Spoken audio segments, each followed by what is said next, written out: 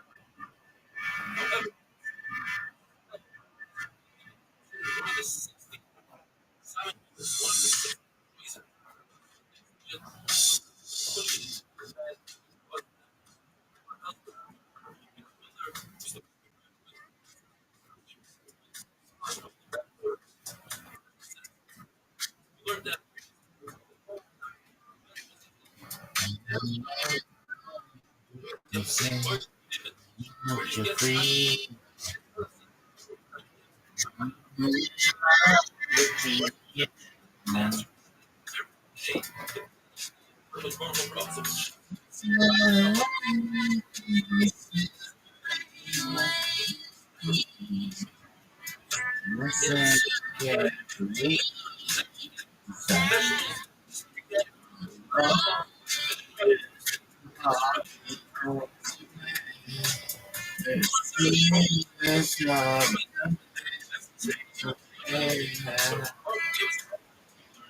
What you love,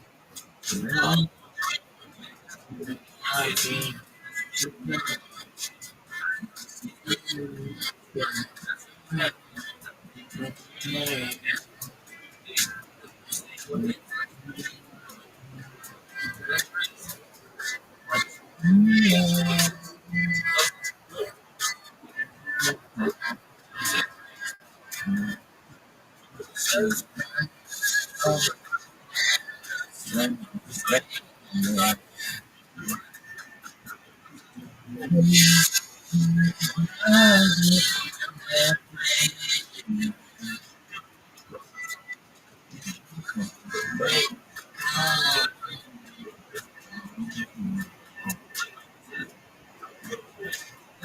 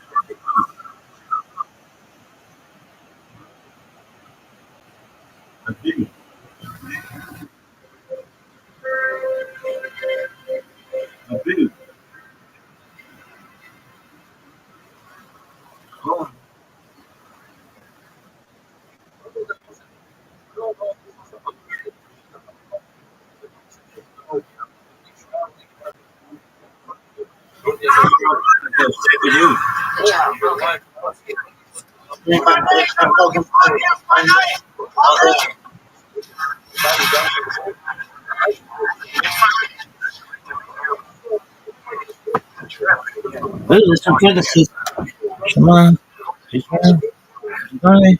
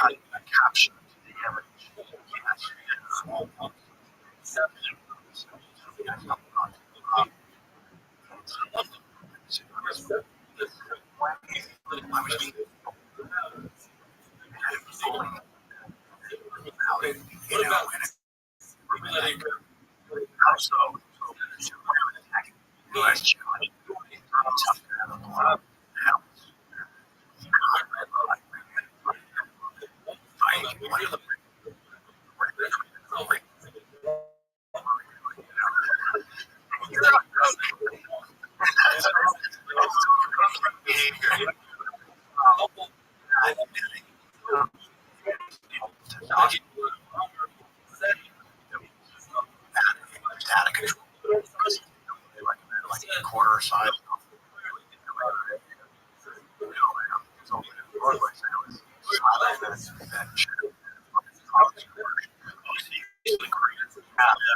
Which is hard to measure. It's something hard to measure.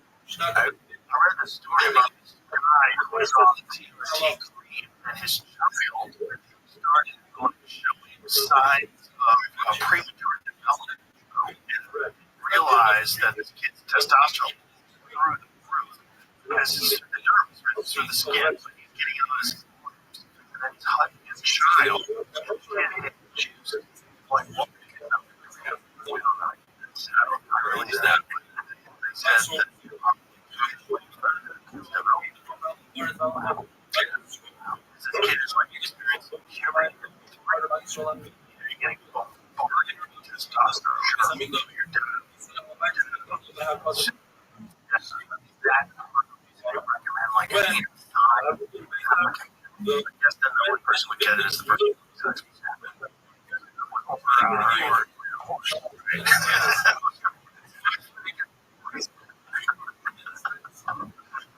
Testosterone and cocaine together in the same time. It sounds like a combination of those.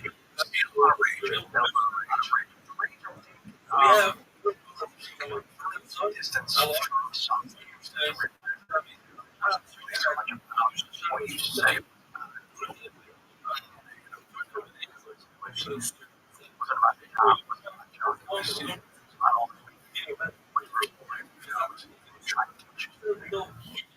Certain guy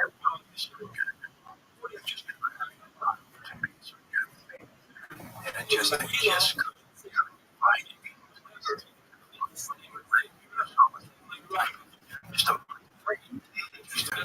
decompress. That's all for yeah, I mean, there was not the book because I don't know to put it what's in there.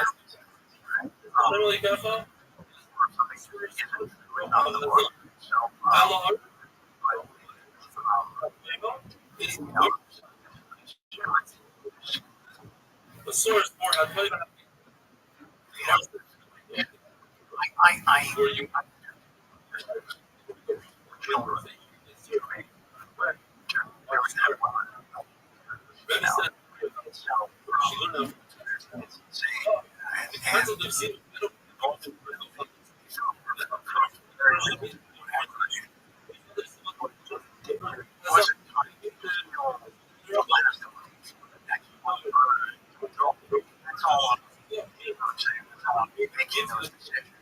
Yeah, it's one of the few really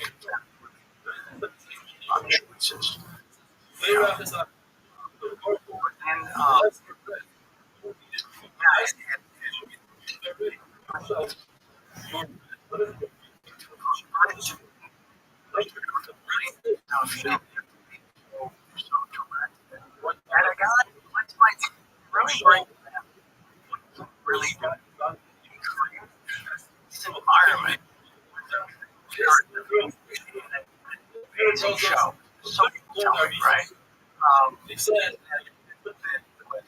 you know, right? And yes, show off responsible for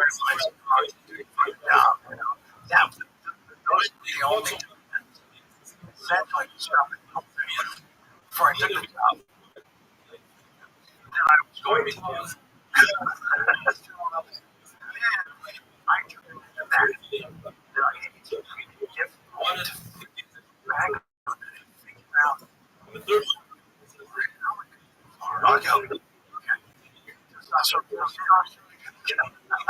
Yeah. I don't have the conversations with people here. I don't tell you what you're doing is correct, right? Did you really like that was I was really grateful we were able to do this route. Yeah,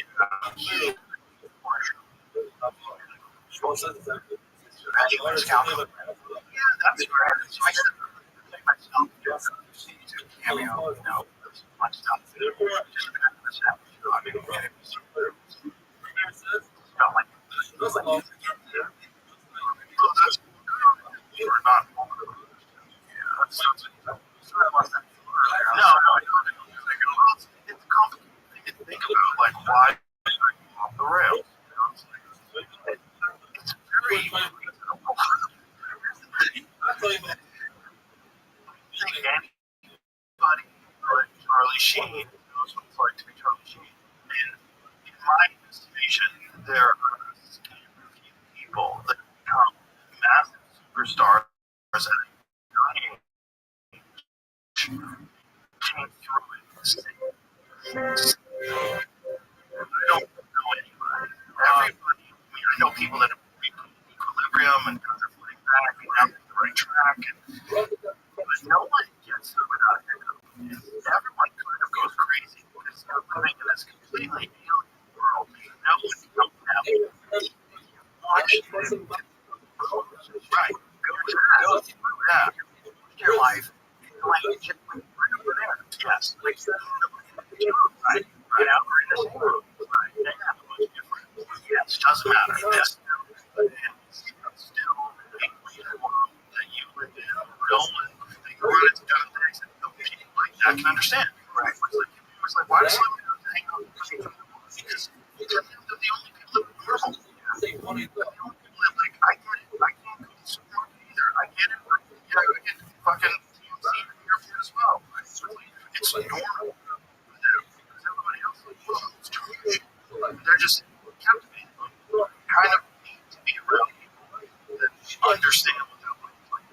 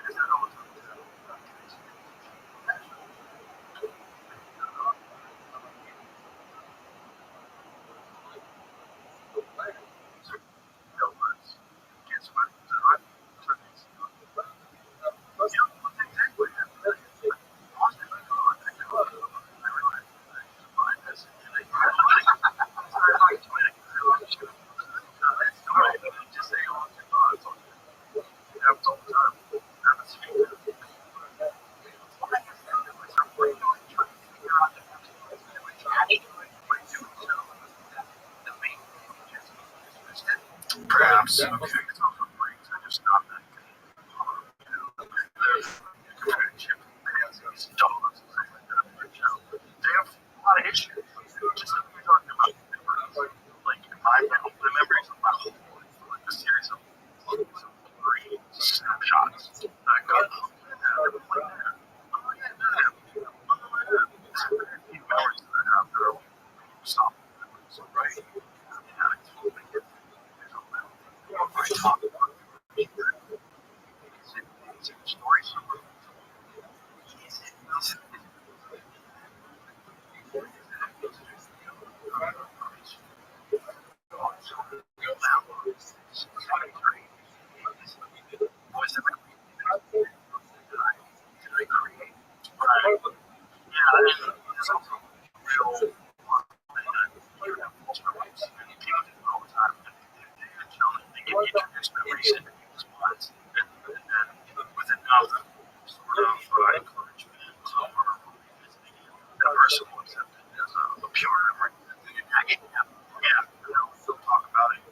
Outside of that, the neurology was a false memory. Wow. Because it's just not a good system. It's a system designed to keep you away from scary things. Like, there's the wolf. Get away from the wolf. The wolves are going to remember. That's the spider that's poison. Get away from the spider that's poison. Everyday normal shit. It's like, how much of a memory does it really need to be? It's just, your brain's just.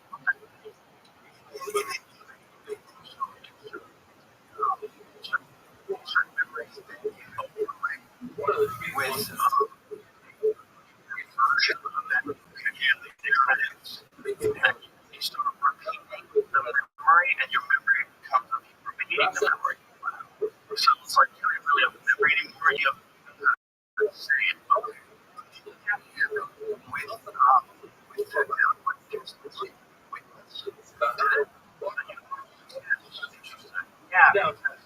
like first positive down. Like the actual guy. Oh, interesting. Yeah, there was a thing that he had. There was a thing where the memory was corrupted by different from somebody else. This episode is brought to you by Paleo. That is not easy by a snack that's healthy and tastes good. That's where Paleo Valley's 100% grass-fed beef sticks come in. You might be shocked to find out that most of the other leading brands, like Rabbi, use things like citric acid, lactic acid, and even oil as preservatives, but not Paleo Valley. They use oral methods of fermenting their sticks so that they're shelf stable without using chemicals. Questionable ingredients. Fermentation is also good for your gut. And I mentioned these guys have over 55 million beef sticks sold. So yeah, a lot of people are into them. And if you're not, no worries because they offer a 60-day money-back guarantee. Go to paleovalley.com and use the code Roby to get 20% off, or find them on Amazon. Give them a shot, and you'll see why everyone's hooked. There's also the factor that Roby was such a dramatic event that this person was probably super freaked out, which is when your memory's the worst. Yeah, that's why eyewitness accounts of murders, chaos, are really bad. They're really bad, very unreliable. Really when they wind up in a courtroom, like in Germany, like the final nail from the person, that guy, and it's like sometimes it's 60%.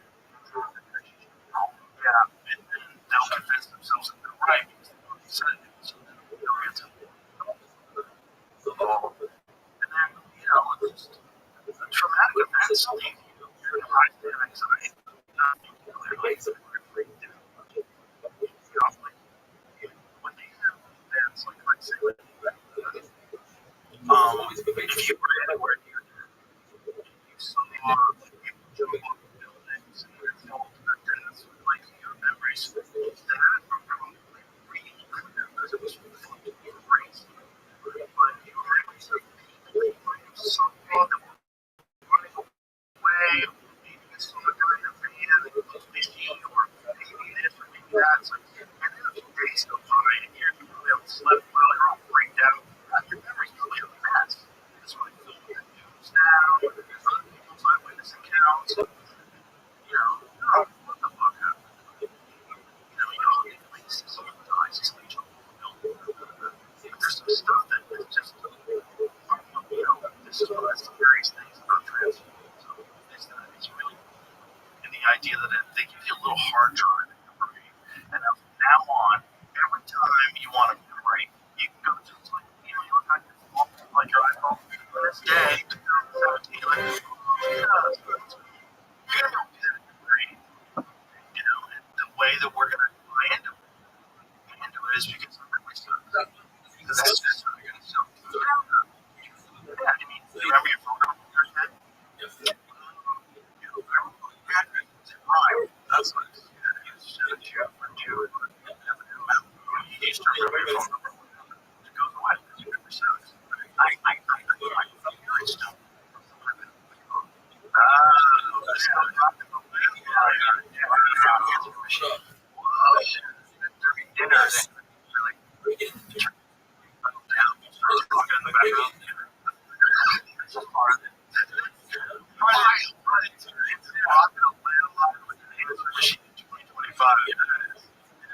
Probably the way to do it. Nice little if you come with a light will be flashing, lights be good. So it was cool. So you had a door going. And then you like, it's like a newspaper. But it's the lowest point. The light is to see everything.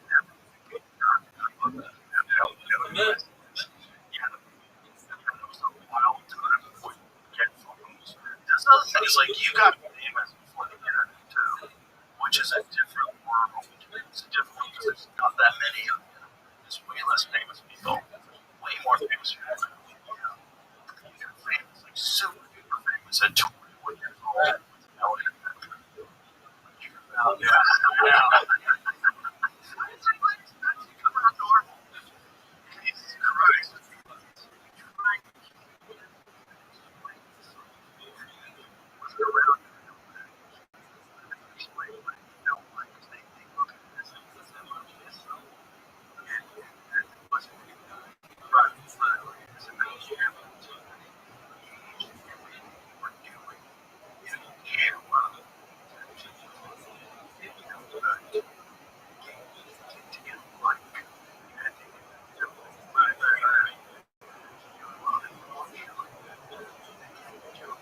Shoot.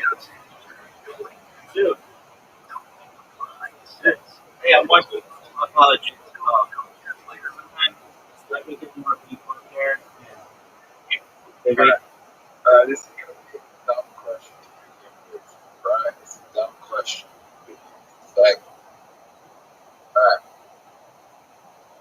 what day of the week do you think the universe started on? Oh, that's a good question. Um, welcome. How are you? Oh, Smoky King. You had your stream go. Smoke King. How'd your stream go, Miguel? Smoke King. All right, Dude, this is a great question. So traditionally, we don't religiously. Very good question. Meaning, like, was it God rested on the seventh day, Yeah. and it's like, well, when was the start of the world? And so it's really believe that when God created humans, so that was the sixth day, that was the start of the world. So that was Rosh Hashanah in our religion, so that's the new year. But that's not the first day in Genesis. So we believe that it was in the rule of a rule. Um, but that's just from a Jewish perspective, and that still doesn't give us what um, like, I mean, we take it back to 85,000 something uh, years ago, so I'm just explaining our religion. Yeah. Right, right, well, here's the thing, right? As we say that a day is really a concept of the universal. So my days, that's a concept, right? A day is a concept of Earth. Well, that's all I said. About what day did the Earth start on? Did it start on Monday or Tuesday or Wednesday? Yeah, so Sunday?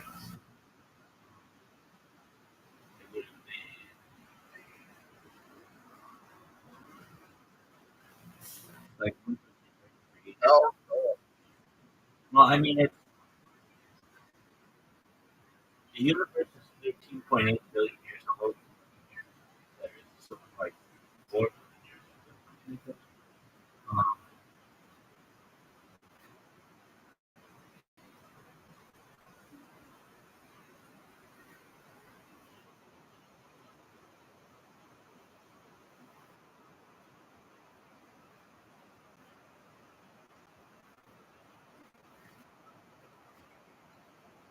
so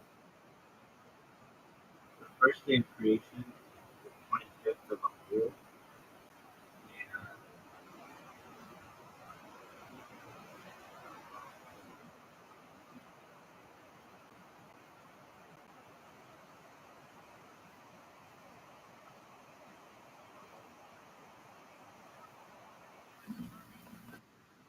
that's religiously though. 15 million. So if you're talking in a secular way, we don't know.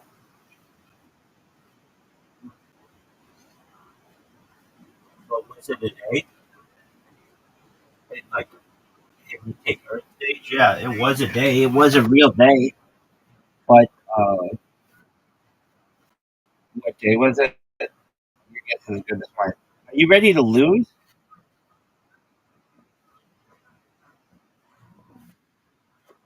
Zoo, did you know that you have an invitation as of right now? Well, you have to send it. We could change the secular calendar, but we can change our calendar. Yeah, I plan to do it when I go viral. I've already created it. It's in the section that says Rabbi's new calendar. What? Yeah, it's 10 months, 40 days each month. Each week is 10 days.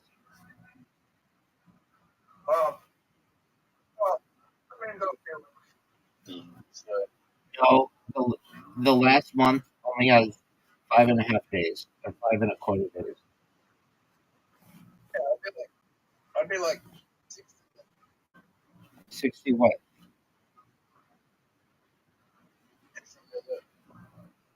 Yeah, okay, that's fine. Are you ready to lose? Are you proud of No, that? like, you know what? Like to use that calendar I want, like a food calendar. Doug, it's not a shorter calendar. It's not a shorter calendar. People are going to like it even more. They tried to do this during the French Revolution. They just didn't have enough leadership to do it, but I'd be a good enough leader. I've already created it. No one wants to be older than they actually are. They wouldn't be older than they are. The year doesn't change, except for like we don't have leap years anymore. The way that I created the How calendar, many days? How many days? 365 and a quarter. Okay. Okay, so everyone says the same age. Yeah, the only thing is, instead of celebrating your birthday, you celebrate your birthday and your birth week.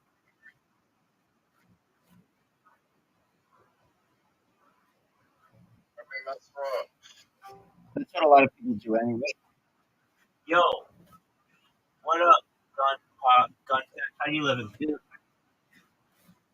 what most people do. Most people's birthdays, like their milestone birthdays, okay, and everyone's working, so they have to celebrate it with something on the weekend. So it's not really, but people do it anyway. Exactly. Yeah, I know. So I've foreseen that.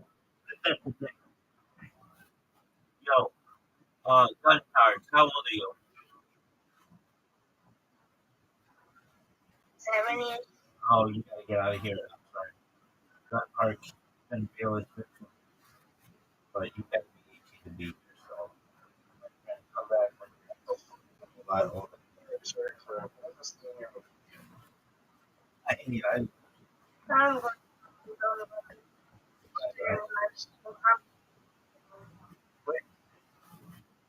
it just banned. you can't. Oh, how does a 7-year become an impact because it was go to Rabbi Rothschild strength? Well, he sent me a message saying that he couldn't join my stream, and so I sent him a message to come here because um, a lot of people do that. A lot of people, for one reason or another, can't figure it out, and so I just sent him a link. But you have to be at least 13 years old to be on Discord. Look at that. What's up? I saw what happened. And it fucked you. It fucked you, Zoo. How did that go? How did that? Zoo, it fucked you, dog.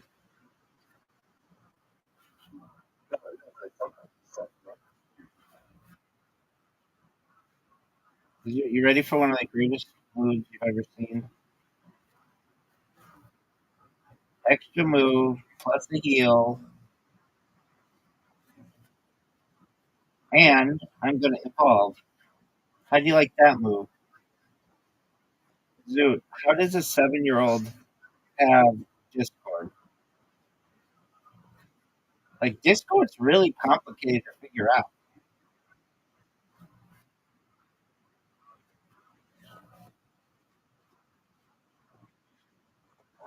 I don't think I could have figured out Discord at 7. I could barely figure it out at 35. What's a 7-year-old doing in iPad? Well, I'm sure their parents gave it to them, and the question is, why is it? How do they have a Discord account? That name is Gun Tag. Like that shit's wild. Until the bro. It must be. I don't know, but they turned their camera on for just like a split second, and I was like, "Oh, this person does not look old enough to be." That looks Yep, that's why. I mean, I ask that just about everybody, especially if they don't sound of age. And dude, there's this one girl. This was funny. She came in and she's like, "Hello," and I'm like, "Hey, what's going on? How old are you?" And she's like 18. I'm like, "Oh, you're like 18?" She's like, "Yeah." I'm like, I'm about to just toss this girl. I'm like, "All right, when you're, did you already have a birthday this year?" Or no, I go, "This is how I test people. I ask them to answer quickly. And what year were you born?" Because that's something that like people know, but if you're like trying to make up like a date or whatever, it's hard to do the math really quickly. And she's like 2007. And I was like, "Oh, well, I guess that would make you 18." All right. Did you already have a birthday this year? She's like, "Yeah, my birthday's January 27th or something like that." I was like, "Oh, so you're really 18." Yo, Sue, what up? so what a Dude, I was telling a story. I was telling a story. okay. So I'm like, "You're really 18?" She's like, "Yeah." I'm like, "Okay, because I don't want to talk to anybody as a child." She's like, "No, I'm really 18." I'm like, "Okay, well, what are your interests?" She's like, "Well, I'm in high school. I'm a senior." And um, she like just tells me about her life, whatever. And I was like, "Sure, really 18?" She's like, "Yeah, I really am." Wow. Like, I guess there are people who are just barely 18 and they're in here, and so she was cool. I've also had people who are I'll jump their shit. I'll be all over them. Like, um, there's this girl from Israel here last week, and I was like, "How old?" I thought she was a boy, and I'm like, "How old are you?" And she's like, 23. All right, she came in and she was a girl, but I thought she was a boy. And I'm like, "You're 23?" And she's like, "Yeah." And I'm like, uh, I don't know. She's like, we start talking, and she's like, we're talking about Israel and like Judaism. And I was like, "Did you daven today?" Or I was like, "Did you lay tefillin today?" And I'm like, "Do you have tefillin?" And she's like, "No." And I'm like, "Why not? You should have gotten them on your bar mitzvah." She's like, "I didn't have a bar mitzvah. I'm a girl." I was like, "Oh, this is super funny to me." Okay, what's your question, dude?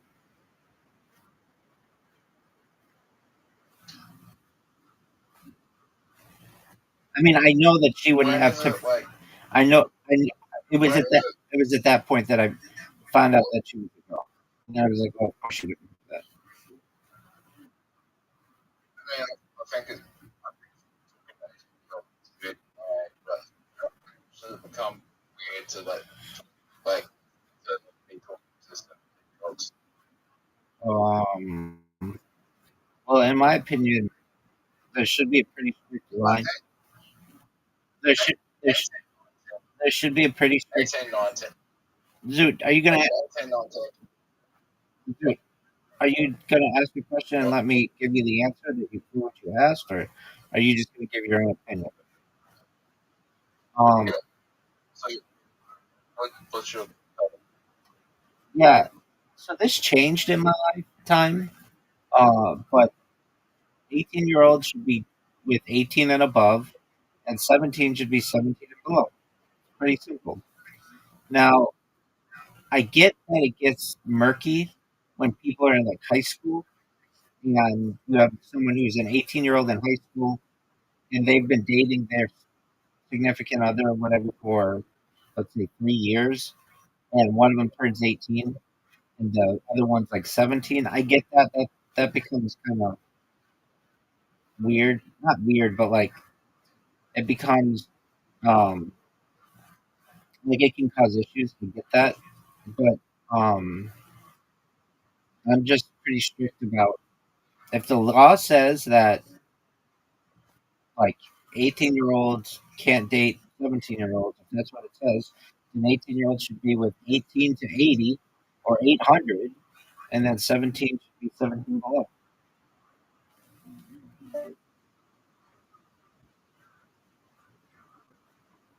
What are your thoughts?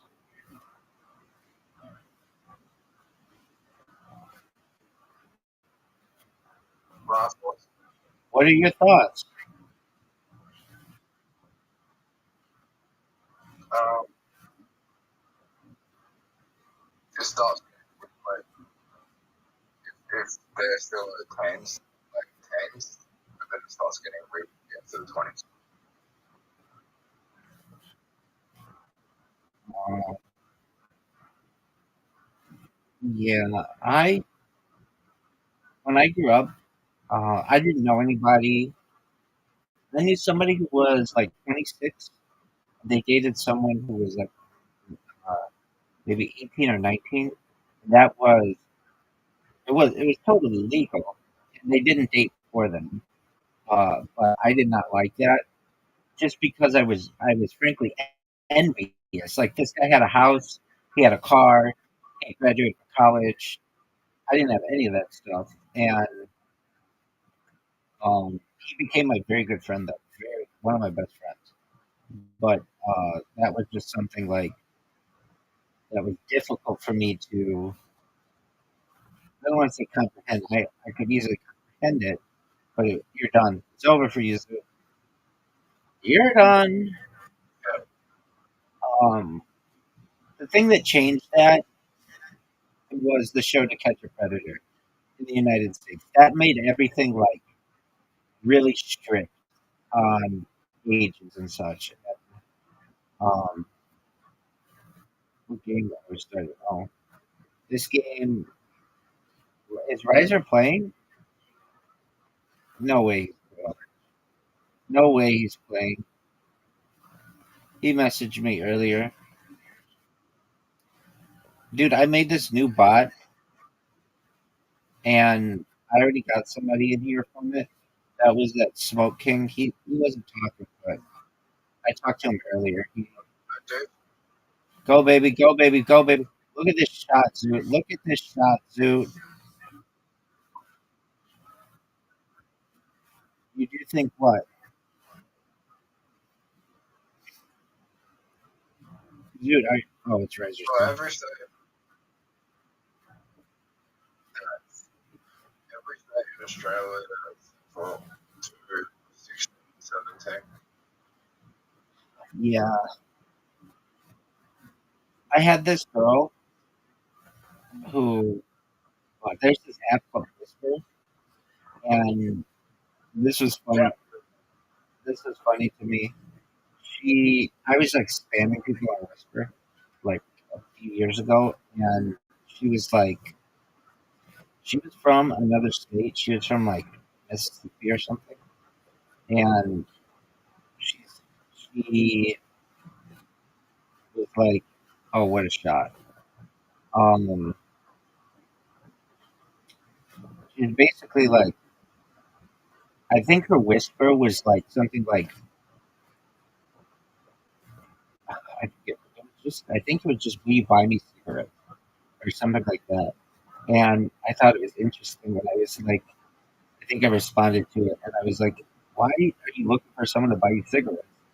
And she's like, oh, I'm a college student, 19 or something like that. And I've smoked for the last year and a half or whatever. But I moved to California, and you have to be 21 to buy cigarettes now. And I was like, oh, like all you need is someone to buy you cigarettes. She's like, yeah. And I'm like, well, it's not like a really good habit, so I don't really promote that. But I just thought it was just like an interesting whisper. Like, well, I can tell you this. It's one fucking story that I have. I was with some friends in college, and um,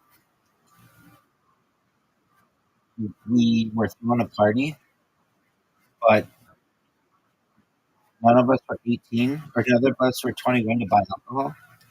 And like the party was going to be at like, it was going to start at like 9 o'clock or something like that. And we collected all this money from our friends, but still none of us were none of us were 21. And so I went to a pharmacy, not even a liquor store. I went to a pharmacy and just stared at the alcohol. And some guy comes up to me and he's like, "You need some help?" And I'm like, "Yes." And he's like, "All right, give me the money." I'm like, "I'll put the money down right here." And I did. And he bought us like a bunch of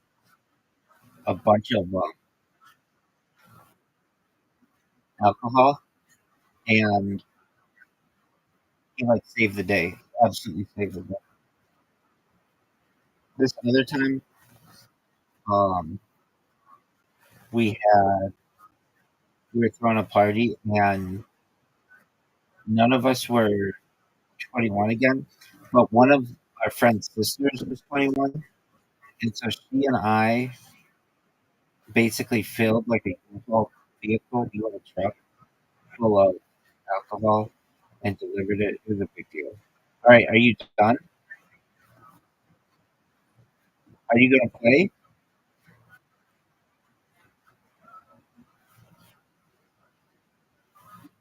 Zoot.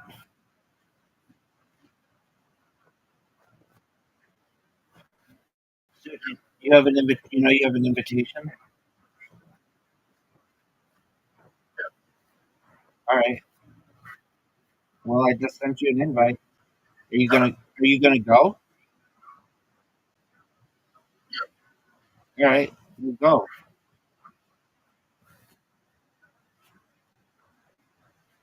Oh, Zoot, you just gave me points. 3 points for Rabbi. Look at that shot, Zoot. Zoot, are you ready for this shot? I have this thing. If I don't focus on like aiming, I just do it really quickly. I can do it like really well. All right, I don't know what to do here.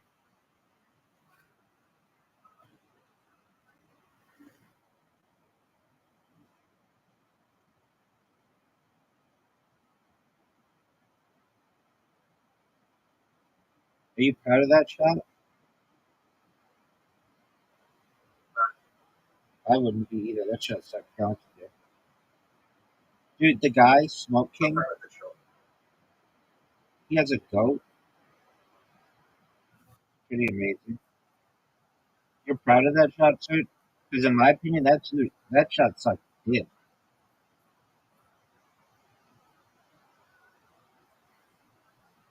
Zoot, what are your thoughts on this shot?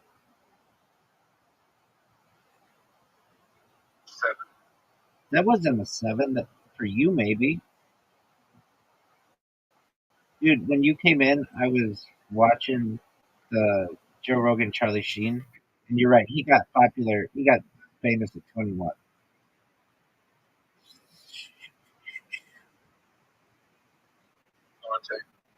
Okay, 19. At least they said on Joe Rogan 21. Okay, whatever. Zoot, are you ready for one of the greatest shots you've ever seen? 21 would have been what's right now, probably. Oh, okay. But the turn was his biggest movie. That was like the superstar.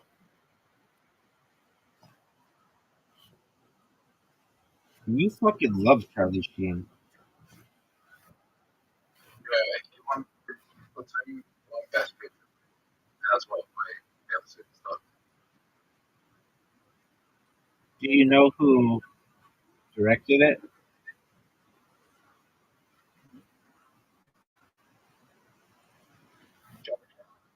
No, Oliver Stone. Do you know who Oliver Stone is? You don't know who Oliver Stone is?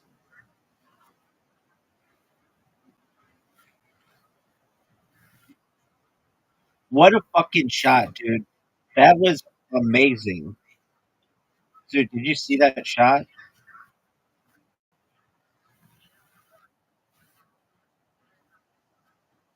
Dude, I had one of the best shots in history of mankind. Dude, do you want to hear how my fantasy football team did tonight?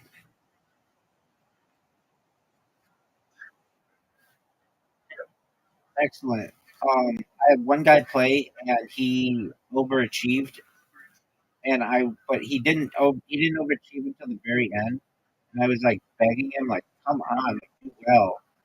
And he just was not doing well until the very, very end. He got a touchdown, and this is the Harry Potter Obama Sonic 10 in the league, and it's like for $600, and I really want to win it. I want to win it bad. I love it, dude. It has become like it's so much fun. Do you ever do fucking fantasy? I don't know, Australian sports. Why not? So, Rabbi, What up, pimp?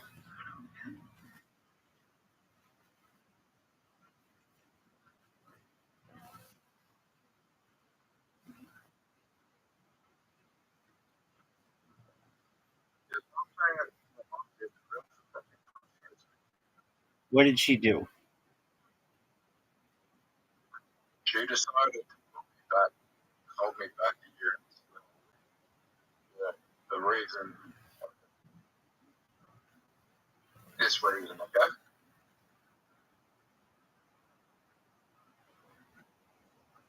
She said that she wanted, she wanted a friend.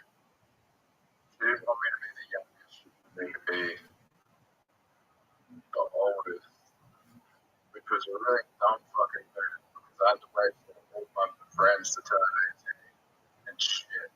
Now they're older than them and they're like trying to get me to buy alcohol and it was just a fucking shit show.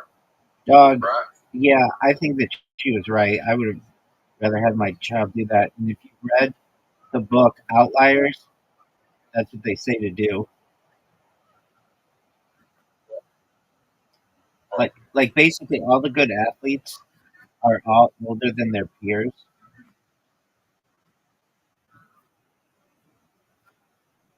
No, Yeah.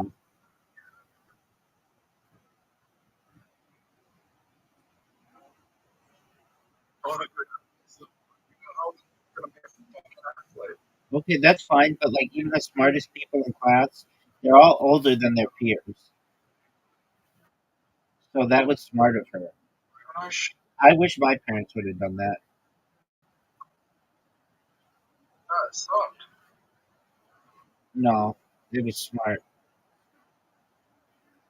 And that made me socially retarded. Okay, I mean you can think that.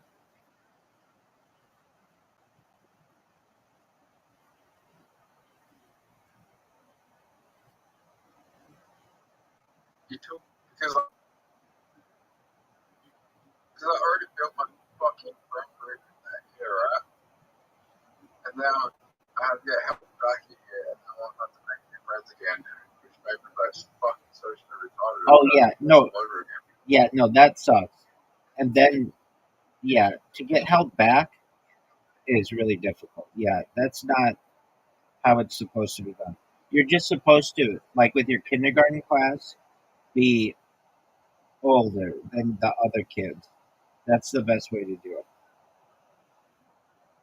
But I was held back. yeah, that's not ideal because then if we ever knew a kid to get held back, they were just seen as stupid, and they weren't. But they didn't have any friends. And I get that would have been really hard.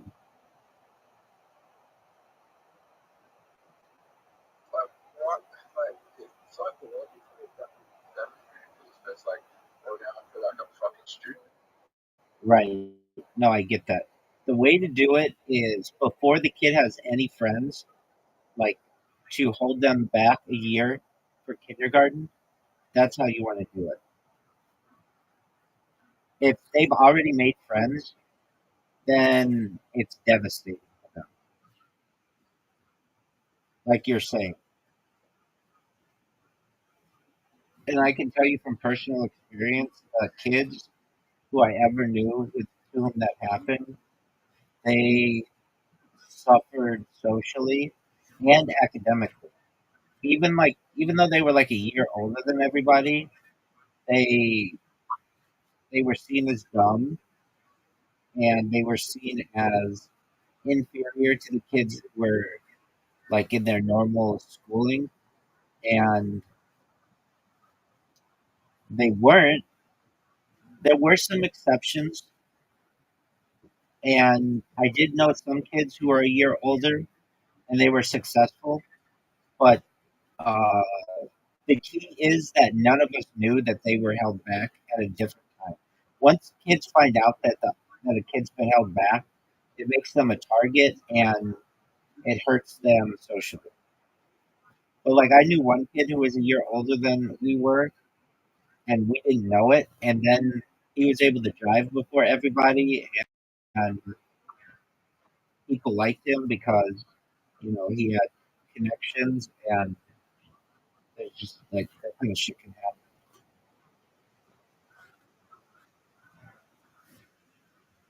Zoo, you lost.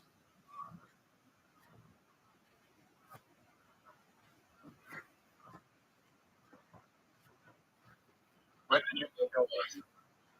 Um, my parents did not want me to get my license until I was 18 years old. So I had to wait like 2.5 years. Um, because there's a thing. I mean, like drivers are really. Um, okay, so the way it worked is like in most states, including California, you can be like 15 and a half and get your learner's permit. And I could just get my learner's permit and drive with my parents, and they were fine with it. So I became a really good driver because I was always driving with my parents, and I was never driving with people who were underage.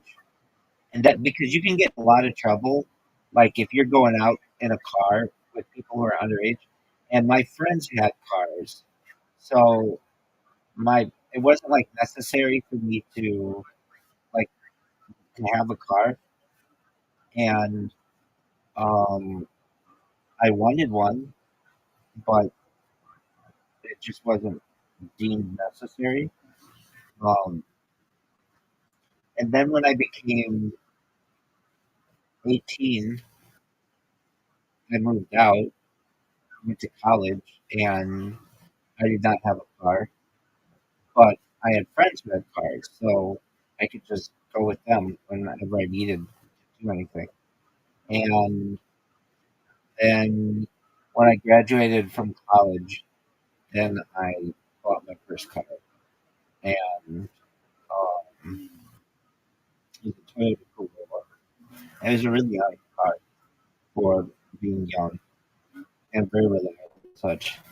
And if I were to do it again, I like you. I like me too, but I'm gonna have to shut you up, baby. Um, if I had to do it again, I there's part of me that maybe would have not had me get my license as young as or there's part of me that would have done it the same way because when you're 16 years old and you've never driven before, especially on highways and stuff and the freeway, it's a big risk to a child. So, um, Rabbi, what up, you baby?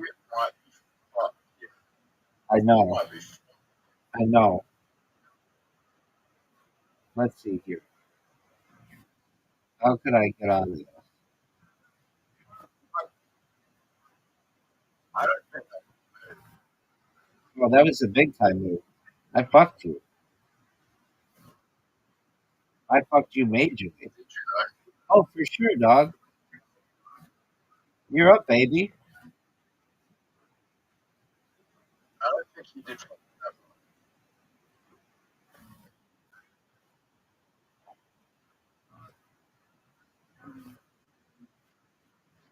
Like your best food. It was not that.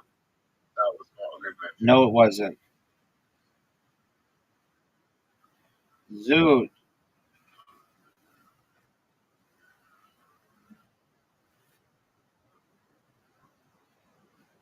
Oh, but I got that turned out to be really good for me. Holy shit. Great. 7, 20. You won. Maybe. Now I did. It's over for you, Zoot. Zoot, did you know this game is over? Not yet. Oh, for sure. You're done. You're done, Zoot. It's game over for you. Nope, that's 2 games in a row, and you should have won that one. I made a major mistake, but then I made a really good one. Zoot. So in your case, you've never had your driver's license.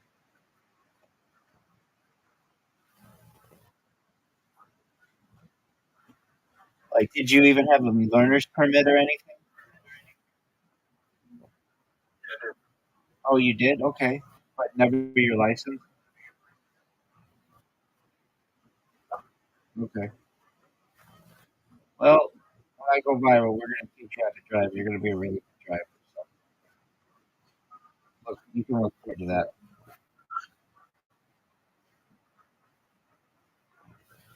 In fact, you're gonna have a car collection. It's gonna be a big deal. My mom just did not want to fucking teach me how to drive. Well, I mean, you're like an adult now. You could do it yourself. Will they not let you get a driver's license medically?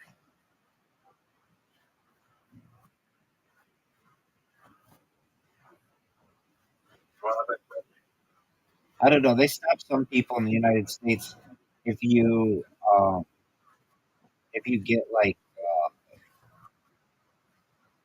um, seizures. I know you don't get seizures, but you get some shit like that might make it hard. Tourette's. Yeah, but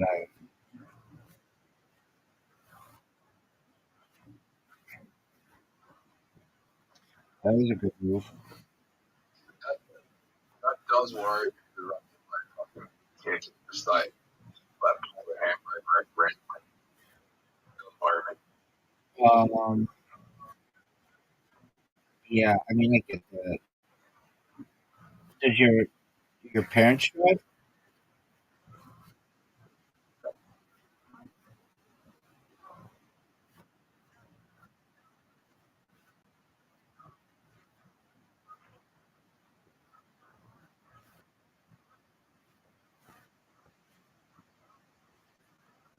No, I haven't been broadcast for us yet. I know.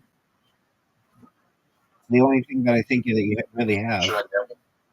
I think if it would be beneficial to you, then yeah. It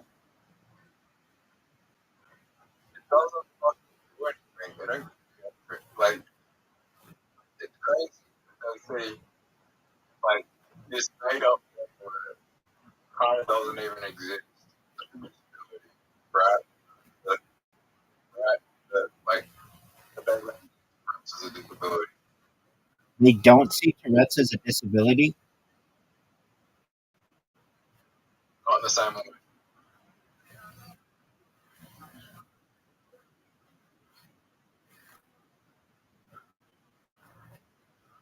It definitely seems like one.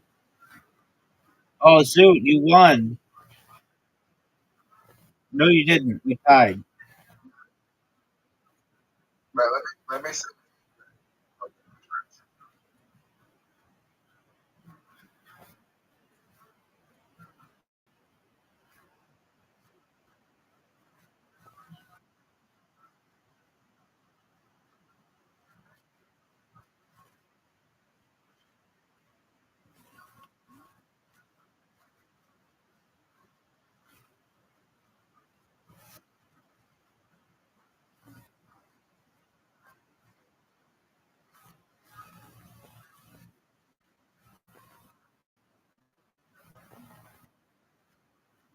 All right, while you do that, Zoom, do you mind if I go to the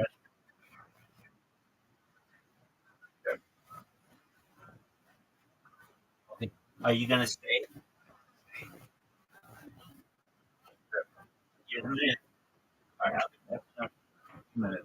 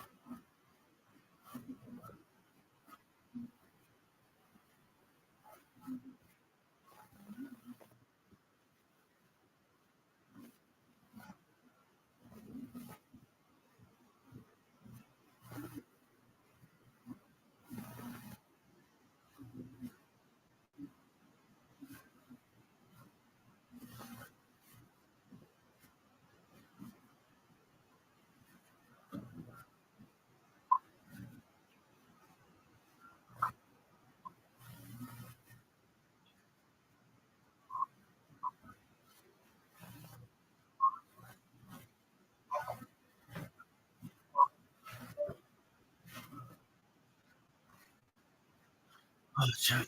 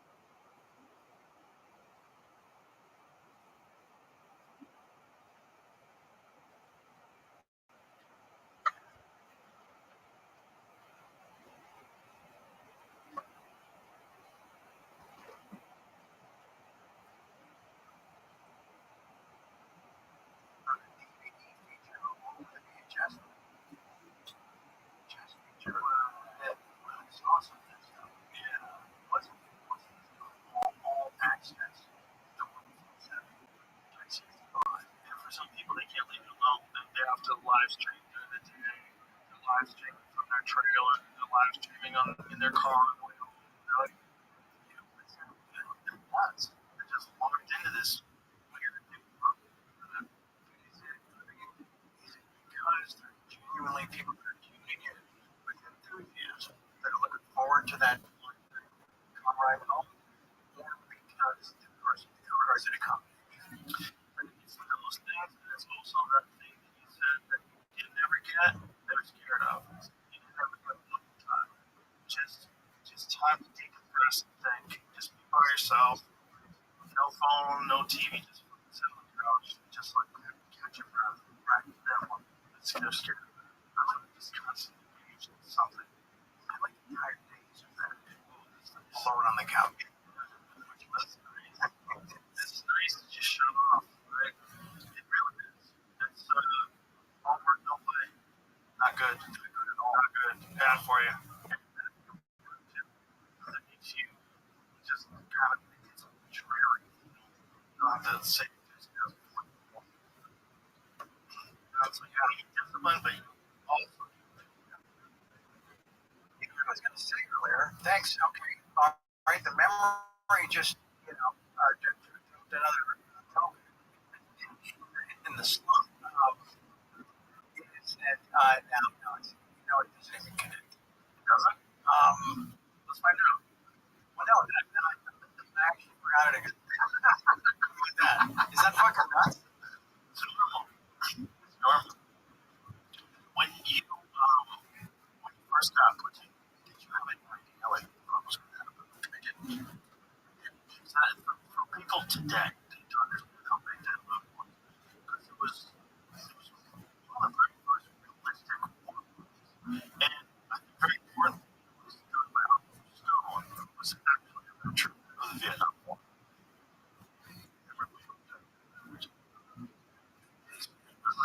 I figured it out. Okay. It was a different kind of war. Most of mine, your dad's movie. And that was a very different kind of war as well. Much from here to the script didn't like it was going to be masterpiece.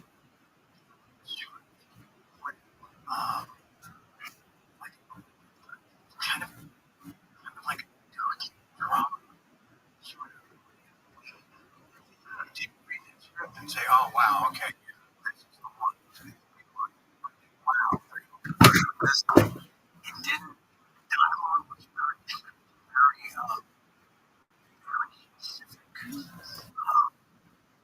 And I don't remember where you were in this description.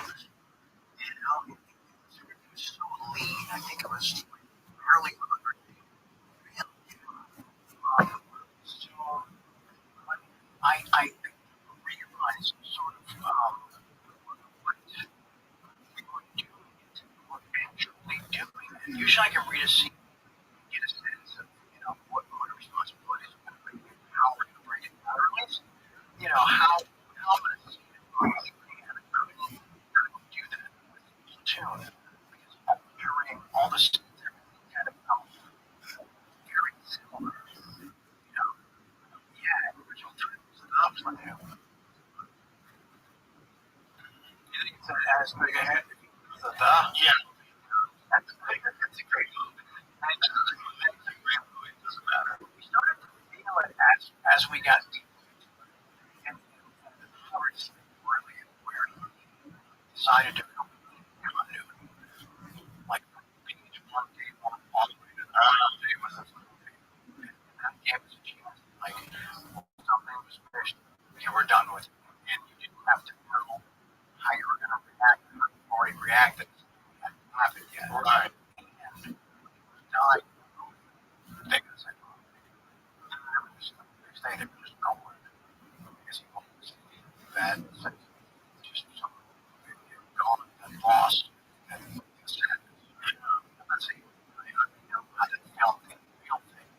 But we wanted it. Pretty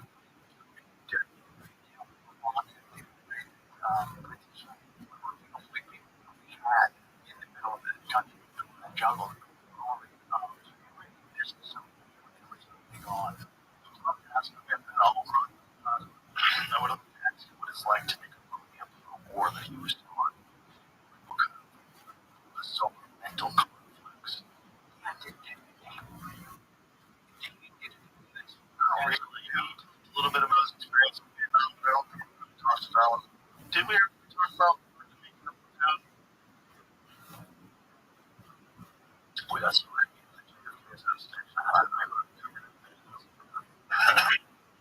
the last time we was on, so they were doing that Showtime. What's the Showtime? Was it? He put together it's insane. You have a conversation with him, he's pulling up he's got no political resolve at this point in time.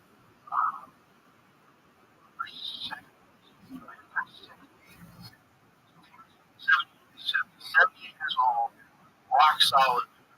Rock solid. The dude was just pulling up dates and names and Alan Dawson did this. Harry Hamilton was like, the entire Warren Commission report is like citing different passages. It's bananas. Yeah. Has he landed on? Can he point to? But there's a lot of people that want him dead, and for sure, that would want to fuck around with the Warren Commission. For sure. There's a lot of nonsense. Autopsies. There's a lot of nonsense with a single bullet going through both him and Connolly and leaving more bullet fragments in Congress. That magic bullet was missing. The one that got it's like bullshit. The story's filled with bullshit.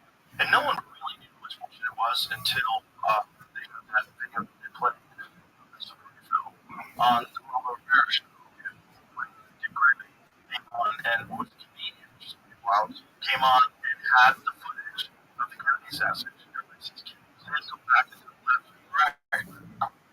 What happened there? You have blood. Common physics. Never fired him. So it clearly looked like he got shot in the chest too. Like when he grabs his neck. Right. So you got right there. There's always that talk about doing a drink. But there's two different autopsies. There's the autopsy in Dallas that says it's an engine one. There's the autopsy that goes to Maryland that says it's a drink. Yeah, two autopsies. Yeah, it also looks like by the time they get to the Vanessa, they kind of glued his head back down again. Or at least put the pieces back to take a photo of it. It's like more was missing from what they were talking about in Dallas than the Bethesda. That's the show.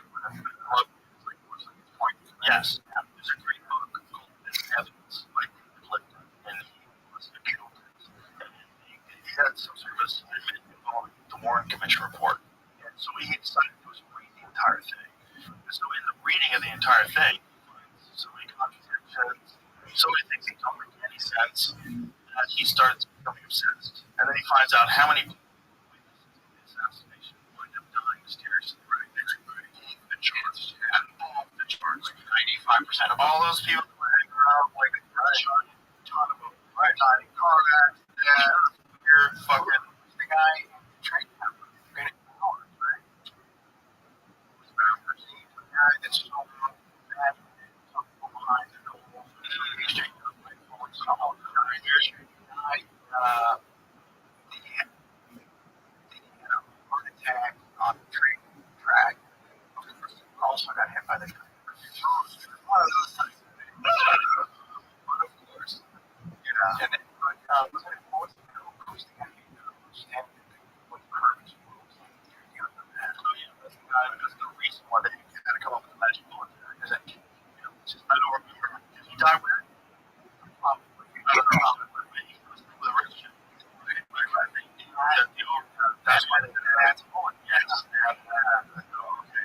How do we fix this? I said only one guy did. So 3 shots. So how do we come up with a reasonable excuse for magic? Yeah.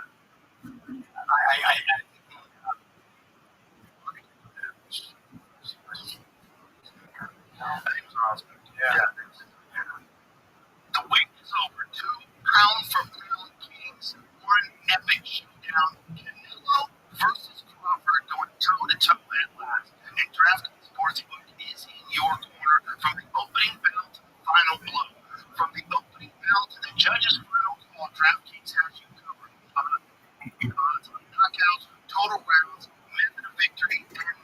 Dude, remember when I said, "Hey, will you wait for me?" And you're like, yeah. And then as I was walking in, you left. What the fuck is that shit? Trying to get Rothschild. Did you get him? I said, "Come Discord." His idea because he is spamming the entire part of Discord. Telegram. Did you know that you have an invitation? So Rabbi, What up, baby?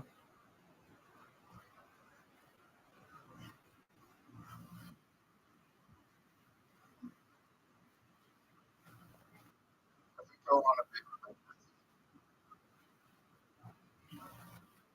Wow. I think I will learn more about God. All right. That's cool.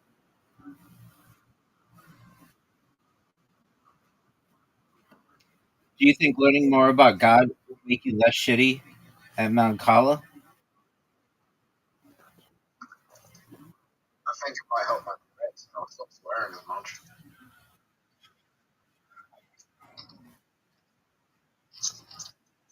You gotta work on a fucking cute. I think that there one exists. You gotta figure that shit out, son.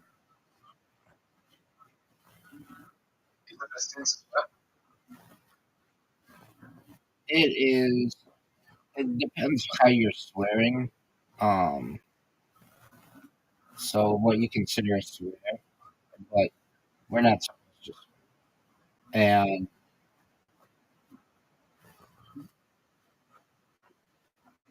what you define as swearing. Cussing, you can cuss, but like swearing to a Jew means taking an oath, and we don't do that.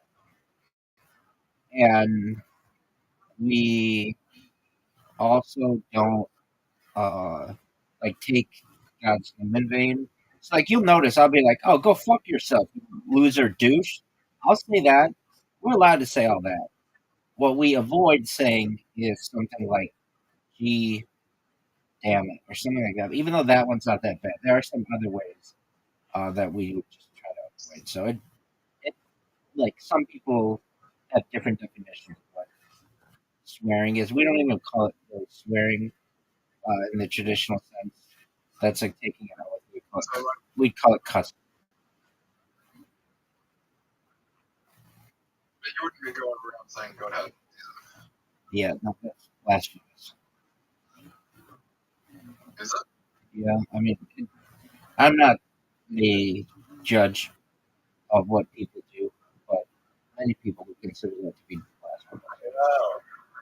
Look who it is, you little bitch. I don't think it's blasphemy. It's true. All right, that's fine.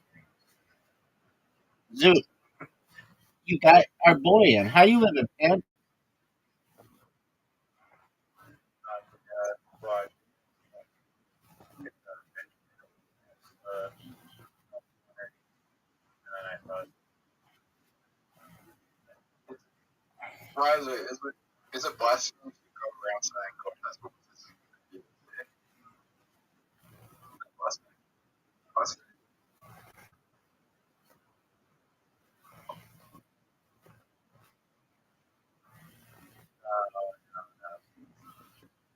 I mean, here,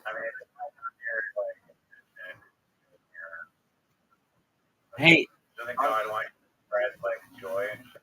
is your intention to yeah, accept the invitation that we just sent to you, Riser? but here's the thing, right? I don't think anyone could do the pyramids unless they're impediments. I think they could be, but okay, we just have differences of opinion. What we don't differ on opinion is Riser going to accept my invitation?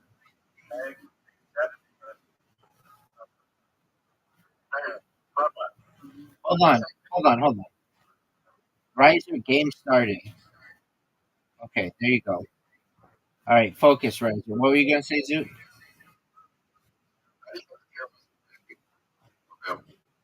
Perhaps they were slaves. Perhaps they were paid craftsmen. There isn't really too much of a record on it. Look at look at you. I mean, there are records of like people who were paid to do it. Maybe perhaps some people were paid. Riser, that was really good. Form, so they form for I think it was slaves. Dude, how about you fucking go? What the fuck?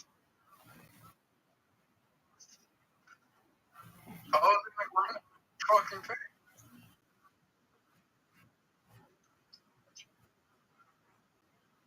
You know what happened? I said last game we were. Rabbi, why is your ball a shadow? Riser, please explain. YAI. You know what WCYAI? Yeah. Oh, yeah,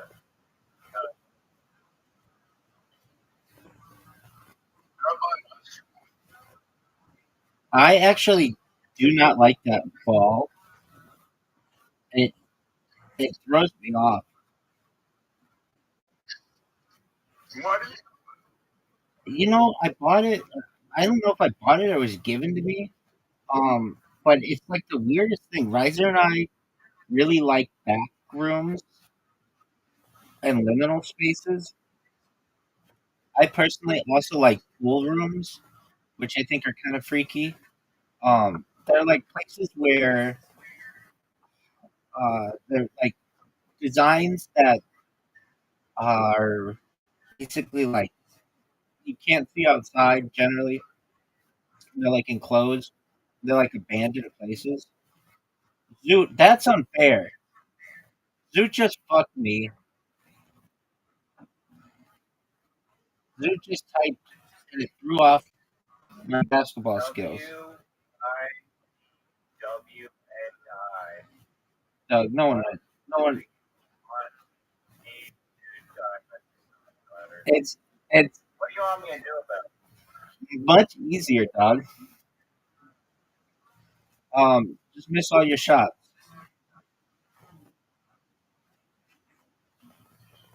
it? I like how you call it a warm up game. That's nice. It is a warm up game because you didn't get an honest effort or an honest opportunity. Not fucking typing. So, Yeah, I'm gonna do it to him. I don't have to read it?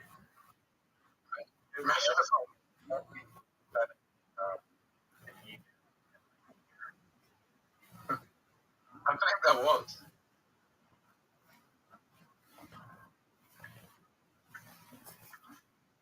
that emoji. Oh, totally. But if Zoot wants to say stupid shit, he's got to deal with it. Yeah, but I don't care. I'm all for it. I'm playing like dog shit.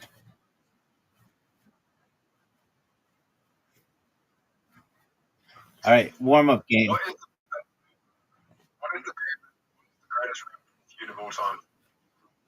Puffy and or no, Tupac and B.I. Notorious. Without a doubt, West Coast versus East Coast. There's no doubt about that. That's like Drake, Kendrick, no, that's not even close. Drake and Kendrick were in diapers when this shit was happening. It's not even close. I said in New York. That's not even a thing. Those guys didn't give their fucking lives for the game. Tupac and Biggie died for rap. Riser, are you gonna accept the invitation? I Riser, was, Riser.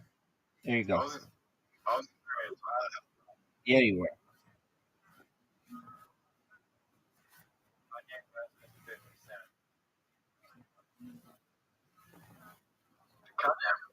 said never had a baby.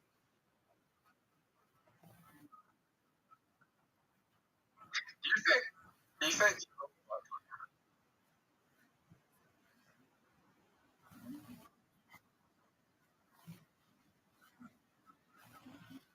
Dude, do you have any business ideas? Do you have any business ideas? Like what? Yo, what up? How are you, Nerox? New York. we make a toy that's also the toy we make a toy that's a collectible, but it's like this like really cute like block design thing where like you make these like visual like kind of like transformers but you have to solve a puzzle. Okay, what's the puzzle? The puzzle is like different variations that you can use, different variations to create different characters. So is it like Legos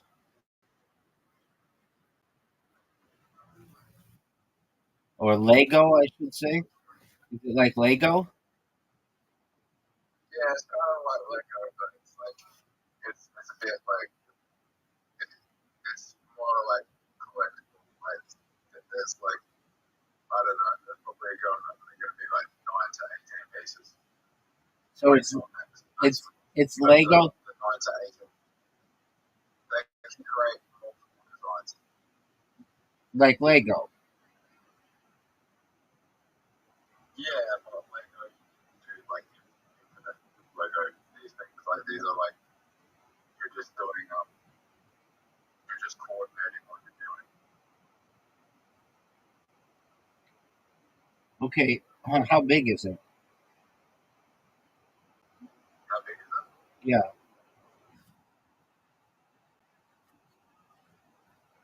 Not very. Like, does it fit on a desk? Yeah, Okay. there's multiple variations. There's multiple variations of all collectibles you can put together to build something. Okay. There's a visual picture and you build it. Dude, there's this game that we used to play that was so much fun, and I think you could do it today.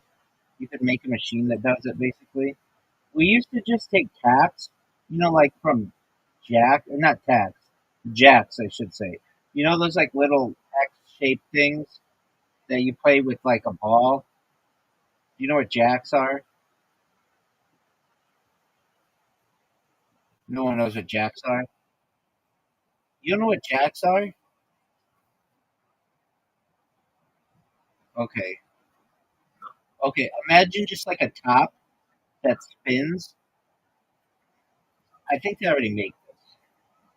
But basically, it's like a top that spins that you have battles with another top that spins. Pretty cool. Anyway, I just won that game and I was really focused on it. Now it's time for me to whoop both your asses. Both your asses in mini golf.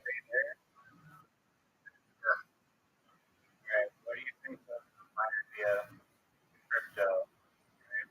Give me a part of it. Zoot, are No, you it's not Zoot, are you gonna buy Charlie Kirk token? That's already a token. Right. fun. You bought 500 Charlie Kirk So tokens? there's like 5 different Charlie Kirk. Right. Zoot, are you gonna accept the invitation for golf? Or are you gonna J-Yor? Are you gonna jerk yourself off raw? I don't like those kind of tokens, and I don't think they're good investments either. Zoot, Zoot, you have an invitation. Zoot, They like make like advertisements where they're like making like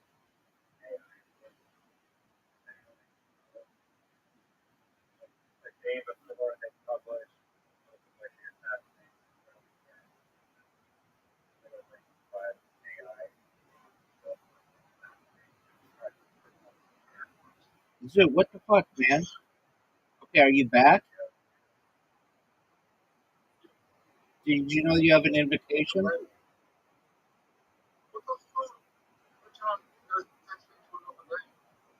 All right. Well, this is right. You're in the golf. That's good.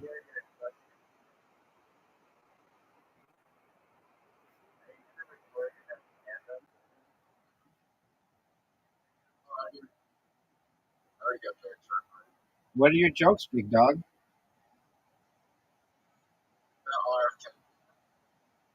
Okay. I like how American your comedy is. It's like I get it.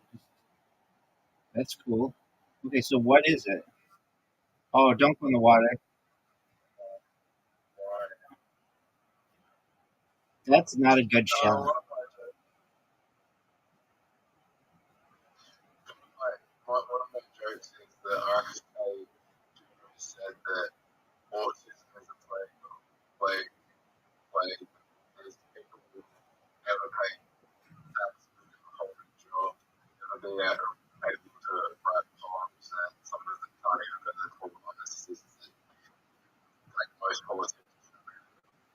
That's funny. Dude, now that's funny. Dude, that's the first joke. Dude, that's the first joke I've ever said is a funny joke that you've had. That's funny.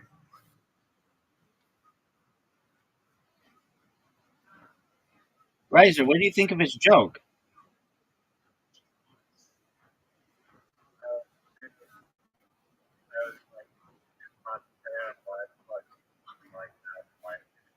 Riser, are you on a phone or are you on your thing, your iPad?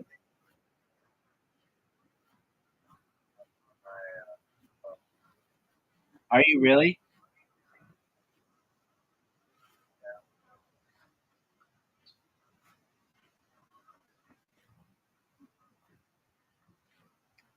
Uh, Zoo, tell Riser you're joking because it's funny. Look at you, big dog. Riser's fucked. Yeah, welcome to the real world, son. Zoo, can I tell your joke? All right. So RFK Jr. said that people with autism will never be able to vote, will never be able to go to the bathroom by themselves. They will never be able to pay taxes, just like most politicians in the United States.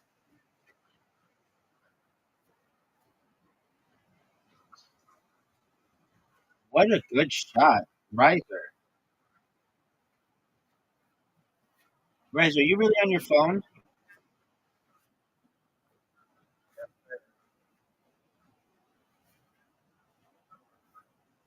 Are you gonna be a bitch and switch between your phone?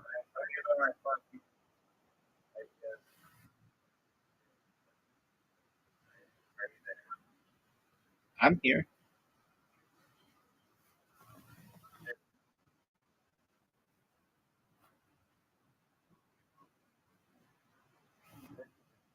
Dude,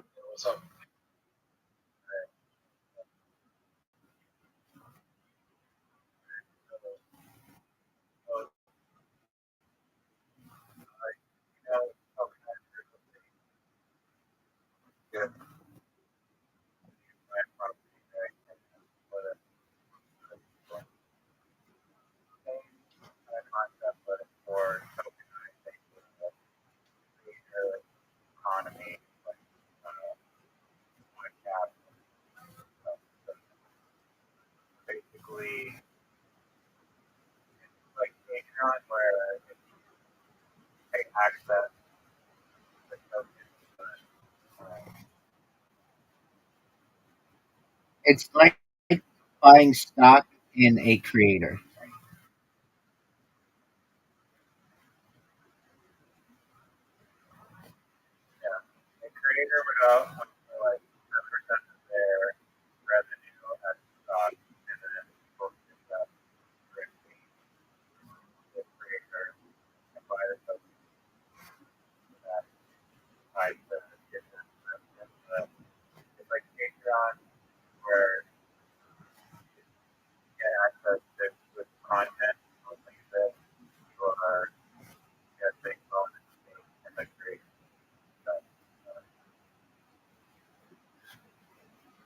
This would be one of the greatest shots I've ever seen. No way. Dude, is he going to make it?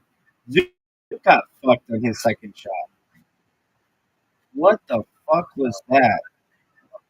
Riser, what was that, dog? Get him, Zoot. I mean, did I hit your ball there?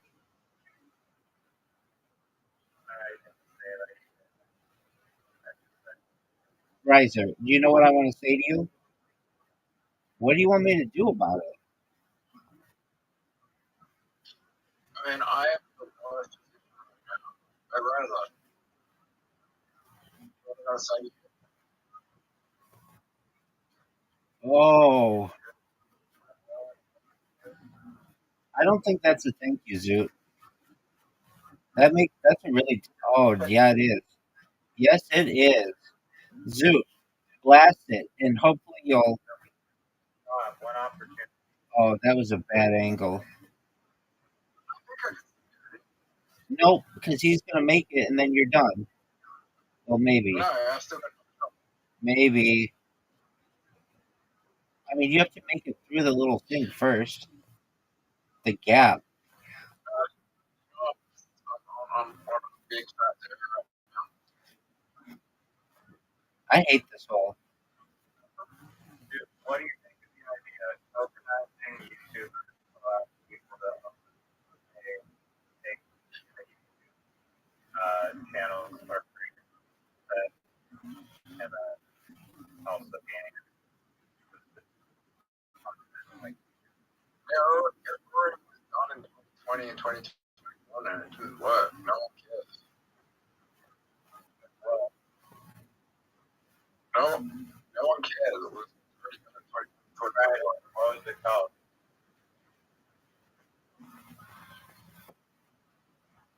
It was called like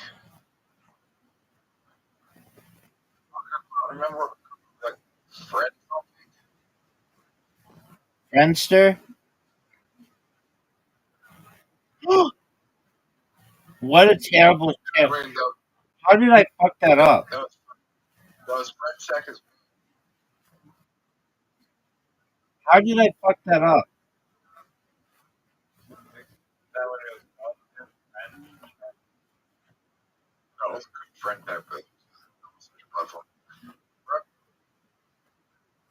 Rather, none of those crypto are gonna work. No one cares. People just make money. Go, baby, go, baby, go, baby, go, baby, go, baby, go, baby. Okay, thanks. No, no, okay, this is not. Okay, it was like a feature on this. They're like, and plus you can still make money on value of but No one. instead of getting nothing in it. Okay. Rise up. People only come for two things. What about buying drugs?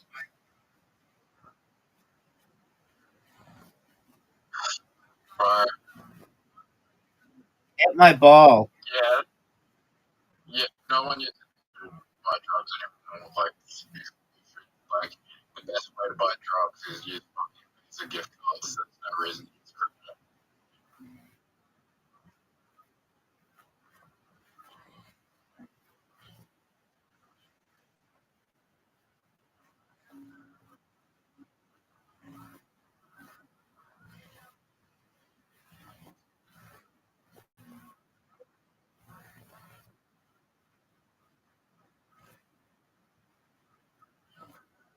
This would be the greatest shot in the history of the game.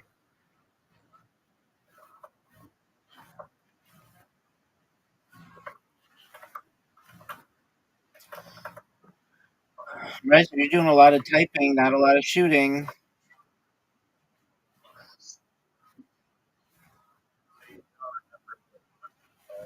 Why don't you use ChatGPT? I just If you want money, they'll give you or something. I don't like it is a dumb thought which drug addict will never amount to anything.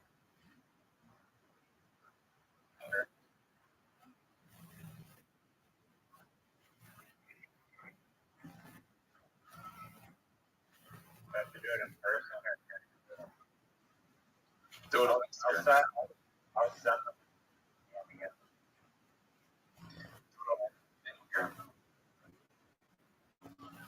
So, You're really kind.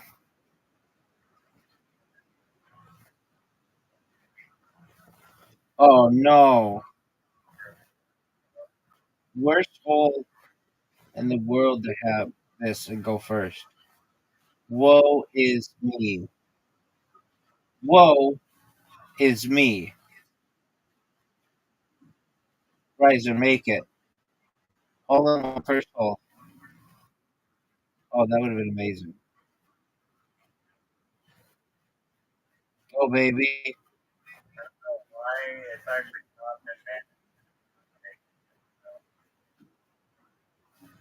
not Look at this move. I'm not popular. Dude, slap yourself.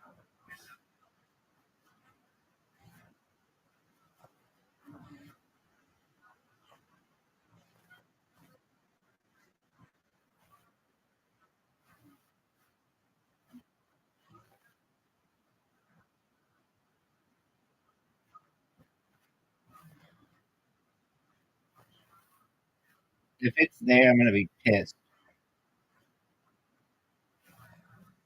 Hey, when are we gonna get autumn holes?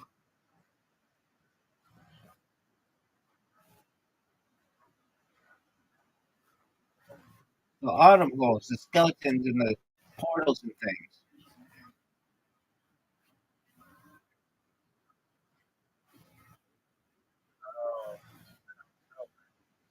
Oh, okay.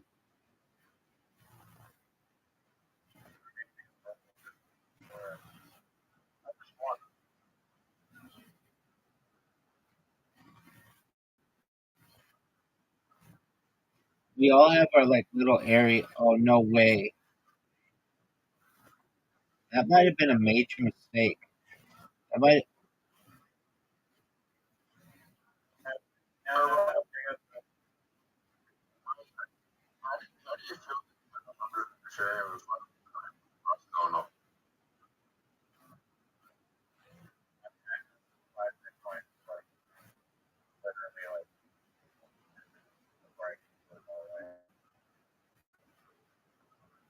Why did you do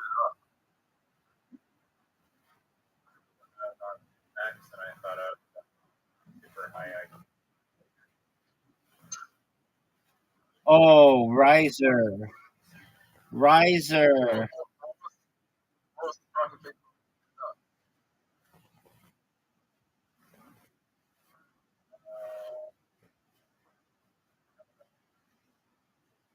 overtake?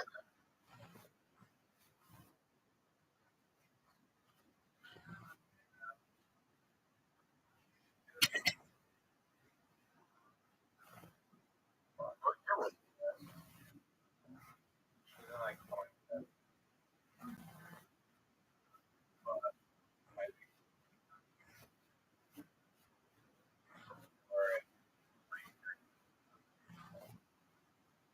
How are you? Oh, Brent. no way. Riser, what did you think of that shot, big dog? Not a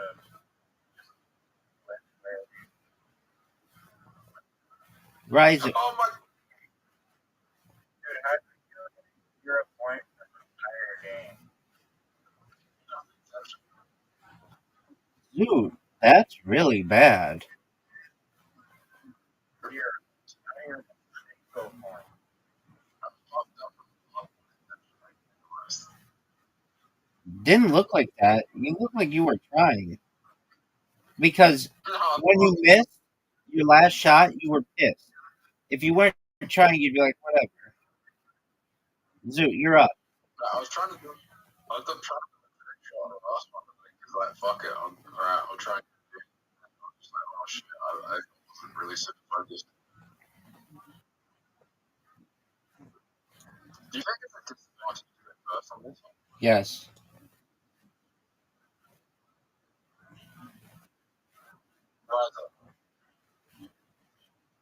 Right Rabbi's shot. Rabbi had the best out of everyone. Perhaps. What are you going to do?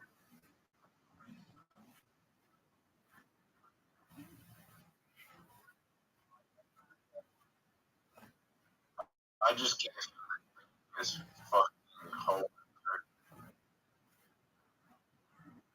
and he fucks it up. I didn't fuck it up, dude. That wouldn't. I couldn't make that shot. I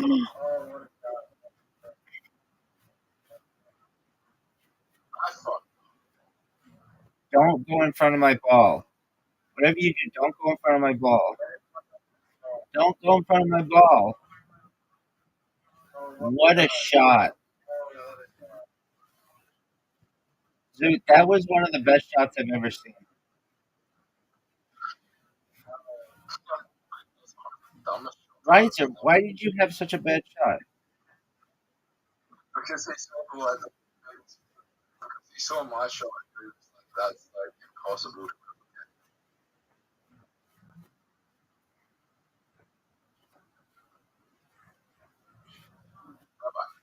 What up, pimp?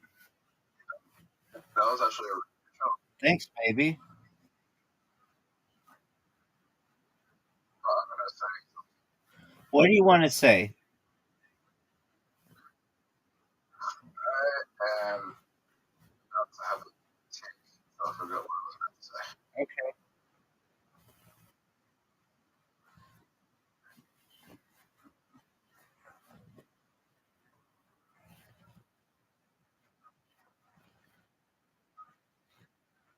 Right, so were you proud of your shot?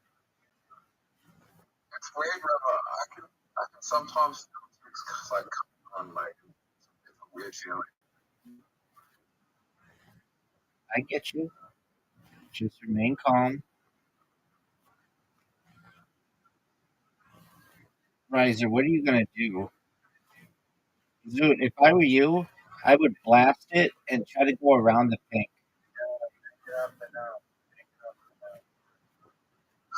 Dude, banking it off the gnome? That,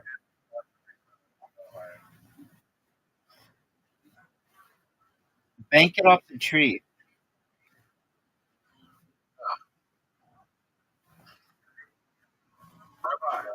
That's a bad shot. Yeah, but fast, not like a pussy. I would have expected you to put some oomph on it. Alright, whereas I go into the class, tie with me.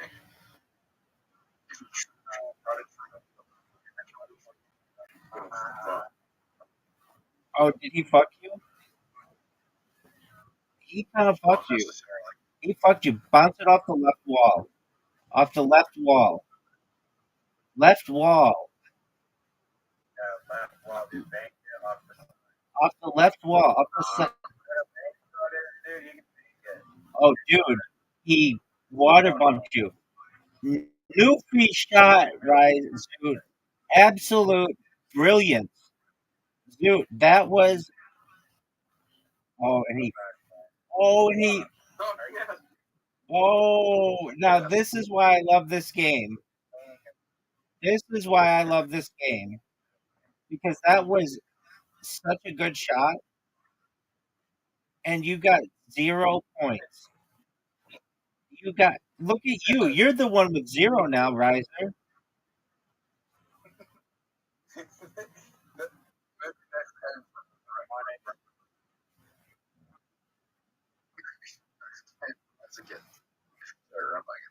No, I'm not dog shit. Have you ever played a game where you go zero? No. Zoo, you fucked me, dog. I think we had played a game where you like a rating game or fucking all that. No. Riser, what the fuck was that? What up, baby? I'm not gonna knock Rabbi's ball. Why Why wouldn't you?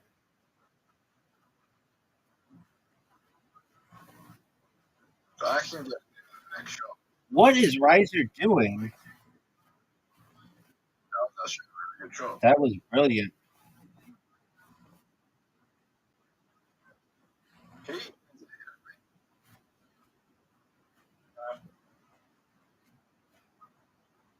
You bank it off of the merry-go-round. no, I got Pinwheel. That shot sucks. You hit the pinwheel.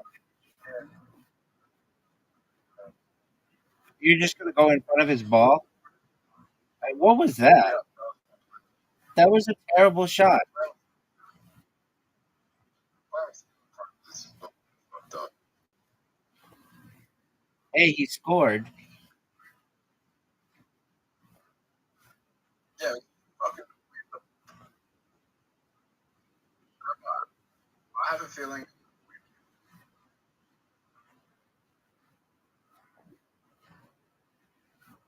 Not this game. I'm trying to do this. Fuck. Riser, what do you think of my shot?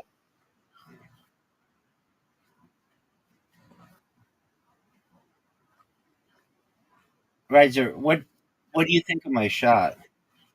Oh wow, that was amazing.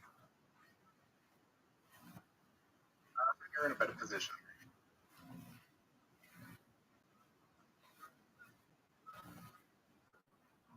I am not. Rabbi, who's You're gonna fuck this up. Mary? I am a little bit, I would say. Who's in a better position? Well, it's definitely not Riser.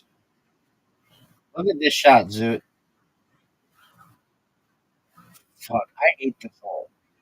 It's hard. What?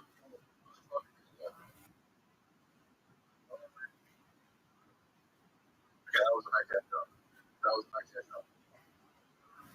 Can we all agree that that was a nice shot? I think it was good. Like, okay, shot. It wasn't like, oh shit, but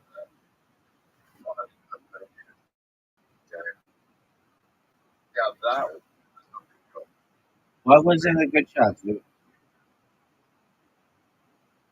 that was Yes, it was.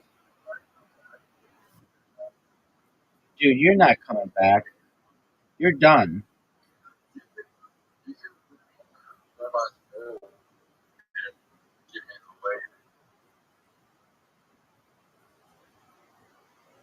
Rabbi, you can oh my god, that's not good. This is not like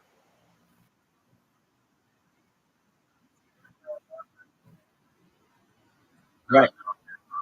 Riser, do you think I can make it? I think that's too much sand.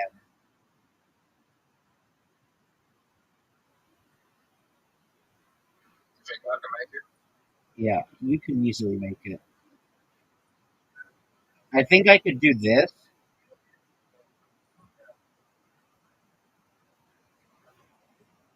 I think that's oh shit.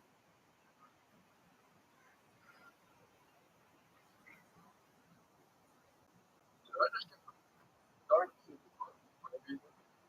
actually come back?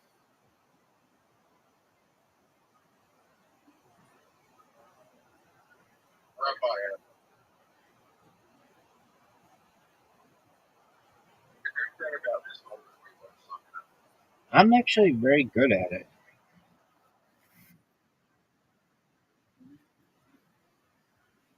Dude, that shot was terrible. So long as Riser doesn't help you, why would you help him?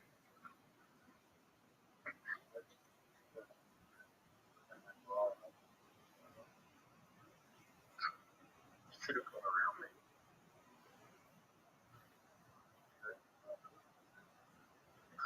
Rabbi, rising, shoot my ball, not rabbis. I should have hit my ball, not rabbis. So you hit rabbis.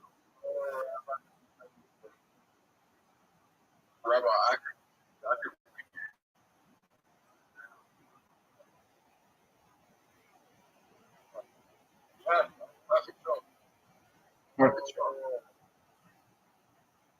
Nearly perfect shot. Nearly perfect shot.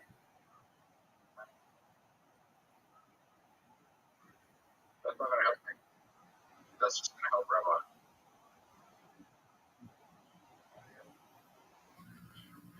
Yeah, like you just have to like a Rabbi. Rabbi, you're just gonna have to pick it up. What an amazing shot. Did you guys see that shot? That was a good one. How they got that in position?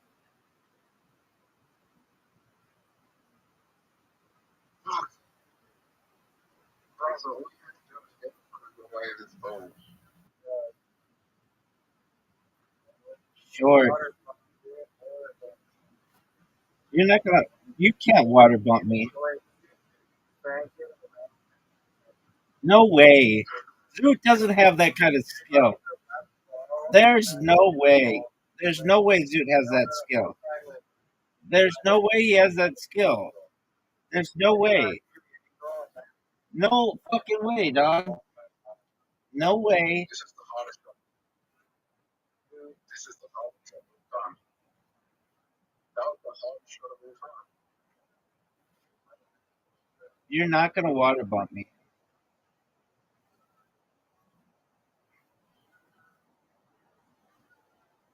You nearly killed me. But you're gonna fuck over Zoot. You're gonna fuck over Zoot.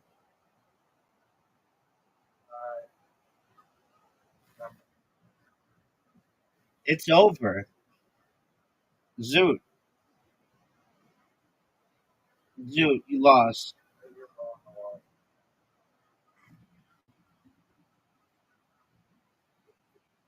Zoot, you lost. That's a terrible shot. Make it, Riser.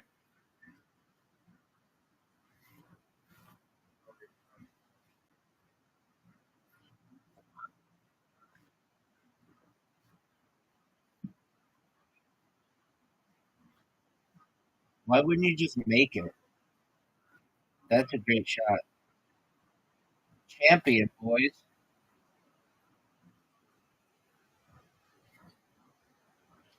All right, next game is going to be. Can we play it with that many people? Um, can't play Marcala, can't play Cup Pong, can't play Literati, can't play. I don't understand why you can play.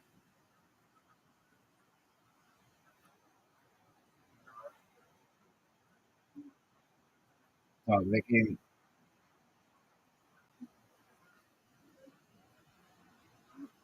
Have you ever played Draw Together with Zoot?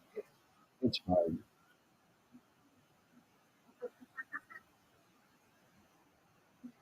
All right, Riser, here we go.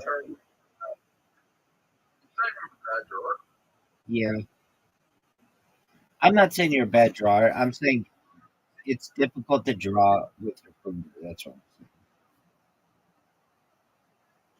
I have a fucking right. Like, you still want to be trying to throw up the all field.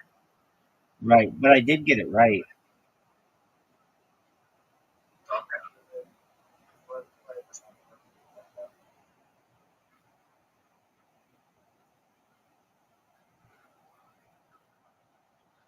Zoot, get it. Zoot tied Riser.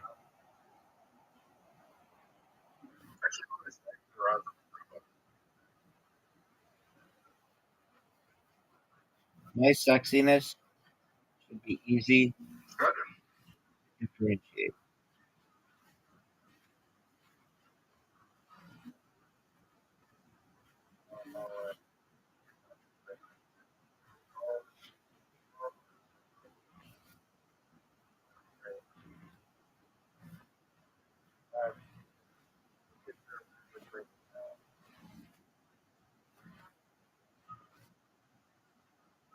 '35 is the record.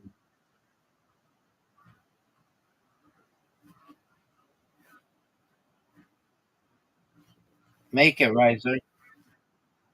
All right, that was all right.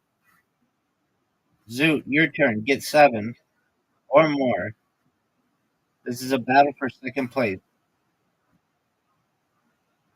Okay, Zoot missed the first one. He got the second one. Missed the third. Missed the fourth. Switched the fifth. Made the sixth. Missed the seventh. Made the eighth. Switched the one more. Oh, he tied. All right, everybody be quiet. I have to focus. I'm going for the record.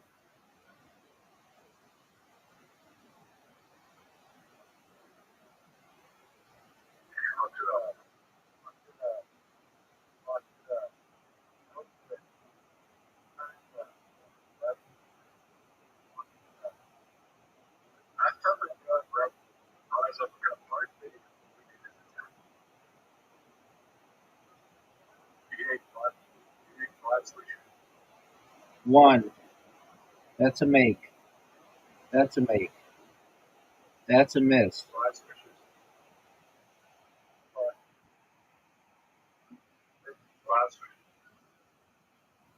Zoot's gonna beat Riser. Zoot's gonna beat Riser. That's incorrect, but nice. Riser, what's it like to lose to Zoot?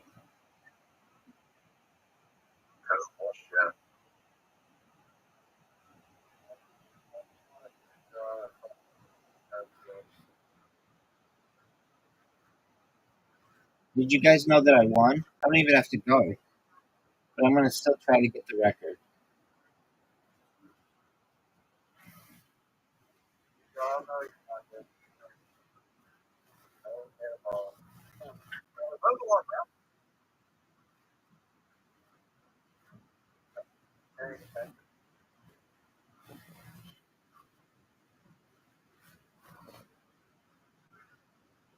Draw together.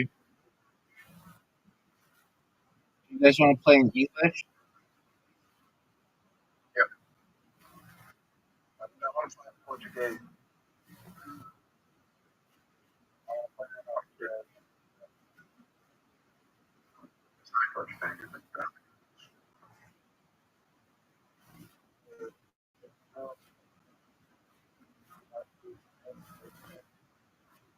Right until Rabbi finished drawing her play. It's a state. Yeah,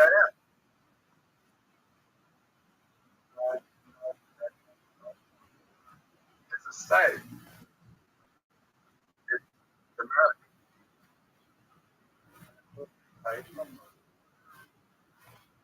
Yes.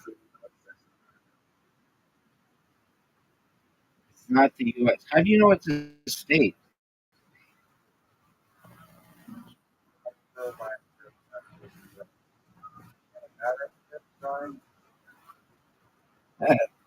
Oh, Okay, it does at the top category place. Place in the book. I fucked up. It just draws what's over what looks like America.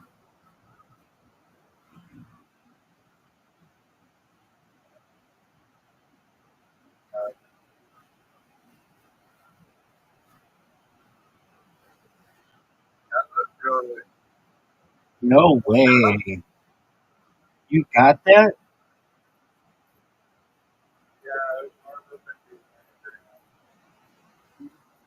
That was supposed to be Maple Leaf.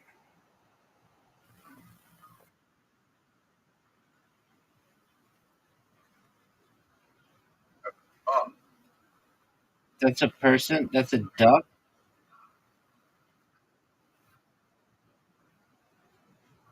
A person. It's a duck. Uh, wow. Yeti? Why is it Evil. just you and Rosa? I think you play nuts. Oh wait, that no. Maybe it's just a two. Maybe I made it for only two people or something.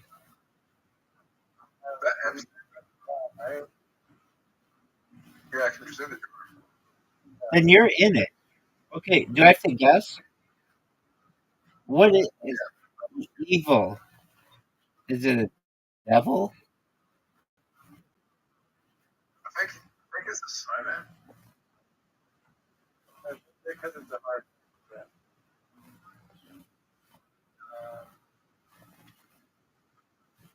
That's It's like kind of like the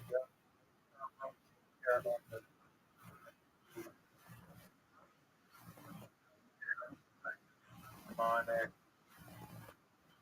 very similar.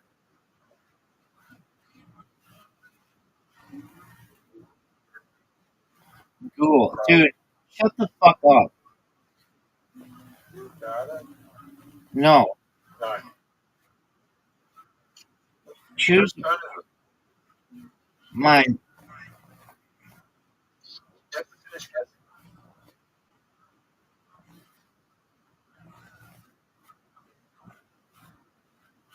Well,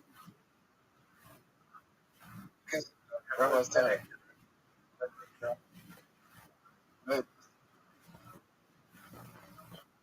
Is it close to? I would be cards too.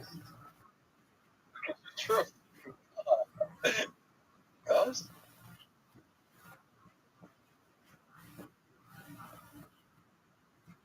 Nazi drum?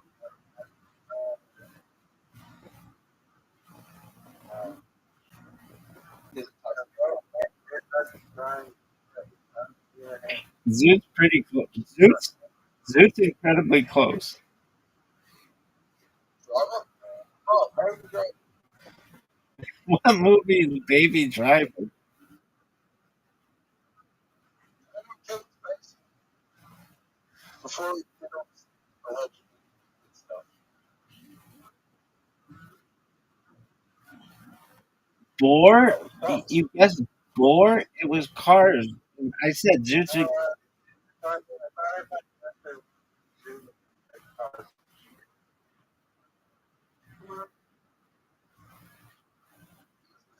Oh, Riser, you get to guess again. Riser, you get to guess again.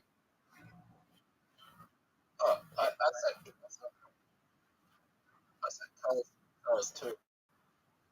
And it was That's why I said you're incredibly close. Cars. Well, I said, why would you guess Cars 2? Like the sequel. What the fuck is this? It looks like.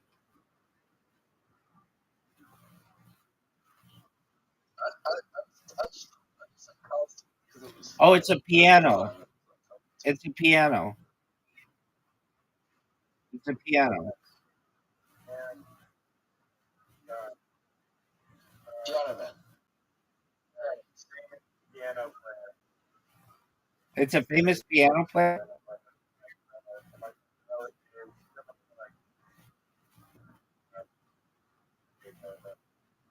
Mozart. It's Mozart. It's Mozart. Right, so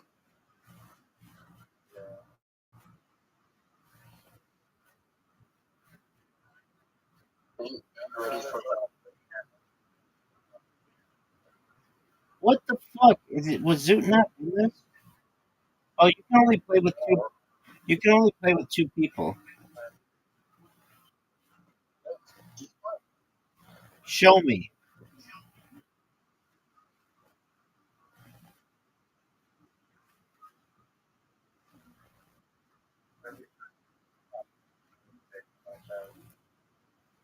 Yeah, like they're gonna catch that. The guy's in custody. All right, word box time. 3 players, 60 seconds. Dude, we're not playing draw together. That's what. That's what we learned.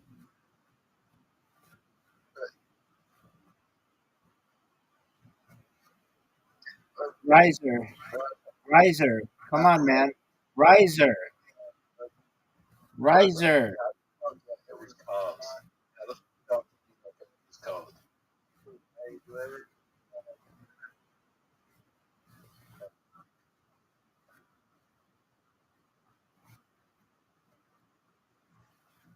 Well, I want this.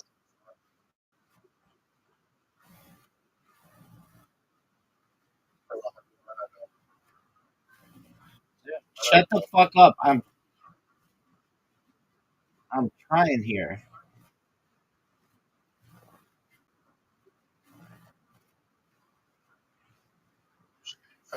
Dude, shut the fuck up, man.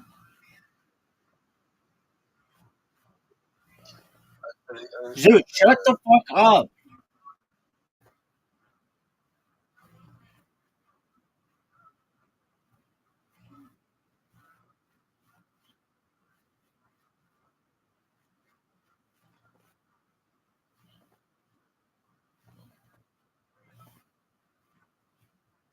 Okay, now what do you want to say?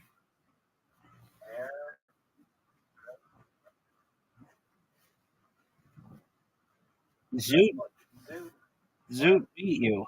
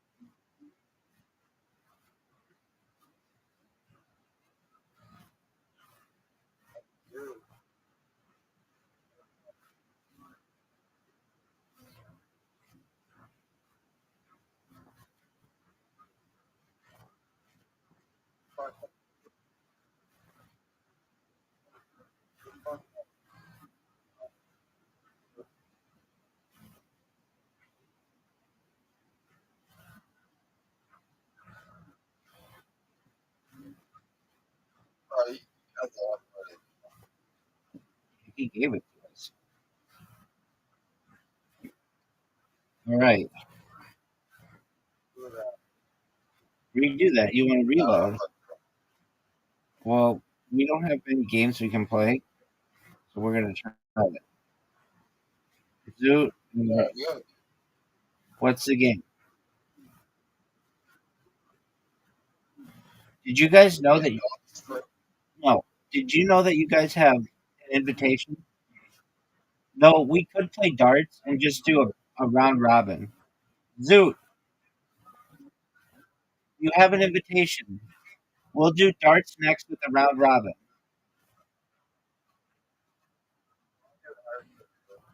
And then we'll do archery with a round robin. And then we'll do archery with a round robin. Zoot, come on, man. Zoot, come on. Zoot, accept the invitation.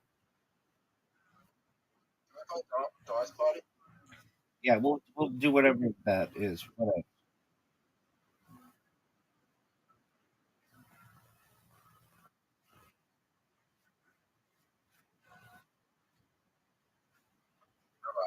Shut the fuck up, Zoot. I think you're like your your thing gets really bad when you're playing and you want to just talk.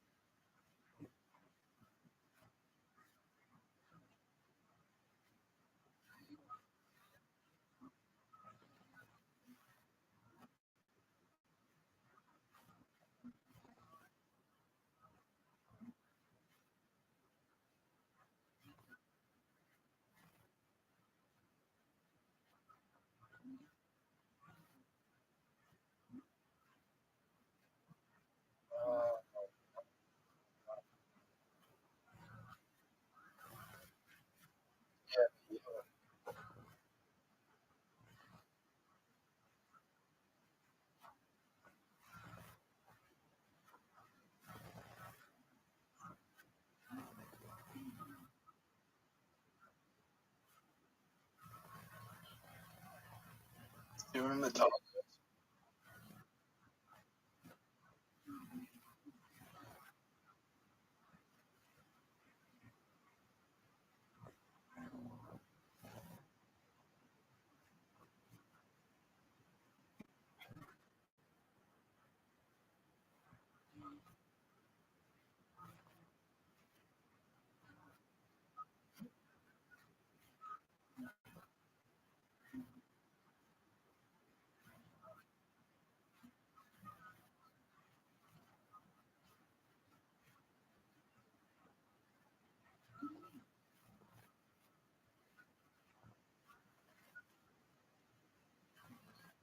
Oh, okay. Yeah. Damn. Damn. All right, That's all right. that's not a word. All right, you ready for dart suit? Of course. Okay, are you ready for archery? party. What's darts party?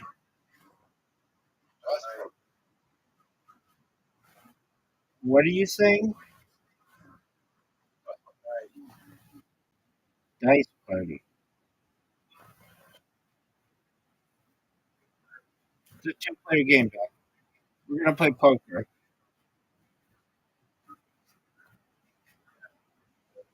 Did you know that Zoot and I played every single game on here one night, and I won about two-thirds of the games, but he did really well. So,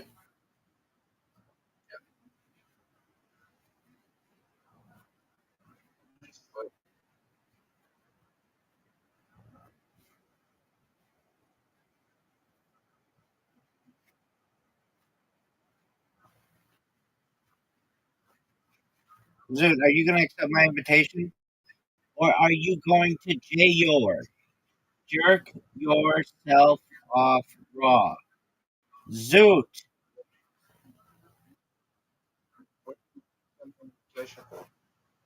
poker.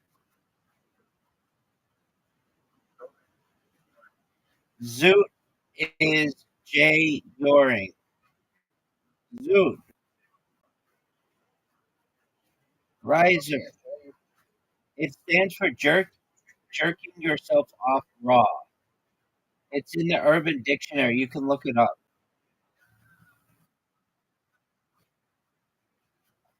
It's a real word.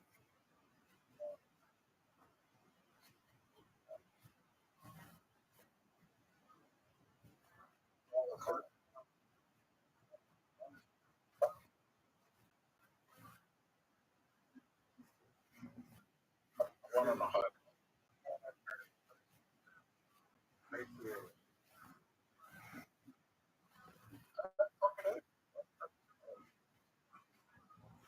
You just said you won on a high card, and then you said you had pocket ace.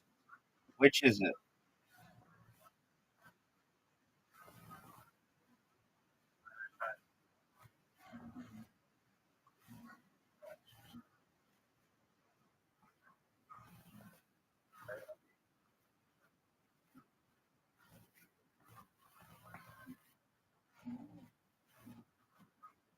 Whose turn is it?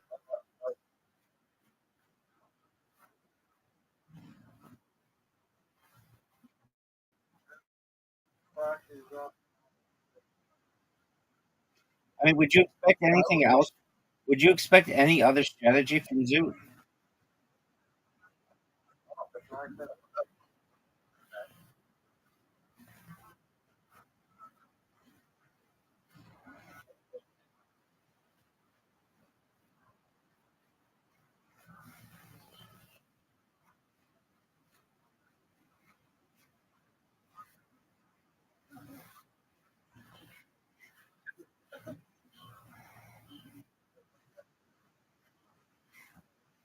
I mean, he is doing well.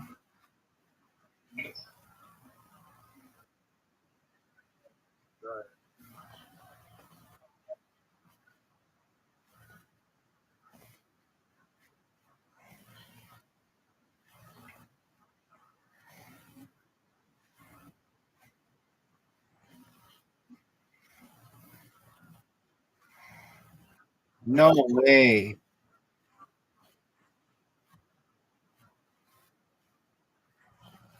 Oh, nice strategy there. 5-6. Nice. And uh,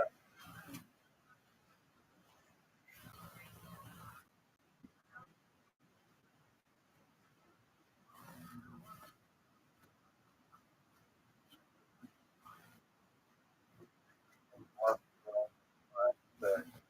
I want him to be able to get the money back. Trying to get out of take a seat. You're not,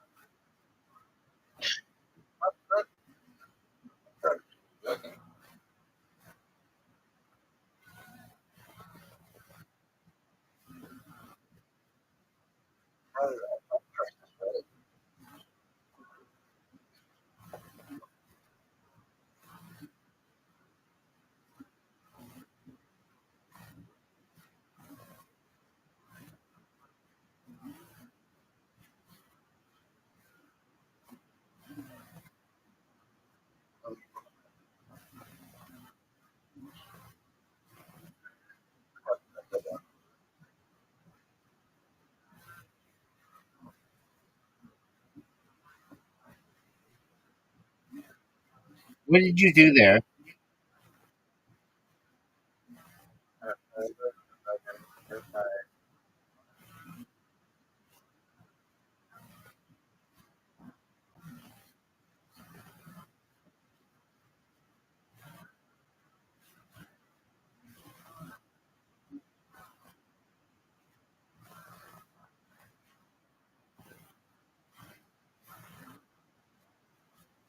You made this really difficult.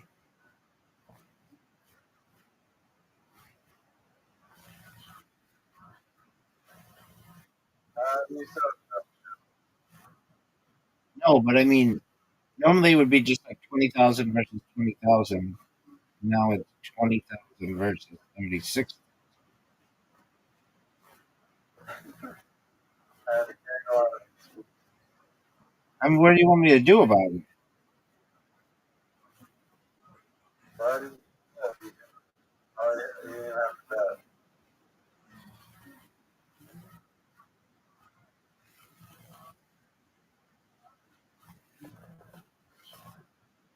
Do the Holding. do the antes keep going up? You're already the big man, so you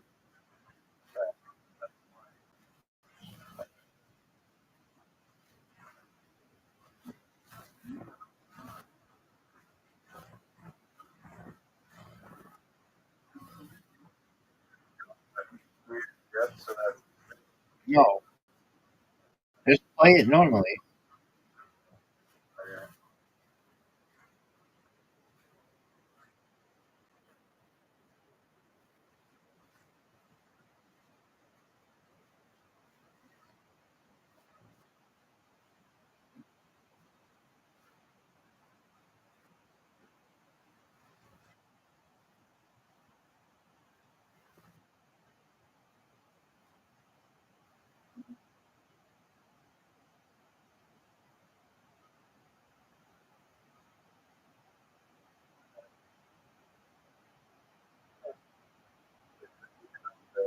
You had a pair of fours? Oh no, that was on the board. That is good. That is pretty good. Oh, that's good.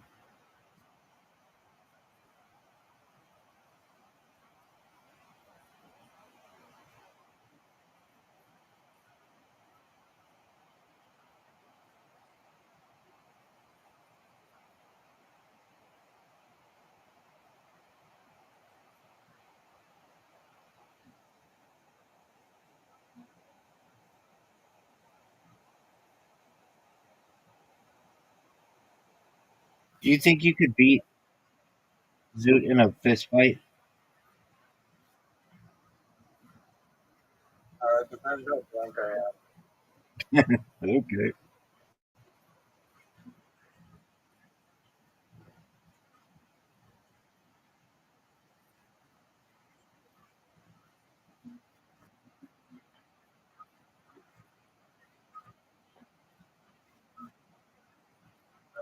enough, I could be.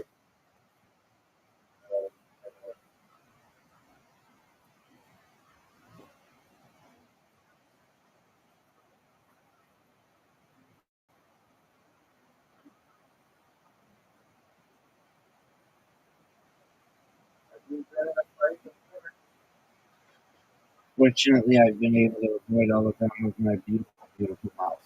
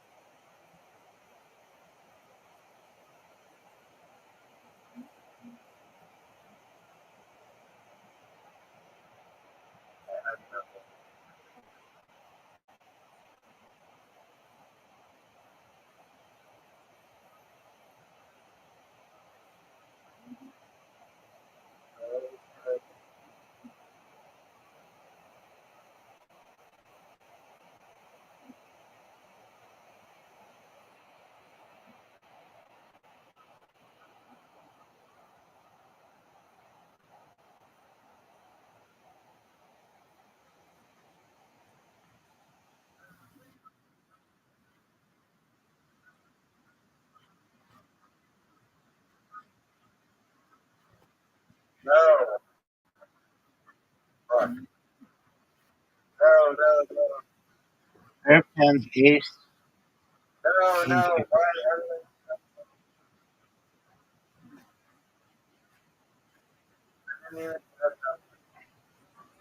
Yeah, but there was a lot. It was a big pot because it's like 3,200 things every time.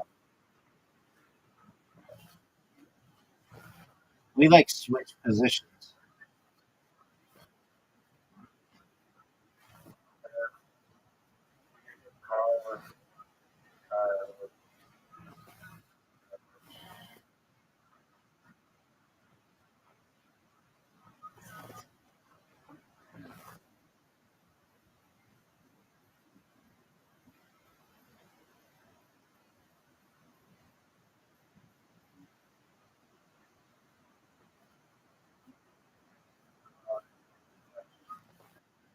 You're done, son. All right, let's call it a night. Come back tomorrow, please.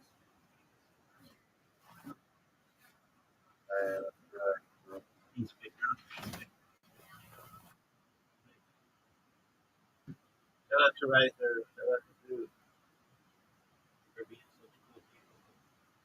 For something simple like a whole land, you make your pick. And it's not just Athleticism. football is on tap this Sunday too. One app, all the action. New customers, this one's for you. Bet $5 to get $200 in Look at bonus this bets athleticism, when folks. you sign up today. DraftKings Sportsbook is the home for fight fans and football Sundays.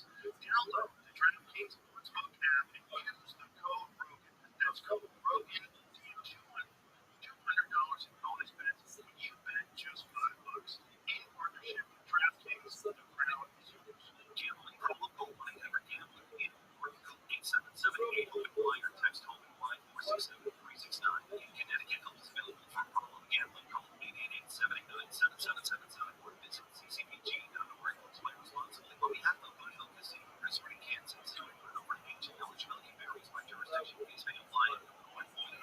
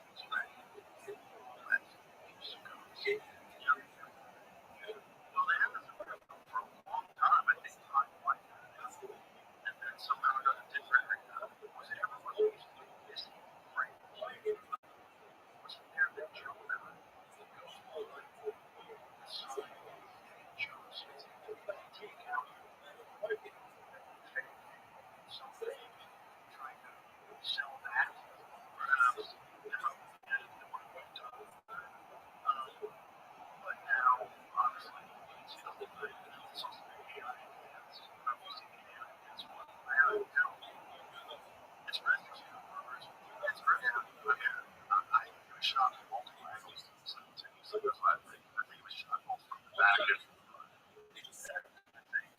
Oswald, if he wasn't involved in stuff more than this, he was probably the guy that were going to frame it on. But I think he was in the whole thing.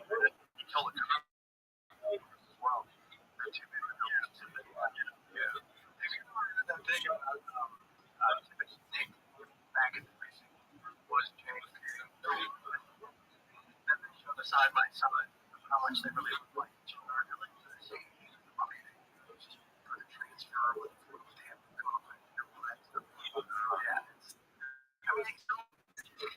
so many, Warrens.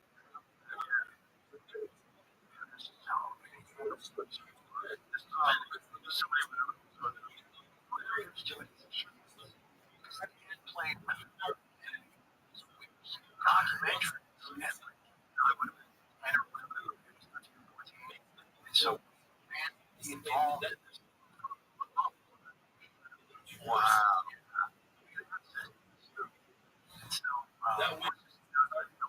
So, justice. Jack. Right. Justice.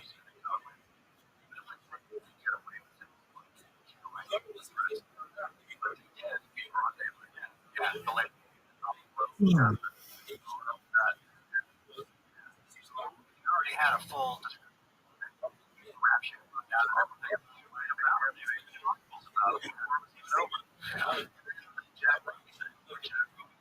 insane, after he head of MK Ultra, like routinely toasting people's ass. Ruby's which is insane. He's the guy from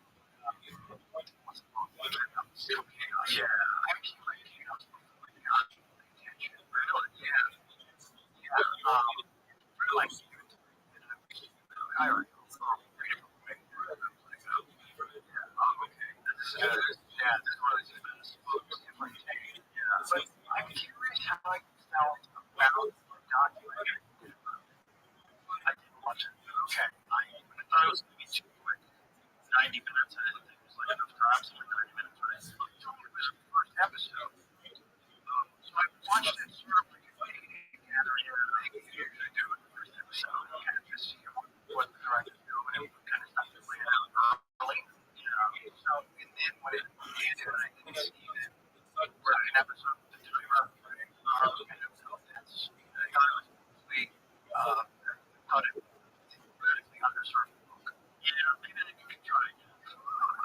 That needs to be like an 8-part, 2-hour a piece series. Thank you.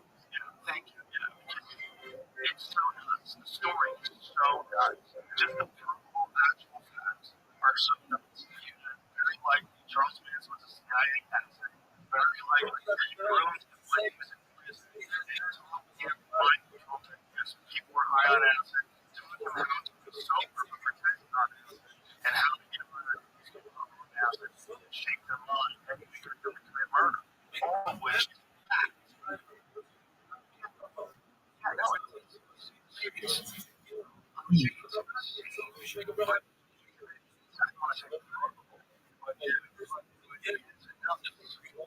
Evidence.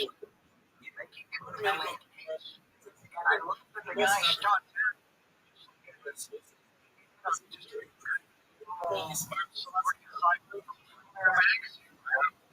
Get on that magazine. Wind up like that. It was for a magazine. It was just about the anniversary. Exactly. Right.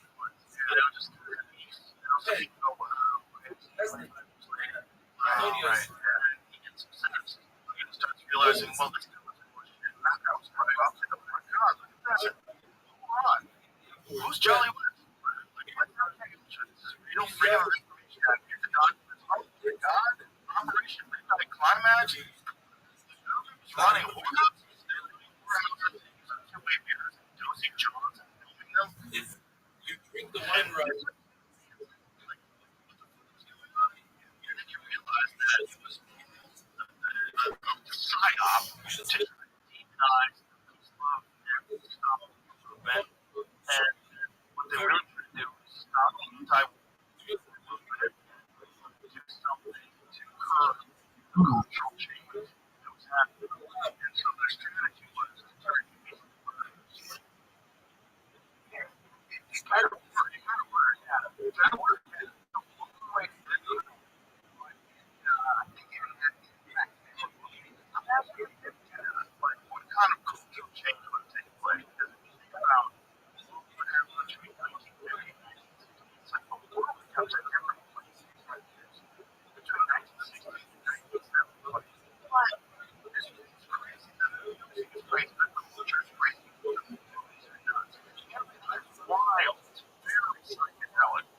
Basic comes along in 1970, has this sweeping Schedule 1 act, makes all mushrooms and LSD, makes everything illegal, all to stop the sex wars, the civil rights movement, and the anti-war movement at the same time. They're doing this fancy stuff. So it was a concerted effort across the board to stop the anti-war movement and to stop the civil rights movement. That was losing control and power. And so he was kind of got credit. This is pretty brilliant. Like they actually pulled it off. You think of serial killer, you think of Manson. You think of the family. Oh my God, these hippies are murderers, right? Which are murderous freaks on drugs. Babies out of their stomachs, writing pig on the wall. Like, this is nuts. They wrote the bills into it.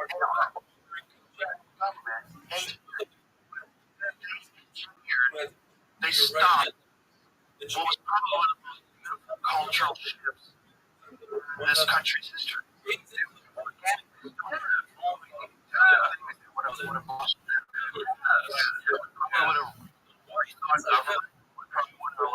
Rethought the type of people that we want as leaders, when rethought our involvement in war,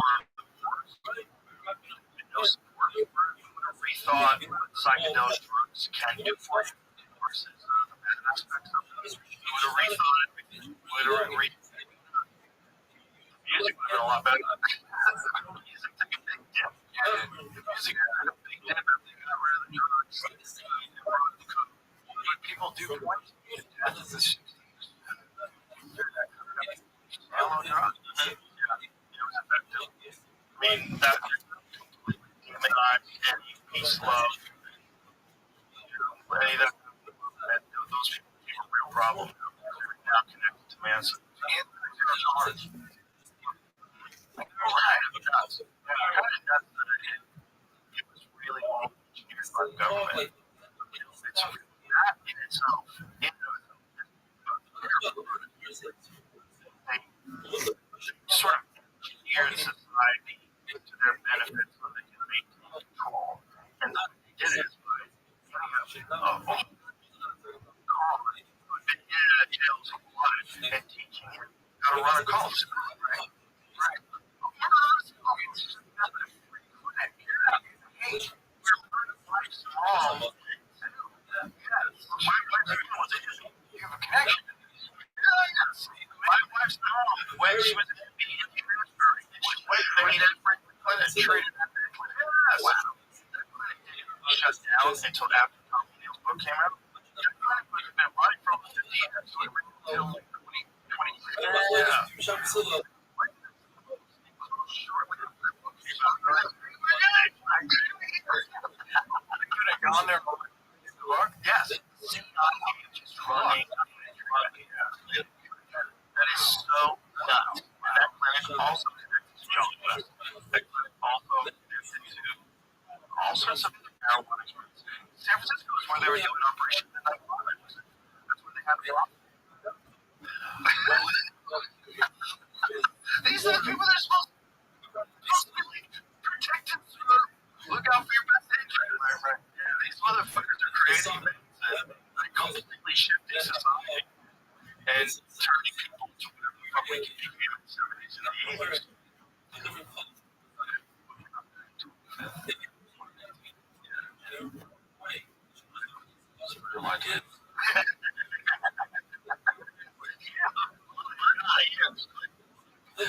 We got busted. That's probably the one we took to just clean it out. Yeah. Kill Tom O'Neill.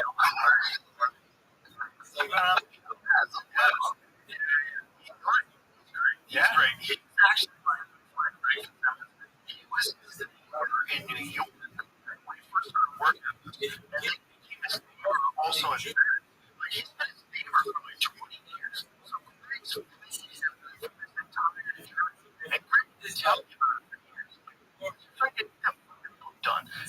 Finally, the whole story, it took some more money. Got it. Let's go. It was, first of all, first before I had him on, first I was like, this is nuts. This is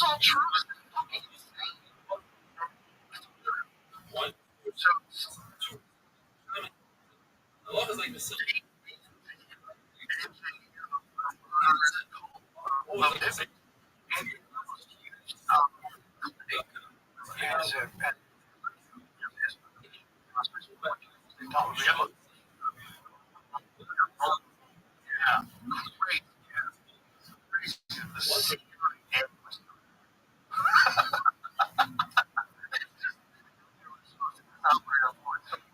they were, but they, you talk to watching it, they never yeah, talking about it, thinking, come on, guys, come on, and but they also and when things never apologize for your baseless theories. Conspiracies are okay. Conspiracy theory pejorative on the American public was term was coined. Apparently, we researched this, right? The original term, but it was never like public zeitgeist. It became a thing during the Kennedy assassination. A lot of people. Even the people that had Jesus only is that were there. The big one was the shots. Talks about gunshots. And when he said the press, like the only one that says that is me. Photo, but it's good stuff. Right, go. Yep. Right there. It does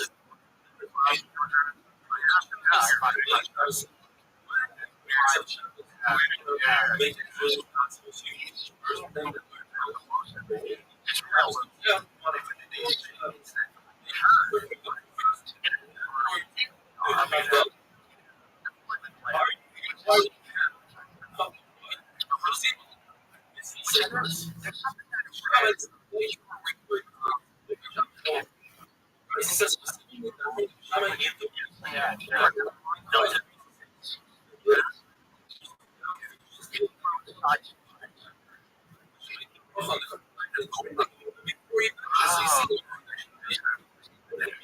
I don't have it.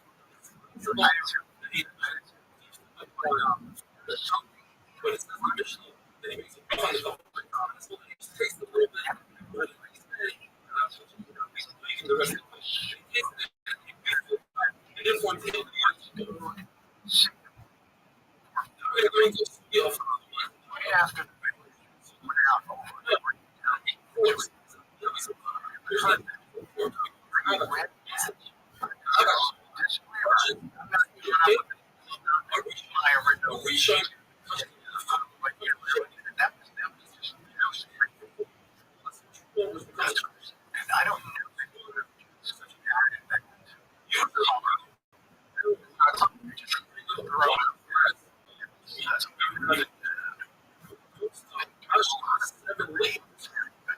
It's hard for us to reconcile of course, this was like half the country. And there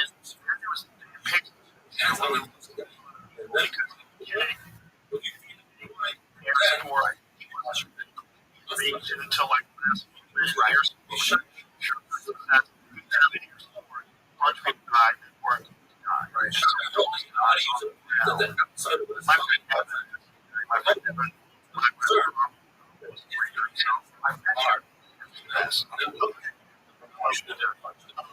he said like those guys, those are hard and if they think that they lost because this piece of shit didn't give those guys what they deserve, Kennedy's idea, and he tells them to get them guys like, well, sign me up. Those guys can do it. Those guys even have something. They probably tell you this would be a perfect place to do it. Right. Turn around. By the way, because Everybody gets binary. So One that way or another. I believe that's what that shot never shot the rifle. Rifles on, it was not that far. I'm not saying times out of 100. Having that rifle ready, he's got a scope, he's got a wrist. The water, not making pull the sight onto his back, squeeze him around, headshot there. That's 100% possible.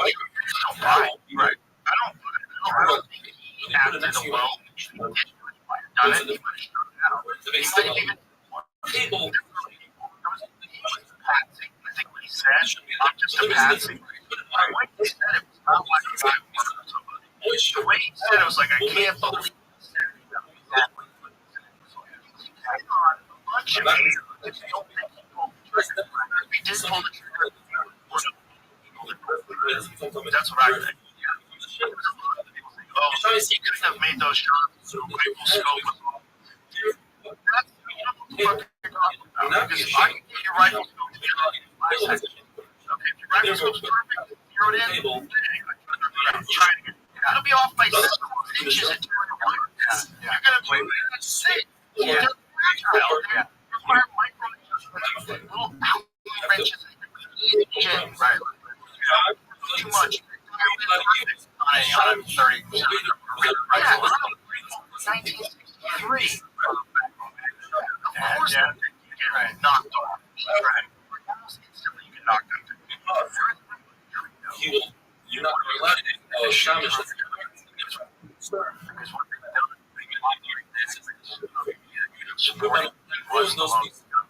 Say, I'm not concerned. Cut it out. That's what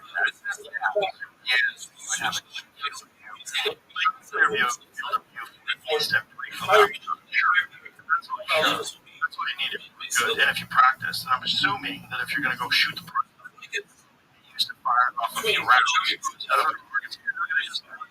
you're going to see is still on top. Yeah. So you can practice. He could have done it. Just none of them point in that direction. You're right. Fabricate.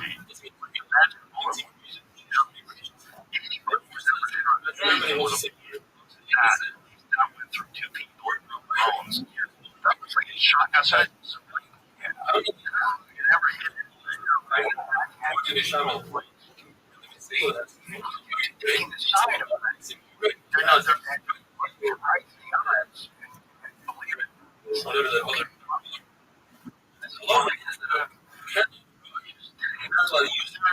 Yeah, we have to walk away. Let's go take a bone from a cow. Set up a bone from a cow. Shoot it 100 yards. Just one bone. Right, yeah. It's not really anything. It's going to be all. And there's the fragments. There's fragments from the bullet in Connolly's wrist that are more fragments from the actual bullet contributing. But they did it. That's what's nuts. When you know what they're talking about, no one's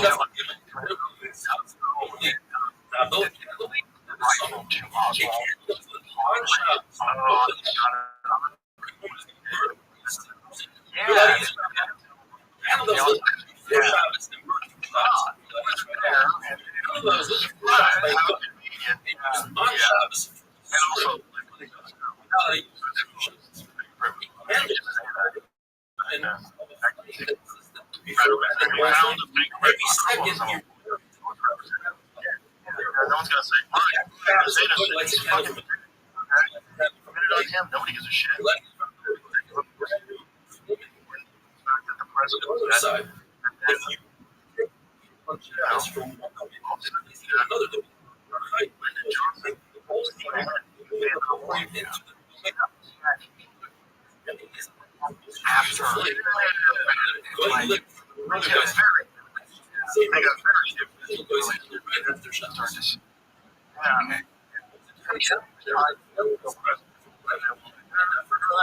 Yeah, it was like, he's a good thing. He wanted to kill this guy. He wanted to do a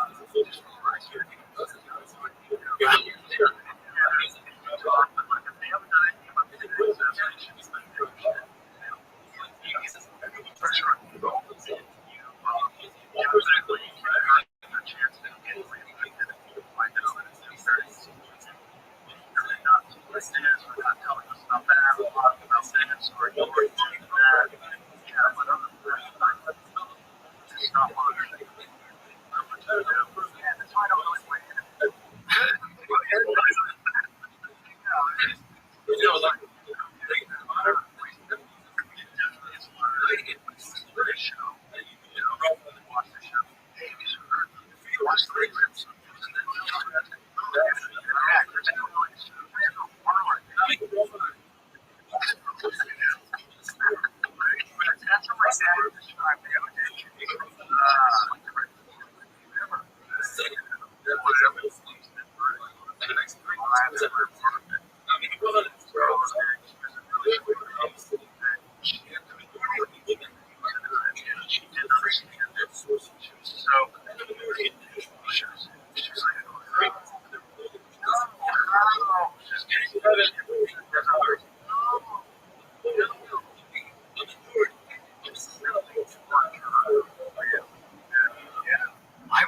Smelled it.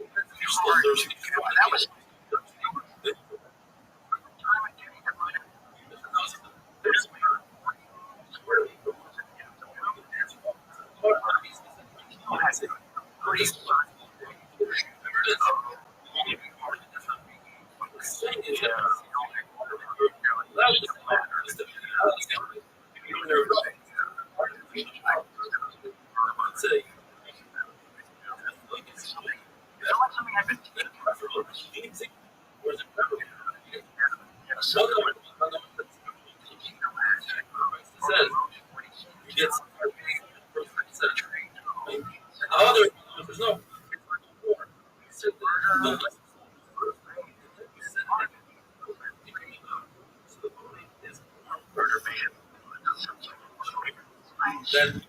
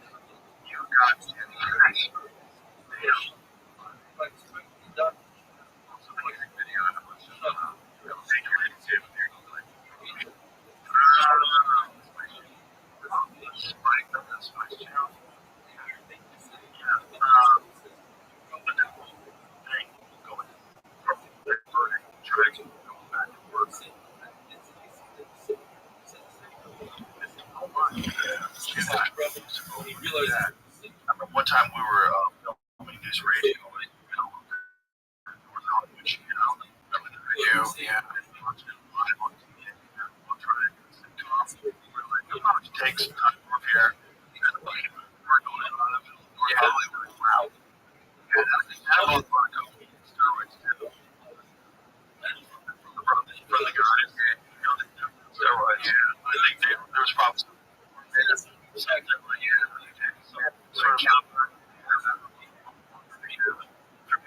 Story. These guys, they probably what they did.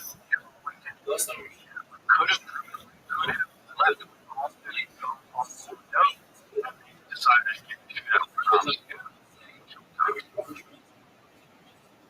Yes, they got killed. Yeah, it's cops that are 9mm pistols. These guys are machine guns. Vest.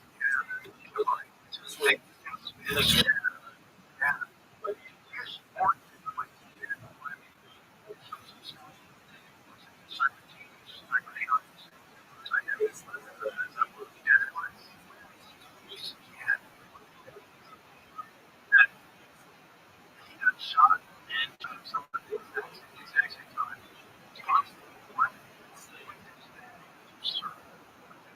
Maybe they were already going to shoot him. Shot himself. They didn't think he was going to shoot himself.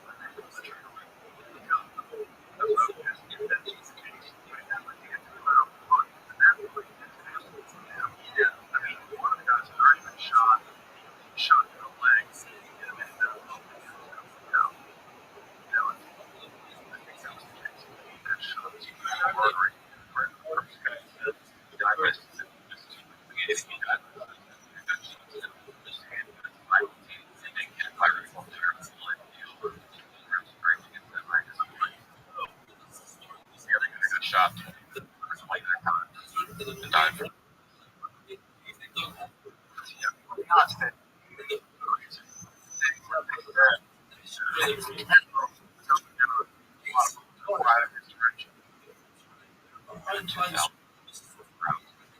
just like, what is that? Like, it's carting that around. You know, a duffel of kids. Truck. Yeah, that is.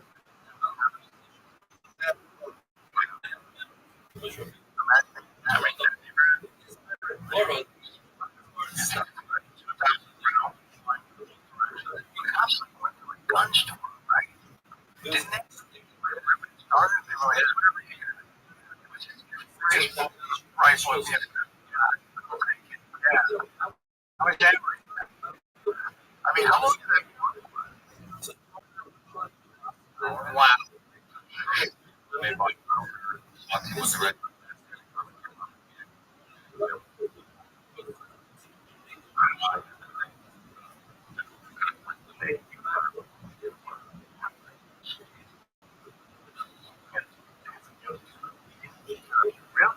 There's things.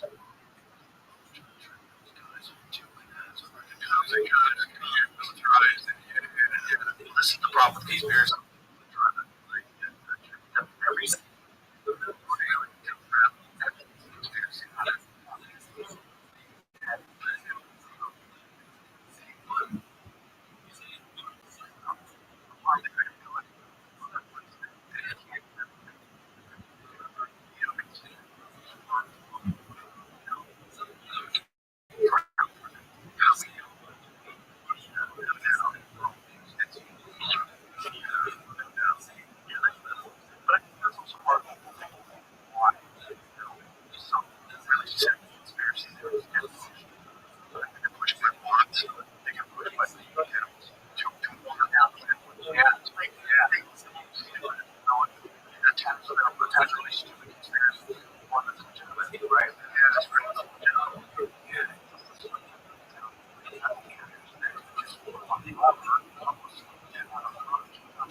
You mentioned it before.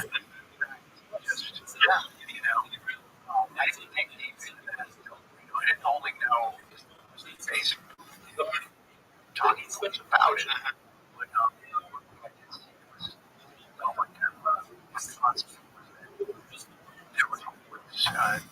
Anytime they mention something, it was followed up with right. It's just kind of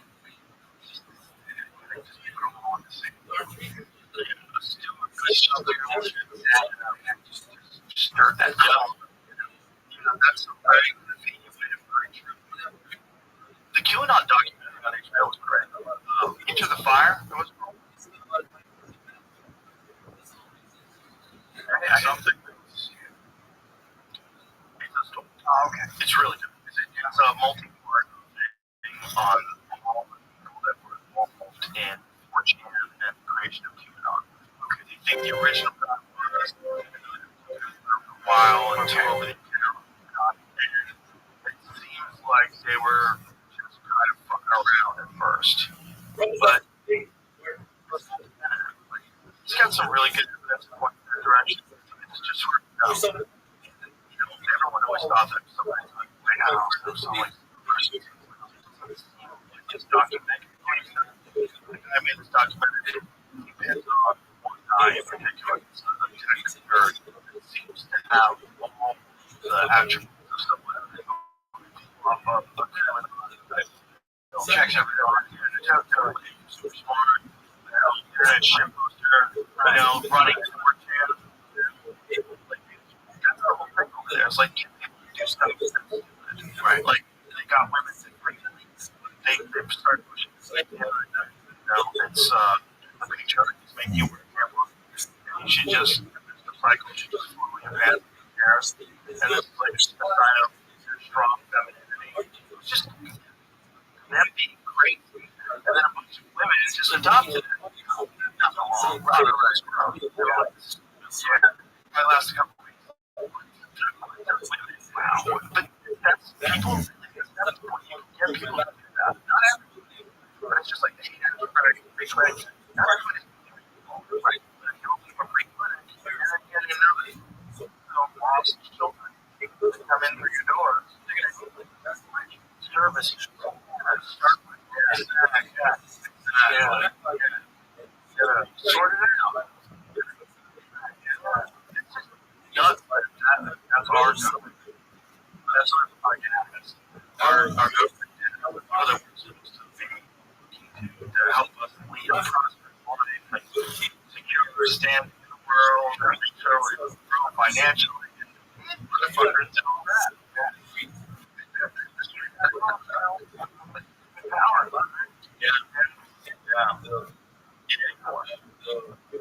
Bring it back to stardom. Especially when you're 21 years old. Weird amount of freedom, weird amount of kind of wild. Again, talking about watching happen to others.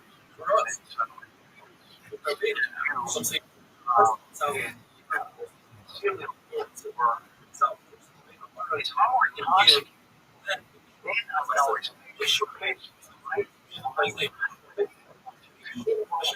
why did I sit down enjoying this level?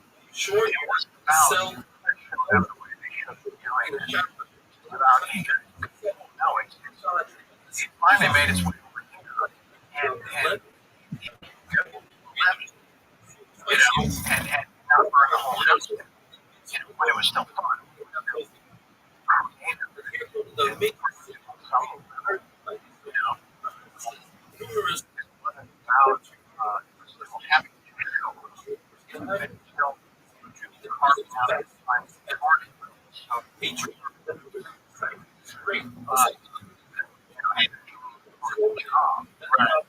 The balance.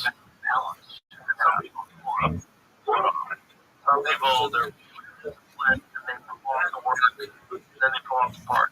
Right. And I did that for a long time. I didn't eat like those early breakouts. The job. I got out. Wow. I'm showing up. Like, they want you to get well. You know, as soon as you're ready, we got some good stuff. There's also, unfortunately, a romantic notion right? How many cop shows start with putting a pizza in a blender for breakfast? You know what I mean? But really, like, that is the lowest low point. His daughter cried, bottles into the trash can, now he's back. And there's a romantic thing for really. Bad.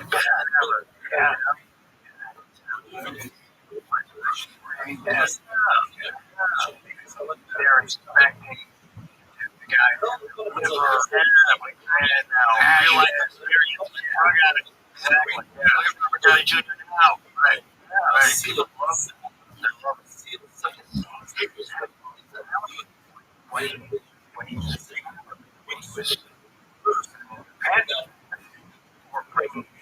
I think he was talking about meals.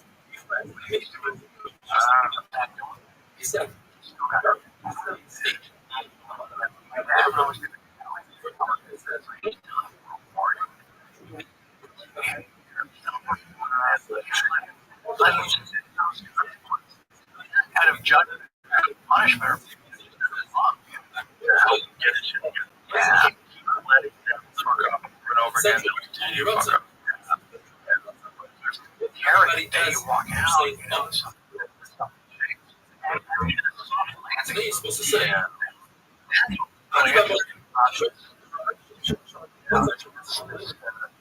Decade. Where I go. I'd say quite the punishment sort of fit the crime. Yeah, it was like I don't remember any murder charges, you know. But there's not a chance that I could have done everybody came out yesterday. I could have unless I had to kind of look back at the distance, I was able to find sober for when I'm December. Not really a lot to be away from everything. Absolutely. Yeah, the next stuff like that.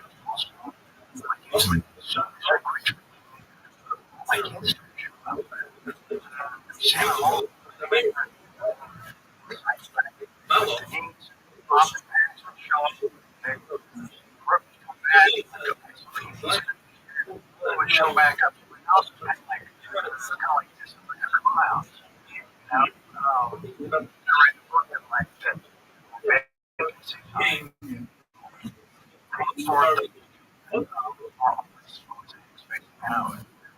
So it was being called to a much more responsible, complicated set of responsibilities. It's do stuff that they care about. If we help or response to a movie or popularity or stuff, they were just like, so it was really good. That's really stuff.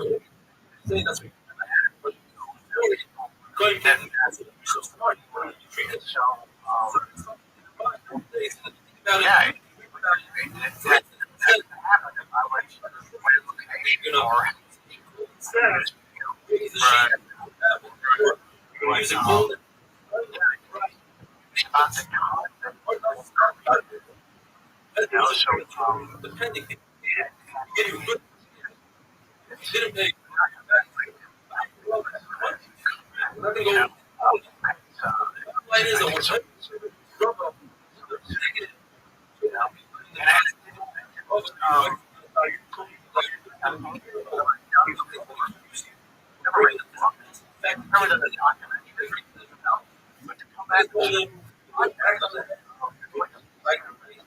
excited about documentary experience.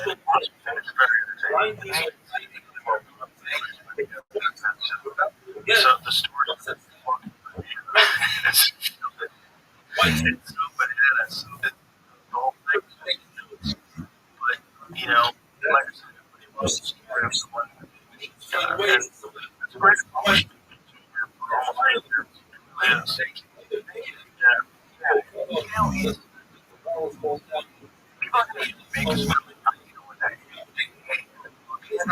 I just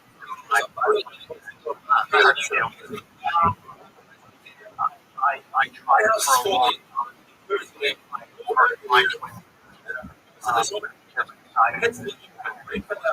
So you just do it on your own. You don't have the person call or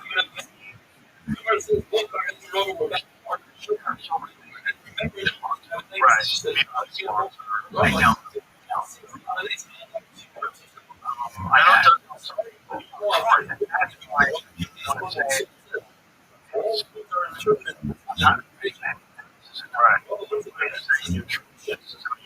I had a very good friend crashed the car with the cops. That's like well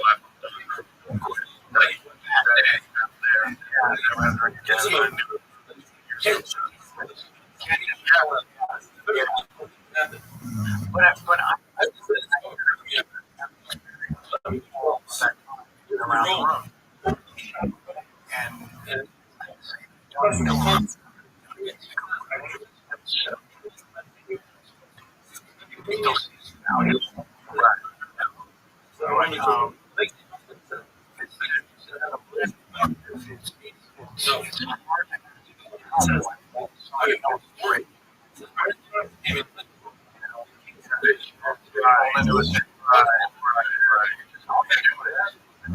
yeah, that's the part. That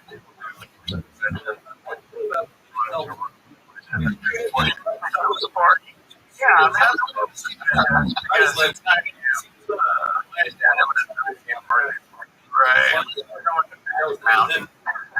That's right. That's easy for us. Right. Yeah, no, that was wild.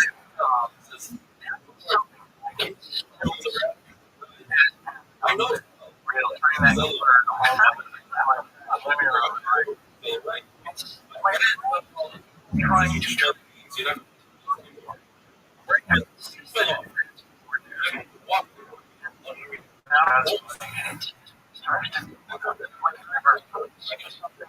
it was your brain's so it takes your body half a second to catch up to that.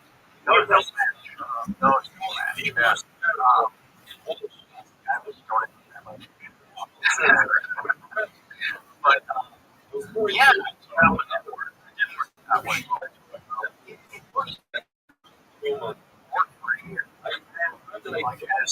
in the dog came to his house on the anniversary.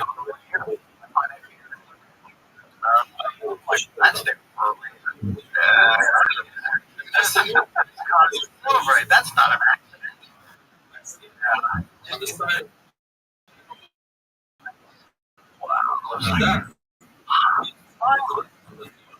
Now we're on. Yeah. Wow.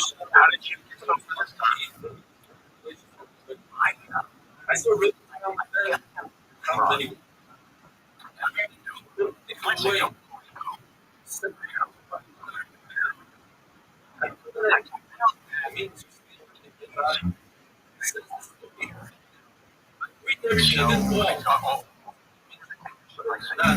I had fucking.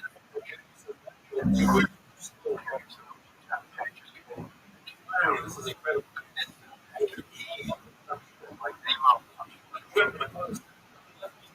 Drug.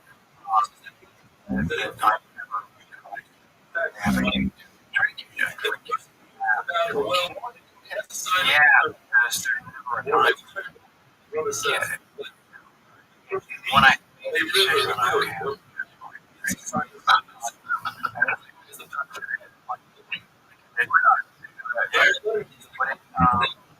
Can't get into it. Specific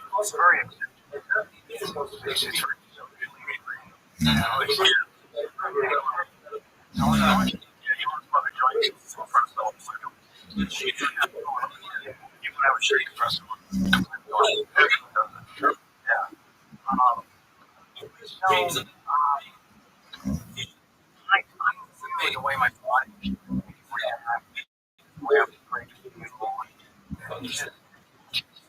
I couldn't now I did it's like power doses that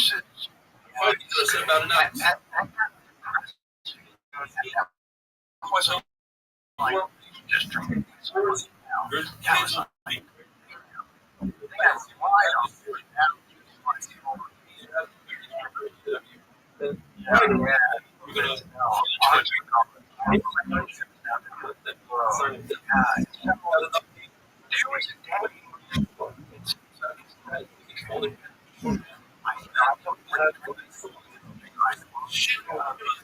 spiking my confidence. That's like it's great. That's right. You know, whatever. My daughter's what time are we seeing? Just here and Saturday.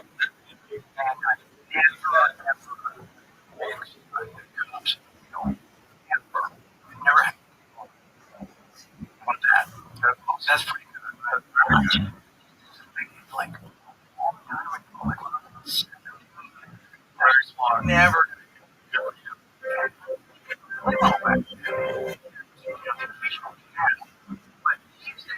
These days, since we have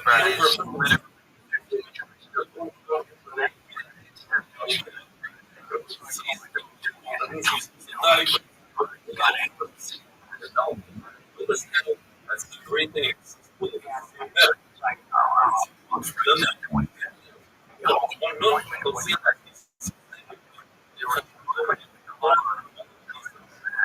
The word expert, that means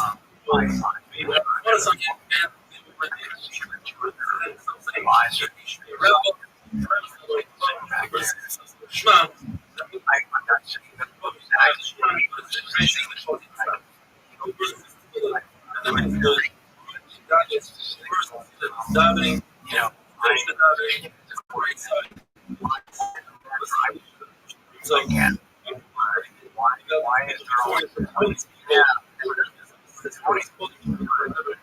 so about them. It's a service.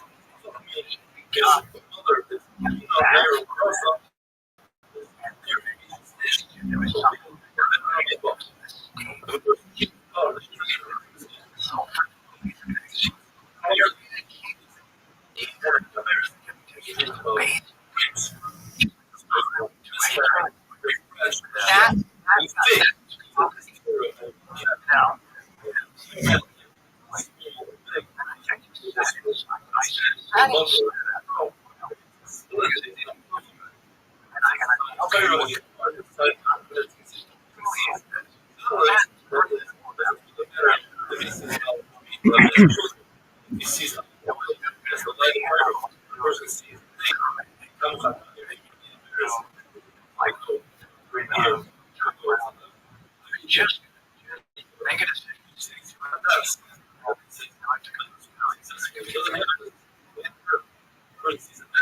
The next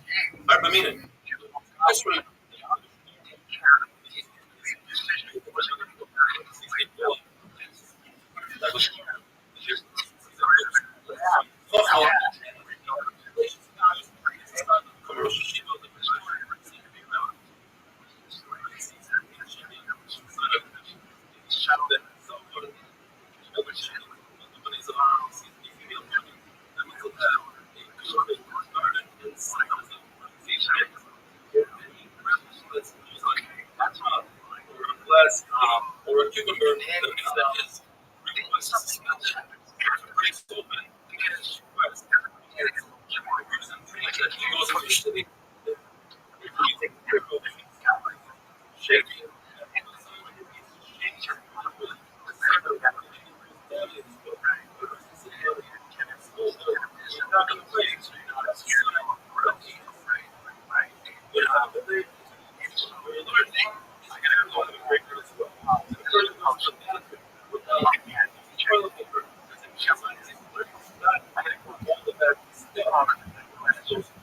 onto the roof. That means he's going to sit on them.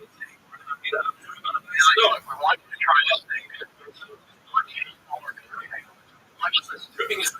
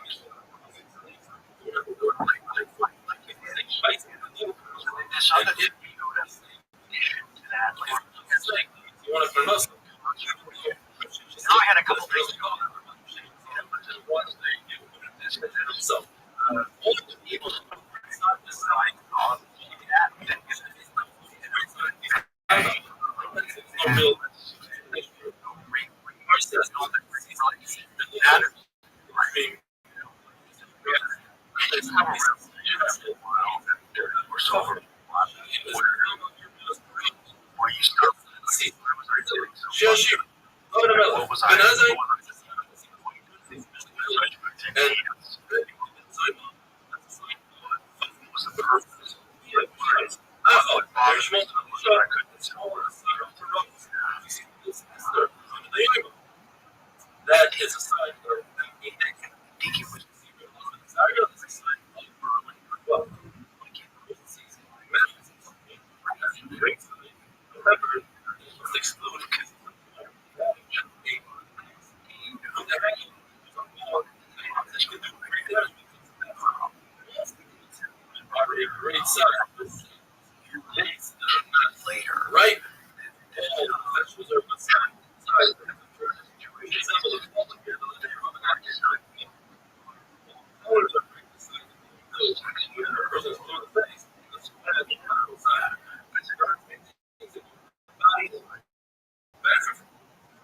avoid and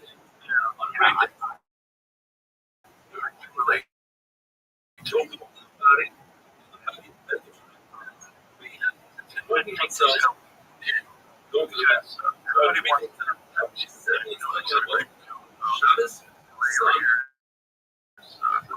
stories, bad ones. That's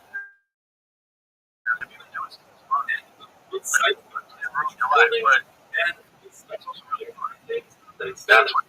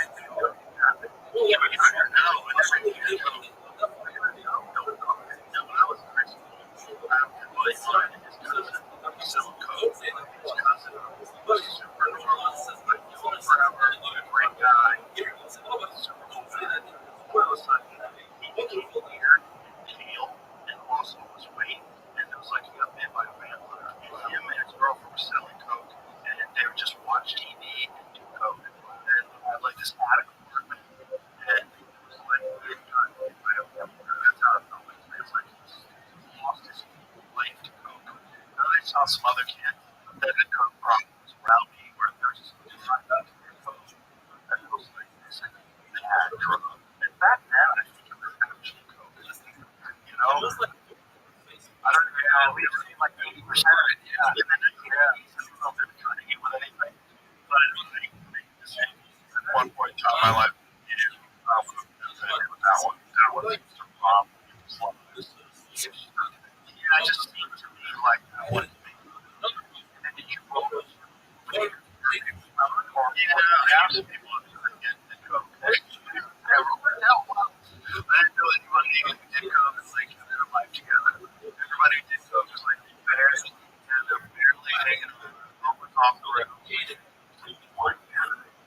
One guys were superhero and all those years was one check. Oh yeah, yeah. Right. Do we know anybody else? Well, they've got to not be public, but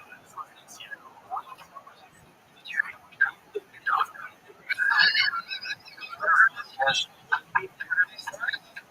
Oh, yeah. Had a doctor that I'm curious. We're just that. Man, you don't eat. Just what you eat. I don't know. That's some shit right there. You got a doctor with a leather snatch your coke around.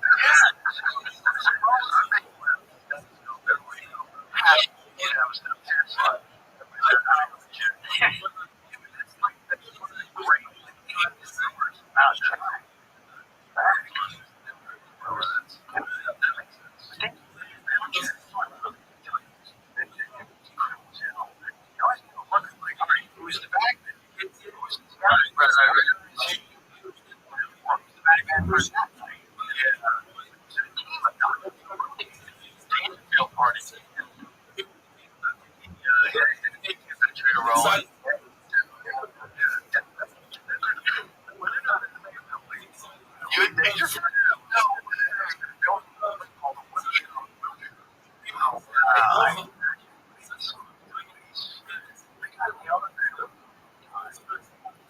No. Never really right.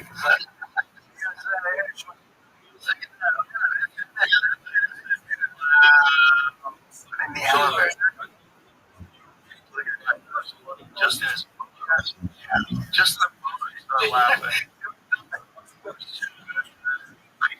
Kelly, I don't know where we were. It's like jacket definitely has a certain that looks like something. Perhaps. I'm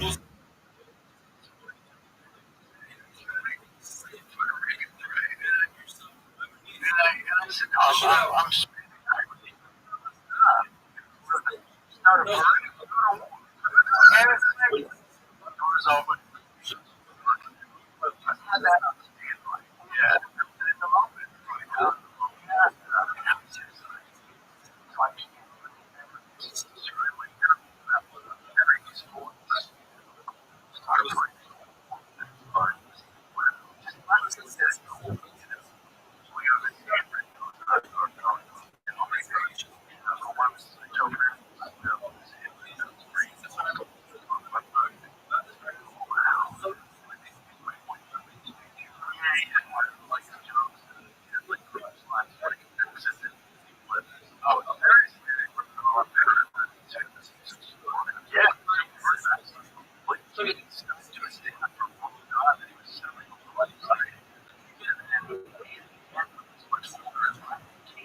Have you seen houses? The time he stopped doing stand-up, he went back to have a regular job. He never stopped working jokes. Like his brain just worked that way. It was just always working jokes. So when he came back, I'm like, that's amazing. And then he became huge. Ronnie Dangerfield,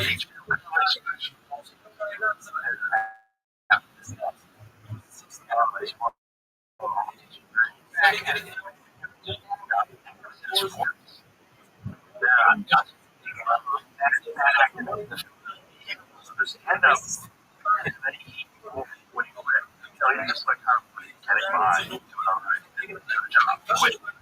Might have quit for. Then the whole time, and then it's like, I'm not fucking that story up, but I think I'm make sure that 90% sure that's true. But I know that he didn't get to this sports. I used to work at Greatwood Center for the Performing Arts. Massachusetts security guy there. I was backstage, worked by the outside Dangerfield. They completely bathroom on. He was wearing a bathroom bag with slippers and just walking around like this guy. Why? Like, shut the fuck up. Part that we okay, let everybody see his neck. Sit down. Sit there. Okay. He's financially for 9 years performing as weird. He was fired for taking jobs selling aluminum siding in the mid-50s. He supported his wife's family. He later quit. So in 1960, he started reviving his career. Yeah. So somewhere close to still working as a salesman for the day. He returned to the States, working at hotels and Catholic mountains. He was still finding middles and $1,000 on his event. Changing realized what he was well-defined on-stage persona. Late to one that would distinguish him from other comics having been shunned by some premier comedy venues. He returned home where he began developing a character for whom nothing goes right. Isn't that crazy? Wow. During his comeback, his role you say Jack. Oh.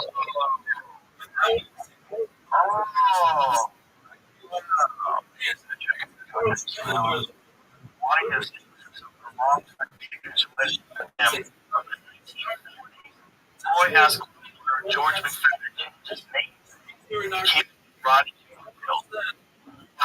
Wow, people remember him as Jack Roy and like the cool hat. Wow. Wow. He said, I know where it came from. McFadden, we have taken it from the Jack Benny program on NBC Radio, which first used Rodney Dangerfield as a character's name in 1941. Nelson also used it as a pseudonym in 1962 episode of The Adventures of Odyssey and Harriet. Wow. That's great. That's what yeah, that's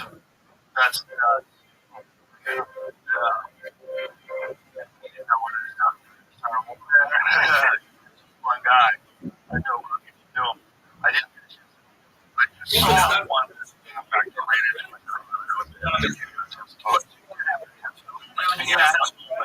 Yeah. Just leaving the stage outside.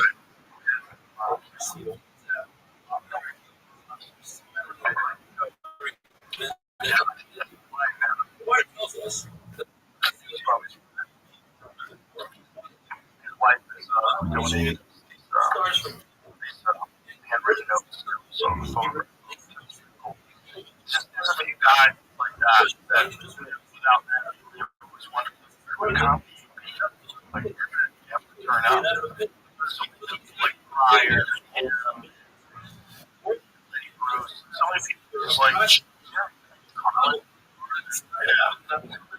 change kids and sharks, change the whole thing. Dangerfield was one of the rare ones that introduced new comics to people because that's where everybody got out of the cast. Everybody got out of the Nice Play, Lenny Clark, started out on Dangerfield. Yeah. So we have like half his favorite. It was just like a show where he would like introduce his favorite people. Yeah. He would go out and he had New York City. Yeah. But it was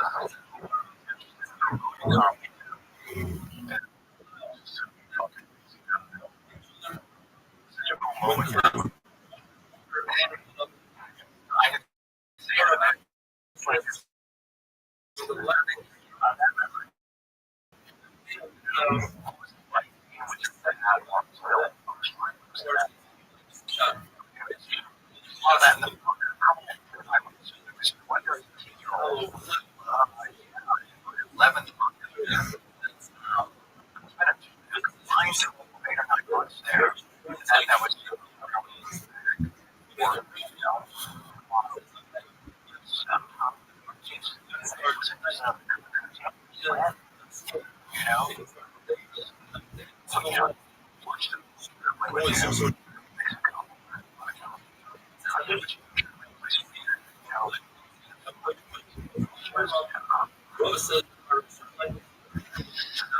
Just got like wow, the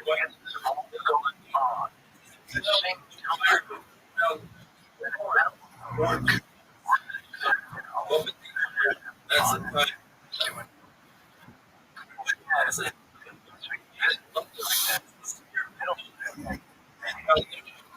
Entirely.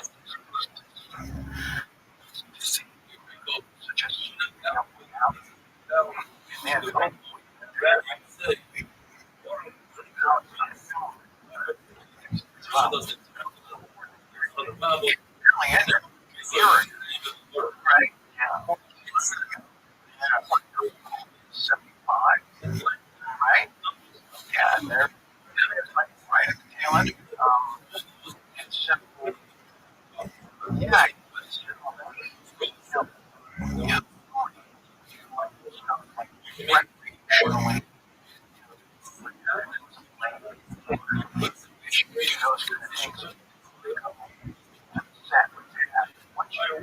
saw the set when Dad was talking about sports.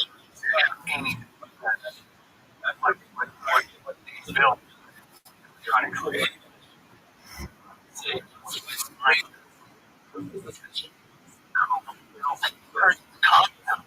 out of practical material. It wasn't, like that. Rebar. Or like, 2 ton older. They brought it to a chunk. And a lot of foundation. And a wood bang, right? Talent and top brand. Every day, there was no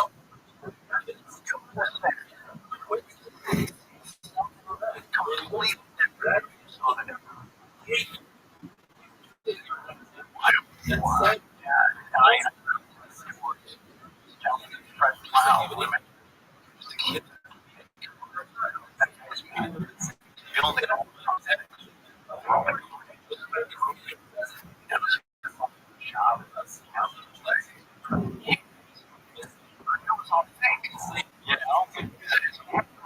Start seeing how it's made, and so gold book with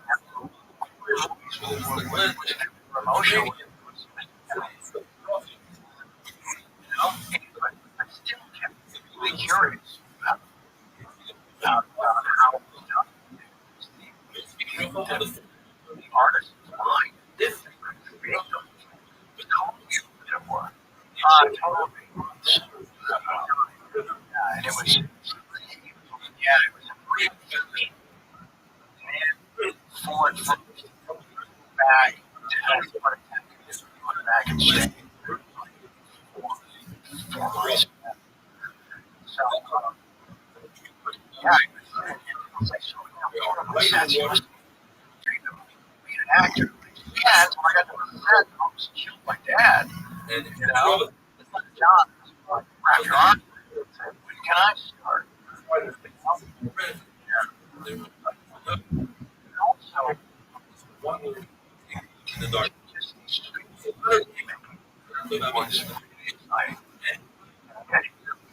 I mean, 10 or 11. But I knew I was about it. Which, close to law. I had a key interest in this reality.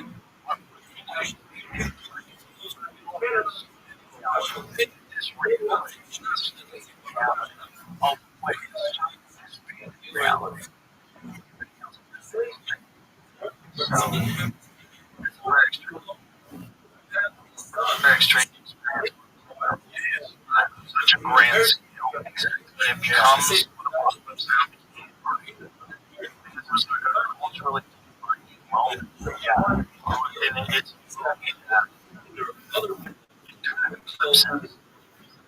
all of the war movies. It really does.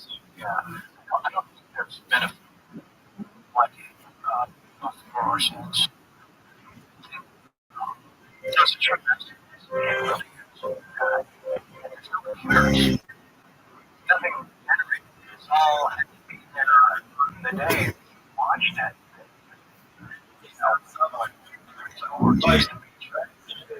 That chopper assault. I mean,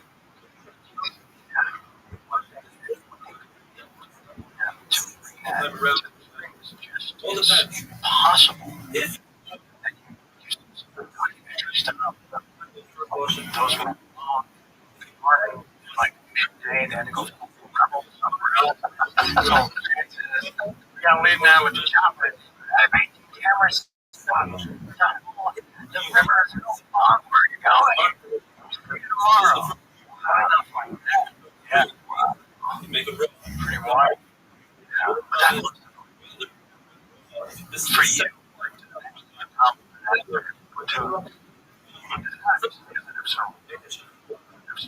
does that happen? How does that happen? Yeah. Or Tatum. Yeah. Right. Yeah. So how do I go back to the same country 10 years later? Right? You're right. The fuck.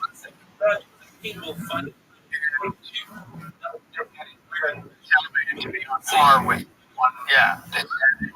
All films think it's mentioned in the same. Right. Right. Yeah. Yeah. I'm a much better cartoon, and that is primarily about just and complicated. You know,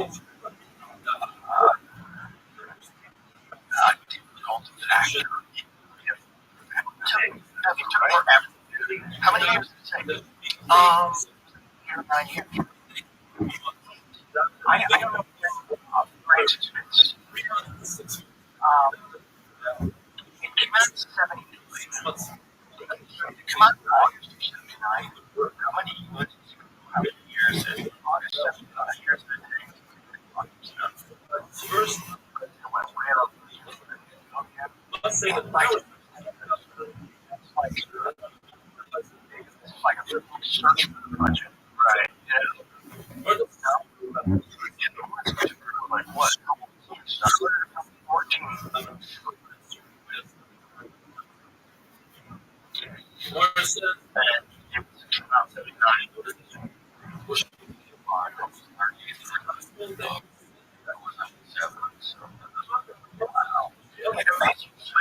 when did the project start?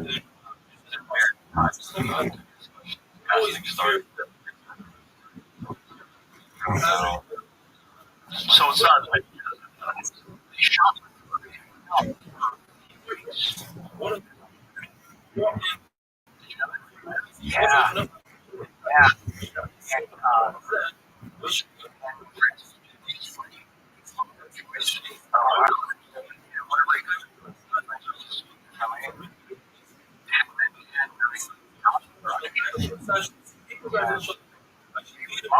wow. You can tell people that well. I read into people on the street, and they're like, hey, you're the best. No, they know I'm bad. There's no people that pretend those always like to throw one and make it like tight. Get out. Chucky. You're still Charlie. Like, right. Joey. Joey. Yeah, now. But imagine this. So at which time there's pleasure and opposite. And if I have no real cool shit, tangible back. Right. And see, oh,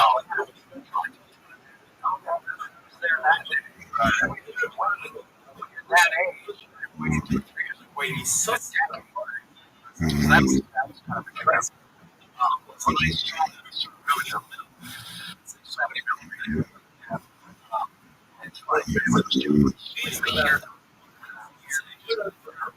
all around. Like, the film will never. And it has that kind of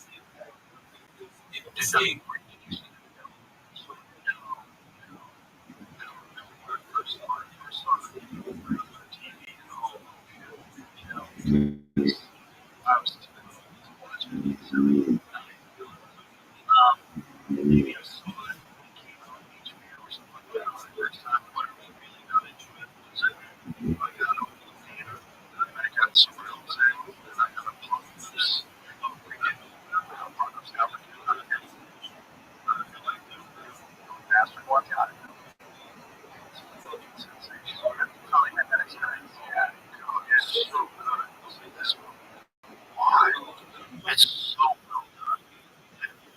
It's just so good.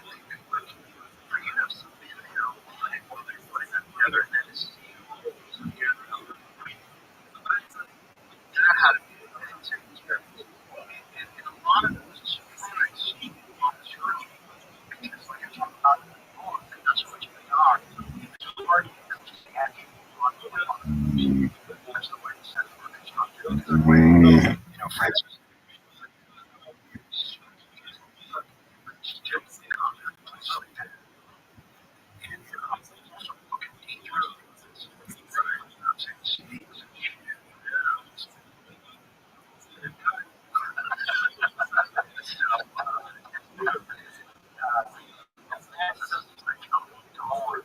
Wow. But yeah, so I wasn't there for any job. I saw a lot of time when I was making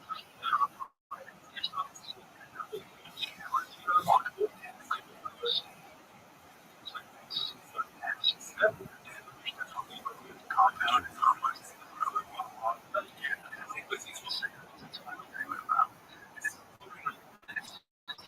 so to have that kind of to have been in that mode is still completely fresh in my mind. Did you ever get lost when you were doing did you realize how the fuck when you're so quick between you being 10 or being in the jungle, all the filming, all the goes out, you start and did you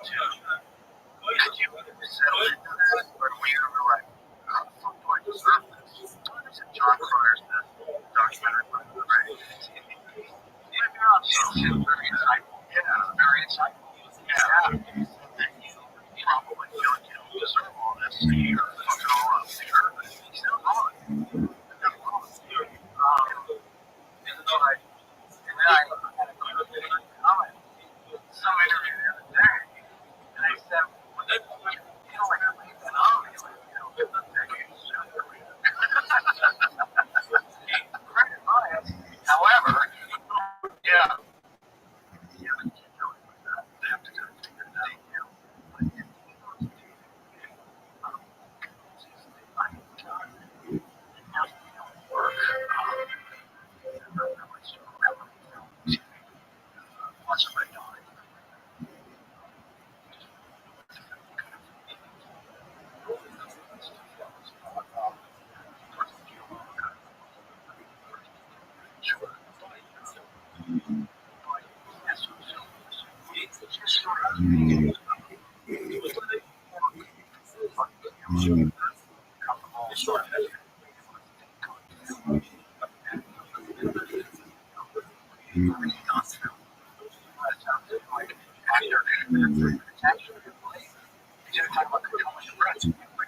Area of life, sure. The same is true.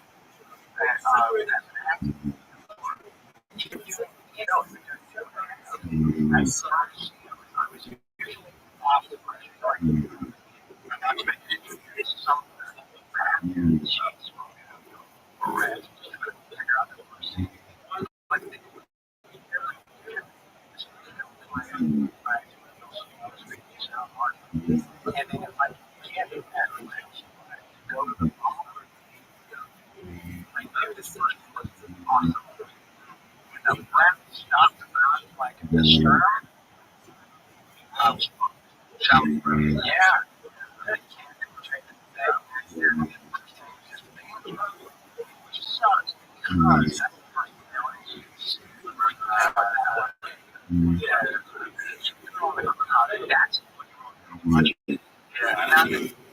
That's not the second one, which is already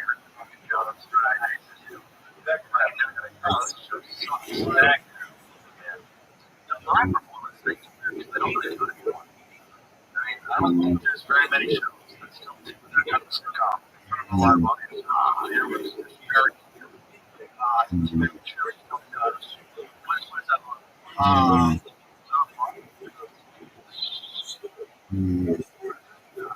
So traditional, I worked with my life. Got used to it. Used to be tough.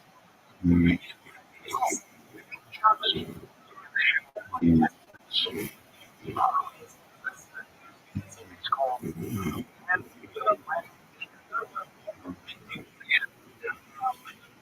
that's what. Okay. So there's a little bit of yeah. Is that fun? It's fun. When it works. Yeah. It's a distinction. You're right.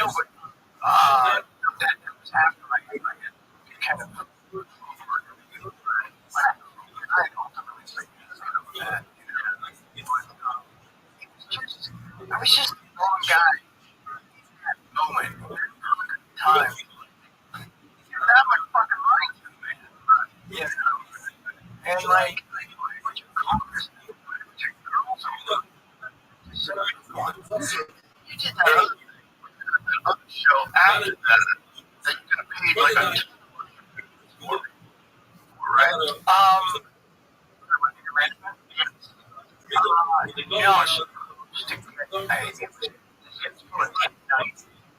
it was hard. I don't see that. I'm going to get a ton on the front side, but you're going to be,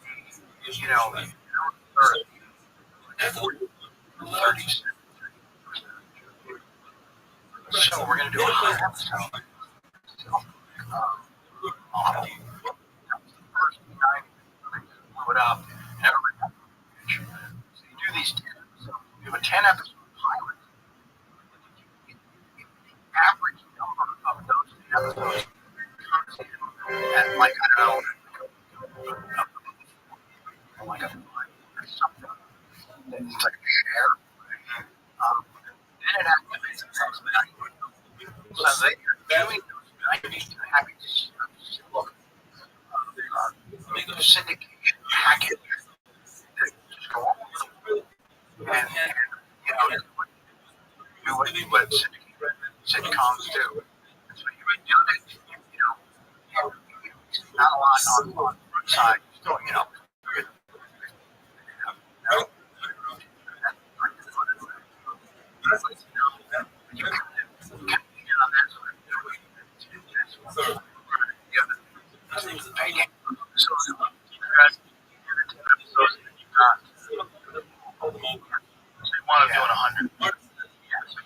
short of how I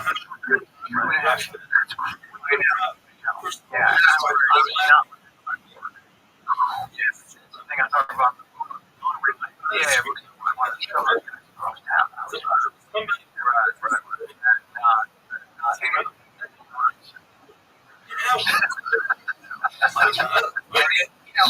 started the 10, I was great, it was pretty work. Snakes.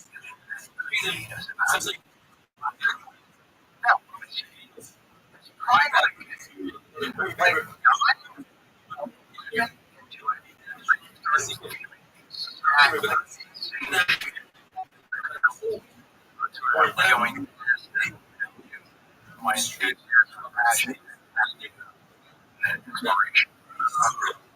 I tried. I like the help.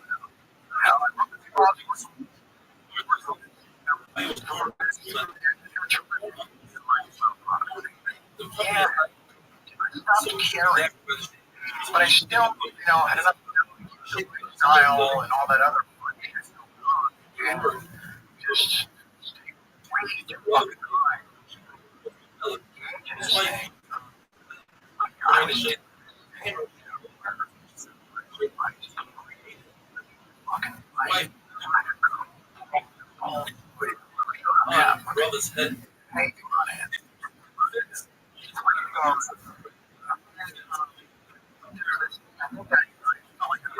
Time traveling from like 1 a.m. like so 15 minutes in. Whereas, it felt normal. Wow, we planned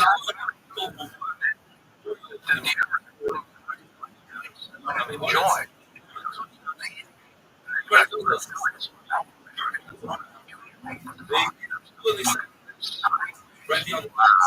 So I pop a couple of shots, and or something. I just think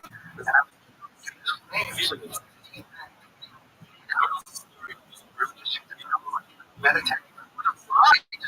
I agree. Wow. Time travel. Right? I can feel I would tell you in the show.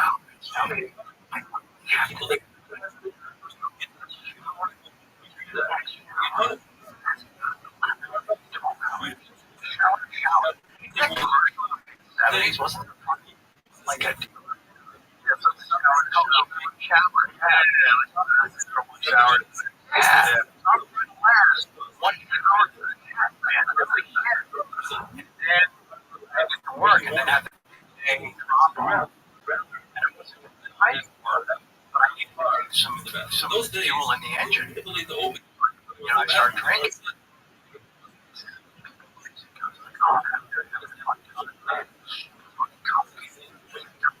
right? It's like before you have to think.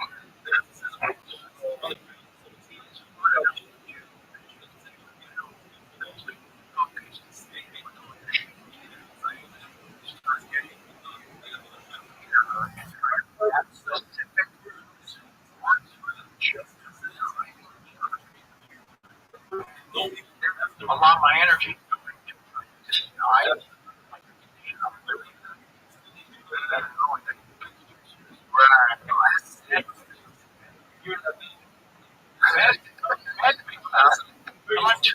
The same fucking thing every day.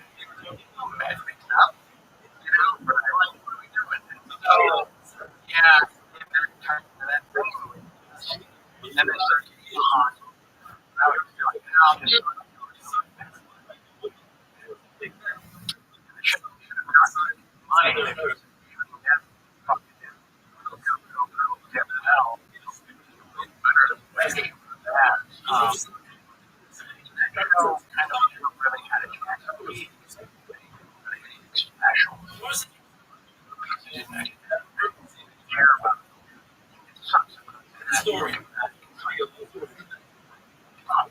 energy in the harbor.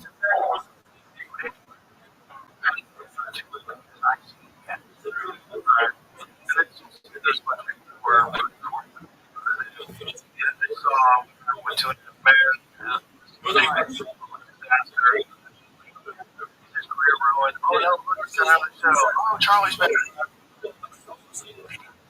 Okay, so that last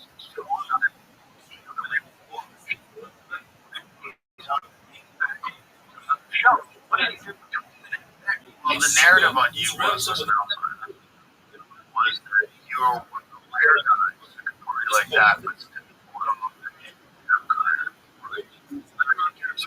said that this shit never worked on your feet. Very loved, which is embraced.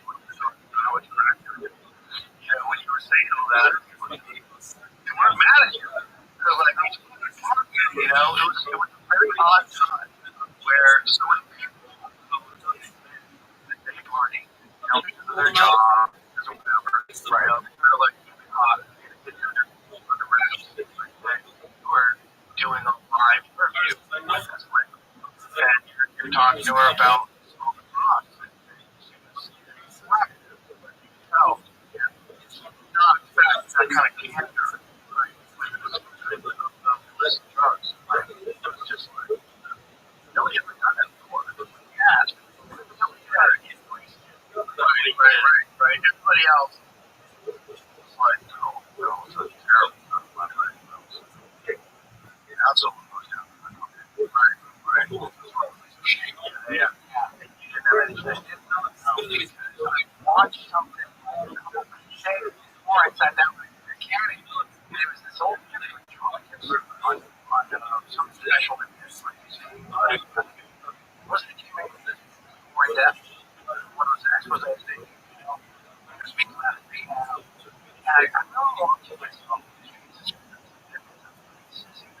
look at the fucking proceeds, look at all that shit, I'm embarrassed. I gotta go. I'm not doing that anymore. It's that guy. Just remember, what you need there with the brain, fucking crazy. I let myself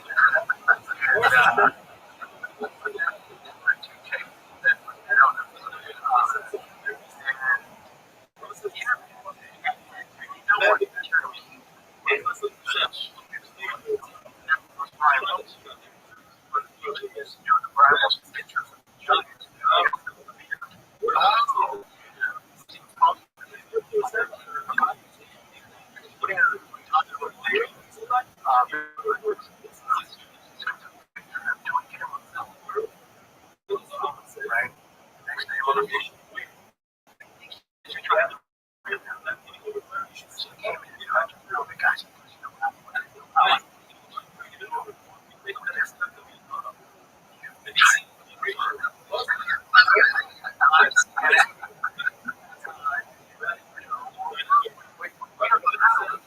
we're always waiting, right? Yeah. It's like, oh, I just couldn't inspire him. But maybe it's been an accident. Yeah. It's not put in there. I sat down.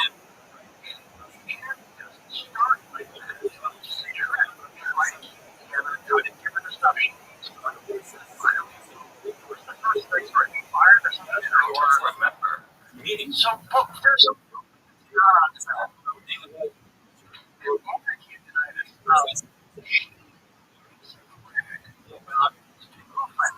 and I'm doing, right? And expect just like letting just get function along and answer her next question. I said, hold on, that's not how you just address them.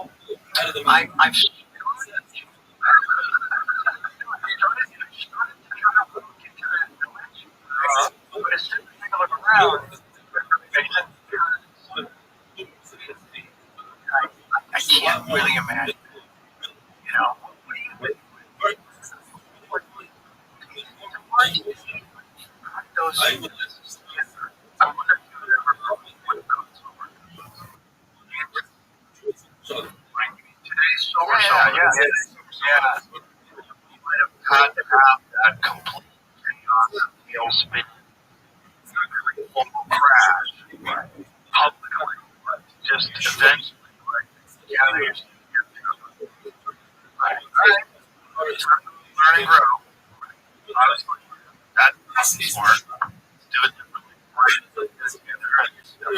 Anyway, almost 9 years later. You always wonder, maybe you have to have. That was rock bottom. But it was like, because the whole world goes. Yeah. Just a purge, and still you have to battle this big force. Because now everybody's loving you. So, here's how much crack he smoked, how much he says, it's not at all. Not only that, but it actually kind of helps you to little articles. And so you kind of go for that. And you have this big tour, everybody's coming out to see you. It was crazy. The first one, when you did it, was just bananas. Yeah, I went. But that was like kind of the story of like your career where things could fall apart. But you want to pull it together. You really had that disaster show and everybody was right. People were still coming out to see the other one. Right. Options. Detroit. Flying Chicago. Right?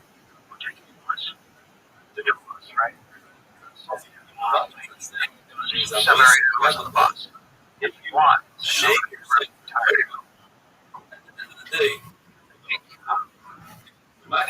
On that trip. I just got it. Just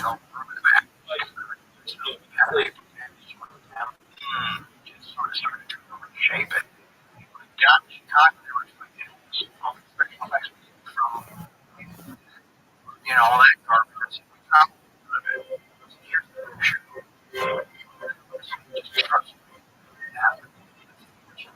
That's midnight. Applauded and kept on the tracks. Chicago. We're gonna have to all my all that.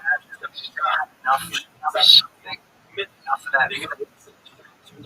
Just maybe that's certainly that's the impact of relationship.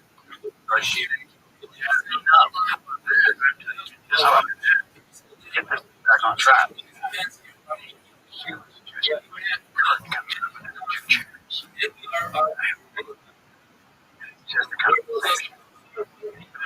Yeah. Yeah. Now, I wrote a letter. What I want.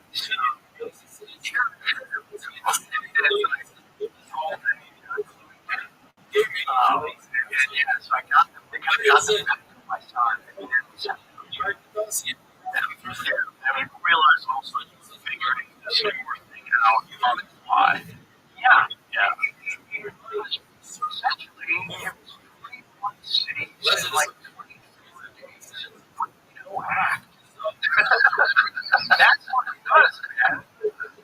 So I see Jeff Ross at that master at Austin. Perfect guy for that. Yes. Yes. Also a master at Austin.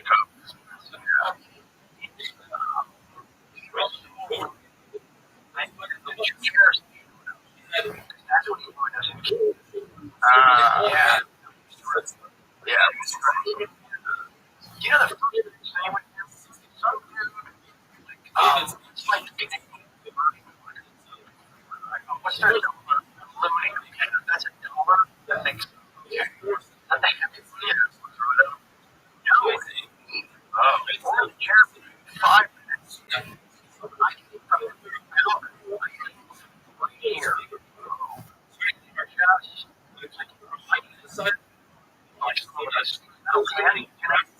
And I just had to kind of pause into that. Or then get the guy thrown out.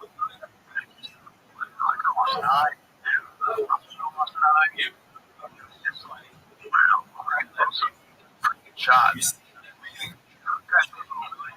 balcony. Yeah, that's a person. That's what we're on. It's not. You're from?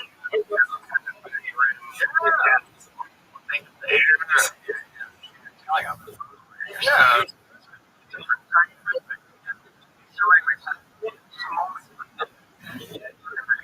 I guess just not everybody was on my side. Yeah.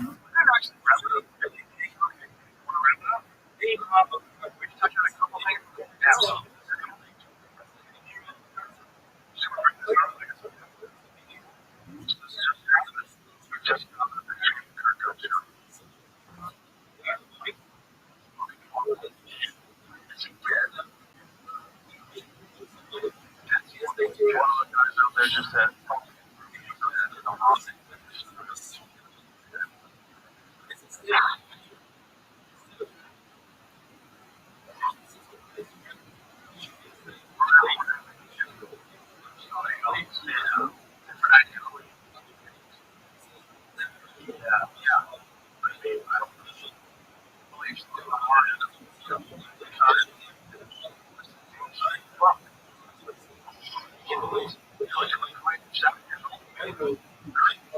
Have a suspect. Wow.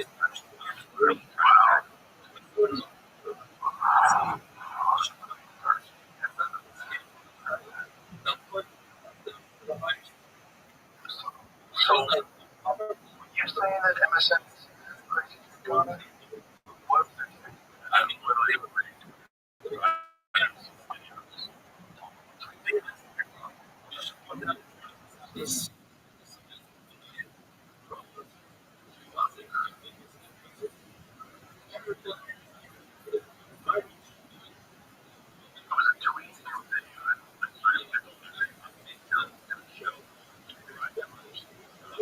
they're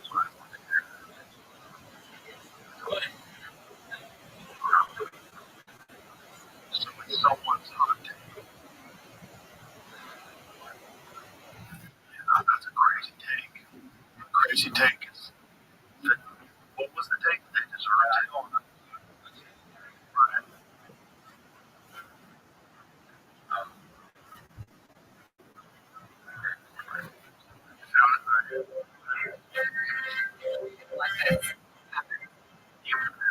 Yeah, since we just have, since we don't know that we just quote details of this, that we don't know if this was just some your government celebration or something. No, I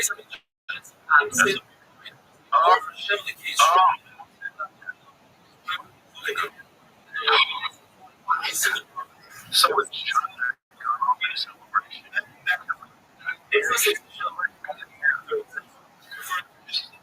What a crazy take. Like it might not have been someone assassinating someone for the wrong opinion.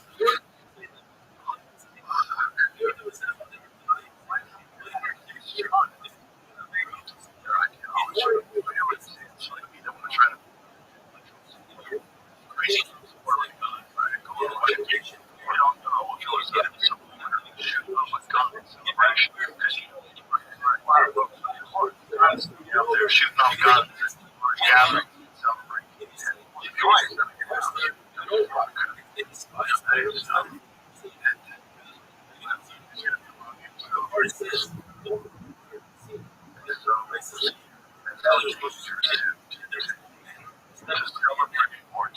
Anyway, encourage this kind of behavior from human beings. It's not violent. Talking to people comes to emphasis. only for the founders. Everything I tells you about everything, there's a lot of stuff that I didn't. Sure, they're allowed to participate. Dying, celebrate the fact they got shot.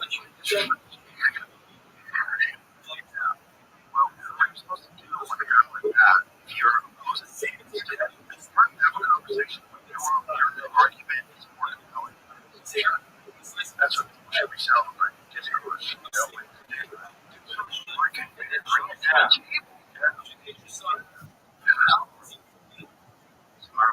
It's not just violence.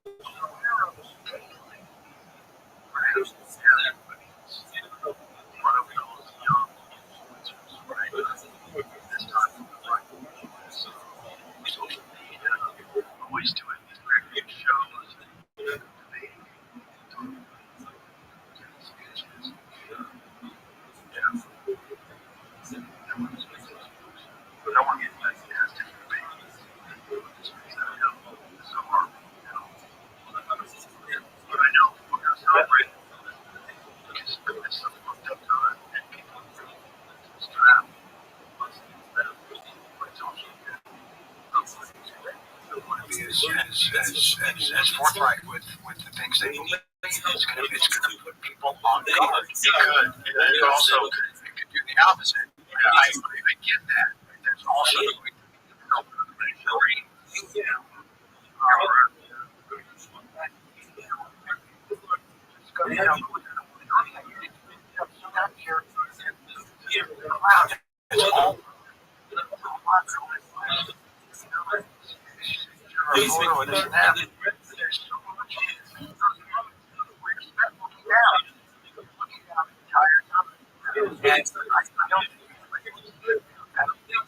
that's kind of out of control.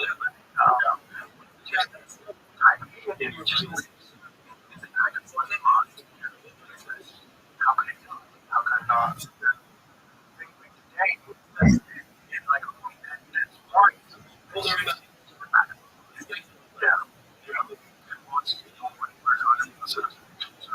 Whether it's Kennedy or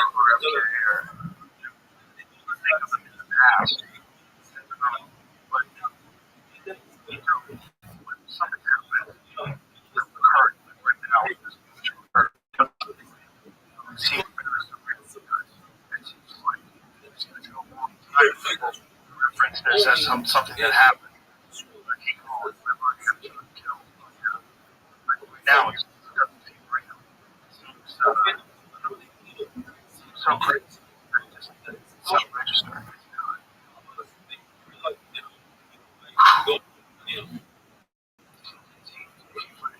No, I met him once at a gun. Yeah.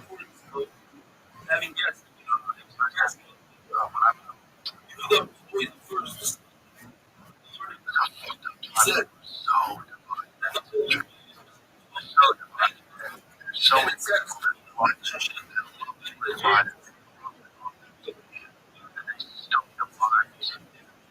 and they do it.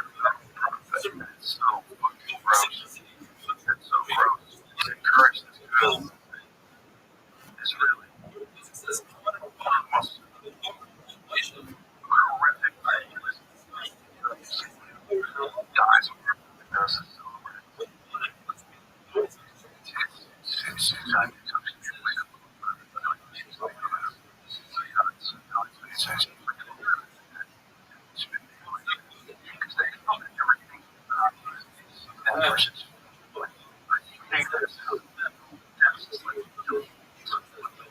it's like you might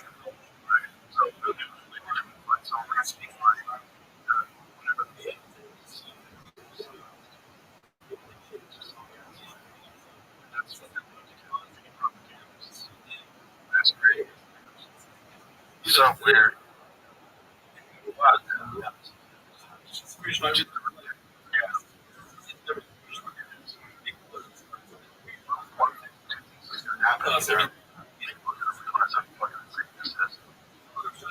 With have a conversation about section. It's going to get a lot worse. It's scary.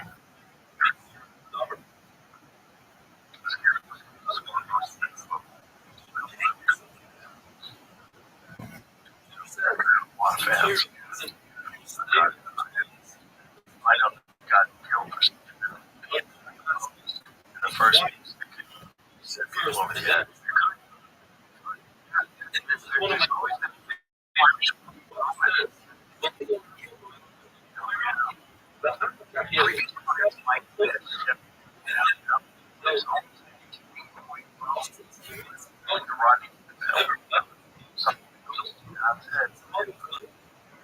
There's also highlights.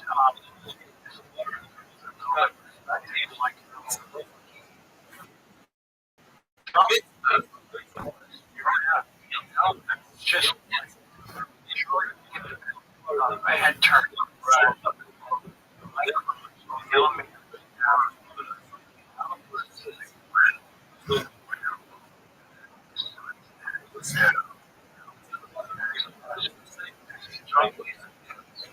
but they talk about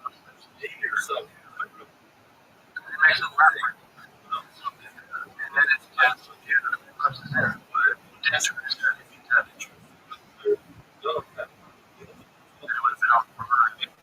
And we know more about an assassination in 1963. And we know the photo was that wants to know how that story's from. There's a lot of weird stuff in that story. There's a cell phone that was traveling metadata, cell phones traveling from outside the offices, FBI, as there with this guy. And he was 20 years old. His apartment was professionally scrubbed. There was no silverware in it. He had no social media presence. He was regularly trained. Like military guys. He was regularly trained. Like never did free, right? He was hooked on for 2 years before, right? He was doing another job. It was kind of between the two figures that they were trying to cover. The only spot, the excuse why they didn't have officers on that rooftop was it was too slow. The slope was too steep between the zeros. He climbed up and he was like, what the fuck are you doing? It didn't make sense. They also wanted where the snipers were perched in the southern slope. They know nuts. They found that guy with the ground, the house number. Look at that. Fucking range fun. Yeah. So you're not in a golf course, you're at the range fun. Yeah. You know, yeah. Those guys are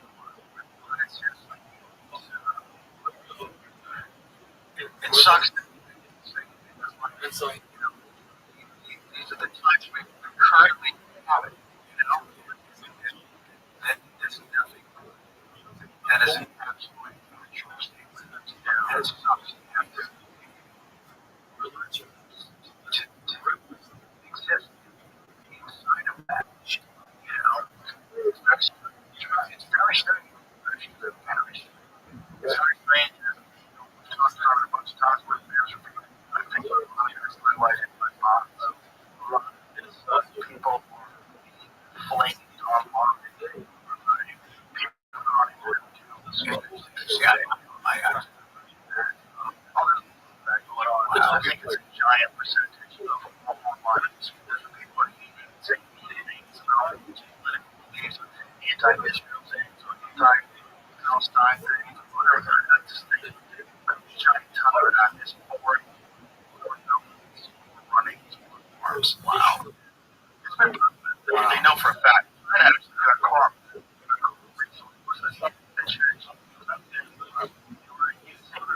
They were using OpenAI software. They were commenting on like all of the UNC money and a bunch of different like political subjects. What they basically do is just get people money. Just that's what they want. They want constant fight. Constant constantly stoking wow. Some of it's organic for sure, but a lot of it's being enhanced by foreign companies for sure. They're probably by our own company. What they did with the Manson family, I think they stopped there. Some of that kind of stuff doesn't go on right now that we don't know about right now because there has been a top to write a book about it. Sure. We also need to know which stuff was made for that specific program. Type of hop, like where let's see how they react to this. Okay, activate those.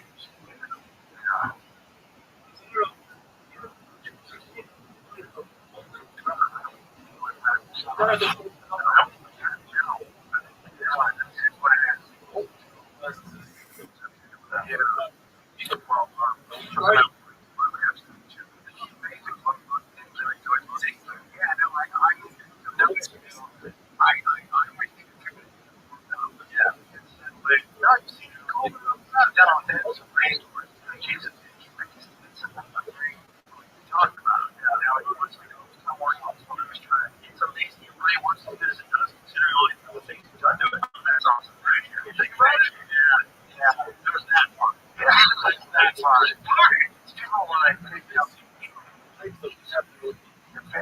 dude, I'm like, this thing is still fucking detached. Yeah. You don't like yourself. It's actually way better than looking along. Oh, I think it's right. It really does. It really does. You know, I took a page out of your book. It's a very specific page, and even if it's a rumor, I use a song like it, right? It's like a higher balance. That's not really just wrong. And I hear travels with right? That one song was it's travel. I do. If I know that there's not going to be a song, okay. So I was like, I'm going to start playing with that's a song. I was like, okay, he's traveling with him. I'm going to travel with mine. Yeah. I don't know, it's true. It's a pain in the ass. I'm watching this collection. But so thank you.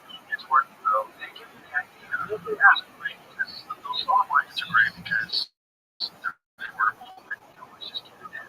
Like, I really genuinely prefer real song. I have one because I just put it out. So this time I was stretch. But as far as right, with my candy, it's like I tell you, it's like a paper class without all the yelling of the right? I love it. What do you have to that? Oh, sure. Yes, that's a lot of the microbeats. You know, a lot of it's heat done. Right. You know, it's also the yoga, the exercises, which are great, and you're also more playable when you really warm and heat it up like that, which really helps. But a lot of what there was actually a study that they were doing in Harvard. I don't know if you can believe it, but they were doing it a couple of years back about the benefits of hot yoga and whether they're comparable to the known medical benefits of sauna, which are pretty well documented. And what was the conclusion? I don't know. I have to think it's got to be similar because I've been in a lot of hot saunas and I've done a lot of hot yoga, and because of the exercise, I think you reach very similar body temperature. Your heart rate jacks up because you're so hot. You know, you can barely keep yourself off the glass of water when they let you have a sip of it. You know, I'll take a sip of water. But it's real similar. It's 30 minutes, which is, if you're a real good big hot yoga class, you're a different day in front of you. I started that every day. It was like how everyone started their day. So much more peaceful.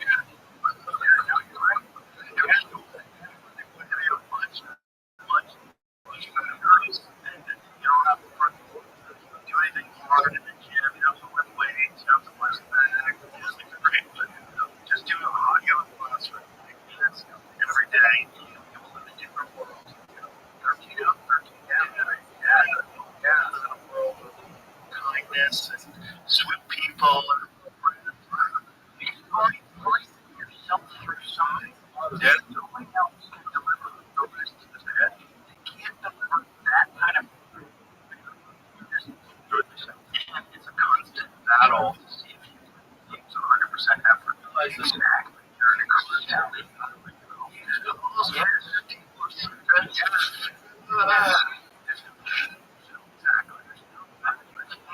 Right, because you always do 100% of what you do. Right. Yeah. No, I was going to this studio like early innings. Oh wow. And I Korean was in there. Yeah. And doing a lot of stuff here. I was with the head. He really goes with the because the sales thing. Yeah. And we played sometimes. Already in there. And so he showed like this was longer. Was still wearing my shirt. Just because I last year was fucked, right? And so, but then once he jumps, right? So the mirror that's where you check it behind. You can see it behind us, from facing forward. It's at for about 6 degrees. The running all speed. He's getting it.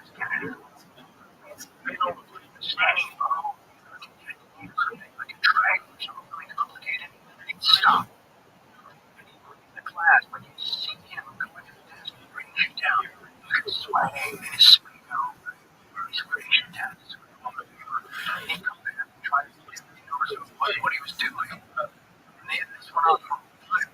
And we came to find out later, yes, we think of a year, think about it, that everything was being expanded, right?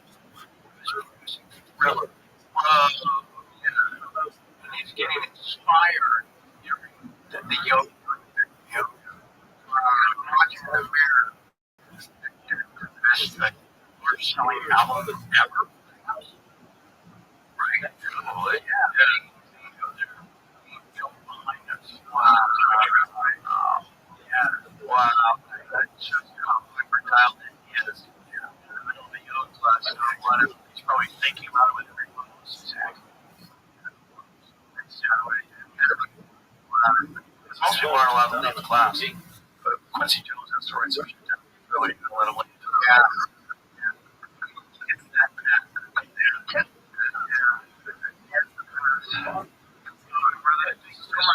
Absolute pleasure. Thank you for being here.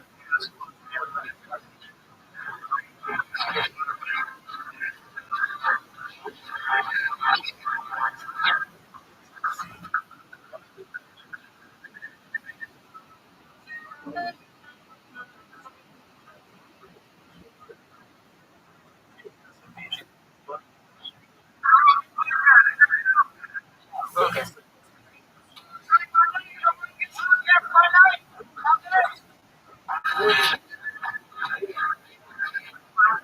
Right here.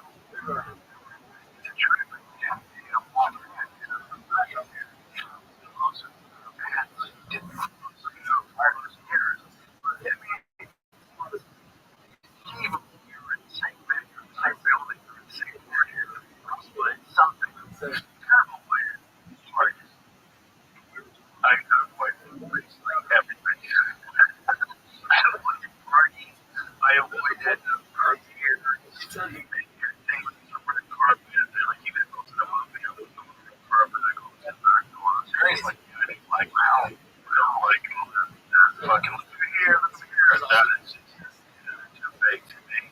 just whatever allergy I have to that player, like like it. You know where the back door was.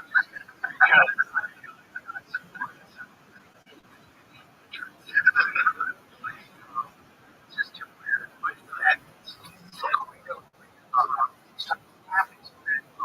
Yeah, and I think it's like it brings you as close to possibly sterilization without surgery. I think it's baffling. Yeah, I think it's like radiation. You can take a little bit of it, but you don't want to work at the X-ray machine. But someone keeps calling you back to Rothschild.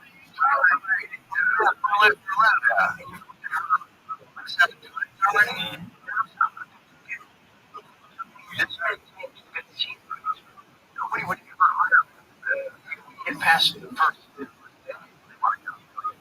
Perfect one with just a little bit of side on it, just a little something right. Curse of the lips, the worst one. Yes, but what you want to do when it's a good sweet dog.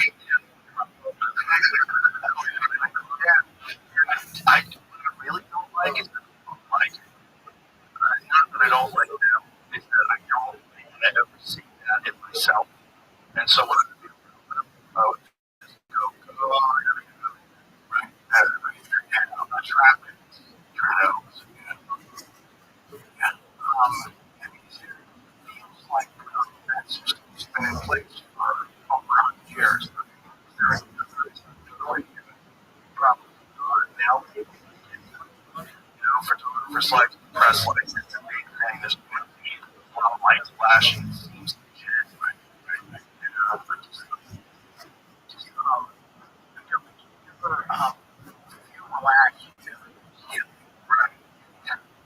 It's completely okay. The only way that would be happening in real life is like you were on trial. Like you were being trained in front of a bunch of people. You can't hear you. It's fun.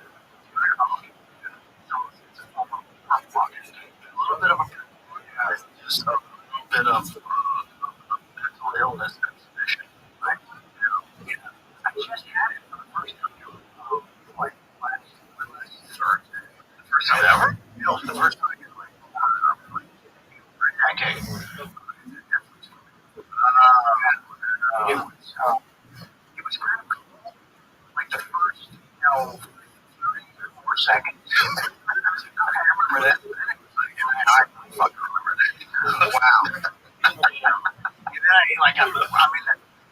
Right in the surgeon, right on my forehead.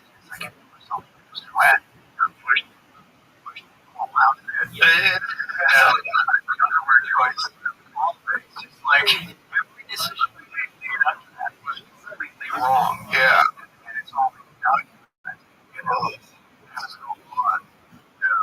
What's really funny is that when he first walked into the studio, he brought up to me in 2011. I think this is when you don't know what they're saying. And I think this is also when my friend Russell Peters was doing those tours with me. So he said, I need to get your just a long shot. Help me look it up. Here we are, 14. Yeah, it takes what it takes. It's funny because I got no Anthony Bourdain. Yeah, he was 2011 as well. How many shows have you done? Not that many. So he was doing 20 shows, just like coming down. That was my friends. Most of them were comics. We just did shit. And like, how? Yeah, so nothing like this. No. It's slowly had to get out of it. It's like, I had too many weirdos going to bring by my house. I was by my house. This is too hard. Maybe some people shouldn't work. Right? Driving for the right reasons. So I have no idea where we are. So it's kind of like a version of back over my head. That's probably how we should do it. The guy they're playing or introducing just for everybody to pull the call over the back of this. Here's starting to get your neighborhood right there. But we did it. Those things that you kept from Russell Peters were so fascinating. The whole thing was so fascinating. I watched it after the first episode. And the whole experience of watching the good that everybody knows this place. Gigantic store to watch you just not just go off the rails with drugs. Super open about you, like the first guys, and everybody just embraced it. Instead of being like, drugs, he's doing drugs, it's Saturday. What do you want there? Keep going. It was kind of crazy. All the Tiger Blood stuff. Everybody was saying, this is not was that like for you? Was that like, was it the worst kind of reinforcement? Or did it like, were you surprised by it? It's a great way to do it. The worst kind of reinforcement. It's like, unintentional or otherwise something. Right.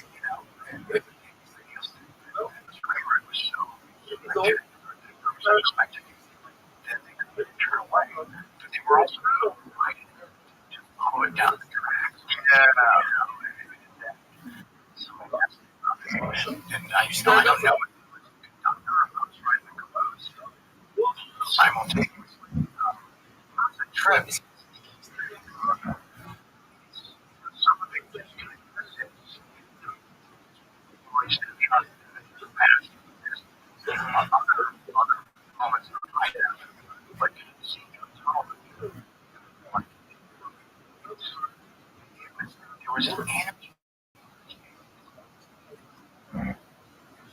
I felt like I was when I took the figure out what the plot was. Somebody should come up with right. That's what we made.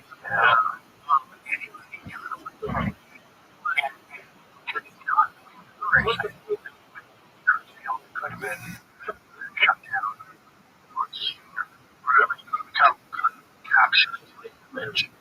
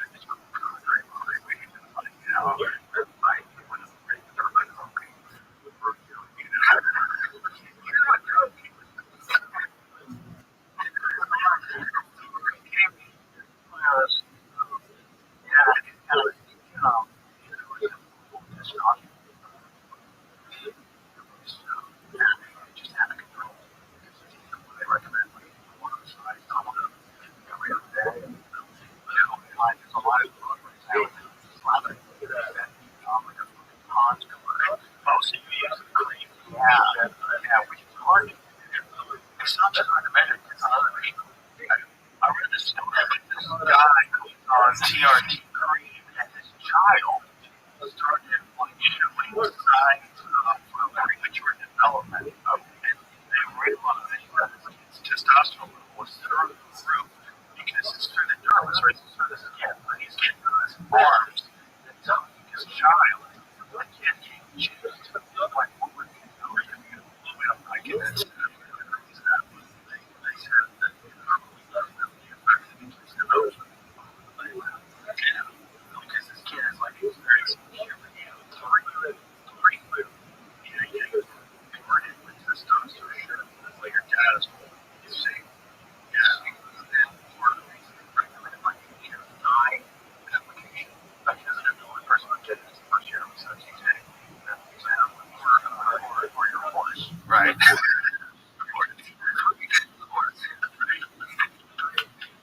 So the testosterone and cocaine together.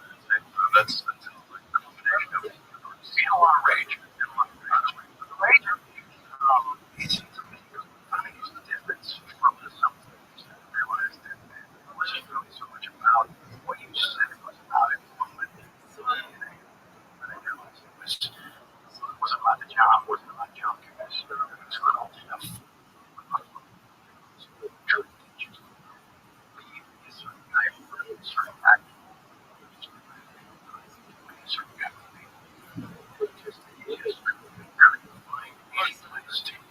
Find it. There's always just don't want to take the crash. That's all. Yeah, and it's not the book. I don't want to report it well enough to put in the book. It's kind of deciding what's in there and what's not. Or something that isn't true. It's not the book. And so, but I was trying to just kind of,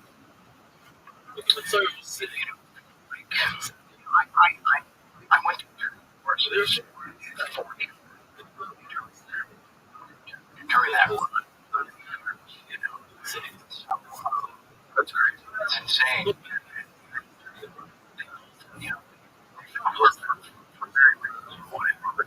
But it wasn't time to heal the last one. Right. But that's all me. You know what I'm saying? That's all I'm making decisions. Through the lines of the book. It really comes down to really all about choices. But then, yeah, and it's just for me, just talking about bullying stuff, being so direct. And a guy who, let's like, if you really break it down, what did he really do? He created this environment with a character in an amazing show, which is so compelling, right? That it was, the toast of the town, right? And all he asked for people to just, like, show up and responsible.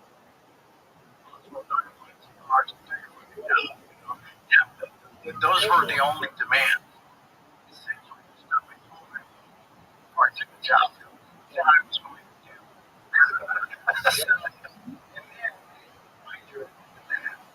It's really difficult to really look back on it and figure out why I got that far, how I got that far. Okay, testosterone is not have the conversations with people that you're at. What you're doing is correct. Right? So I want to talk to you. Did you really? Yeah. Sorry. I was really grateful we were able to do that in person. Yes, Karen had a little bit too long. Yeah.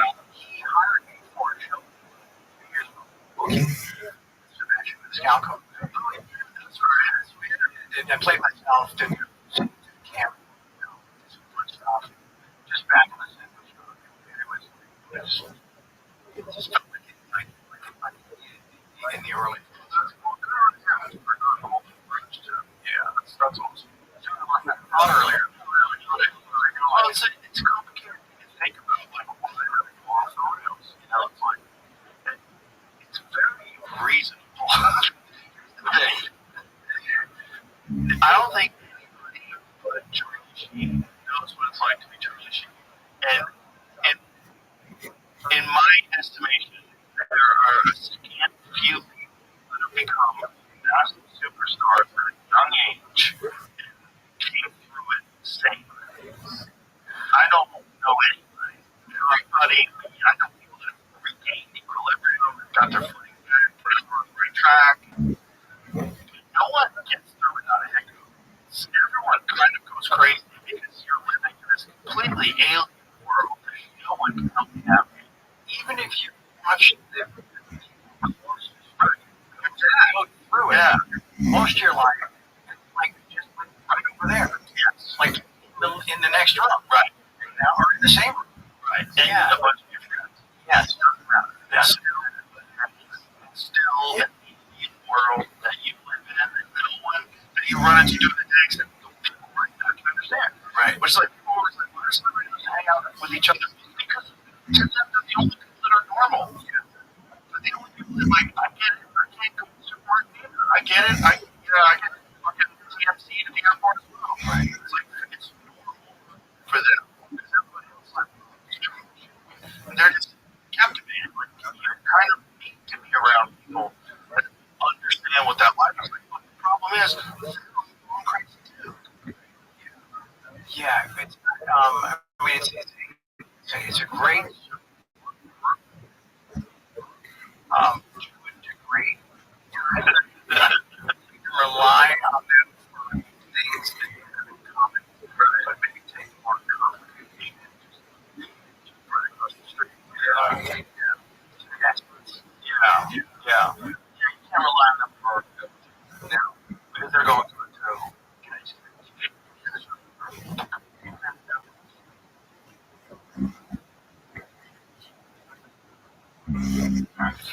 Words.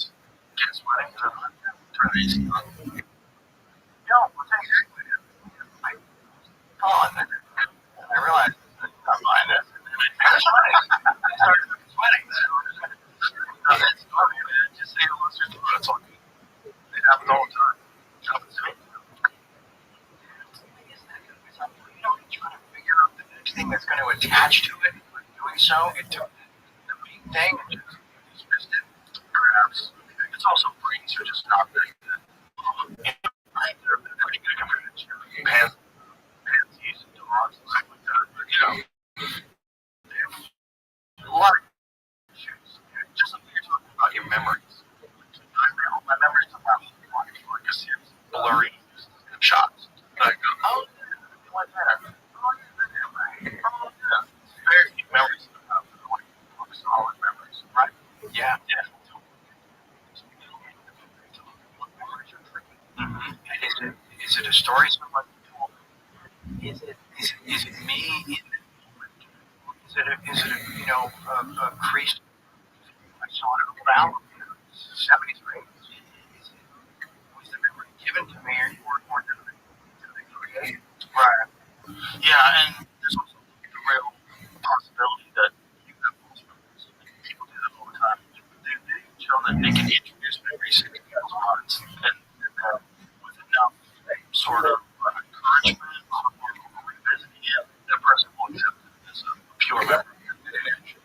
Yeah, and they'll talk about it like outside of that. They'll have no knowledge that it's memory. Wow. Yeah, it's just not a good system.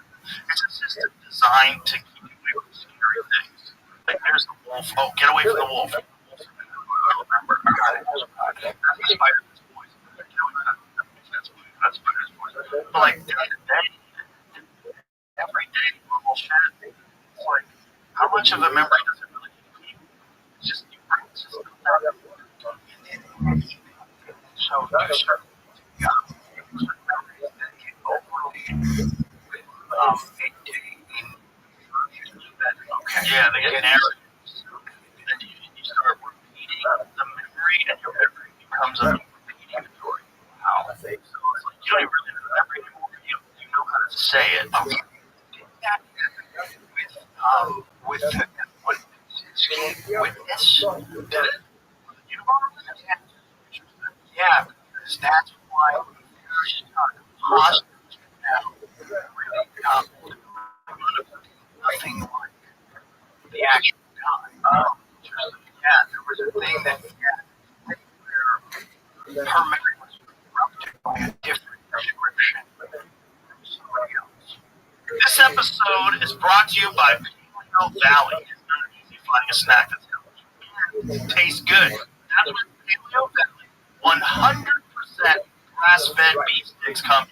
You might be shocked to find out that most of the other leading brands, like Grab and Costco, use things like citric acid, lactic acid, and even black mold as preservatives, but not Paleo Valley. They use oral methods of fermenting their sticks so that they're shelf-stable without using chemicals or questionable ingredients. Fermentation is also good for your gut. And these guys have over 55 million beef sticks sold. So yeah, a lot of people are eating them. And if you're not, no worries, because they offer a 60-day money-back guarantee. Go to PaleoValley.com and use the code Rabbi and get 20% off, or find them on Amazon. Give them a shot, and you'll see what everybody's talking about. Well, there's also the factor that the Unabomber was such a traumatic event that this person was probably super freaked out, which is when your memory is the worst.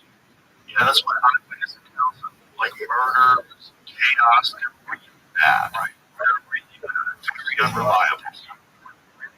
Awful percentage of what they like would find out in the court. Yeah, like the term, you like the file from the person that guy that is like sometimes it's like yeah, and then they'll convince themselves that they're right because they've already said it. So then the ego gets involved. And then, it's just traumatic events leave you. You're in a high state of anxiety. Right. When they have like say like you saw like people jumping buildings and fall to their deaths, or your memories are probably really clear because it was. But your memories of people that you might have saw that were running away, or maybe you saw a guy in a van and he looked fishy, or maybe this or maybe that. Like, and then a few days go by, you go in left well, you're all freaked out. Your memory's probably a mess. It's probably filled with the news now. You go eyewitness accounts. What the fuck happened? Right? See someone die, someone jump off a building. You remember that. There's some stuff. It's just this is one of the scariest things about transhumanism, is that it's really appealing. They give you a hard drive. And every time in a memory, you can go just like, you look at your phone, like your iPhone on this day, 2017, like, oh, look at this.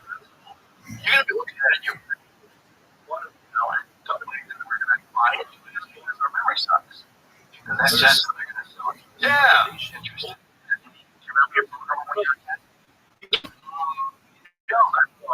Because it rhymes.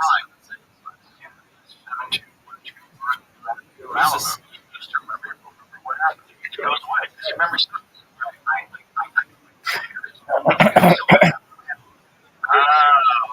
Rocking the web. During dinner.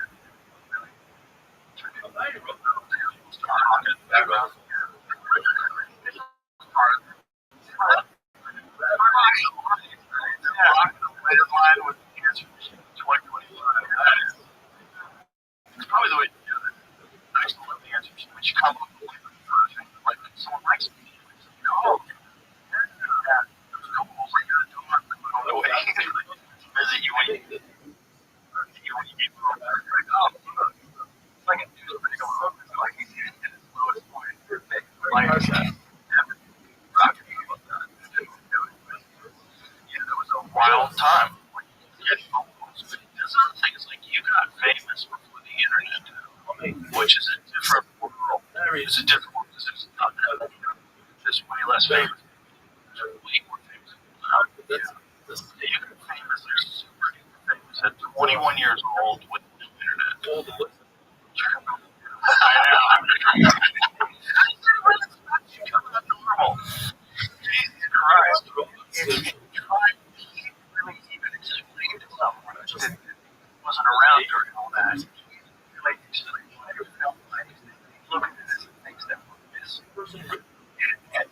wasn't anything missing. It's about having to engage in everything you were doing.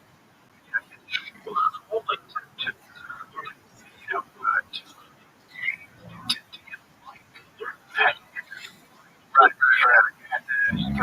talk shows and junk, and and nobody knew behind the scenes.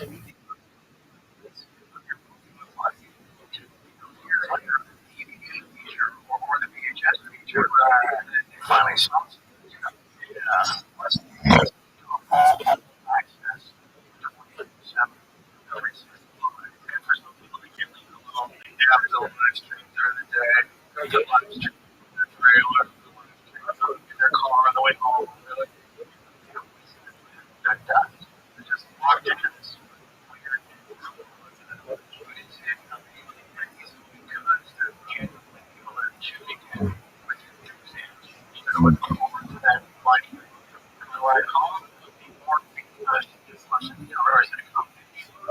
I think it's those things that also the thing that he says that he did never get, they're scared of him. He did never get the level time. Just time to decompress things. Just be by yourself. Just follow on TV. Just fucking settle your house. Just like catch your breath. Without just constantly doing something. I think it takes from that. On the couch. Watching this night. This night show. It really is. It's no play. People are knocker, bad for you. And that too. It makes you just it gets really same as 2004 did before. It's about say earlier. Thanks. Okay. Memory just drop another token in the slot. Is that now it's let's find out. I bet I forgot it. It's normal. It's normal. When you first got did you have any idea like what for people to understand what make that movie work? Because there was one of the very first mystical horror movies. And I think very importantly, it was done by Oliver Stone, who was absolutely visual and not horror.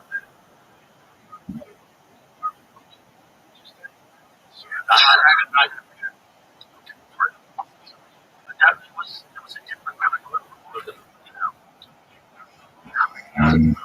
wasn't a line for your dad. That was a very different movie as well. That part of it. Which I would this script to read like it was going to be a masterpiece. The script, like a movie,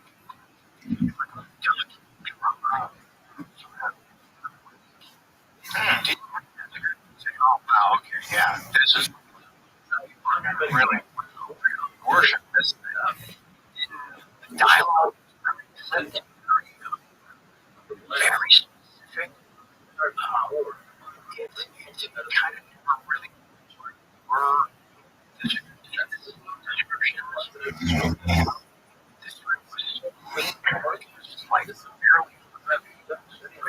Yeah. So I realized sort of what we were doing, what's actually doing. Usually I can read a scene and get a sense, what the responsibilities are going to be, where this place, how I'm going to see it on the screen. And I couldn't do that. I just enjoy seeing that very simple.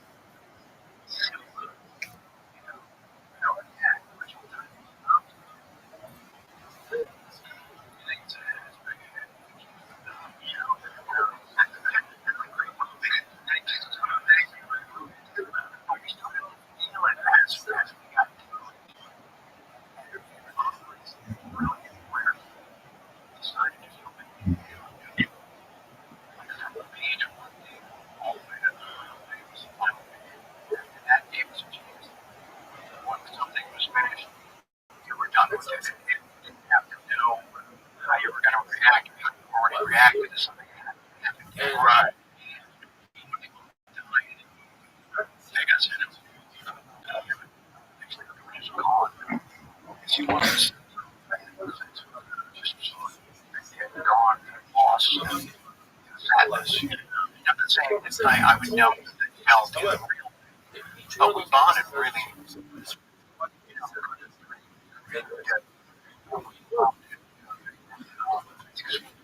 The only people that we had in the middle of that country missed somebody when it was going on. Ask them all ask what it's like to make a movie about a story. What kind of bizarre mental conflict. He talked a little bit about his experience in Vietnam, but I don't think we talked about. Did we ever? We talked about the making of the show. So heavy in the JFK assassination. This is the last time he was on. The last time he was on was on Showtime. JFK talked about it was a Showtime thing, right? I think it was. Yeah, it was a part. Yeah, he put summer. His recall is insane. It's insane. If you have a conversation with him, he's pulling up dates. He's got a notebook. I mean, how old is Oliver at this point? He used to be 60. So if he was 70 years old, rock solid. I mean, rock solid. It's just pulling up dates. And Alan Dawes did this. Harry Hatwood was just the Warren Commission report. It's like studying the passages. It's a banana. Wow. Yeah, has he landed on like what you can point to, or is it funny? Me too. But there was a lot of people that wanted him dead. For sure, there was a lot of fuckery going on with the Warren Commission. For sure, there was a lot of nonsense with the autopsies. There was a lot of nonsense with the single bullet going through both him and Connolly, and bullet fragments in Connolly's wrist. That magic bullet was missing. It's like bullshit. Bullshit. No one really knew how much bullshit it was until they did that video that they played of the Zapruder film, Geraldo Rivera show, when Gregory came on and was a comedian for a great while. He came on and had the footage of the Kennedy assassination. Everybody sees Kennedy's head go back and to the left. Right. What's happening there? You immediately apply simple common physics. Yeah. Especially when you got fired. Also, it clearly looks like you got shot in the chest too. When he grabs his dick, it's clear right that you got shot. It's always on doing a drink. But there's two different autopsies. The Allison says, and there's the autopsy of Bethesda, Maryland. Yeah, two different autopsies. Yeah, and it also looks like by the time they got to Bethesda, they kind of glued it together. Or at least put the pieces back. Take a photo of it. It's like what was missing from what they were talking about, like Dallas and Bethesda. That's the shop. It's like, yes, yeah. There's a great book called Best Evidence, like Clifton. He was an accountant, and he had some sort of assignment involved with the Warren Commission report, and so he decided to read the entire thing. And so in the reading of the entire thing, he finds so many contradictions, so many things that don't make any sense, that he starts becoming obsessed. And he finds out how many people were witnesses to this assassination who end up dying mysteriously. The charts, off the charts. 95% of all those people that were hanging out, like a giant ton of them, died in car accidents, weird fucking. They became Bowers. Who's Bowers? It's management.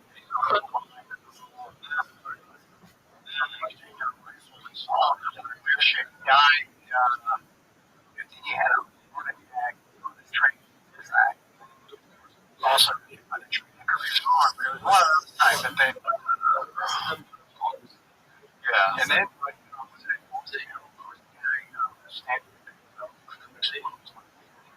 oh yeah, that's the guy. That's the reason why they get it to him in the military. I don't know if Doug Whitman, he was the rich shit. Right. That adds up. Right. One guy did it. It's only 3 shots. So we can come up with a reasonable. Just make him punch. Yeah. I had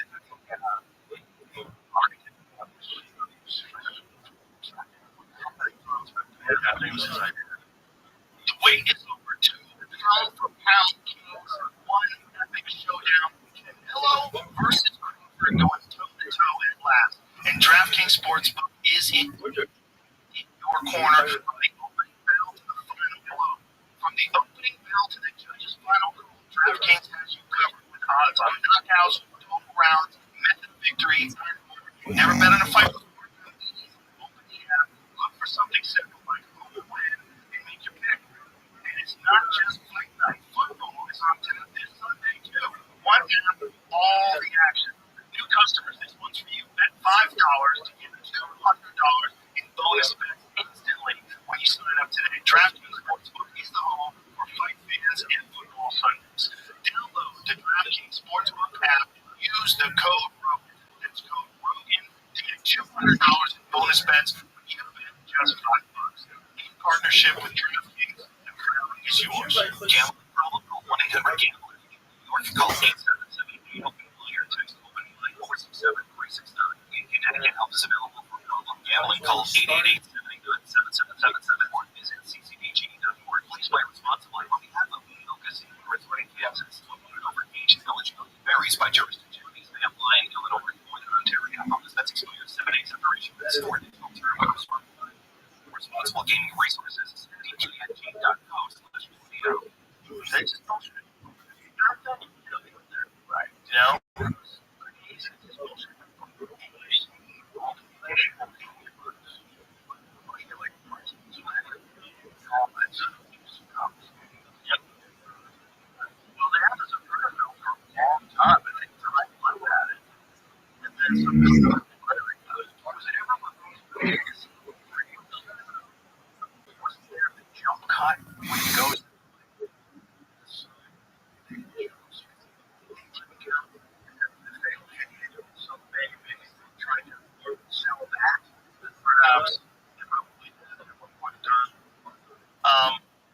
But now, obviously, it's the whole thing. And then it's also chaotic camps. I haven't, you know, it's even more aggressive. It's yeah. I shot multiple simultaneously. That's what I think it's both from the back and from the front. And I think, to be honest with you, he wasn't involved. He certainly wasn't in this. He was probably the guy they were going to frame it on. But I think he was in on the whole thing anyway. And I think he killed the cop afterwards as well. Timid. Yeah. Did you ever read the thing about Timothy precinct was Jerry? Then they showed the side by side of how much they would look like each other. The transfer. I mean, it's so travel down there. There's so many to explore. There's so many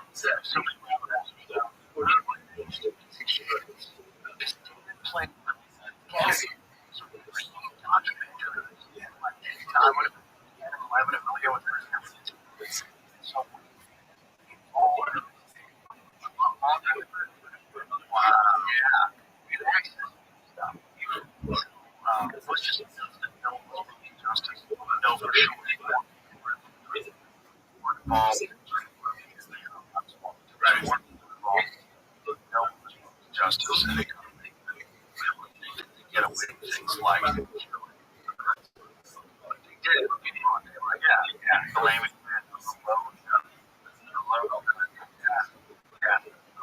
already had a description. Articles about him before it was even over. And then the Jack Ruby goes to Lansing, would have to be visited by Jolly West, and the King culture.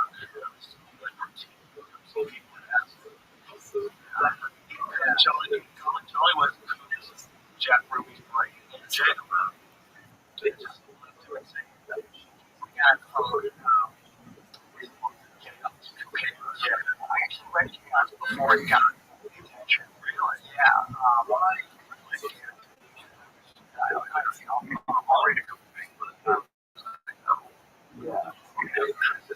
yeah, this one is the best books. Curious how you felt about the documentary about. I didn't want to. Okay, so that first 90 minutes, I think it was. It's only 90 minutes, right? I thought it was the first episode. So I watched it sort of like data gathering. I'm thinking you usually do the first episode. You kind of get to see what the director's doing and what kind of stuff planned and related.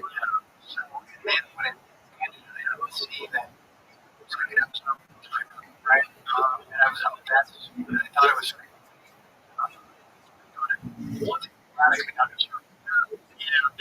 Try again. That needs to be like an 8-part, 2-hour. Yeah. It's so nuts. The story is so nuts. Just the actual facts are so nuts. You had very likely Charles Manson was a CIA asset. Very likely crazy. I taught him my techniques that he worked around and said, talking about protecting our asset and how to interact on asset and treat them mind and even get them to clear which is in fact.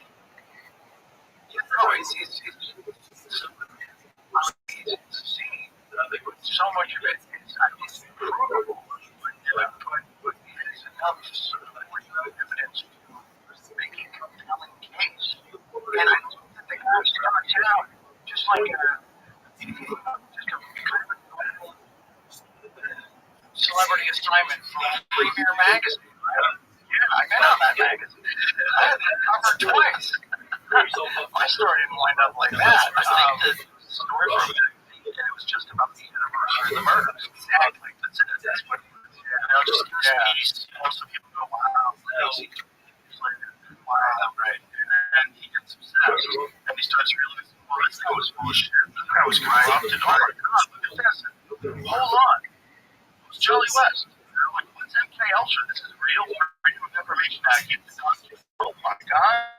Operation Midnight Climax. The government was running warehouses. They were running warehouses and using two-way mirrors and dosing jobs and filming them. And this has to do with Manson? Like, you realize that it's all to try to demonize the and stop them. And the equal thing I want to do is stop the anti-war movement and do something to curb the cultural change that was happening. And so the strategy was to turn NBC murders. Kind of worked. Yeah. I mean, it's one way to do it. Imagine we could do that. Like, what kind of cultural change would have taken place? Because if you think about what would happen between 1950 and 1960, let's say, different places, 10 years. Between 1960 and 1970, it's like, this world's crazy. This music is crazy. Our culture is crazy. These are nuts. Everything is wild. It's very psychedelic. Nixon comes along in 1970, passes the sweet spiritual burn act, makes all mushrooms and LSD, makes everything illegal, all to stop the civil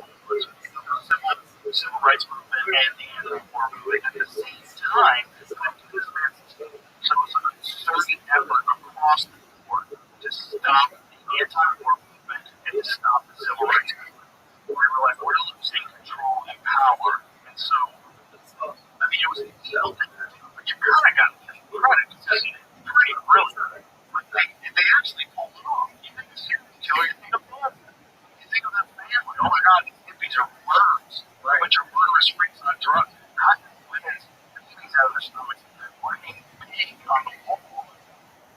This is nothing sad. The Beatles are good. And our whole government. They engineer. They stop.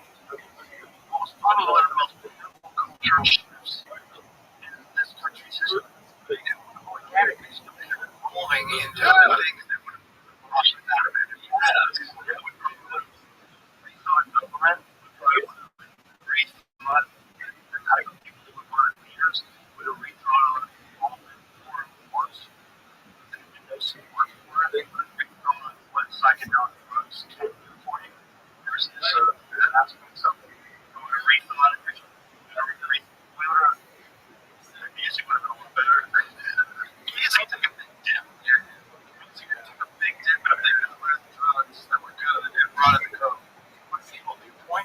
death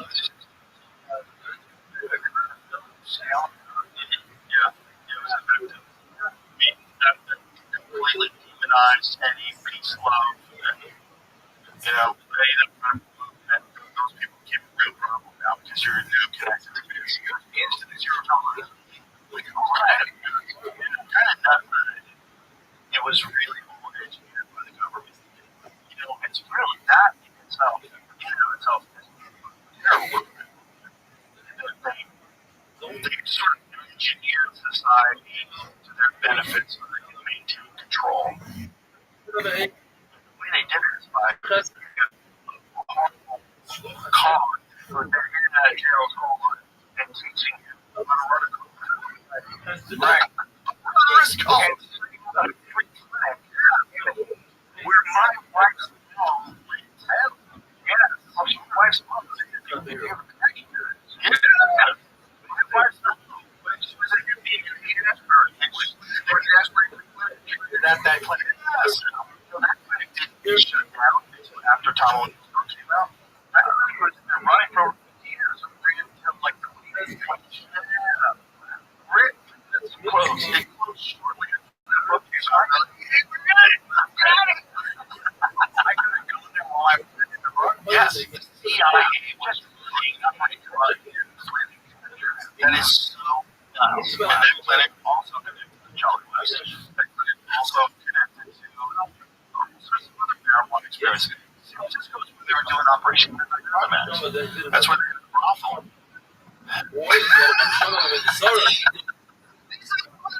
Like protected, sir. Look out for your left hand. These motherfuckers are creating bands and completely shifting society and turning people to whatever the fuck people became in the 70s. So, yeah.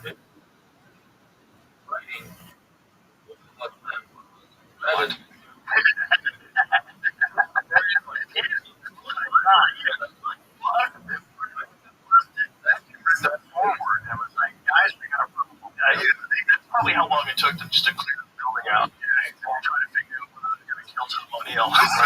Right. Yeah. Oh, wow. Yeah. He's great. He was absolutely my friend, right? He was his neighbor in New York when we first started working. And then he became his neighbor also in Venice. Like, his neighbor for like 20 years. So Fred's following him for this entire journey. Fred can't tell you about it for years. Like, why's your friend making that fucking proton? And then finally, he says, tell me the whole story. So long, what? He's like, you gotta have one. Wow, let's go. Had him on. And it was, I was one of the first before I had him on. I was doing the version. I was like, nuts. This is nuts. Yeah. This is all true. And it's all true. So they really engineer a murderous cult of hippies. And almost used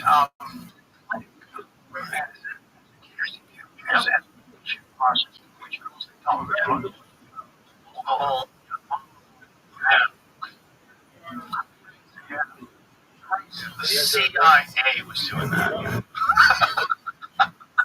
It's just another operative. They wanted,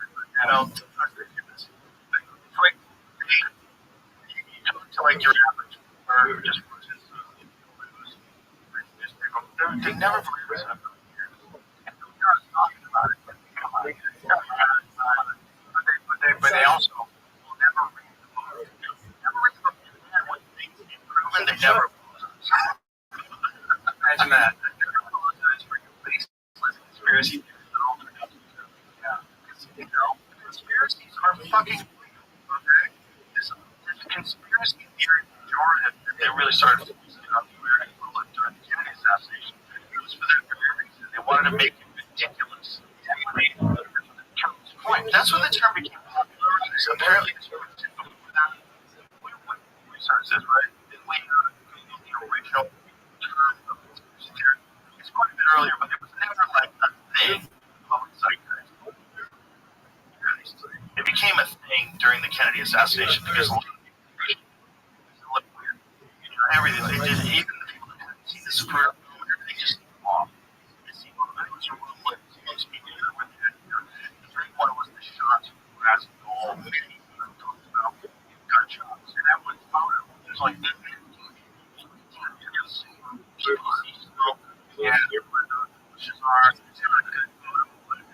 enough. So it's too important. When you're shots from back there, this is a thing that does happen. Especially if you look at Julie Plaza. Have you ever driven through? I have. It's weird to me. It's you keep close everything. It's real little. And set into that tight turn. Convertible. Pickle jar, Yeah. We watched something I read. Did you read? Kennedy. It's not you. Yes. Did you ever have one? No, I didn't. Okay. Yeah. I think so. Yeah. He wrote Sci-Spot. He's in all over the book doing. He was deep into it. I do too. But there's one of his books that I've never been able to find anywhere else. It's almost like this little deep super internet that the code for after the headshot over Dallas police. Have you ever heard that? No. Disclaimer. I'm not doing up this. This is not my original data. But yeah, that was great. That's great. And I don't know if you would have just added that color. That's not something you just throw out there. Yeah, that's a weird thing to add. Victory will.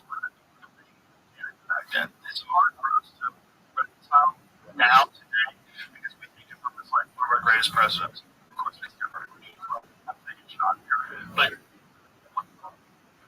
when he was alive, this was like half the country fucking hated him. And then there was the Bay of Pigs disaster. We lost a lot of people because Kennedy didn't give him air support. He wasn't told about the invasion until like last moment, and air support was crucial for success. He denied air support. A bunch of people picked up for it. Those guys on the ground. My friend Evan has a theory. My friend Evan, my rifle company, was a ranger himself. I met him. I love him, dude. I love him to death. And he said, like, those are hard killers. And if they think that they lost their brothers because this piece of shit didn't give them the air support that they deserved, it's Kennedy's idea. And you tell them that you want them to get that guy killed, like, oh, what if it's not me? Those guys would do it. He's like, those would be the type of guys you would have do something like that, and they would probably tell you this would be a perfect way to do it. Right. Turn. Yeah. Everybody says, by the way, because the conspiracies everybody gets buying it one way or another. I was just this with anybody says that Lee Harvey Oswald couldn't make that shot has never shot a rifle. They're full of shit. If the rifle's on, it was not that one. I'm not saying he can do it 100 times out of 100, right? But the possibility of him having that rifle ready, he's got a scope, he's got a rest. The car comes into view. Pull the sight onto his back. He puts it on the ground. Puts it on the back. And you get a headshot there. That's 100% possible. I just don't buy it. Right? I don't think he acted alone. He might have done it. He might have shot at him. He might have even hit him once. There was other people. He was the patsy. And I think what he said, I'm just a patsy. Right. When he said it was not like the guy who murdered somebody. When he said it was like, I can't believe they set me up. Exactly. So I think he was in on a bunch of here. I just don't think he pulled the trigger. Or if he did pull the trigger, he was one of many people that pulled the trigger. That's what I think. Yeah. But there was a lot of other people saying, oh, he didn't have those shots because the rifle scope was off. You don't know what the fuck you're talking about. Because I can get your rifles are going to be off in 5 seconds. Okay, if your rifle goes perfect as it's zeroed in, bang, I drop it on the ground and try it again. Yeah. It'll be all 6 inches at 200 yards. Yeah. That's the thing. It's fragile. They have micro adjustments.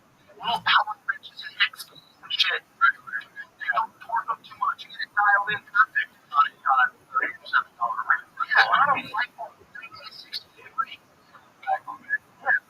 Yeah, they get it knocked off. Right. Almost instantly you can knock that thing off. There is a thing about the tree. What about the tree? That he reenactments supporting that he was the gunman. He did cut out part of the tree. They cut it out. Yeah. So he would have a clear field of view. But he had a clear view of sure.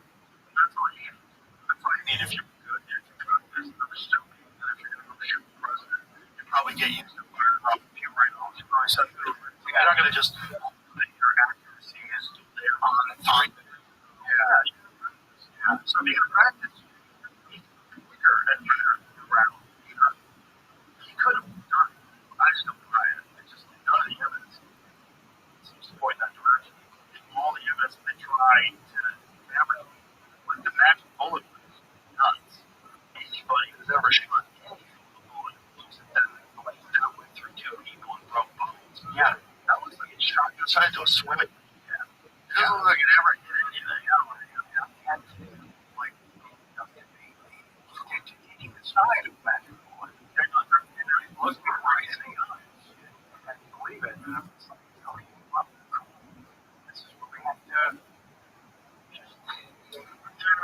Yeah, we have to walk away.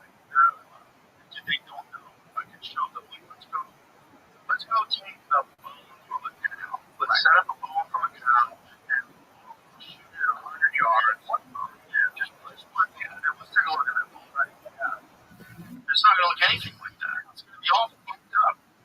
And there's the fragments. There's fragments from the bullet that are in Connolly's wrist that are more fragments that are missing from the actual bullet you're attributing to the bullet. But that's what's nuts. You know, I talked about it something else going on about the concrete. That they linked the rifle to Roswell because of a concrete on the stock when the shit that was. Yeah. The autopsy. Yeah. Well, the concrete was there, and then surprise,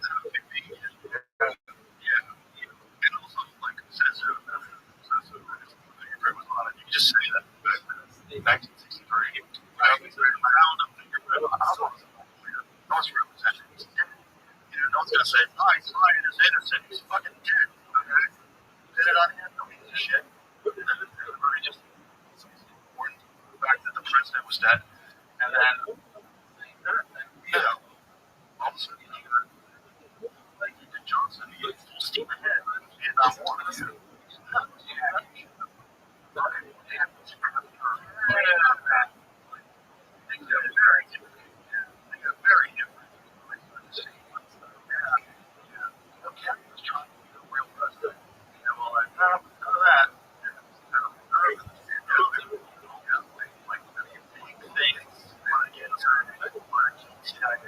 You want to do a lot of things. Today's that's not the real organism. We haven't really had a president since Kennedy. Everything after that is the president's more about a speaker. And then the giant machine behind it continues to run exactly as the house. Yeah, I mean, and his price and says no. You can talk the other day from Kennedy's assassination. You come up here and definitely can hurt their chances of getting reelected if people find out that they're very disappointed in you, or not supporting this, or not telling us about that, or lying about this, or you were involved in that. Yeah, but other than that, like, it's not much. Not much you can do. And that's why I don't really like it. Well, it's just that it feels like it's a lot of that. But it's also like a show. You can push it. It's a files. Yeah, it's like a show. It's like a file. So, that's what my dad described. Right. Boy, I've been watching it on TV live in my apartment with this girl who did it. She was a really small girl. And she couldn't believe it was innocent. She didn't understand it. She was so confused. She was like, how? She kept like,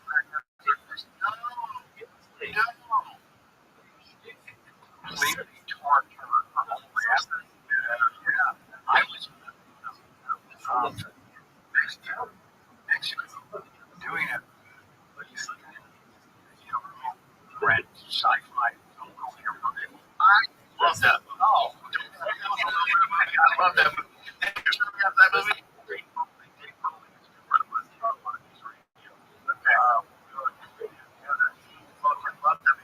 So underrated sci-fi movie. I checked it out. It was great. I love it. Thank you. It was the first film that actually incorporated a mashup of puppets and CGI. At that point, it was either one or the other, and the other hadn't fully really arrived yet. Right. That was kind of cool. But that was so day off. You don't know. Everybody knew the day before that the bullet was coming. Right? I want this. This is 95, right? Cell phone. It's like half a bar. And it's starting to ring. He's got his own talent to the team. Not great to burn it. So we all gather around the top, man. Watch him. He's kind of leaning to keep it connected. And we can see when he hears it. Sold something. He smokes a little bit. He takes the phone from his ear and slams it and give him. He says, what is that? Fucker got away with it.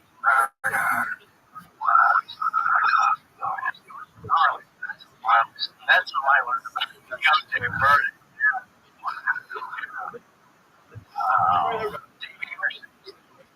Buddy, I grew up in the movies. So, you run across Dave, that's a great scene. Imagine a guy reacting like that. He was our connection to it. And it was hard to do. And that was like, time again, it might have happened. Kind of like, sort of, or was it?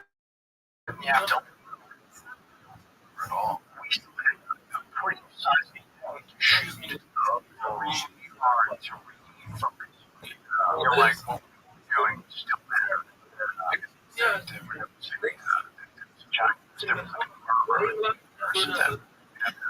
something, it felt like something had been taken from us. Yeah, yes. Most documentary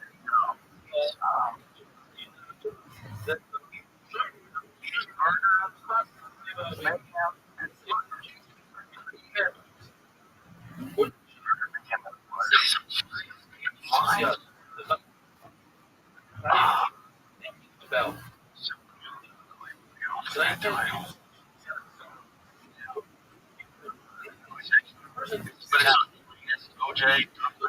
It's the latest. This is the one that seems broken down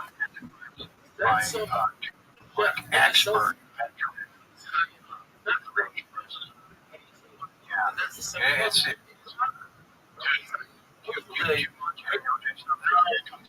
now I try not to. Because it's just weird. Like, okay, there was something else there. No, I think he killed his wife. And he got away with it. Yeah, that's just, it's just, it's weird watching him, like, naked gun. Yeah, they got murdered. Yeah, they got away with it. Yeah, there's anything about what he claimed. Juice is loose. Remember that? Oh god. Yeah, I think I will. Like a robot, like a bunch of hot ladies. Okay, come back. Yeah, made a rap song. Wow. It's like a voice. One time, the guilty verdict, the not guilty verdict. And so he got into.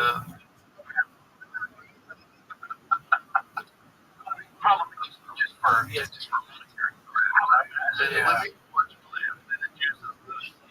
It's so bad. It's awful. Oh, that's right.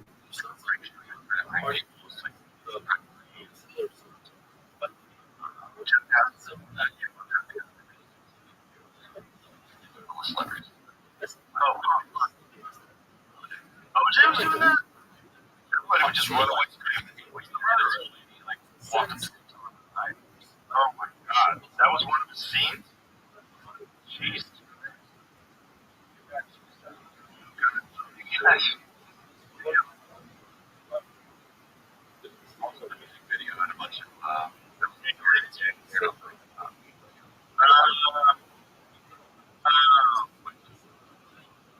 remember this but that whole thing going from that verdict to going back to work. All lives. What's up? We're filming the radio was in the middle of the North Hollywood shootout. Remember the radio?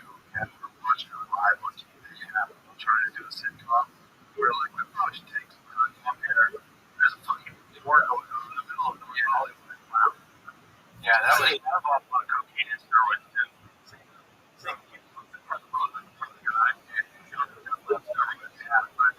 There's probably something like that.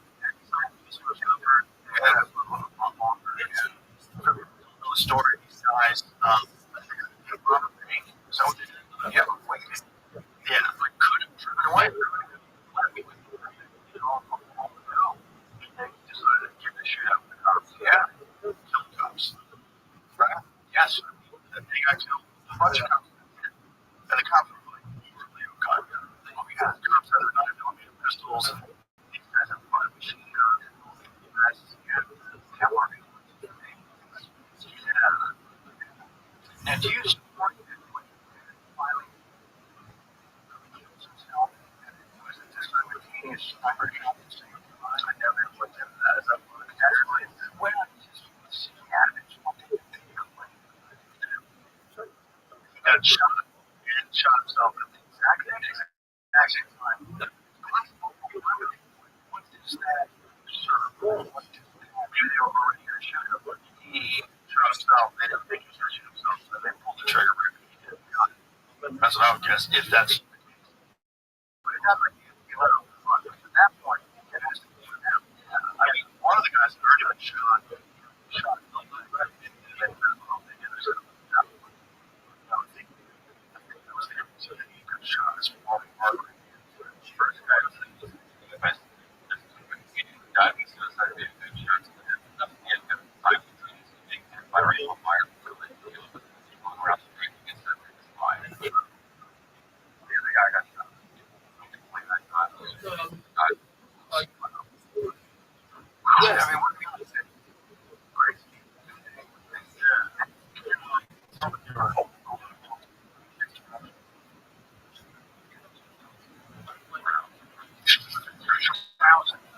Like, what is this? Like, calling that around, and you got a whole duffel of cash. You always have it. Yeah. Wow.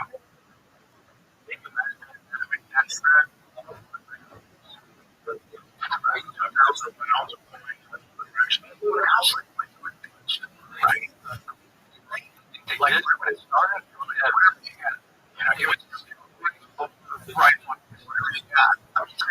Yeah. I mean, how long did it go on for? Wow.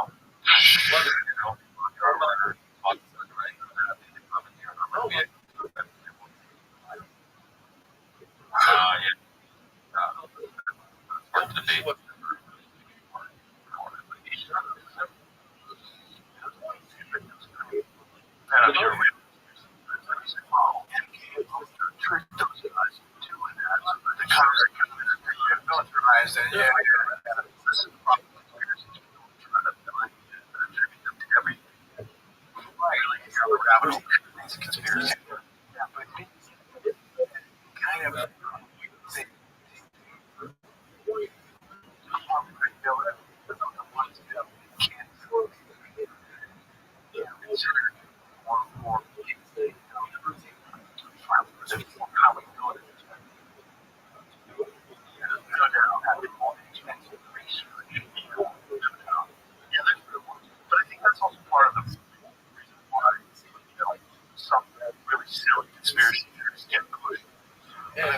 by bots, pushed by the accounts to market their networks. Yeah, it's like, stupid. They don't attach a really stupid conspiracy to one that's legit. Right? And it's a legitimate one. Yeah, it's almost like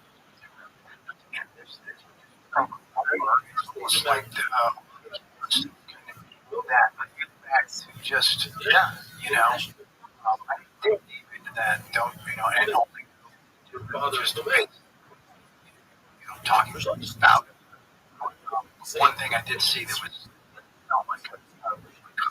was that there was always, anytime they mentioned something that was just completely scrutiny, it was followed up with the one that we believe to be real. Right. It's just kind of just put all on the same. Yeah, a stew of good stuff. Exactly. Just stir that cauldron, Yeah, that's a very convenient way to bury truth. The QAnon documentary on HBO was great. Each of the Fire. Something I didn't see it. It's a story. It gives a report on all people that were involved in forging and the creation of QAnon. How predicting the original who it was. Another guy took it over after a while. Got it. And it seems like they were just kind of fucking around at first. But it's not definitive. It's got some really good evidence that points in that direction. It's just hard to know. Everyone who was on them, somebody's on the White House, some person's on the White House. It's document. He believes that. The guy who made this document, he pins on one guy in particular as a tactic. It seems to have the attributes of someone who could pull from a QAnon. Okay, everything on the spin, everything super smart. Internet shit, Webster, Rothschild, 4chan, like, that's there's like good stuff that's doing it, right? Like, they got women to freely. They started pushing this idea that it's a picture. He's making you wear as you want, and you should just, your menstrual cycle should just fully enhance with appearance. And this is like just a side of your strong feminine. It was just them being crazy. And then a bunch of women just adopted it. Not so long. Tomorrow, something like this. Yeah. The last couple weeks. But women, that's people really susceptible to do that. Not everybody. But it's just like the Haight Ashbury thing. Not everybody's going to do it. Right? But if you open up a fake clinic, and then you get enough lost children come in through your doors, what are they going to do? Legit services. Yeah, snacks. Sort it out. It's just nuts that's our government. That's our daddies. People that we're supposed to be looking to help us in a prosperous life, secure our standing in the world, make sure we grow financially. And these motherfuckers did all that. Ultimate power, right? Yeah.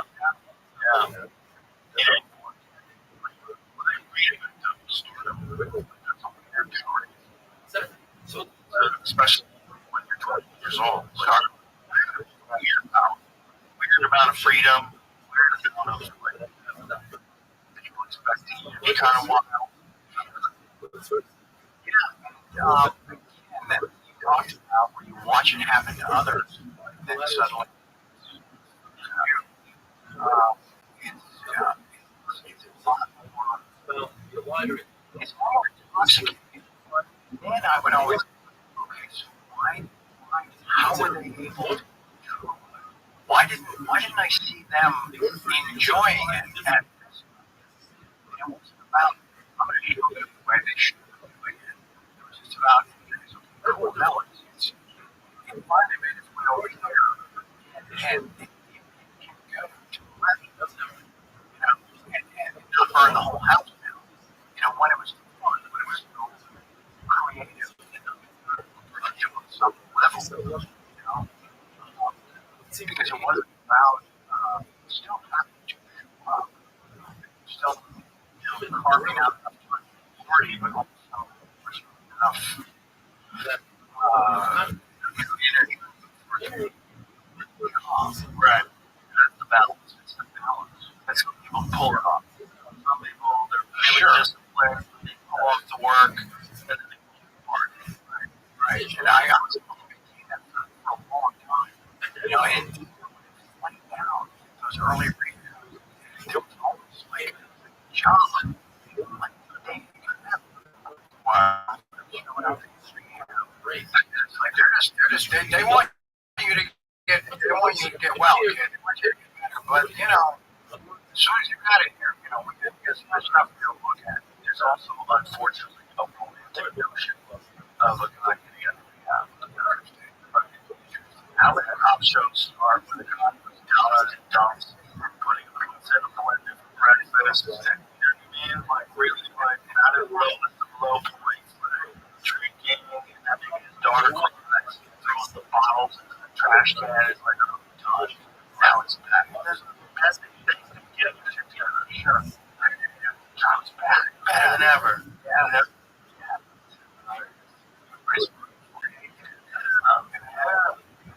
they're expecting the guy to deliver life experience. Yeah. Exactly. Yeah. Robert Downey Jr. now. Right. Yeah. People love him. But this was happening today. When he was bad with it. I think he was like, they brought him out in the field when he was still in jail. And don't think he's got a good nasty match. And my dad probably didn't yell at him. So I just tell him all morning. His behavior is not good. Let him sit in those schools. Not out of judgment or out of just out of get his shit together. Yeah. Keep letting them come over and over again. They'll continue to fuck up. Yeah. But if there's always a carrot the day you walk out, something to chase. And it's land. Yeah. That's what we're really interesting about this. Take too long to talk about which, at some point the punishment has to be sort of the crime, right? It was felt like longer. Should have been. I don't remember any murder charges. But there's not a chance I could have done then came out yesterday. Like I couldn't have done either unless I had the kind of respect and distance from all of them. I was able to have everybody. You've been in this for how long? 7 years? About 8. December. That probably helped a lot to get away from everything and to create it. Absolutely. Yeah. I mean, I was still doing things, just kind of staying in the mix a little bit and do signings and just making engagements. There's also, it's like as soon as I quit drinking, all my kids started showing up again. And, Sam and Lola were living there.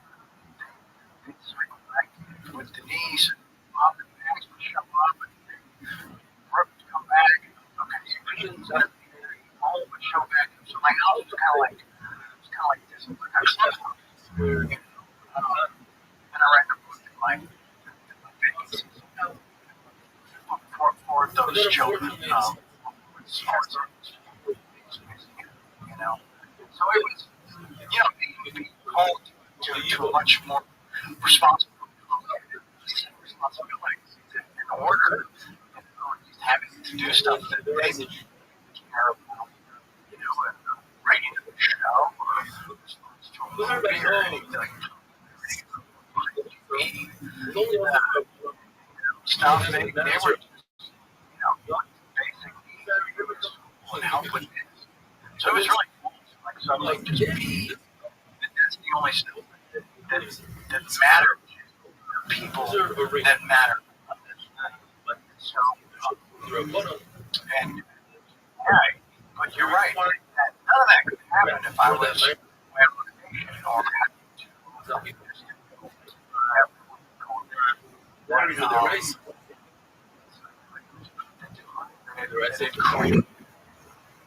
So, and it's interesting that I'm not looking at this as a comeback, because I think it's a recent, and I didn't rely on anything that I've done.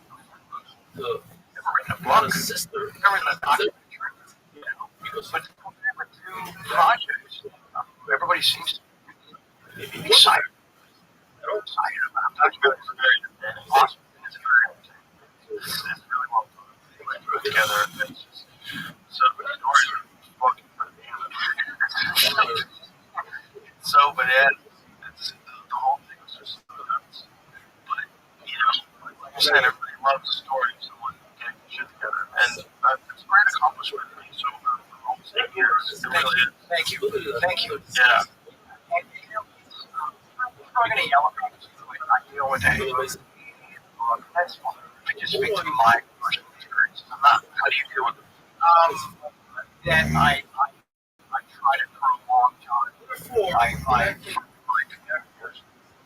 and just decided to give this a go. So you just do it completely on your own. The person you call or just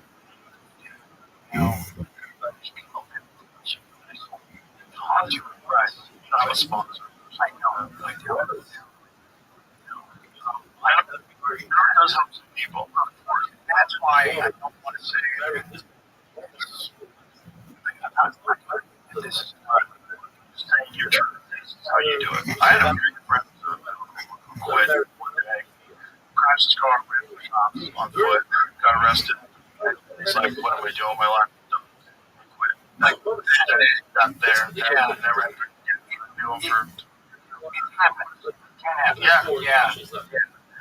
But I think that I have experience of all in and around the room. That's not to say that it's still stuck with me. Still see it as valuable. Right.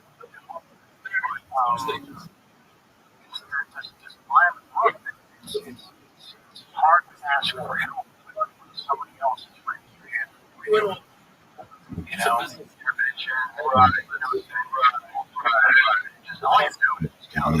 Yeah, that's the part of the documentary too. When the person I mentioned, when you got brought into the room, when they're waiting for you, you thought it was a party. Well, yeah, that's a little suspicious because it's 9 a.m. Why is Dad having a 9 a.m. birthday? Right. Unless we're going to Magic Mountain. Right. Time to leave. Right. That's usually for a 7-year-old. Right. Yeah, no, that was wild. That is something that I can still see as it happens on the really turning that corner. My brain is still trying to turn it into a birthday. Brain is consistent. That's fun. That's fun. Yes, when it starts to dawn. Like, have you ever taken something that was in the wrong bottle? Your brain's so stable, so it takes your body, to catch up to that. Those don't match. I have a story about that, by the way. But, it's it didn't work out. Let's try to do it on your own. It worked for a year. Then, as it God, in Kansas House, and there's on the anniversary, on the 1 year, I think we got this footage. Well, that's there for a reason. It's cause to celebrate. That's not an accident. Yeah. Wow. We're off to the races. Wow. How did you get sober this time?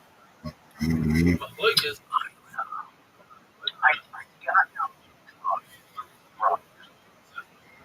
I think no, that's where I go.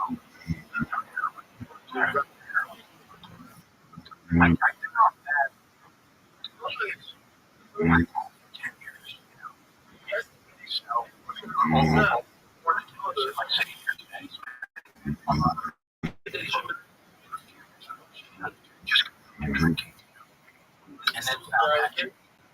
drug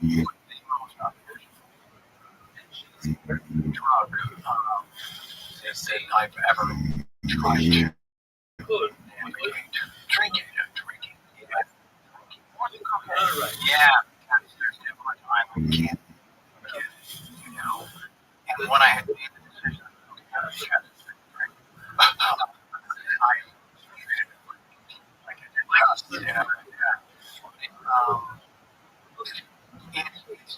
it's really, it's kind of, it's very accepted, and it's very social. It's normal. So it's not to join something in front of someone. You want to have a drink in front of someone?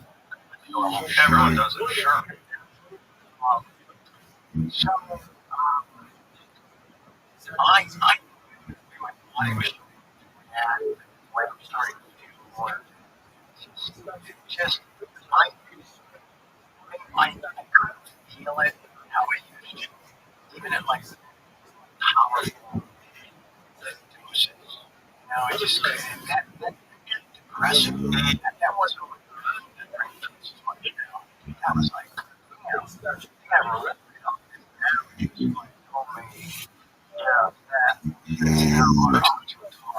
relationship now different. So there was a time, and the book, I was on spicy my coffee. That's like the biggest yeah, no, but that's what I felt. That's what I was,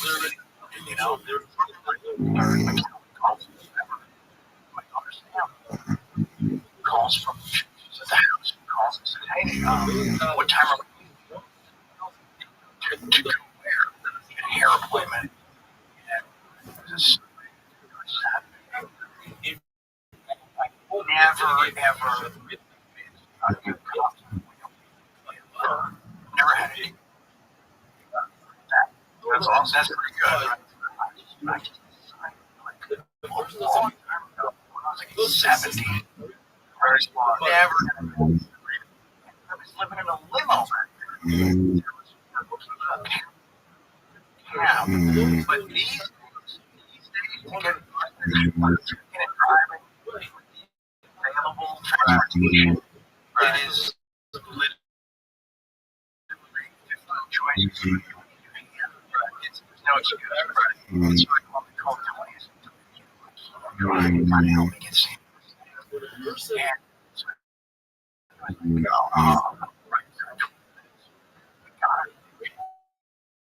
And when right,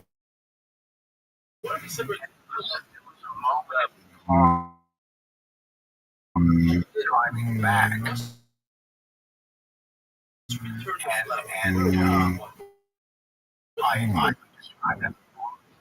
I could see her eyes are, and she was just kind of sitting back there. I don't know who she was.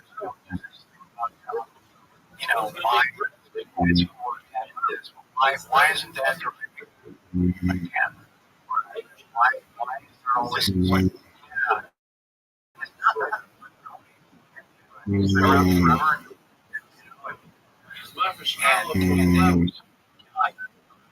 got back, and there was something shake, state, images of their soul, and her dad came her to like just that was complicated. It's like, what do I do? Because it didn't feel good. And I got, okay, what can I do? It was rehab, dramatic.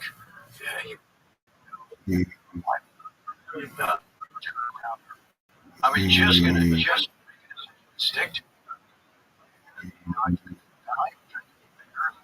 And the next day, just woke up and said, didn't care. I made a decision. I wasn't going to care how I felt. Great, yeah. How long did it take before you felt okay? About 3 days. So I heard there could be a fun. That was and so and just coincidentally, have the oldest daughter, because I'm December 12th, you know, it's just like okay, that's all aligned. And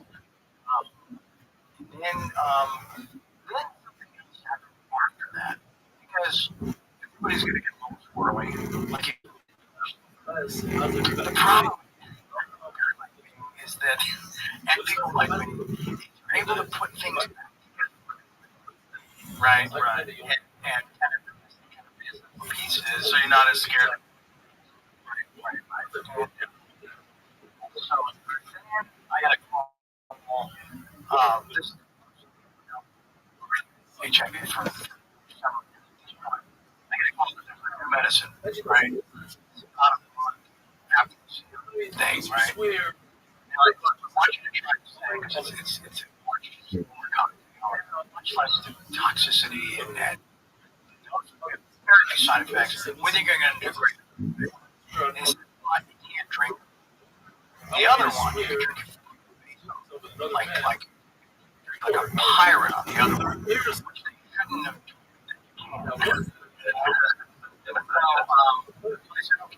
Try that one. And it was working great. But they said, okay, and if you can just stay it's working like years, you know. So there's other things on a song. Now I had a couple things going on. Let's keep this thing, this away. Put that,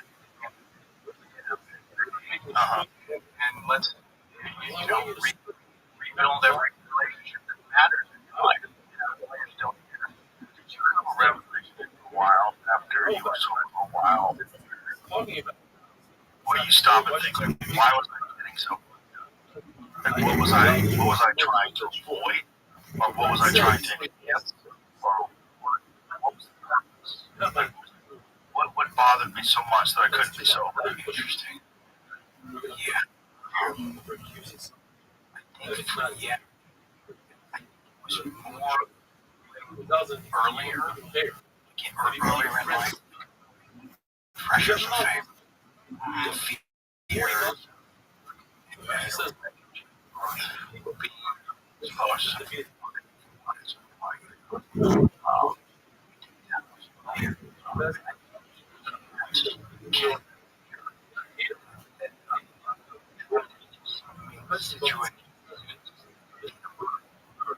Or exciting or cool or sexy girl.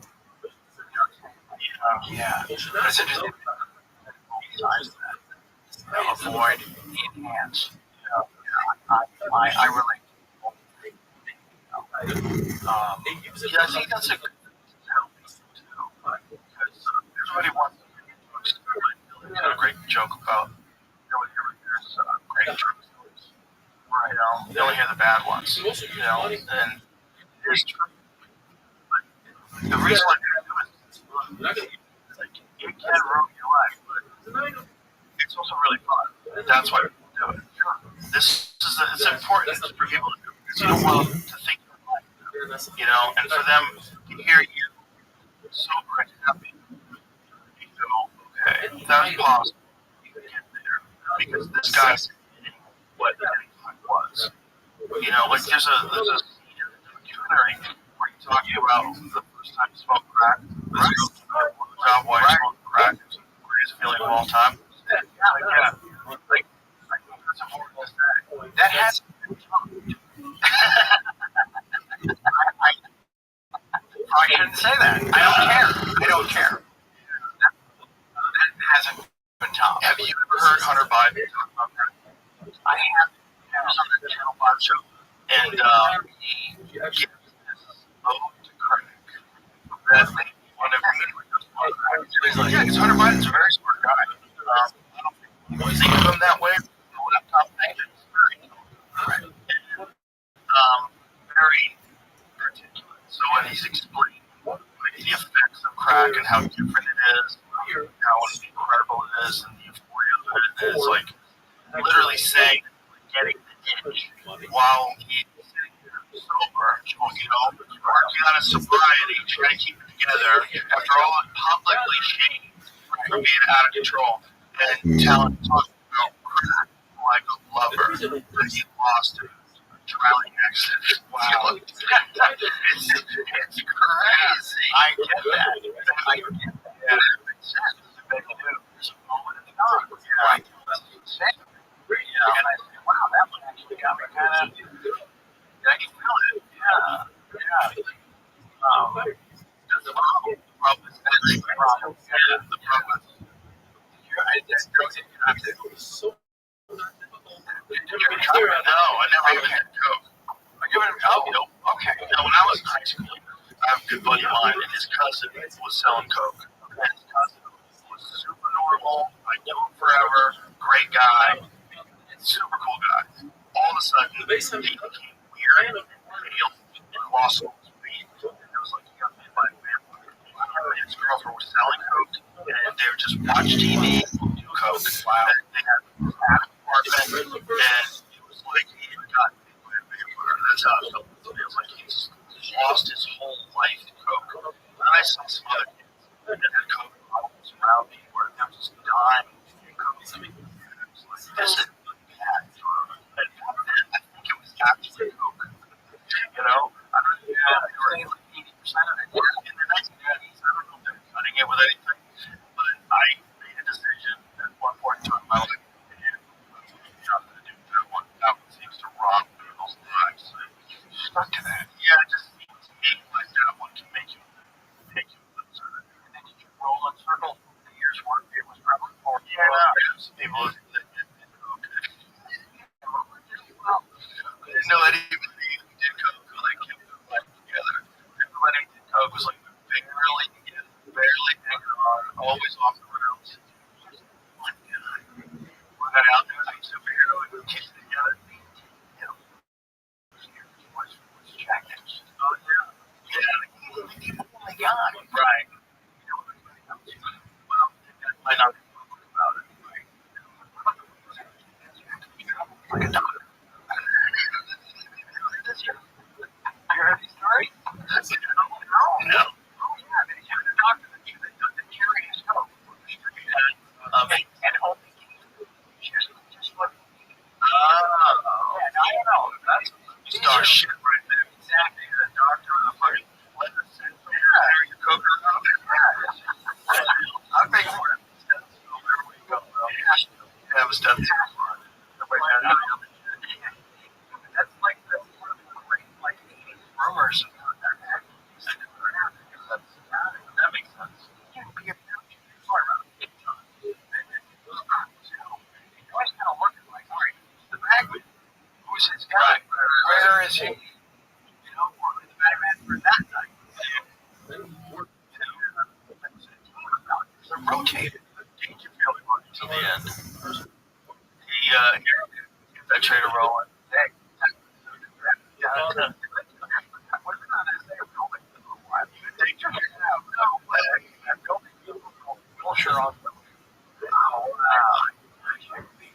Twice. I got the elevator with him one time, and everybody we see each other really elevator moment. Wow. But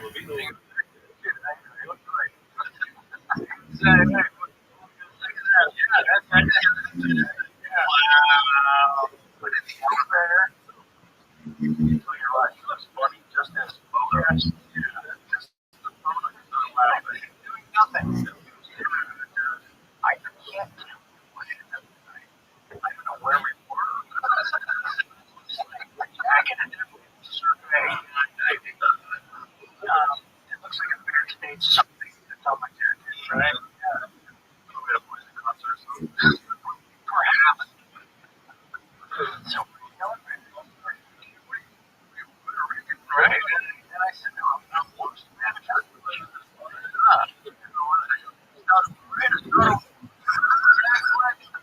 Doors open and he walks. Isn't that open in the moment? Right.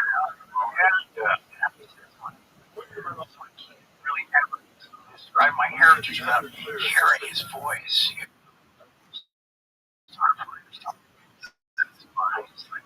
So let's see what that goes.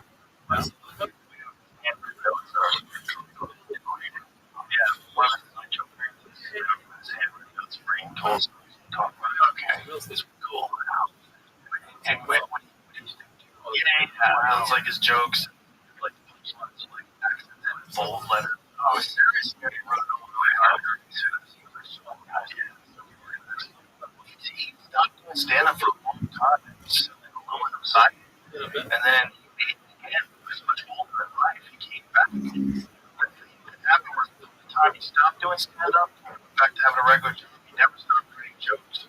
Like his brain just worked that way. He was just always writing jokes. He came back. Yes, and he just fucking stormed the gates. He came back and was like, where's this guy? That's amazing. Yeah. And then he became back to school and running down the field HBO comedy specials.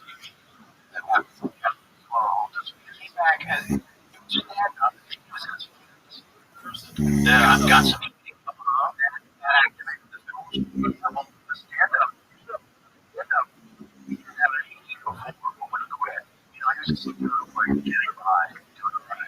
Got a job, quit for 10 years. Yeah, and then the whole time he was funny. And he's like, I gotta do this. And then he went back into comedy. Wow. I'll talk to that story. I think I'm very careful. See if you can find a picture of him. I didn't make it until he was in his 40s. I told him I used to work at Great Woods in Walmart, Mansfield, Massachusetts, no security guard. And I was backstage, or by the outside of the backstage. Backstage, and would go on stage completely naked with a bathrobe on. That's what he would wear. And he was wearing a bathrobe backstage with slippers, just walking around like, this guy's wild. Goes on stage like, I'm like, shut the fuck up. Partially closed and we started walking. I go, oh, okay, let everybody see the picture. Got it. He said, we just sit there, wow. I didn't care. I struggled financially for 9 years and worked for the SAC until he was fired before taking a job selling aluminum siding and tasting to support his wife and family. He later quit. So in the 1960s, he started reviving his career. And so somewhere close to 10 years, still working as a salesman today. He returned to the States, working at a hotel in the Catskills Mountains, but still finding minimal success. He fell into debt, $20,000 was his own estimate, couldn't get booked. Change of film came to realize what he lacked was an image, well-defined on-stage persona the audiences could relate to, one that would distinguish him from other comics. After being shunned by some premier comedy venues, he returned to home where he began developing a character where nothing goes right. Isn't that crazy? Wow. Wow. Oh, look at this. During Roy's comeback, man, was Roy. I believe it was 19, he was Jack Boy. Oh!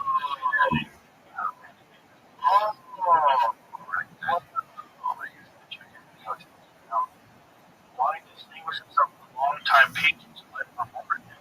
In the 1940s, Roy asked for a letter of George McFadden changes. He came up with Ronnie Dangerfield.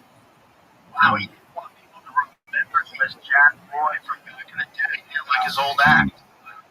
Wow. He said, I don't know where it came from. Maybe I'm taking it from the Jack Benny program on NBC Radio, which first used Rodney Dangerfield as a character's name in 1941. Ricky Nelson also used the pseudonym in the 1962 episode of The Adventures of Oz and Harriet. Wow, that's crazy. Wow, that's what he popped in. That's nuts. Yeah. He didn't know where to start. One guy, I knew a lot of people who knew him. I didn't get a chance to meet him. I just saw him once at the lab after I ran into him. I said, oh, that was it. I never really got a chance to talk to him. You did have that moment. Okay. Yeah. He was just leaving the stage. He was outside, and he had some hot milk. I'm like, go, Ronnie.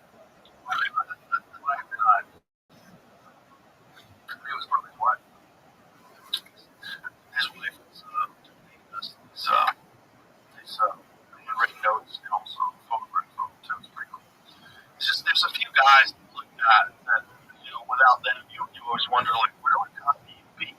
Like, where would it be every time?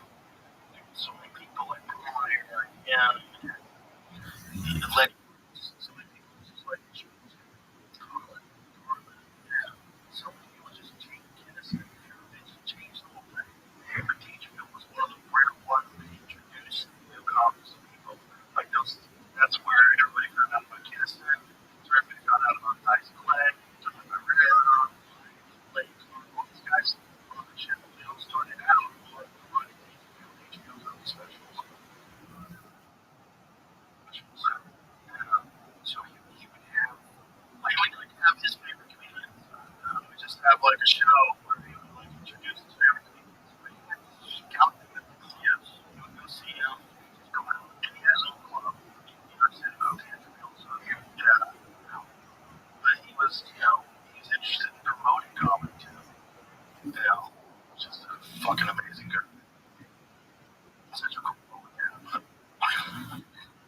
He's dying to because there's nothing tricky about that movie. What was that one you made with your dad? It was filmed in a plot. It was lost in the book. I went there as a year. Yeah, I had my 11th birthday then. Spent a time combined 8 or 9 months there. That was going back and forth, it wasn't a country. It was like, weeks from different parts of the world traveling with him. Mexico, Switzerland, Europe, places like that. The Philippines. So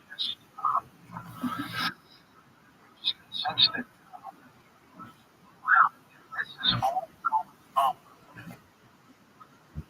the same time that we've been in Melbourne. Right. Cool shit. So you visit a place like that, get in the middle of it, and really just such a surreal reality. And they're here to make a movie. It's about a film. It's a film about more than it barely ended. Right? 14 months ago. Yeah. 75. Right? So, yeah, they're and so, yeah, it was, we, were able to do stuff like recreation. There was a lake, water skiing, fish, you could do those kind of things if you didn't go to the set we had. Once you went and saw the set we had, you didn't give a fuck about what sports you picked or anything because what they built and everybody created was mine because, Cobra built out of practical materials. It wasn't like, like plaster, cover, judge, or rebar. These were like, 2 ton. They went and started in the jungle. Where, then a lot of it were thinking, build a fountain. And, riverbank, right? Right. But it makes the talent in this operator to follow. It was every day filmed completely unique. There was nothing. There was no. You go to the set, going to see completely different than what you saw. It was wild. Yeah, and I gravitated towards this gentleman named Fred Plummer, who I mentioned. Like he used to keep makeup on FX guy. So he was building all the prosthetics for all the carnage you see. It's like a shop and all those things. He had it. And it was all fake. As a 10-year-old, when you start seeing how it's being made, so Gore, I read the book, was never recorded movies. It was never, it was technical. still kept me really curious about how and the artist's mind could create those things. How long we do? 20 months. 9. It was 3 years. Yeah, it was 3 at first. First, and we went back. Dad has a heart attack. We went back and stayed. Yeah. So, yeah, it was so evil. He must have been dreaming about being an actor. Like, yeah, until I got to the set, I almost killed my dad. You know, that's not a job. It's to like wrap your arms around it. When can I start? You know, yeah. But it also, it just the scope of the filming was really exciting. I didn't really understand it as a 11-year-old. I knew there was something about it that required a much closer look. I had a very keen interest in just, you know, what would it take to build this, you know, this reality, this fake reality of what the subject is based in reality, but everything else around it is fake. So, very strange experience for a 2-year-old. Such a grand scale. Exactly. It becomes what Apocalypse Now became, right? Because it was like a culturally defining moment. Yeah, I mean, it's a movie that it kind of eclipses all other movies. It does. It really does. I don't think there's been a film like it before or since. It's a true masterpiece. It really is. Yeah, there's no computers. Nothing generated. It's all had to be there on the day. Watch what Kilmer takes to be Ken. That job I saw, just what they committed to. Yeah. To bring that to the screen is just awesome. And then you see some documentary stuff. Army, and then like midday, with the rebels, else, France, and this, we're gonna leave now with the chopper. And I have 18 cameras. The bombs, where are you going? See you tomorrow. What? Stuff like that. Yeah. What do you want? And that must have like for you, like to actually become an actor into it. There's gotta be some kind of surreal. How does that happen? Right. How does that happen? How does that happen 11 years later? Yeah. Yeah, because I started 20. Right. Yeah. So how do I go back to the same country 10 years later? 10 years later, the same subject. Right. Right. Narrate the fucking thing. And then it's elevated to be on par with one. Yeah. Hot only films that get mentioned in the same breath. Right. Now it's right. Yeah. I'm much bigger fan of Apocalypse than Platoon, and that is primarily about its scope, the complication, just what, you know, difficulty factor. Yeah, difficulty factor. Forever. Yeah. How many years was it? It was like 8 or 9 years, right? I don't know when Francis conceived it.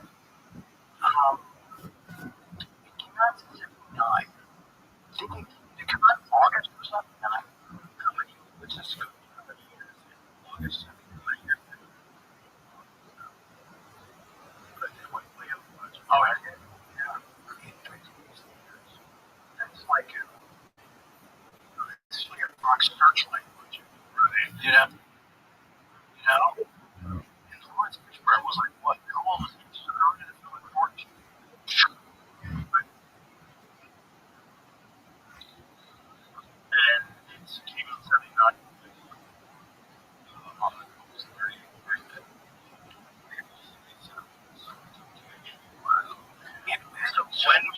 So when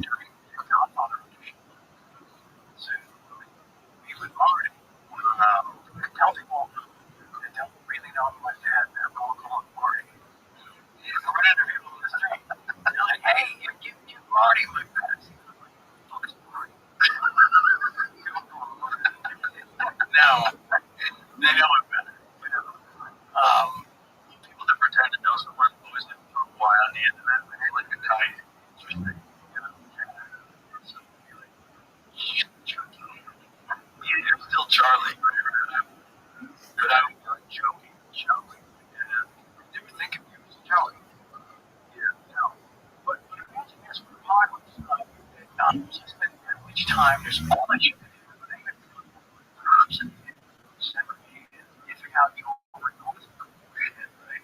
All these great stories. You get to pull them back and you look at a lot of photos. Like nobody can go to that theater and see, oh yeah, like that. There were attorneys there that day. That age, what, 3 or 4 years, a decade, right? That was kind of true. When I saw it, so I would 7 millimeters, and like when those choppers hear them, they're all around. They're not like the film will never open, and they have that kind of. Did you say no? So no. I don't remember when I first saw it. First saw it, I think on regular TV at home. Oh shit. Okay. Yeah, because I was too little to watch it in '79. So it was.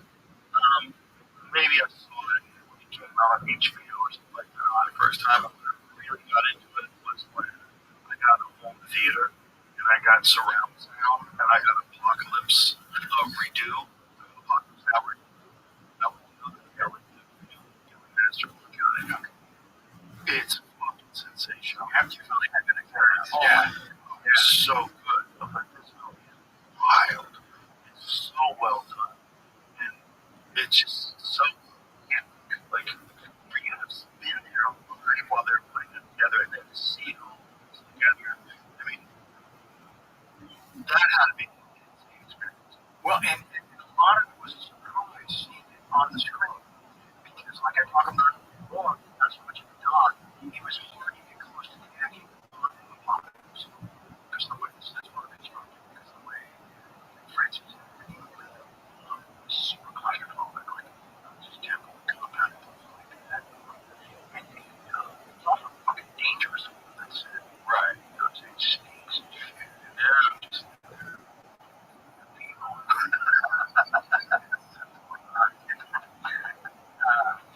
Francis is just like Trump on going. Wow. But yes, man, it's like I wasn't there for anything. The job was swamped. I could see Hopper at a distance, and out there with those cameras, fucking there, I couldn't hear what he was saying. That scene, that first episode of the compound, where the water and the singer, it's just like, so to have that been there that long, it's still completely fresh and experiences. Did you ever get imposter syndrome when you were doing videos? Did you ever get like how the book it's so quick between you being 10, right, being in the jungle, filming Apocalypse Now, team starring in Platoon? Did you settle into that, or were you like, fuck, I deserve this? What John Carter says in the documentary letter, right? Like you're on it's very insightful. Yeah, very insightful. Yeah. He said that you probably feel like you don't deserve all this. Sure, don't love. Sure. He's not wrong. Not wrong. But then I had a great comment in some interview the other day. They said, what the fuck, John? You feel like leaving an army like a decade sooner, man. Great advice. However, yeah. Yeah, but you can't tell me that. I have to kind of figure it out, too. Like, the thing about the two news is they've done enough film that, not like Superman. Parts of it don't. Just, kind of, too far less. I think first people are short. But, yeah, so get more comfortable for camera, more comfortable sort of, and actually, read on it. That sounds like actor schmack. It's actually a thing. You're talking about the breath in every other area of life, sure, right? The same is true as an actor. I've been doing for that first, usually like about to make it somewhere. Just trying to figure out the person. But then this right? Someone speaking to the market, and if I can get that last breath to go to the bottom, this first take was awesome. When the breath stopped about like at this spot, shallow breath. Yeah. Then you change. Then that first take is just which sucks because that's the first time the audience is seeing it. That one to be, there's a cute girl in the crowd. That's the one you want her watching. Not the second one where she's somebody heard the fucking jokes. But now you're like, oh, this show sucks. The live performance thing is weird because they don't really do it anymore. I don't think there's very many shows that still do that kind of sitcom from a live audience. Very few. One show still does. What is that on?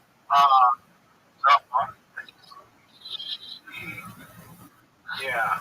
So he still does traditional. Yeah. This guy I worked with, a friend of mine, on the writing staff. Used to be all over the television. There used to be tons of them. Oh, I think Chuck's new show on Netflix. It's called Rain Shit. Man, that's what I want. Okay.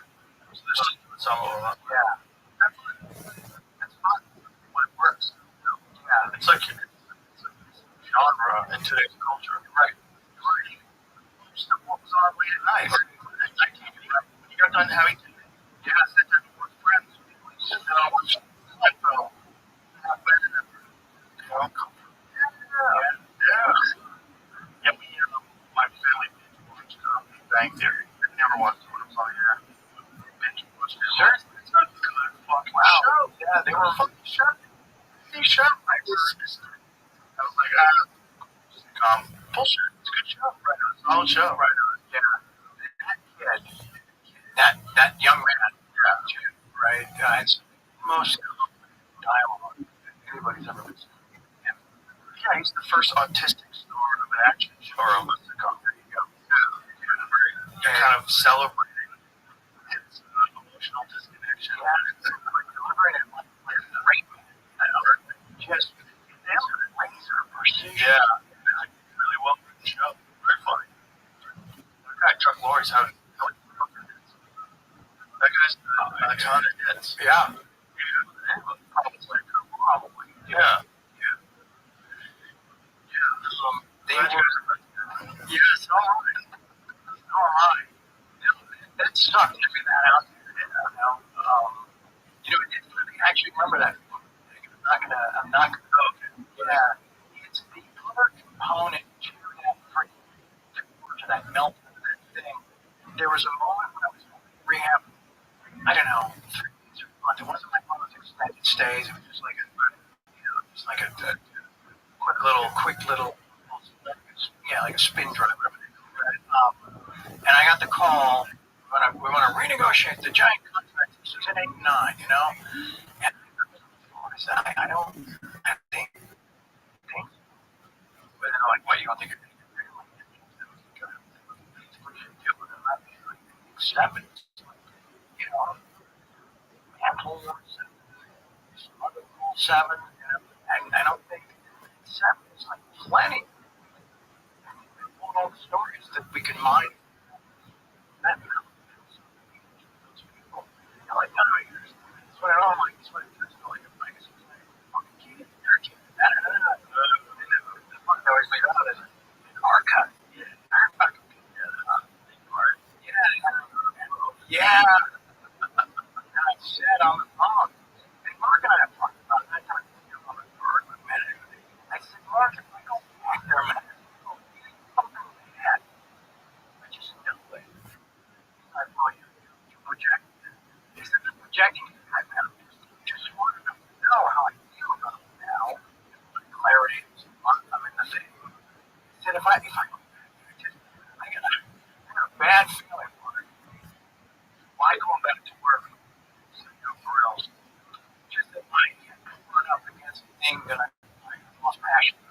most passionate possible. Okay, so if you did it just for the money, you would find some ways to stimulate yourself. Exactly. Oh yeah. Yeah. Yeah. Then I would have to do something to enhance. I see that about a lot of guys that got caught on shows that sucked. I do a lot of guys that got caught on shows where they were paid, but they did not like the show. It was like a bad sitcom, and those guys all went crazy. Those guys all started doing a lot of drugs, started spending too much money, or something. Right? Something to distract themselves. Right? They did not like what they were doing, and they didn't feel satisfied. Right? But they were getting so much money. Right? So like, what am I going to do? Get $100,000 a week. Right? Yeah. I was making $54,000 an hour. Taxes for that. I said, right? I want to get your food through. Let's go. That was after I had kind of crawl over to do it. When I go over and I don't really say it was him. Yeah. But it was just, I was just the one guy in that moment, that pocket of time to give that much fucking money to, man. Right. You know? And like 500 cars, and then 500 girls over, and then just say pick one. And that other thing, we had that other show after that got paid a ton of money in advance. It's more, right? Sorry, my ear. Yes. You know, it's supposed to get, I think it was 10 nights. I mean, the scenario for that is you're not going to get a deal on the front side, but you're going to pay, an hour and a third of the show. You're going to get 30% of the show. So we're going to do a half salad. It's a south part. That was the first 1090 that really put out. Everybody got fucking ready. So you do these 10 episodes. You do 10 episode playlists. And then if the average number of those episodes comes in at like, I don't know, like 4 or 5 or something, it's like a shit, right? Then it activates the next night. So then you're doing those nights to have selling syndication package that just go out and do what syndication do. So you've done it, and it's not a lot on the front side. Still, fucking that's pretty money, right? But it's not, but you can eat it on the inside knowing that it's an investment for the other things to do that. So if you teach us 10 episodes that you got to do them. Yes. So you want to do 100. Yeah. So you do it in a short period of time. I know. Yeah, I was not ready to go back to work. Yeah, that's what you talk about the book. Show those guys are right. Not a mindset like way the truth. And it, again, it started pretty cool. It was great, it was pretty good work. It was hard fun.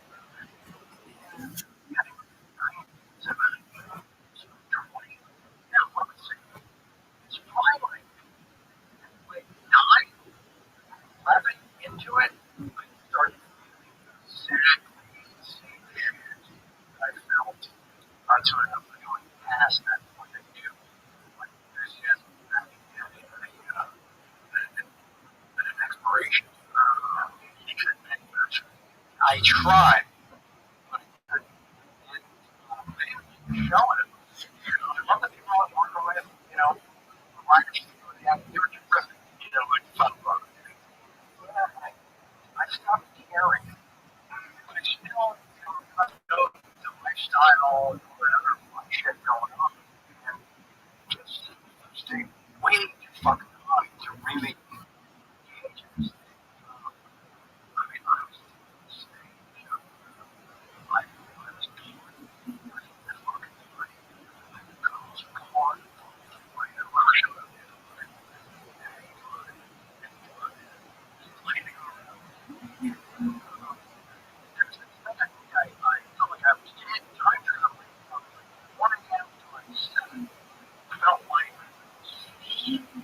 11, I don't know, 15 minutes. Whereas, 9, midnight, tomorrow. Wow, we have plenty of time to do everything. And then, the hours are really like, separate and joy. It's just me. I think that's what I saw that. Doing fucking sideways. Wow. It's like, couple shots, like half a second or something. I said, and I would literally do this thing, it was 15 minutes, 20 minutes, where I would just hit the pillow and meditate.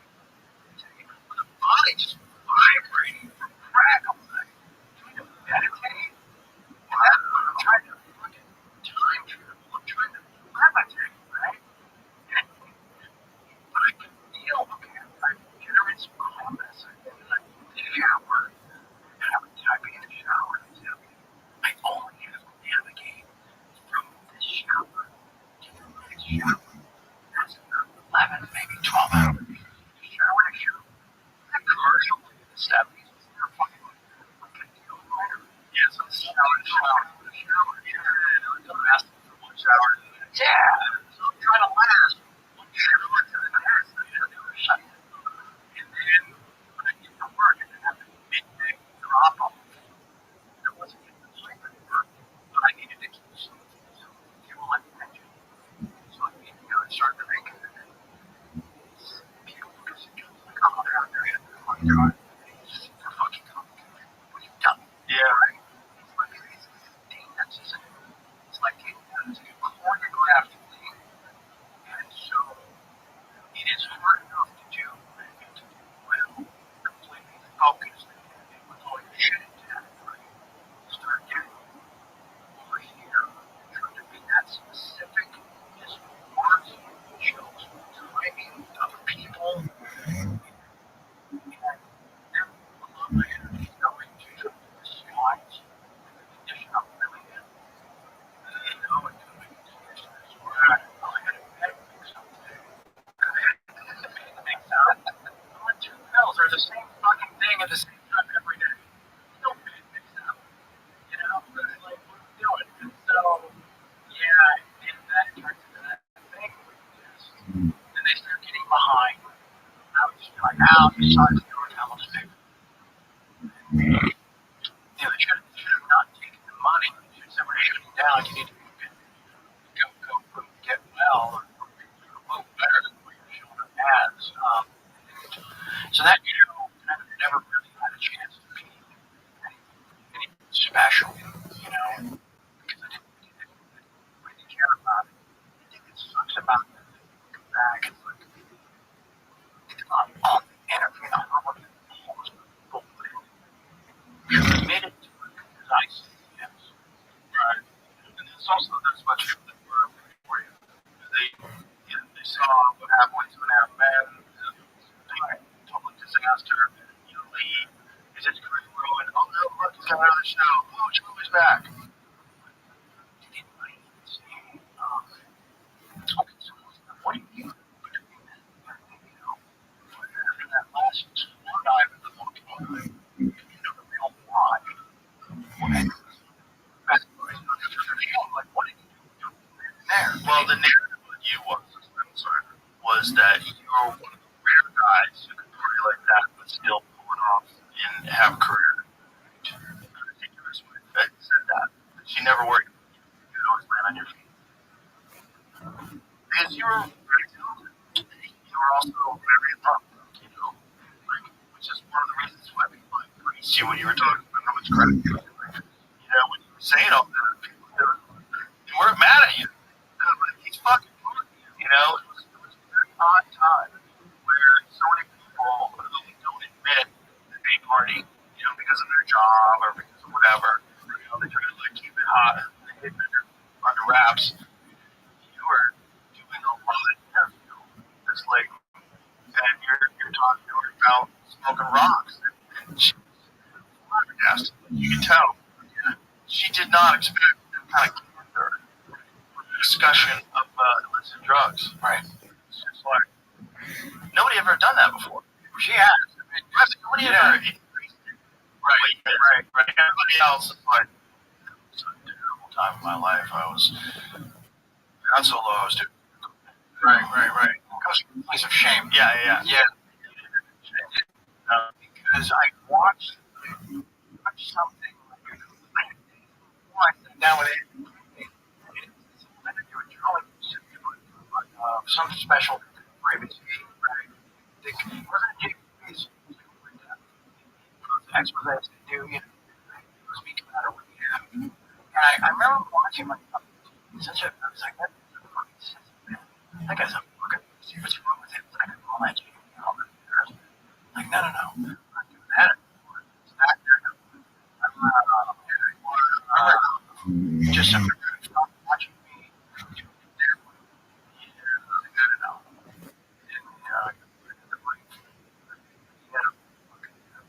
Crazy.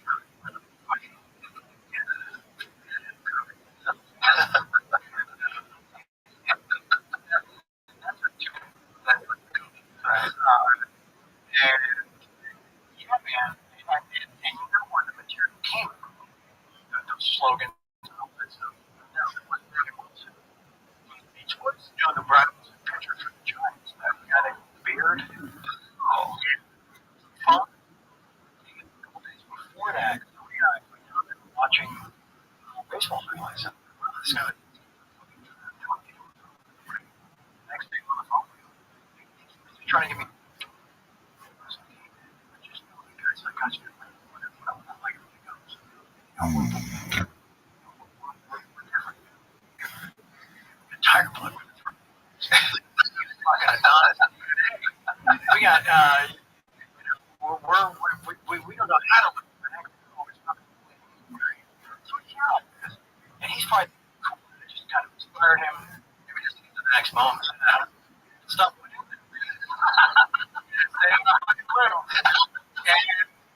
And I sat down, and the interview doesn't start like that. It's a trip. I'm trying to give her the stuff she needs to like maybe. I don't even know.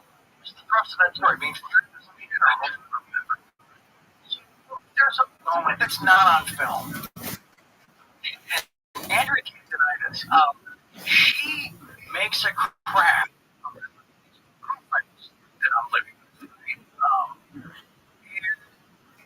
And expect me to just like let it, just, brush it off and answer her next question. So, hold on a second. That's not like rude. She's like, which part? How you just address it? Oh, that's an apology. She was like, okay. And I'm different. That's right. This is doing it. And so, she goes, okay. I feel that they were dismissed. It's just like part of capture. One was a fortune, the other was not. And I rolled into that unfairly, So, then they, she, years ago, I'm sorry, anything like that, But I'm over here, and I'm not letting it go.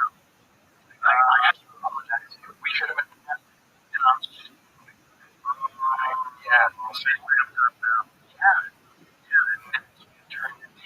and then I started hearing rocket stuff.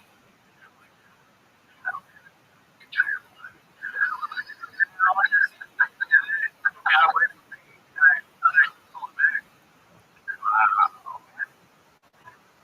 Okay, this could be fucking interesting. Whatever, man. Let's just have a quiet night, and we'll see how that plays out. Wake up in the world of not the world I said midnight 6 hours earlier. So my door, sent him videos and stuff. It's like, fucking the world's on fire with your shit. There's like songs, streets. There's already shirts. It's just comedy. So it's not like I can jump on my roof with a phone. Everybody, okay, I'm the stairs. You have seen players who stay there. They took around about a seat. Yeah, I mean,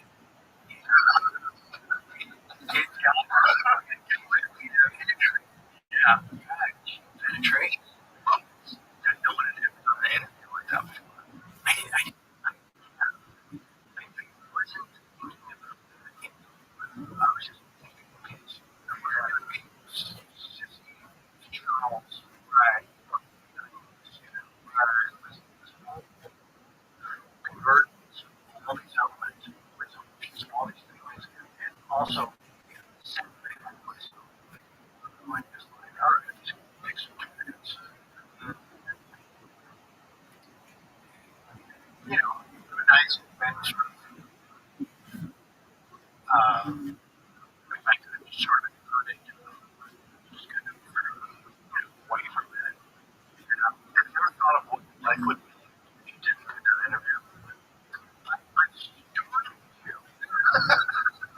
started to try to walk into that village, right? But as soon as I went on the ground, none of it really makes sense because it I can't really imagine it. You know, what do you think? It's hard to kind of pieces together. I wonder if you would ever would have gone somewhere. Interesting. Today's so yeah, you would have had to have that complete chaos tailspin, free fall crash, publicly, but to just eventually like gather your shit together and go, okay, all right, I'm still learning grow. Obviously, that wasn't smart. Let's do it differently. Let's get it together. Still gonna do it day by day. Here you are. Back years later. Yeah, that's you always wonder, like maybe you have to have that was your rock moment, and it was public, you know, so the whole world could see it. It was like, yeah, just the urge of all that, and you know, and still you have to have this reinforcement because now everybody's loving the fact that you know you're winning, and that you know you're talking about that which crack is broken, how great it is, and you're like, how the world.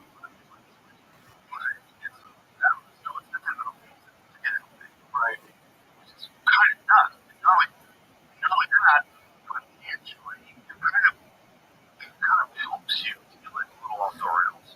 It's like you're known for that. You know, like you have this big tour, everybody's coming up to see you. Which was great for you to do.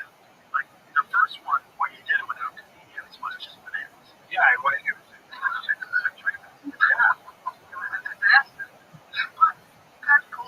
But that was like kind of the story of like your career when things not falling apart. People want you to pull it together. Right? Even though you had that disaster show and everybody knew it was a disaster show, we're still coming out to see the other ones. Right. Yeah. I had passion to do it. Flying to Chicago or taking costs. The difference. I said, I need those 7 or 8 hours on the bus. They're like, why? I said, we'll be right inside our show. And I think, something you have my head, man. Anyway, I just got a place, ruined back, and just set up a place up, and people just went to town. Just sort of started to reshape it. Got with your perspective on the special effects we that car, you know, and I said, we dropped none of it. So here's the new show. Show is like just trust me. Unfortunately, that's the night where they got a plot drank on the tracks. When it got, you know, we had to wear like all that, and still had enough something, enough of that thing to just make that stride at that point. Certainly, so that's the opportunity. Like, you have enough cover that get this other than that, get this thing back on track. It was just, it was just two chairs. Just a conversation. Yeah, so I wrote him, and that's what it was. And so the whole thing, and I put it and yes, I got them, and I got my side. It was, yeah, and you realize also you were figuring this tour thing out on the fly. Yeah. Essentially, 21 cities in like 24 days with no act. That's what it was, man. So I know you had Jeff Ross. Jeff Ross, yeah. It was great. The master off the cuff. Wow, he is a shape on it. Yes. And then you had Russell too, right? Yes. He was also a master off the cuff. Yes. Yeah. He was so. The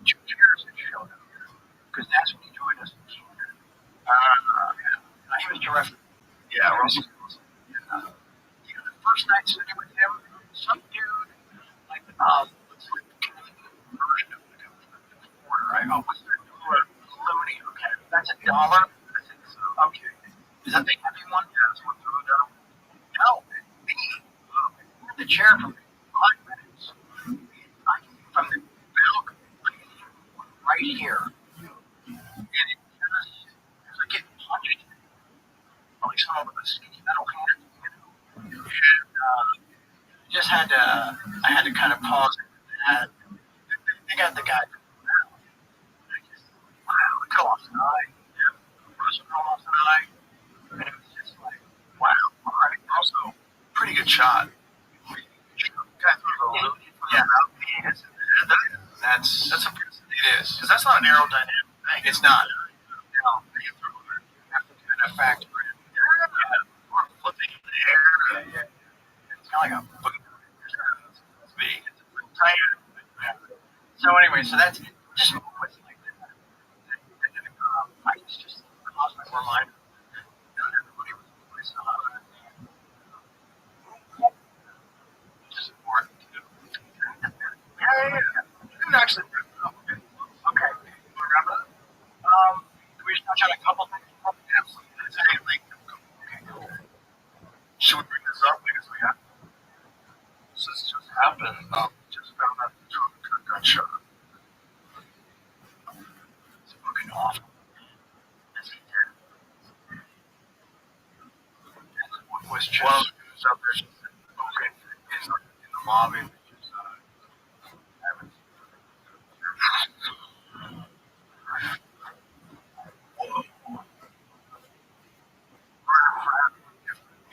somebody different ideology. Yeah. I mean, I don't know. At least it didn't tender. I'm sorry. He's look. He's 20 years old, maybe. He didn't have suspect. That's why literally true. Oh. Nobody deserves it.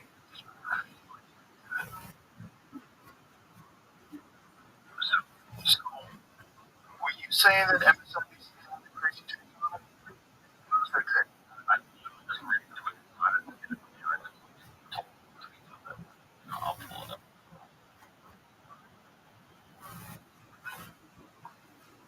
Fuck.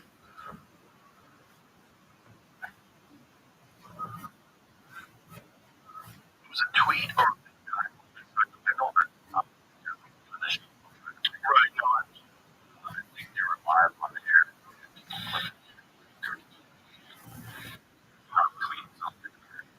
So it's hot take. Yeah, that's a crazy take. Crazy take is what was the take? They deserve to know that. That's why I didn't want to.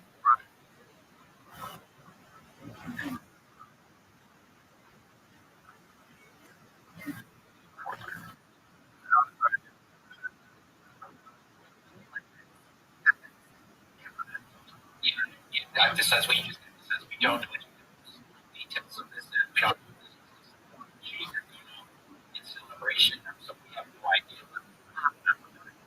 Oh,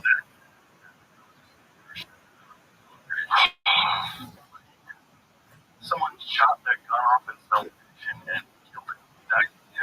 Already got the air. Just, what a crazy. Oh my God, and someone assassinated someone for the. Boys, it's fun. Their technology. I don't seriously. I mean, I'm trying to figure out if Trump supporter was crazy Trump supporter with a gun, going wacky. We don't know if it was a support shooting off with a gun in celebration because they do a lot of folks constantly out there shooting off guns and large gatherings in celebration. Yeah, of course, I can't. That wow, there's gonna be a lot of people celebrating this. It's so scary. It's so dangerous to celebrate or to in any way encourage this kind of behavior from human beings. It's not violent guys, it's talking on consequences. Was he particularly aggressive? Trying to be very reasonable.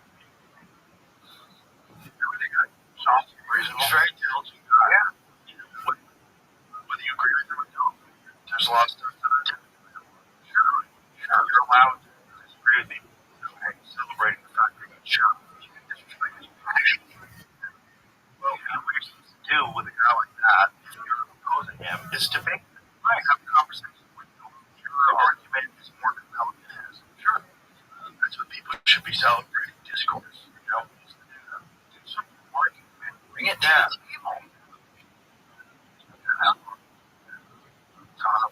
This podcast has been a lot of violence.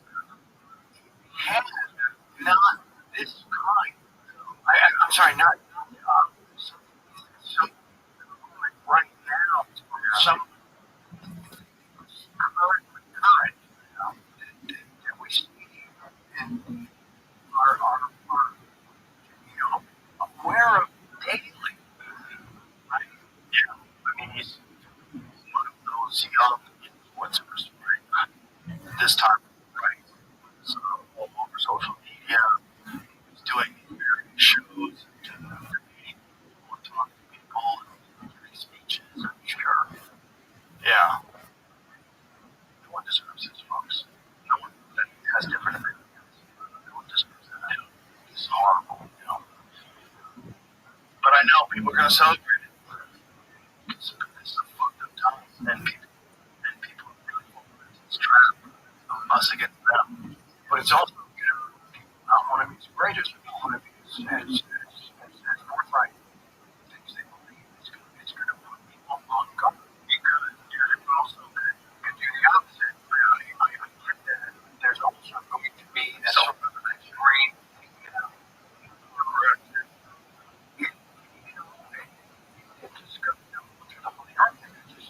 Sometimes it's a crowd, it's all good. It's a lot of was, it's there's so much of it. Those moments where you're looking down. We're looking down the entire time. And I don't think anybody wants to shoot me up. I don't think that's kind of out of the world, right? I don't know. Just type of shit just lives a couple months behind. Because how could it not? How could it not? And a thing like today, you're like, okay, that's right. Yeah. Let's see, when we were talking about assassinations earlier, whether it's Kennedy or RFK or, you think of them in the past, you think of them like, when something happens, that's current, like right now, in this moment, Charlie Kirk, it doesn't seem real. It's very surreal. It's going to take a long time before we reference this as something that happened.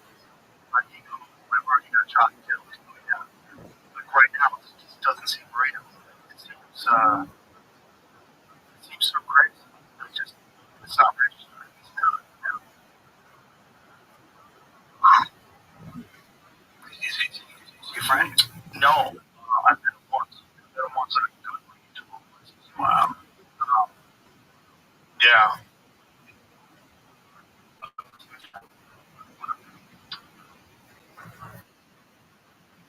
So fucked up.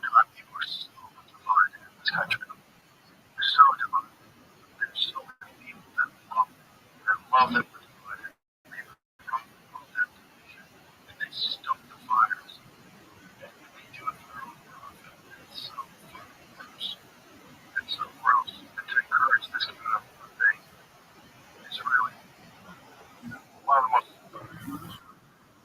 horrific things you can do after someone dies for justice.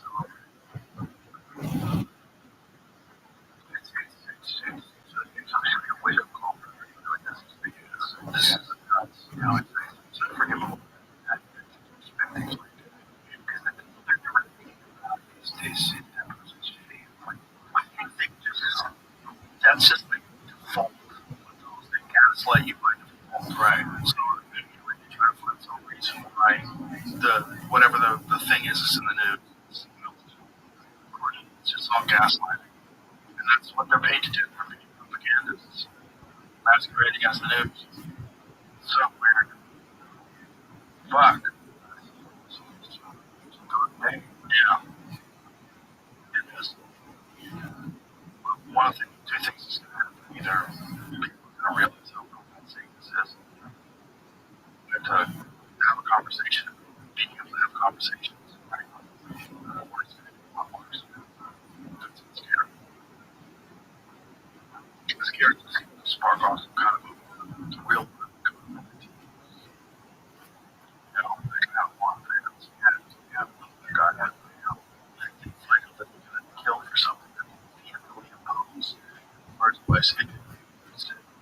always, it could, yeah, there's always that flashpoint moment,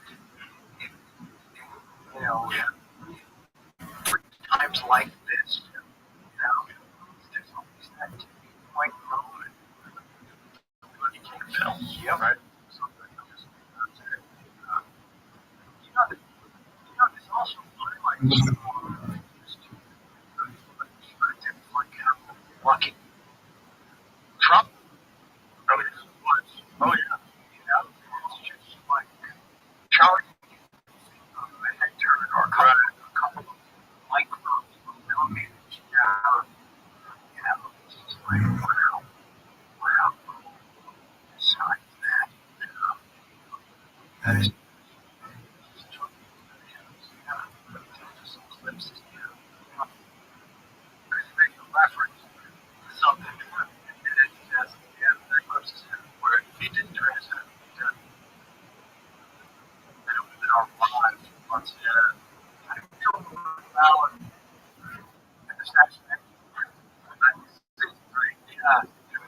I was asking, yeah, months ago, that one, that's too much. There's a lot of weird stuff like this.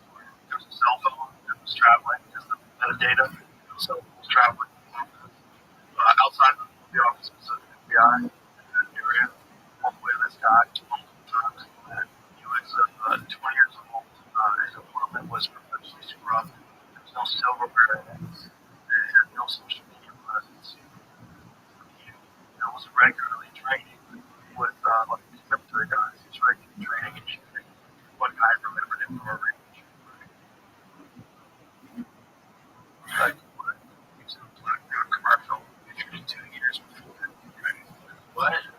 He's showing it on top. It's just between the two quadrants that they're assigned to cover. It's just a blind spot. Excuse me, they didn't have officers on that rooftop because it was too sloped. The slope was too steep. Which made zero. Because he climbed up it. He was fine. What the fuck are you talking about? It didn't make any sense. Not only that, the one where the snipers were perfect. Made no sense. It was fucking nuts. They felt like they're walking around the grounds a half an hour before with a truck. Yeah.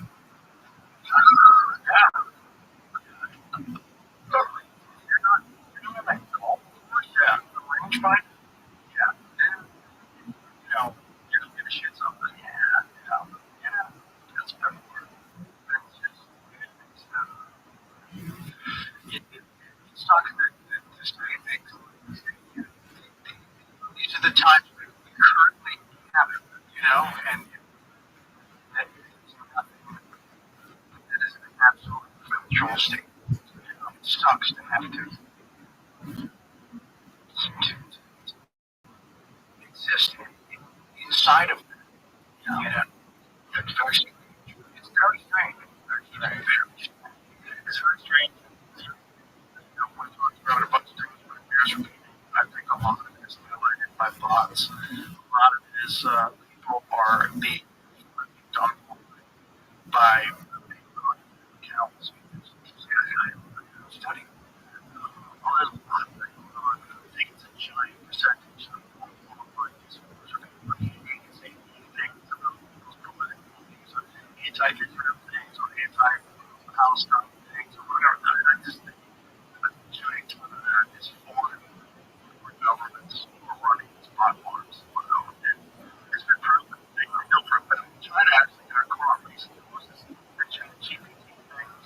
They were using OpenAI software that's using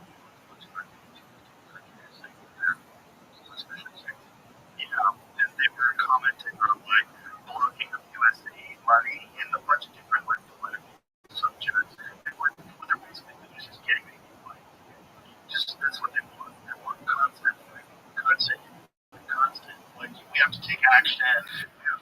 This constantly still some of it organic.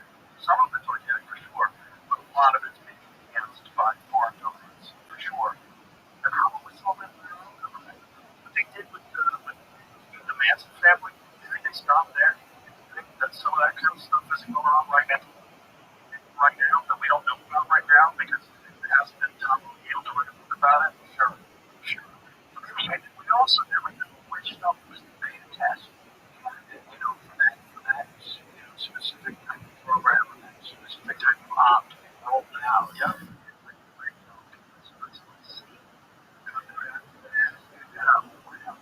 Network with each other or activate.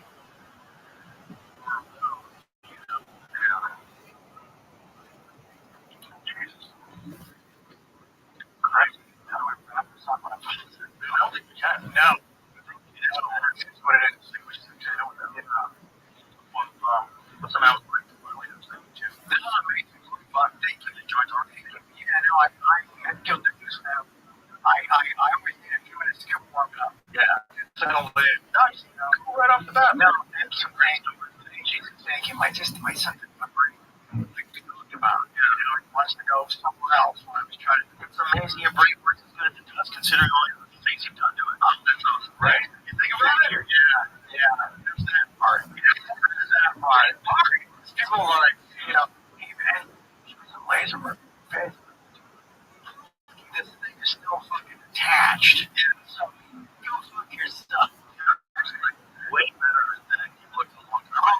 They look at this already suits you. It does. Thank you. It really helped.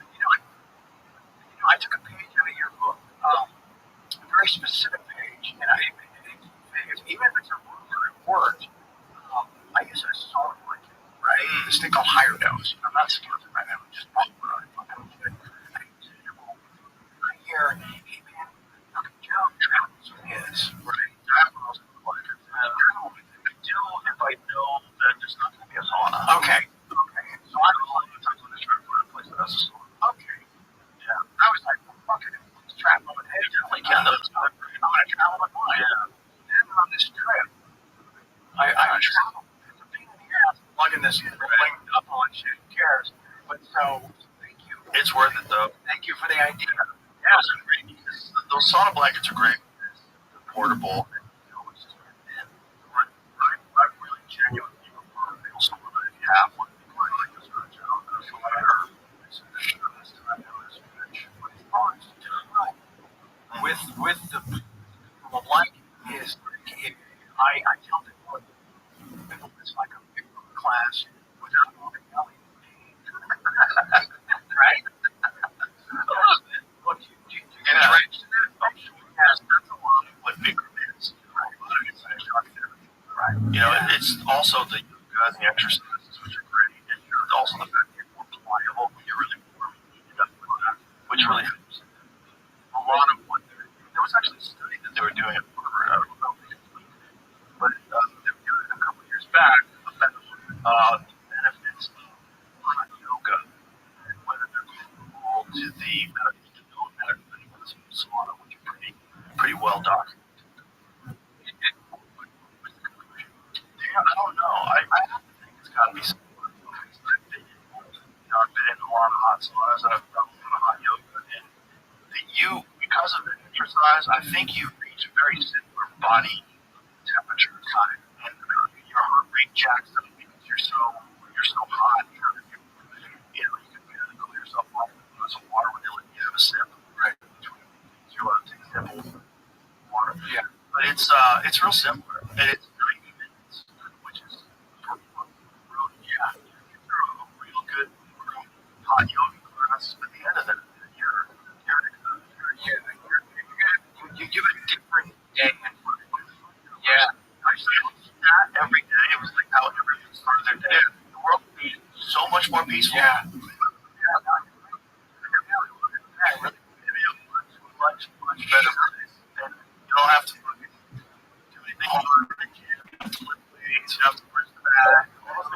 Great, but just do a hot yoga class for 9 minutes every day. You will work 13 You'll live in a world of kindness and sweet people and friends. Right. Because you already put yourself through something. Yeah. Nobody else can deliver the rest of the day. They can't deliver that kind of pain you're just inflicting on yourself. And it's a constant battle to see if you can use 100% effort. Exactly. You're constantly battling. Yes. People are so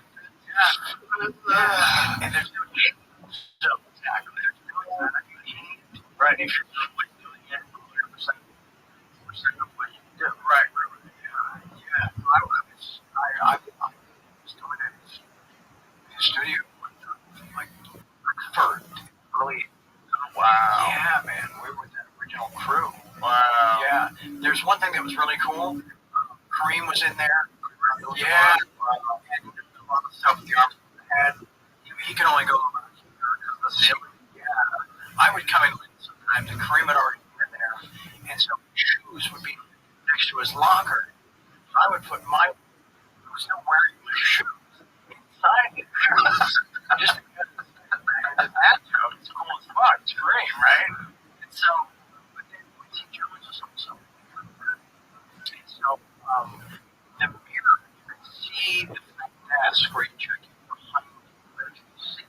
But it was behind us, facing forward. And for about 6 months, he said, oh, speedos.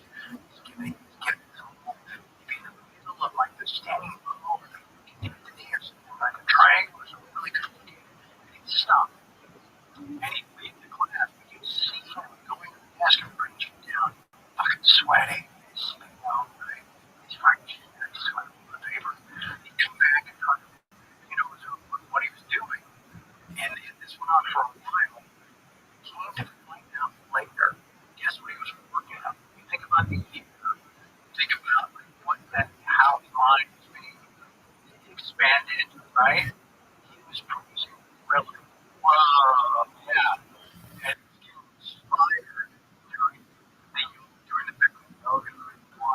Watching the mirror, I think the largest time in the world, perhaps, right? Probably, yeah. Gotta be up there. Being held behind us. Yeah. Wow. That shows you how hyper dialed it is. Yeah. I had a yoga class, run out, really thinking about every pose. Yeah. Or something. Just did it right now. Wow. Especially if we're up in the class. Quincy Jones is throwing some shit down to throw you. It's that past. Yeah. It's the past. All right, brother. Thank you so much. It's an absolute pleasure. It's an honor. Thank you for being here. Yeah, it's a lot, man. All right, buddy.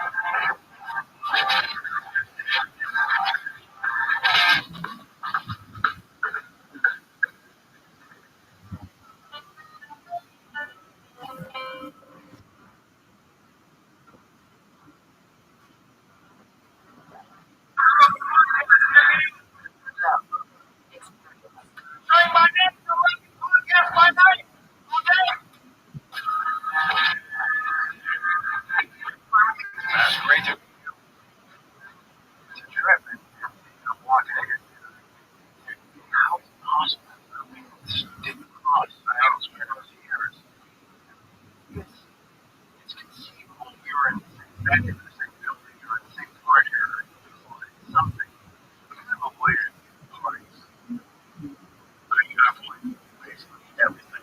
I avoided parties. I avoided crew meters. Anything where there's a red carpet. Even if I was in a movie, I wouldn't go on a red carpet and go to seriously, yeah, I don't like wow. I don't like all that look over here, look over here. It's just too fake for me. It just whatever allergy I have to that flares and I want to come back over from this. Yeah, I don't believe it. I don't believe that anything stops showing me from the back of your mind. I support it so much. It's just too weird. That is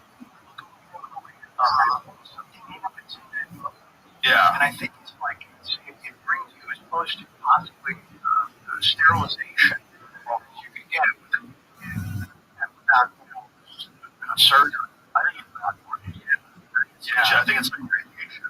Yeah. Like you can take a little bit of it, but you don't want to get an X-ray machine your whole life. No, there's always that one lady who keeps calling you back to her. Right. Far left. Yeah. You've looked at her like 7 times already. You're thinking, even if this continues to be the same, nobody would ever hire me. You wouldn't get past the first day. Well, they want to give pictures. Perfect. Side eye to the ear. Just really something like, person the lips. Something. That's the worst one. Something. Yeah, that's the one. Yeah. Which one do they always do? The one that's like doctor. Yeah, the one with your mouth open. Oh, yeah. Yeah.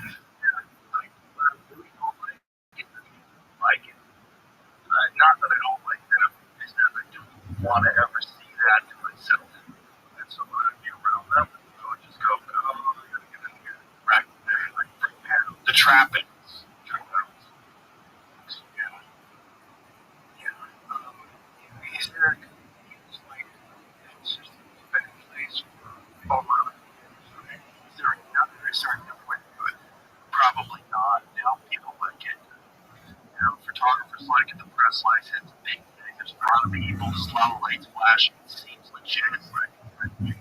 I just I don't think you get an extra everybody's healed. Right. It's totally unnatural. It's completely unnatural. The only way that would be happening in real life is if like you were on trial. Like you were being paraded in front of a bunch of people. Yeah, there he is. It's odd. It's odd. Yeah. It's almost it's a form of purple. A little bit of purple and just a little bit of a mental illness exhibition. Right. I just had it for the first time. Like last Thursday. The first time I ever heard it. For the first time in like maybe over a decade. I had Netflix premiere. It was kind of cool. Like the first, 34 seconds. It was like, I don't remember that. Wow. Then I got right the sun just beating right up. Myself start to sweat. I'm wearing a full outfit. The underwear choice. All of it. It's just like every decision I made leading up to that was completely wrong. And it's all been dodgy. So what's really funny that when I first walked into the studio, I brought up a tweet that I had sent in 2011. I think this is when you were going crazy. Yeah. I think this is also when my friend Russell Peters was doing those tours with you. Right. I said, I need to get through this podcast.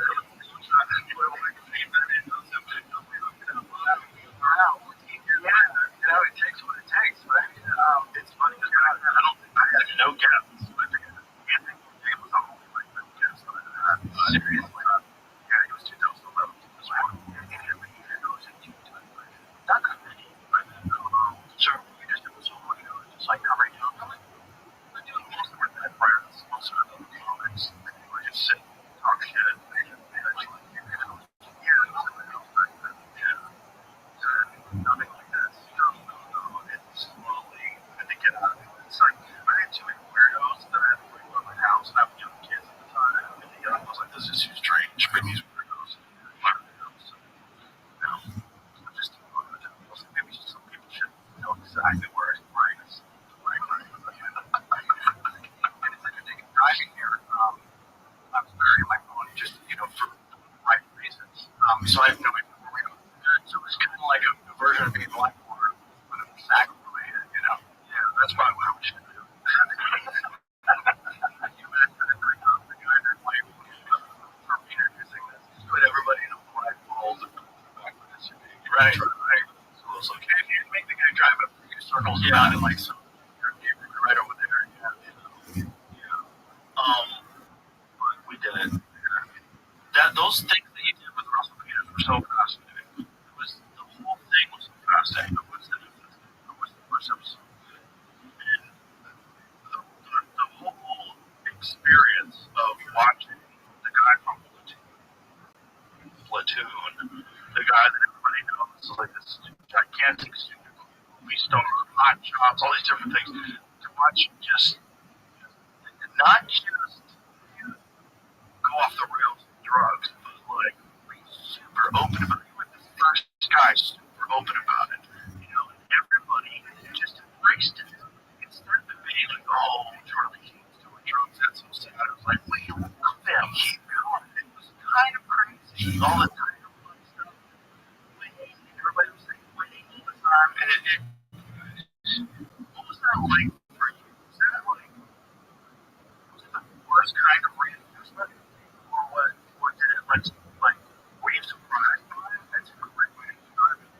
I don't understand the reinforcement. It was like, it was just unintended. Celebrating.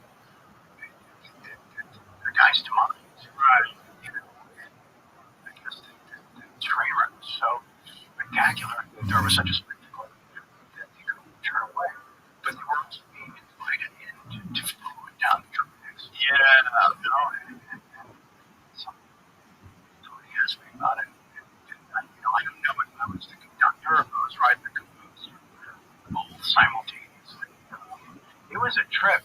Thinking back on it, it's some of it just kind of exists. It just operates snapshots that come through past and mystical. Other moments are in but it's a tunnel. And it was an energy I tapped into that felt like I was playing, but I couldn't figure out what the plan was.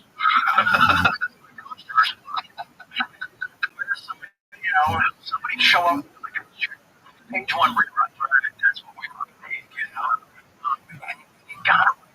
And it had not been encouraged. It could have been curtailed. It could have been shut down much sooner. Or become kind of captured to the image. Yes, it was something that just was something I saw.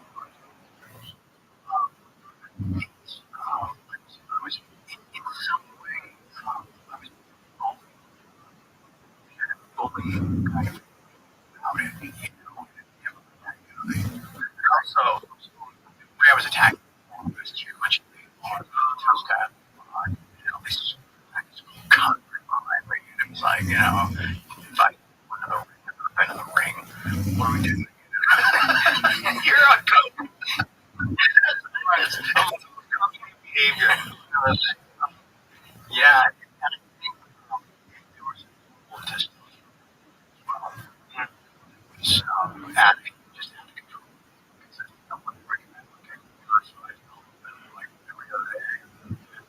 I there's a line of the book right there was that like a promise commercial. So you use the cream, which is hard to measure.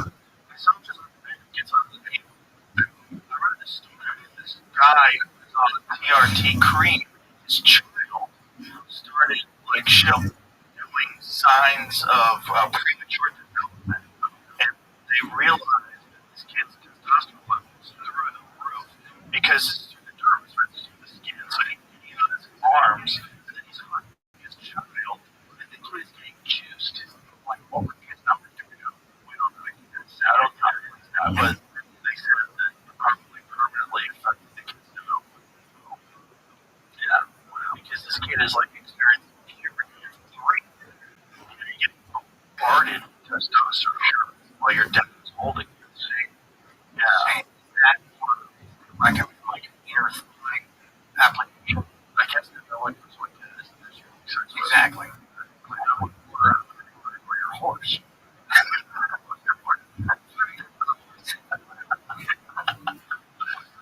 Testosterone and coke at the same time. That's like a combination of hubris and a lot of rage. The rage, I think, you start to realize that it wasn't really so much about what you said, it was really realize it wasn't about the job. It was about all the stuff. It was about trying to just be a certain guy or be a certain guy. At home, just never having the time to be a certain guy with me. I couldn't find any place to find a refuge or solace. Just a moment to breathe.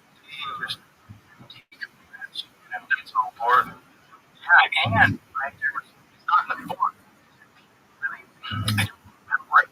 To put in the book, I decided what's in there.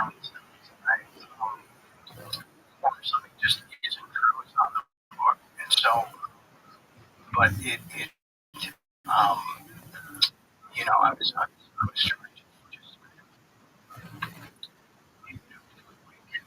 I went to church during that month of 8 years, and so that's crazy. It's insane. And they for varied reasons, whatever. But it wasn't to heal the last one. Right. No, but that's all. I'm saying that's all I'm making the decision. It's one of the things I do. Like really being more about choices,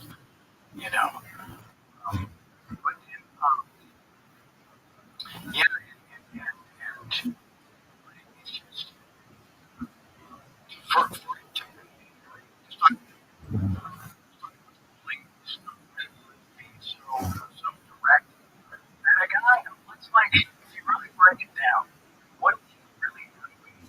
We created this environment with the three characters in an amazing universe. Some people tell me, right?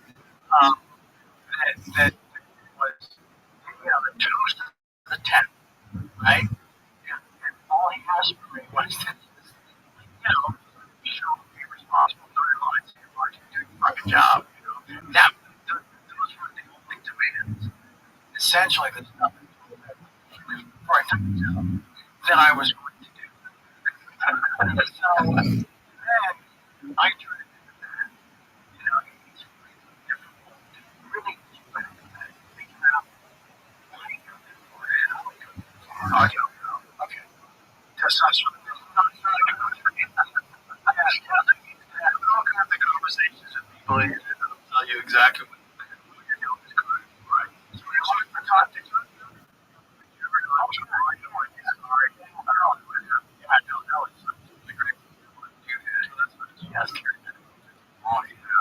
Hired for a show years ago with some measurements accountable. Oh, yeah, that's right. So I did play myself in a few scenes. Just back in the 70s. It's like in the. Oh, that's cool. Good. That's cool. It's complicated to think about.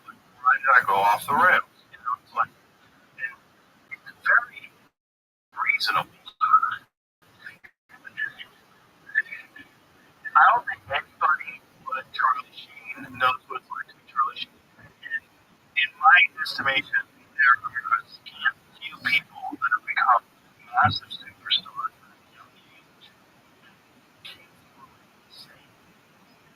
I don't know anybody. Everybody, I know people that have regained equilibrium, got their footing back, now they're on the right track. But no one gets through it on a hiccup. Everyone kind of goes crazy because you're living in this completely alien world that no one can help navigate. Even if you watch things in slow motion, you're going through it. You're emotionally like, just like right over there. Yeah. Like in the next room. Right. Or in the same one. Right. Yeah.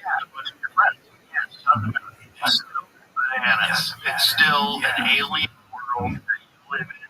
No one rides into the day and people would have to understand. Right? It's like, why is everybody just hands with each other? Well, because they're the only people that are normal. Yeah.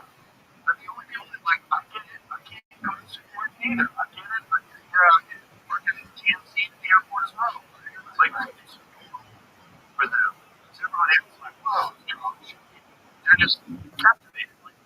Kind of neat to be around people that understand what their life is like. But the problem is, they're all crazy too. It's very complicated. It's a great support to a degree. We can rely on them for the things having maybe take one complicated shit just run across the street. To the experts. Yeah.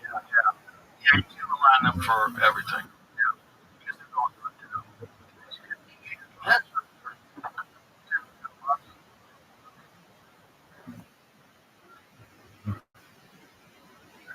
no worries. Try to, what's exactly happening? I lost that thought. And I realized, and then I started sweating. It's all good. It happens all the time. It happens to me too. Why is that though? Is the brain already trying to figure out the next thing that's going to attach to it? By doing so, it's that the main thing and just dismissed it. Perhaps. Some brains are just not that good. They're pretty good for chimpanzees, dogs, and stuff like that. They have a lot of issues. Just like we were talking about memories. Like my memories of my whole life. Snapshots. Oh, yeah, I never went there. Oh, yeah, that way. Oh, yeah. Very few memories that I have that are like rock solid memories. But, yeah, it's hopefully talk about them. It's tricky.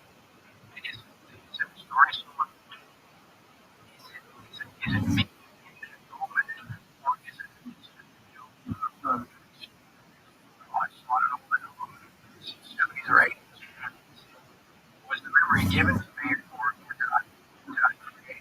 But, yeah, and there's also the real possibility that false memories, people do that all the time. They can show that they can introduce memories into people's minds, and then with enough sort of encouragement or the person will accept it as a pure memory. And it actually happened. Yeah. They'll talk about it like outside of that, acknowledge that it's not false memory. Wow. Because it's just not a good system. It's a system designed to keep you away from scary things. Like there's the wolf. Get away from the wolf. You know, wolves are bad. I remember I got a wolf bad. That's the spider that's poison. Get away from the spider's poison. Like day to day, everyday bullshit.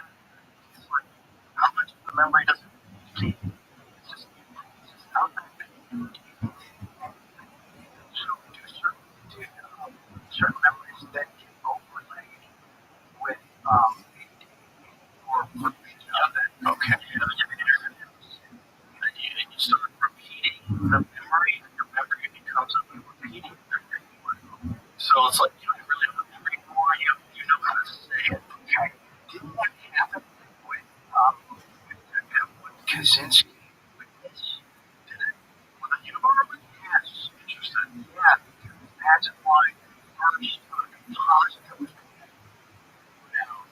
really ultimately wound up being nothing like the actual guy. Interesting. Yeah, there was a thing where your memory was corrupted by a different visualization from somebody else. This episode is brought to you by Paleo Valley. It's not easy by the it's healthy and tasty. But that's where Paleo Valley's 100% grass-fed beef sticks come in. You might be shocked to find out that most of the other leading brands you might grab at Costco use things like citric acid, lactic acid, and even black mold as preservatives, but not Paleo Valley. They use old-world methods of fermenting their sticks so that they're shelf staples without using chemicals or questionable ingredients. Fermentation is also good for your gut. And I mentioned these guys have over 55 million beef sticks sold. So again, a lot of people are interested. And if you're not, no worries, because they offer a 60-day money-back guarantee. Go to paleovalley.com and use the code BROKEN and get 20% off or find them on Amazon. Give them a shot and you'll see why everybody's hooked. There's also the factor that the Unabomber was such a traumatic event that this person was probably super freaked out, which is when your memories go first. Yeah, that's why eyewitness accounts of like murders and chaos just really bad. They're really bad, very unreliable. Like pretty actual percentage about like when they wind up in a courtroom. You know, like the Germany, like the final nail of the person, that guy, that it's like sometimes it's as high as 60%. They're just wrong. Yeah, and then they'll convince themselves that they're right because they've already said it, so that the ego gets involved. And then, it's just traumatic events. You're in a high state of anxiety. You're not thinking about it. You're freaked out. Like when they have events, like let's say with 9/11, if you were anywhere near that, and you saw like people jump off the buildings and fall to their deaths, or like your memories of that are probably clear because it was fucking crazy. But your memories of people you might have saw that were running away, or maybe you saw a guy in a van that you looked fishy, or maybe this or maybe that. It's like, and then things go by, and you're probably on this level, you're all freaked out. Your memory's probably a mess. It's like, now, people's eyewitness accounts, you don't know what the fuck happened. When you see someone die, you see someone jump off a building, you gotta read that. But there's some stuff that is just, this is one of the scariest things about transhumanism, is that it's really healing in the idea that it gives you a little shortcut in your brain. And now from now on, every time you want to remember it, you can go just like, you look like your phone, like your iPhone, on this day, 2017, like, oh, yeah, let's go. You're going to go do that in your brain. And the way that we're going to buy into it is because it really sucks. Because it's just something that's selling to us. Yeah.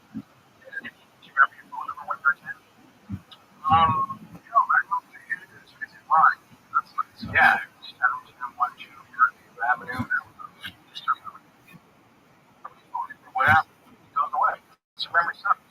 I still have that plan. Oh, there's no room in the landline. Dinner at Abby. Oh, down. In the back. Yeah. This is part of it. They're going to landline within 2025. That is probably the way to do it. I used to love the business machines. You come home, the lights flash, like someone likes me. You call them. Yeah. It was cool. It's like you had a dog come like, when you keep on. Like, oh, like a newspaper. He has the lowest point of everything in life. He never blinking. Yeah, there was a wild time where you could get phone calls. There's other things like you got famous before the internet, which is a different because there's not that many of you. There's way less famous people. There's way more famous people now. You got famous, like super duper famous at 21 years old with no internet. Trip out. How did anybody expect you coming up normal?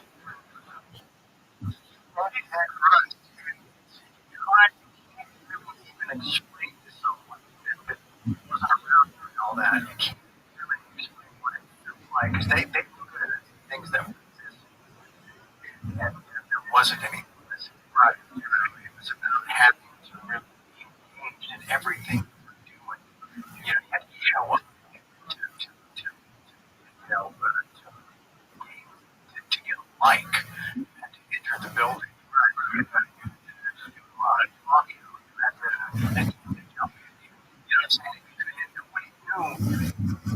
With the behind the scenes, years later on the DVD feature or the VHS feature, they finally saw some of that stuff. It wasn't all access 24/7, 365. For some people, they can't leave. They have to live stream during the day, live streaming from their trailer, live streaming in their car on the way home. They're like, yeah, what is it? Just logged into this weird new world. What is it? I mean, because genuinely people are tuning in. They're looking forward to that live stream in the car ride home, or because the person is in a combination. When they get to those things, and it's also the thing that you said that you did never get, they're scared of. You can never get a long time. Just time to decompress. Just be by yourself. No phone, no TV. Just fucking sit on the couch. It's just like you catch your breath. Right? And then that's you're scared of that. I look at this kind of sleep. It's something. It's like an entire day. Alone on my couch. Watching this. Nice. It's nice to just shut off. Right? It really is. It's homework, no play. Not good. Not good. Kind of for you. And that would work too. So you see, just kind of gets your reality, that same enthusiasm for it. It's like awesome. Yeah. I was going to say earlier, thanks. Okay. Great memory. Just off another topic in the song. Is that it doesn't. Let's find out. Well, no, I actually forgot it. That's fucking nuts. So, when you first got up to, did you have any idea like what you thought was going to happen? For people today to understand how big that was, because it was one of the very first realistic war movies, and I think very importantly, it was done by Oliver Stone, who was actually a veteran of the Vietnam War. Remember? Yeah. Yeah. Pardon. Sorry, but it was a different kind of war movie. It wasn't a lies like that. And that was a very different kind of war movie as well. I was from that year to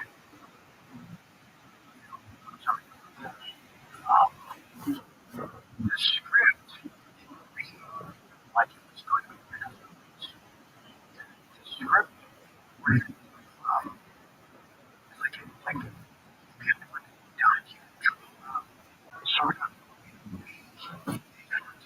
as you can say, oh wow, yeah, this is one of the people are really wow, we're gonna worship this thing.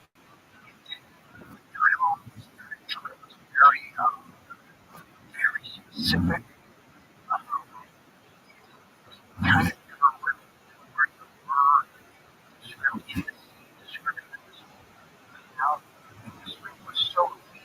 It was like barely yeah. So I realized sort of what you were doing actually and usually I read a scene in a sense what responsibilities are you how we're going to write that, or at least how we're going to see it on the screen. I couldn't do that with because all the time, all the scenes, everything kind of felt very simple. You know, well, I don't know.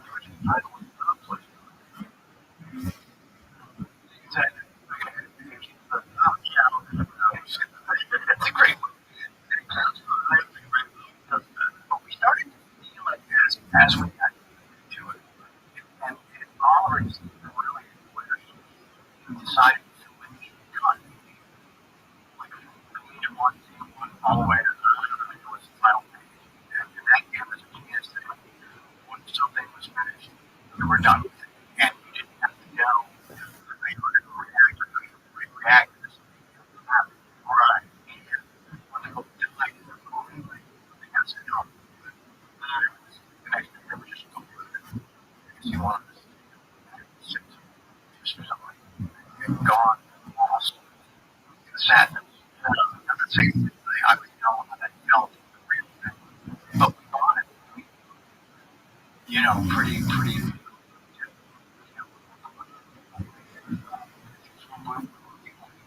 we had it in the middle of the country. Missing somebody, there was something going on. I'm just something all from accidents, like about one story, like what kind of so many conflicts.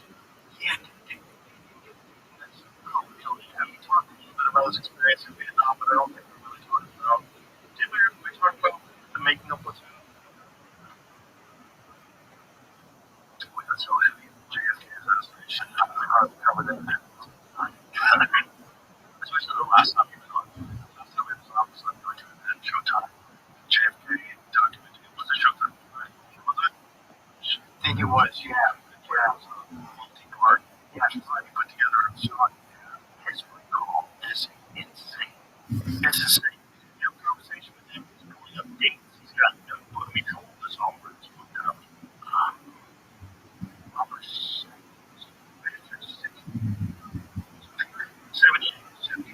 years old, rock solid memory. I mean, rock solid. Wow. The dude was just pulling up dates and names and helped them.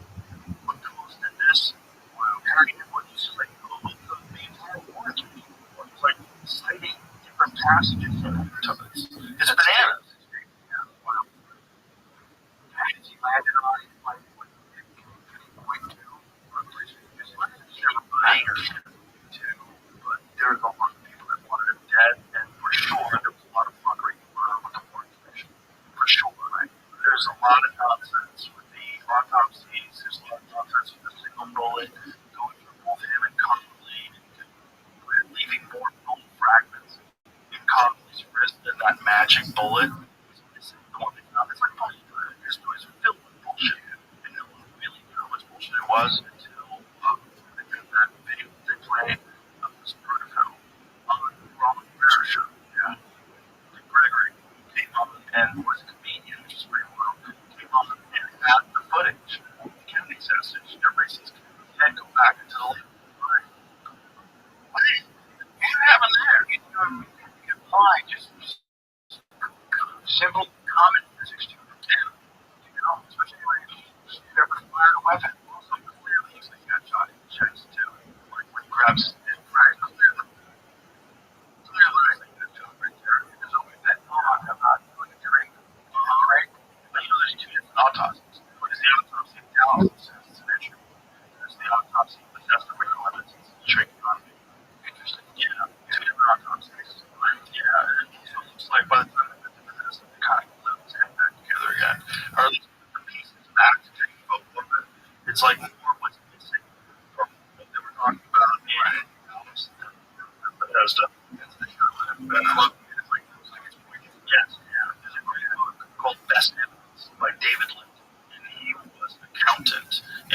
they had some sort of assignment involving the commissioner board, and so he decided to read the entire thing. And so in the reading of the entire thing, he finds so many contradictions, so many things that don't make any sense, that he starts becoming obsessed. And then he finds out how many people who were witnesses to the assassination wind up dying mysteriously. Right there, all the charts. Yeah, all the charts. Like 95% of all those people that were hanging around, like a ton of them. Right? Car accidents, weird fucking train tower. Hours, right? It was not perceived as good. It's so bad you had some people behind the door.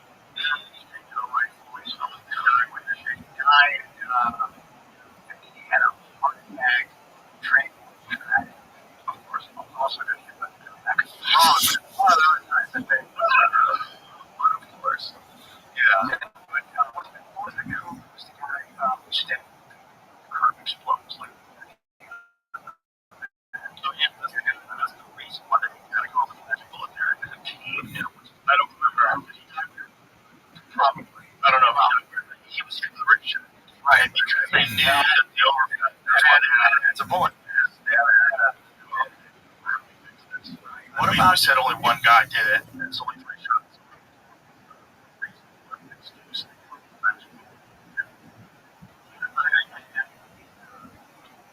Architect.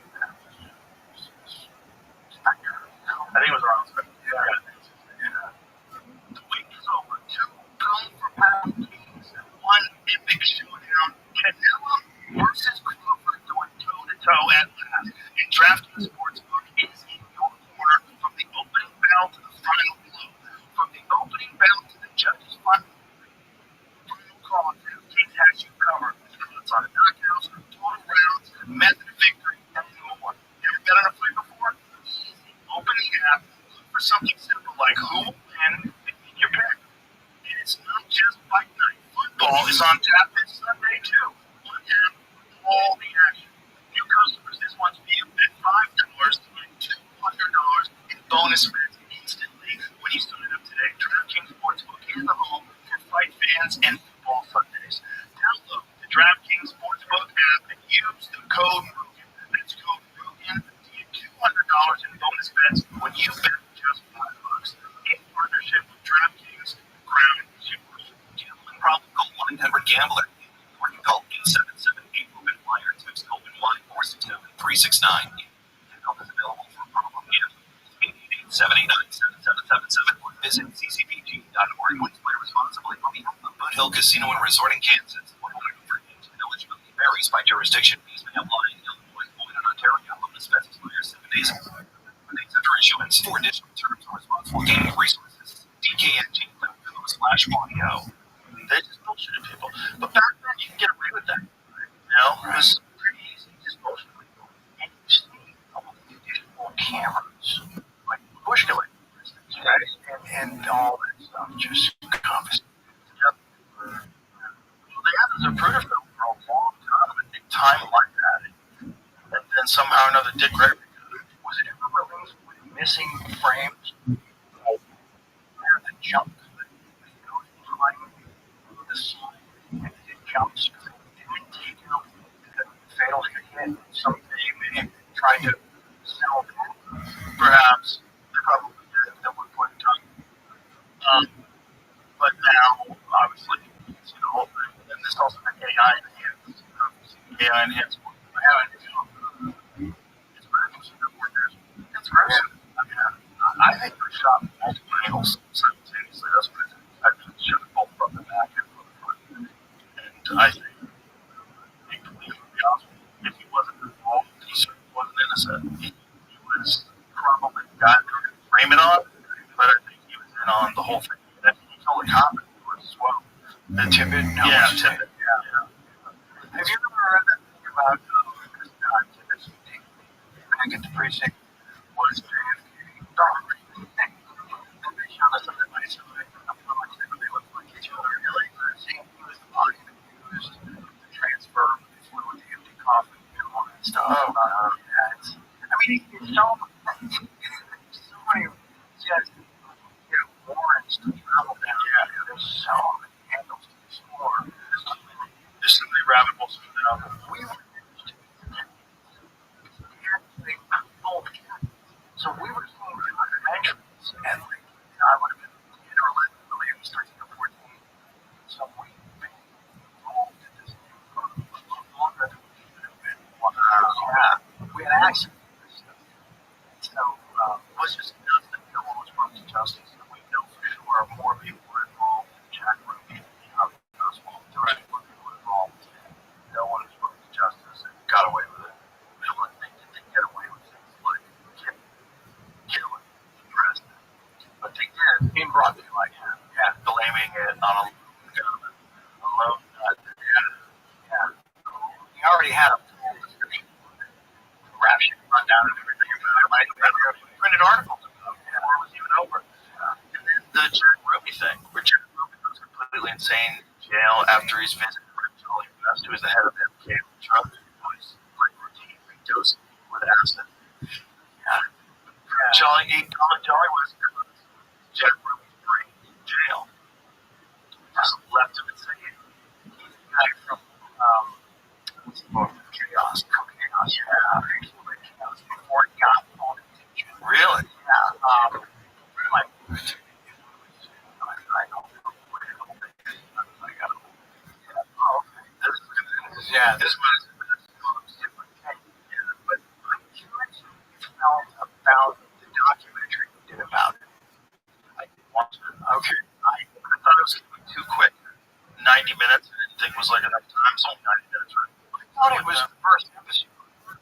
So I watched it sort of like a data gathering thing you do with the first episode. And just to hear what the director's doing. Whatever kind of stuff they're laying out. Yeah. So then when we did see the second episode with the timer, right? And I was and I thought it was a complete radically understood. Yeah, maybe you can try to get that needs to be like a 2-hour a piece series. Yeah, thank you. Yeah, because it's so nuts. The story is so nuts. Just the provable actual facts are so nuts. And very likely Charles Manson was a CIA asset. Very likely groomed him when he was in prison and taught him mind control techniques when people were high on acid, taught him how to be sober but pretend he's on acid, and how to interact with these people who are on acid and shape their mind and even get them to commit murder. All of which is fact. Yeah, no, I would say it's insane, but so much of it is, I don't want to say provable, but it has enough supporting evidence to really convict the case. And I love that the guy starts out just like just kind of a normal celebrity assignment on a Green magazine. Right? Yeah, I get on that magazine. Cover twice. My story didn't wind up like that. It was a story for a magazine, and it was just about the anniversary of the murder. That's it. That's why some people go, wow, 25 years later, why? Right? Yeah. And he gets obsessed. And he starts realizing, well, this guy was full of shit. That guy was crying. Oh my God, look at this. And hold on. Who's Jelly West? I know, like, what is MK Ultra? This is real freedom of information. I get the James. Oh my God. Operation Midnight Climax. The government was running whorehouses. They were running whorehouses and using 2-way mirrors and St. John's and filming them.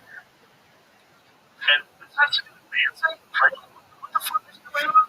And then you realize that it was all the psyop to try to demonize the peace movement and stop the war movement.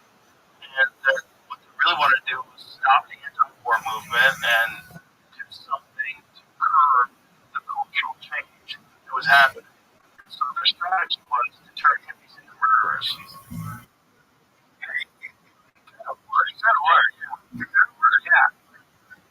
Yeah. I mean, it's a long way to go. But I think it had the effect of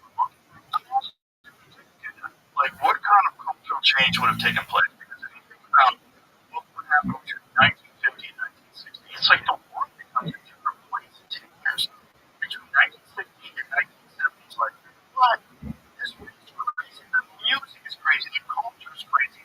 The movies are nuts. Everything is wild.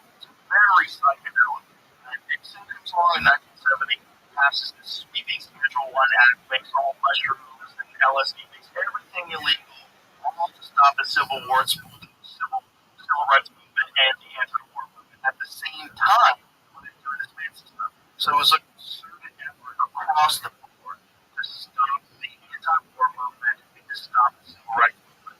They were like, you're losing control and power. And so, I mean, it was an evil thing to do, but you kind of got to give them credit because it's pretty brilliant. Like, they actually pulled it off. You think of serial killer, you think of Manson. You think of the family. Oh my God, these hippies are murderers. A bunch of murderers, freaks on drugs, cutting kids, babies out of their stomachs, and writing pig on the wall. This is nuts. Yeah, this is what the Beatles are doing. It's the only goddamn government engineering. They stopped. It was probably one of the most beautiful cultural shifts in this country's history. It would organically still have all the would have lost that. Yes.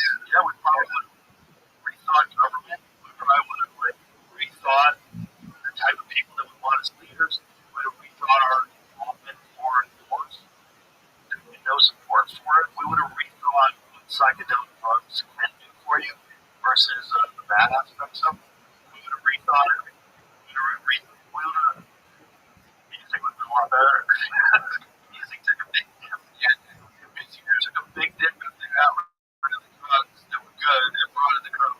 But people point to it that in the 60s, heard of the CF drugs. Yeah, effective. I mean, that completely demonized any peace, love, and, any of that kind of movement. Those people became a real problem now because you're now connected to mass message. Even though it's your tool, kind of nuts. Yeah, kind of nuts that it was really all engineered by the government. It's really that in itself, in and of itself, is a terrible crime. That they sort of engineered society to their benefit so they can maintain control. And the way they did it is by getting a horrible con who'd been in and out of jail to the line and teaching him how to run from the civil rights. A first and second and freaks and where my wife's mom had two. Yes. My wife's mom was a hippie. You have a connection. Yes. My wife's mom, when she was a hippie in Pete Ashbury, and she went to the Pete Ashbury Free Clinic and treated at that clinic. Yes. That clinic didn't shut down until after Tom O'Neill's book came out. Their clinic had been running for over 50 years, so it ran until like 2022. Yeah. When did it close? It closed shortly after that book came out. Hey, we're good. Let's get in here. They could have gone down the line as right in the bar. Yes, the scene on the game just remotely. That's right. That is so nuts. That clinic also connected to John West. The clinic also connected to all sorts of other marijuana experiences. San Francisco is where they were doing Operation Midnight Club there. That's where they had a brothel. These are the people that are supposed to be like protect and serve, look out for your best interests. Right. Yeah, these motherfuckers are creating events and like completely shifting society and turning people into whatever the fuck we became in the 70s and the 80s. Yeah. 2019. Yeah. July 2019.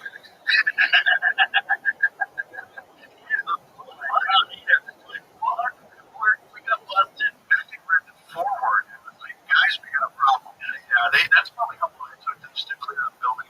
Yeah, they tried to figure out whether they're going to kill Tom O'Neill. On the show. He's actually my friend Greg Fitzsimmons. He was his neighbor in New York when he first started working on this, and then he became his neighbor also in Venice. Like he's been his neighbor for like 20 years. So Gordon's followed him this entire journey, and Greg would tell me about it for years. So like, where's your friend gonna get their fucking book done? And then finally, he says, tells me the whole story, how it took so long, what you gotta have a lot of books and saying, what's gonna put that on.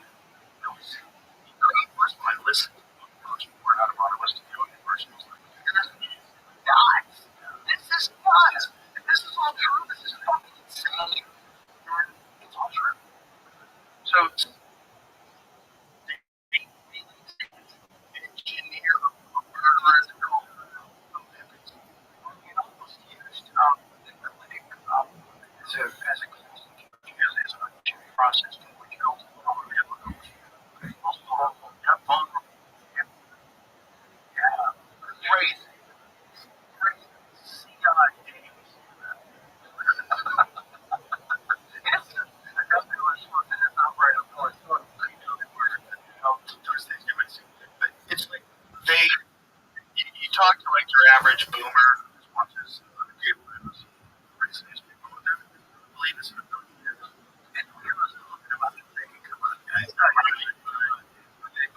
also never read the book. Never read the book, and then when things get proven, they never apologize. Never apologize for your baseless conspiracy theories that will turn out to be true. Because, conspiracies are fucking real, okay? This conspiracy theory pejorative that they really started foisting on the American public during the Kennedy assassination was for that very reason. They wanted to make it ridiculous. That's what the term became popularized. Apparently the term existed before that. We researched this, right? Didn't we Google the original term of conspiracy theorists? It's quite a bit earlier, but it was never like a thing in the public zeitgeist. It became a thing during the Kennedy assassination because a lot of people were questioning it. Because it looked weird. Everything they did, even the people that hadn't seen the Zapruder film, everything just seemed off. It seemed off. And there was rumblings amongst people that were there. The big one was the shots from the Grassy Knoll. Many people talked about gunshots. And that one photo where there's like 15 people, 20 just see smoke, where the bushes are, and it's not a good photo, but it's good enough. Right, you go. It's just it was too uniform. People were like heard shots from back there. There is a thing that does happen, especially if you look at dealing files on your return through. I had a failure, right? It's weird. It's weird. It's so little. It's real little. And they set it into that tight turn to that vertical. Completely planned.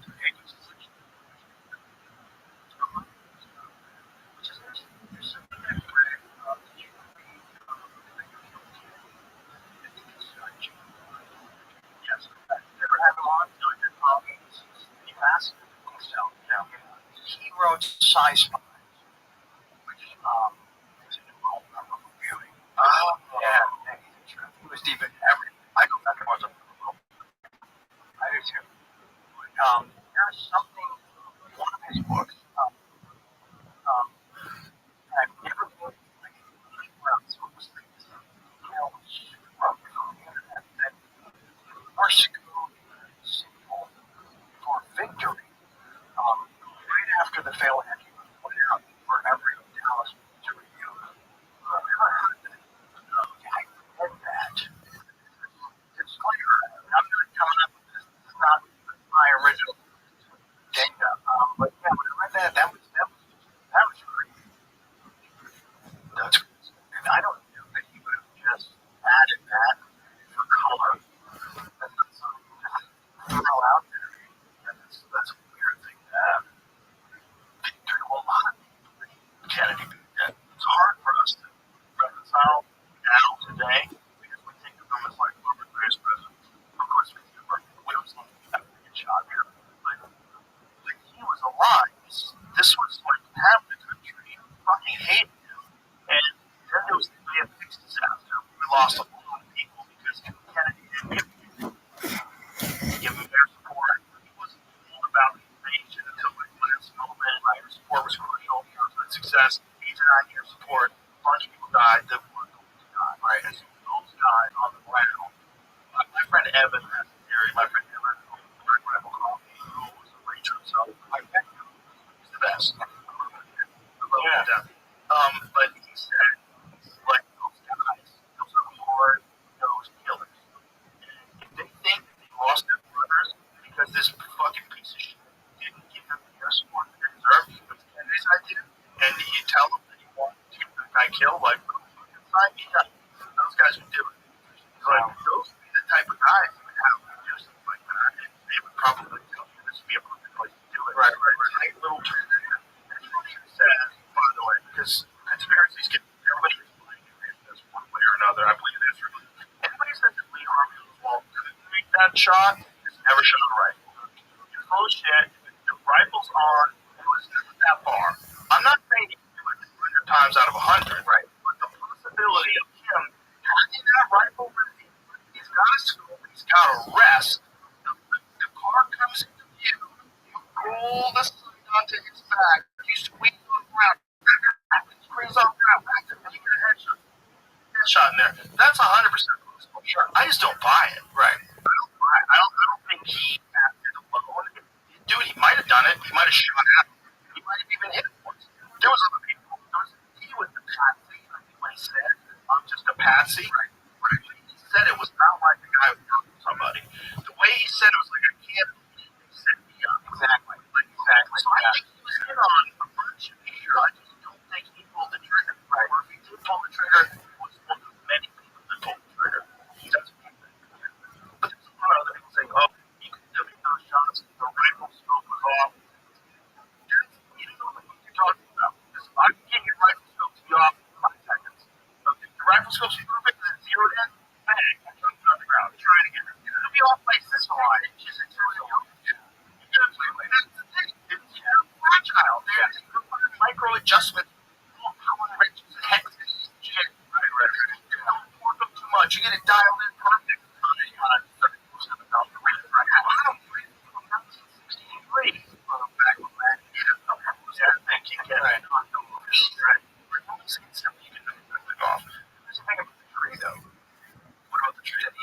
Through a tree, because what they've done, a lot of the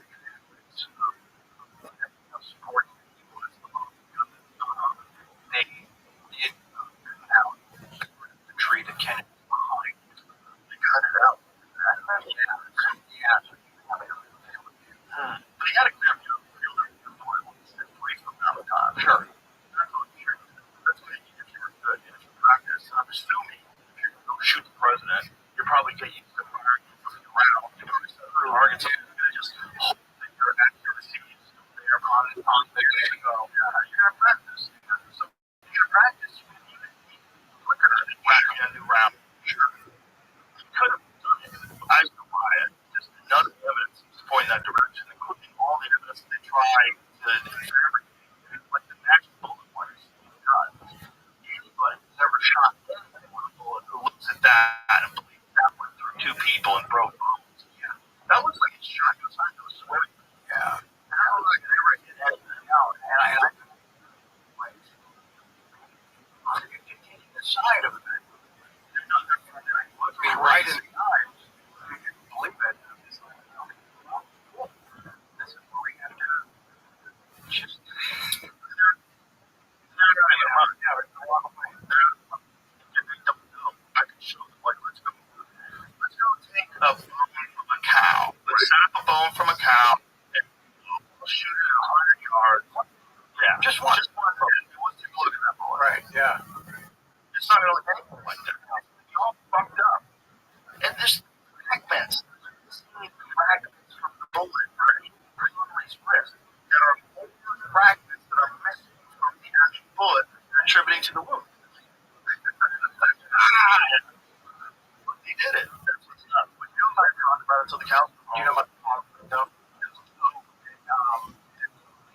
Rifle to Oswald for palm print on the shot. It was missing the part. Yeah. It wasn't there. Surprise. Yeah. Yeah. And also, like, says who? Fingerprint was. You can say that. It says, well, the fingerprint. Oswald is a lawyer. No one's representing him. He's dead. Yeah. My client is innocent. He's fucking dead. Okay? It doesn't have to leave the shit. Everybody just mourned that the president was dead. And then, you know, all of a sudden you got Lyndon Johnson full steam ahead with Vietnam War. It's nuts. Yeah, if you look at what happened after, like, things got very different. Yeah, they got very different. He was trying to be a real president. And well, none of that.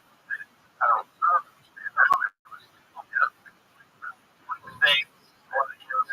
Wanted to kill the CIA.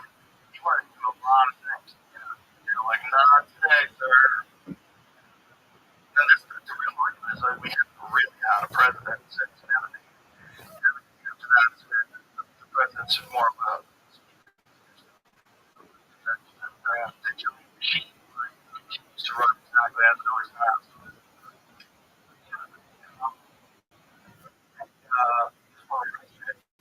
Not a lot you can do about it. You can talk. Have you ever done anything about Kennedy's assassination? pressure on people, then you definitely can hurt their chances of being reelected. I know that they're very disappointed in you for not supporting this, or not telling us about that, or lying about this, or you were involved in that. Yeah, but other than that, like, it's not much you can do. Yeah, I don't really want you to do.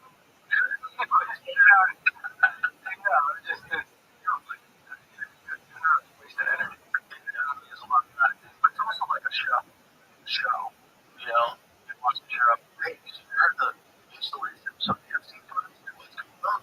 Yeah, years ago, Perler. That's how my dad described it. I remember watching that on TV live in my apartment with this girl was there. She was a really sweet girl, and she couldn't believe that he was innocent, and she didn't understand it. She was so confused. She was like, "No, how?" She was like, "No, no." They torture her program. Yeah. I was Mexico. Sci-fi. I love that movie. Oh, don't say that was a program movie. I love that movie. Dave Foley is radio. He loved it. It's a so underrated sci-fi movie. I'm like, okay, cool. I checked it out. Thank you. It was the first that actually incorporated a mashup of puppets and CGI.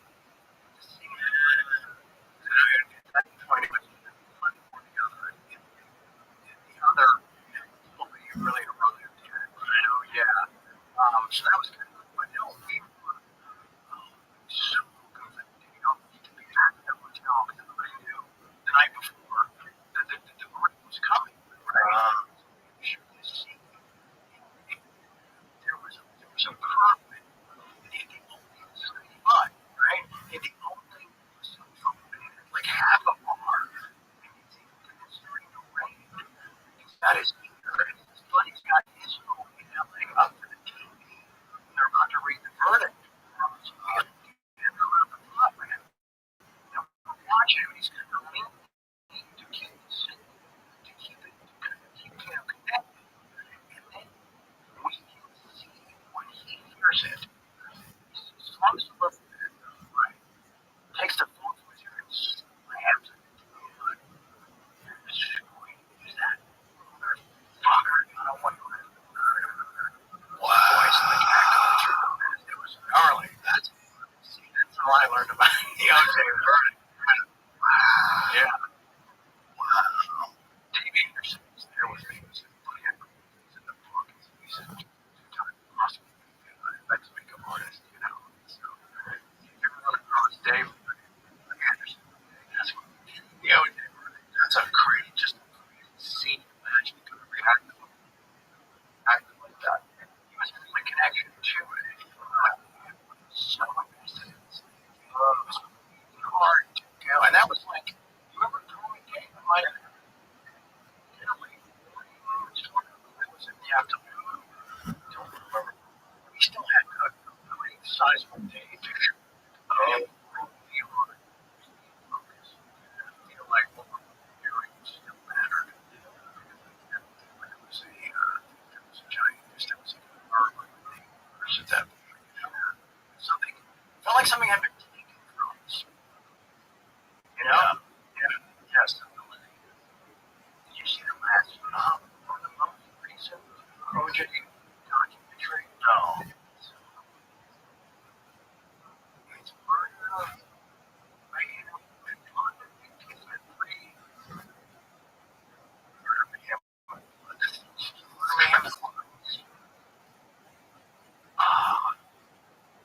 something going way off. Now, it's actually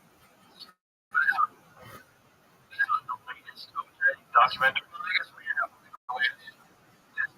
Yeah, this is the one that was before that. It's broken down and everywhere by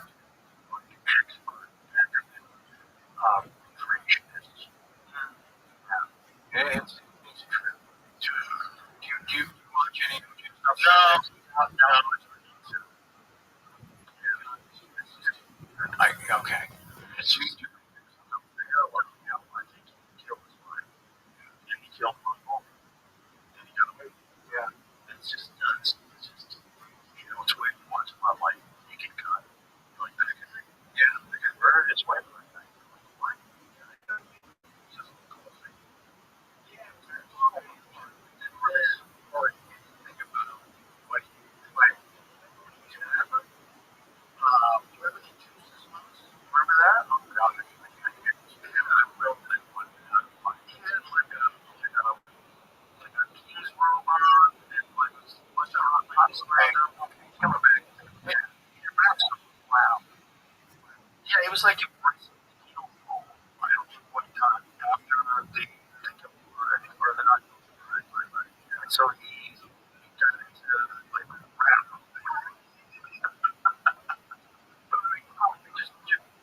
Just for arbitrary. It's so bad. Oh my God. Is it awful? That's right. He was trying to put people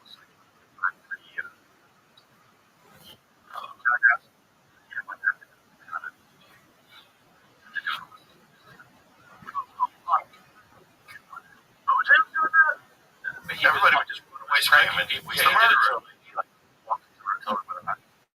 Oh my God. That was one of the scenes? Jesus Christ. This is a God.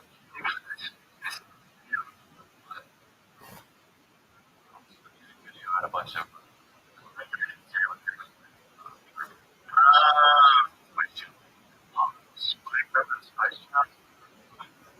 yeah, but the whole thing going from that part to try going back to work. All on yeah. We were filming the radio. It was in the middle of that North Hollywood shoot. Remember that? And we were watching it live on TV. While trying to do the sitcom. We would push pigs sometime on there. There's a fucking war going on in the middle of North Hollywood. Wow. Yeah, that was terrible. A lot of cocaine and steroids too. From the guys, they were hooked up with the steroids. Yeah, but I think they were good for something from that. Something like that. Story guys rob a bank. Yeah, like in a way, it could have the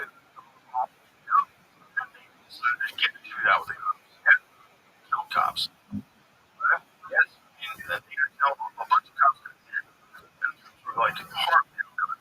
Oh yeah, the cops had their 9mm pistol. These guys have fucking machine guns, vests. Yeah, Kevlar helmets. Yeah, yeah. Use the work when you do when they kill themselves. That's simultaneous shot at the same time. I never looked into that. Is that one of the guys? Yeah, one thing that shot and shot himself at the exact same time. It's possible. Why would they? What is that? What is that? He shot himself. He shoot himself. I think pulled the trigger, but he did. God. That's what I would guess if that's the case. But it's not like he has to be let off the hook because at that point, that dude is put down. Yeah. I mean, one of the guys had already been shot. He had been shot in the leg. Didn't get him in the medical. They knew he was going to bleed out. I think that was the case. He got shot to a little heart rate. Right. The first guy, he died by shot to the head.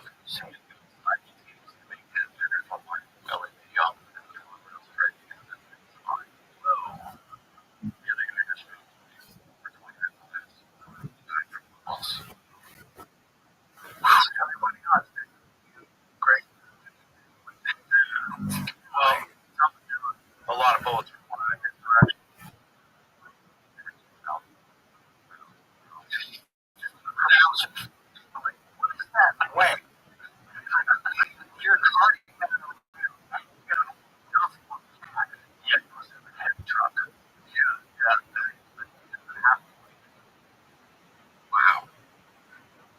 imagine that neighborhood?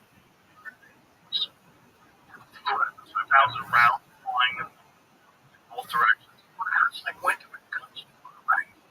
When it started, whatever you got, this is your rifle, whatever you got. Ultimately, how much ammo you got? I mean, how long did I go on for? Wow. Wasn't ready for that. To evacuate.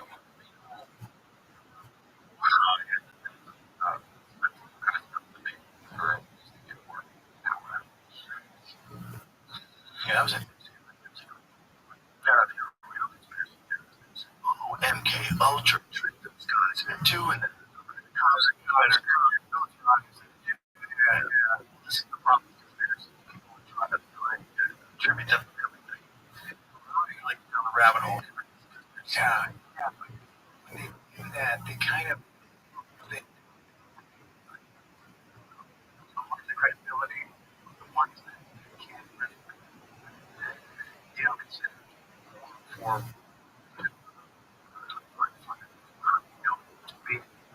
no doubt after all extensive research. No doubt. Yeah, but I think that's also part of the thing reason why really silly conspiracy theories get pushed. I think you're pushed by months. They get pushed by paid accounts that you walk down there. Yeah, it's making that the more stupid, the more attach them potentially stupid conspiracy to one that's legitimate. Right. That has to that's a legitimate one. It's like, that's just fucking wrong. A lot of stuff kind of that fact just I didn't think that and just the basic you talking about. But one thing I did see that was like constant was that there was always that anytime they mentioned something that was just completely true, it was followed up with the ones that they believed that they were able to do it.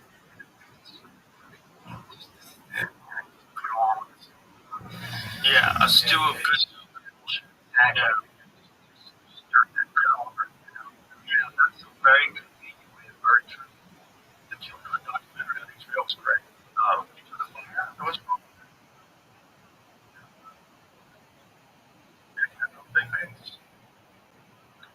because it's really good. It's a multi-part thing on all the people that were involved, Chan and the creation of QAnon. I think the original guy was, and another guy took over after a while. Town, and it seems like they were just kind of fucking around at first, but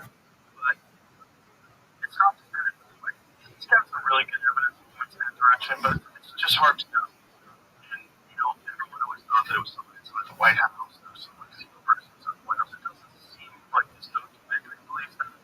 The guy who this documentary depends on one guy in particular that's a tactic nerd. Seems to have all the attributes of someone who could pull off a QAnon type deal. Yeah, I talked to him.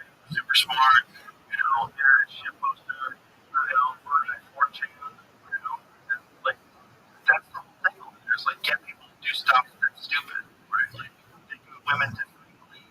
They start pushing this idea that it's the patriarchy's making you wear tampons. Your menstrual cycle should just flow in your pants. Who cares? This is like a sign of your strong femininity. It's just them being crazy, and then a bunch of women have just adopted it. Nothing wrong with it. They're like, this is well, it's a waste. But a bunch of women, that's really susceptible. You can get them to do that. Not everybody, but it's just like the haters for it's like not everybody can do that. But if you open up a free clinic, and then you get enough almost children that come in through your doors, they let you services. Yeah. Exactly. You gotta sort it out. Right. It's just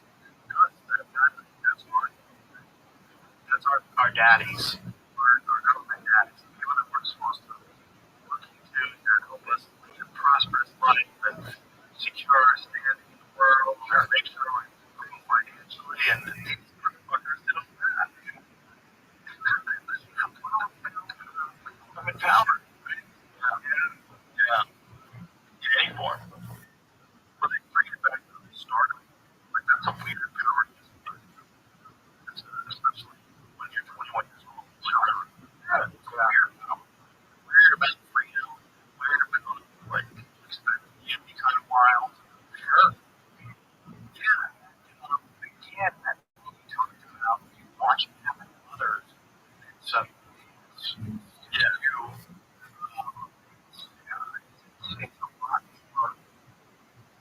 It's a lot more intoxicating. And then when we say, okay, so why, how were they able to control it? I mean, when I see them doing it at this level, it wasn't about, I'm going to show them the way they should have been doing it. It was just about, you guys, okay, cool. No, it's finding that its way over here. And it didn't go to 11, and not burn the whole house down. When it was still fun, when it was still creative, productive on some level, because it wasn't about, it was still having to show up. It was still, carving out enough time for the party, but also having enough, energy for the job. Right. And that's the balance. It's a balance. So pull it off. Some people, some places, go over here, and then talk party. Right. And I was able to maintain this for a long time. I didn't see no one cleaned out like those three hands. And it was almost like it was a job. I got it done. Showing up rehab. It's like they want you to get well. They want you to get better. So if you're out of here, we do some good stuff here. Look at it. There's also unfortunately a romantic notion of not getting everything done. It's interesting, right? How many cop shows start with a guy who's down in the house, putting a pizza in a blender for breakfast, and really, at his lowest of low points, drinking, and then maybe his daughter cries and throws the bottles into the trash can, and it's like, oh my god, now he's back. It's a romantic thing of getting your shit together. Shut up. Yeah. Trump's bad. Yeah. It's not nice. Nice work for you. Yeah. And they're expecting the guy to do different. Yeah, with passion now, real life experience. Yeah. Drug addict. Exactly. You're Robert Downey Jr. now. Right. Yeah. People love that. They love that. But the same thing was happening to him when he's breaking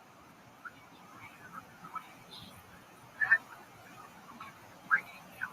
I think he was they brought him to feel when he was still in jail. I think he's still in it. Stop breathing.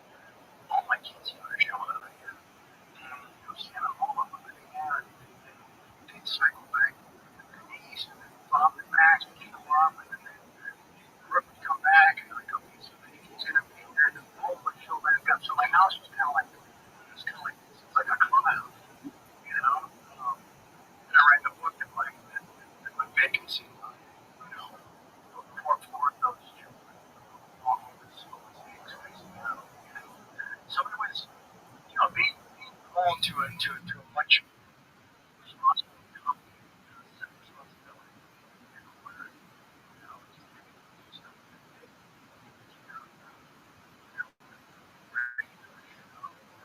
responsibility, popularity, or stuff they would just like, let them basically how it is. So it was really cool to like suddenly, and that's the only stuff that mattered to the people that mattered the most. So, but you're right. That could happen if I was ramificating or having to use, every. Right. Yeah, I think it's not the time and create. So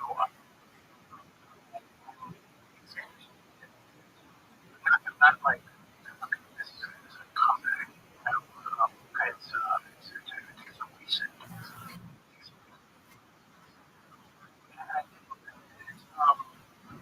Rely on anything I've done before. I've written a book. Never done a documentary. But to come back with two projects, everybody seems to be excited about. Documentary is very entertaining. Awesome. Thanks. Very entertaining. It's really well done. The way it's put together. It's just so the stories are fucking. It's the whole thing was just so nuts. But like I said, everybody loves the story of someone getting the shit together, and it's a great accomplishment. So we're almost 8 years. It really is. Thank you.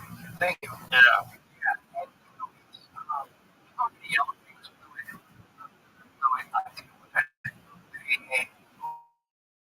that's something I just my personal. I'm not. How do you do it? That I tried it for a long time. For a combined 21 years. And just decided that I have to get this to go online. So you just do it completely under. You don't have any person you call, any. There's so much to like this. You don't have a sponsor person. I don't. It does help some people. And that's why I want to say that I'm not recommending this. Right. But it's just saying this is how you do it. I have a very good friend who quit one day. Crashed his car with the cops, but got arrested. And then he's like, what am I doing with my life? I'm done. Quit. That day. It happens. Can happen. Yeah. But I think that I did it. I talked to you about and that's not to say that I want to help one good it's still with me that I still thought still see as valuable. But there's a line in the book. It's hard to ask for help when somebody else is your hand for you. Intervention. Yeah, that's the part of the documentary too. When they the first intervention brought it to the room, everybody said, "It was a party." Well, yeah, I mean that's a little suspicious because it's 9 a.m. Why is that having a 9 a.m. birthday party? Right. We're going to bed now. That's usually the time you leave. Right. That's usually first thing to go. Right. Right. Yeah, no, that was wild. That is something that I still see as an happened. My parents living around my way. My brain was still trying to turn into a birthday party. Right? I insisted that's what we're there for. Now it's 11. Check what switched it on. Like I've never taken a sip of something that was in the wrong bottle. Your brain saw the label, so it takes your body. Yeah, to catch up to that. Those don't match. Yeah. I have a story about that before I can tell. But yeah, and so that one didn't work. It didn't work that way. You had to do it on your own. It worked for a year. Then, as I said in the talk, Cage's house,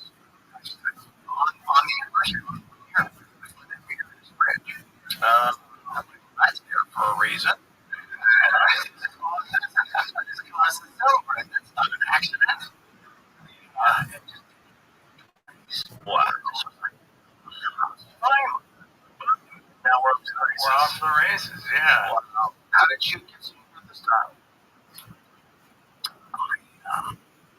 I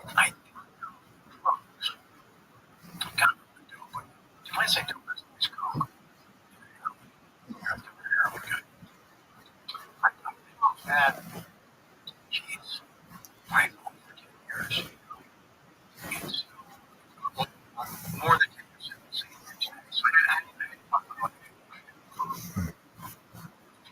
Just have to check this. It's not like the most amazing drug. I've tried to drink it. Yeah, because there's never a time you can't. And when I made the decision, okay, I'm just going to drink. I treated it like I did my eyes.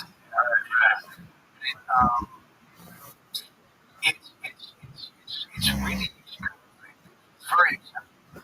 And it's very social. Yeah. You want to walk in?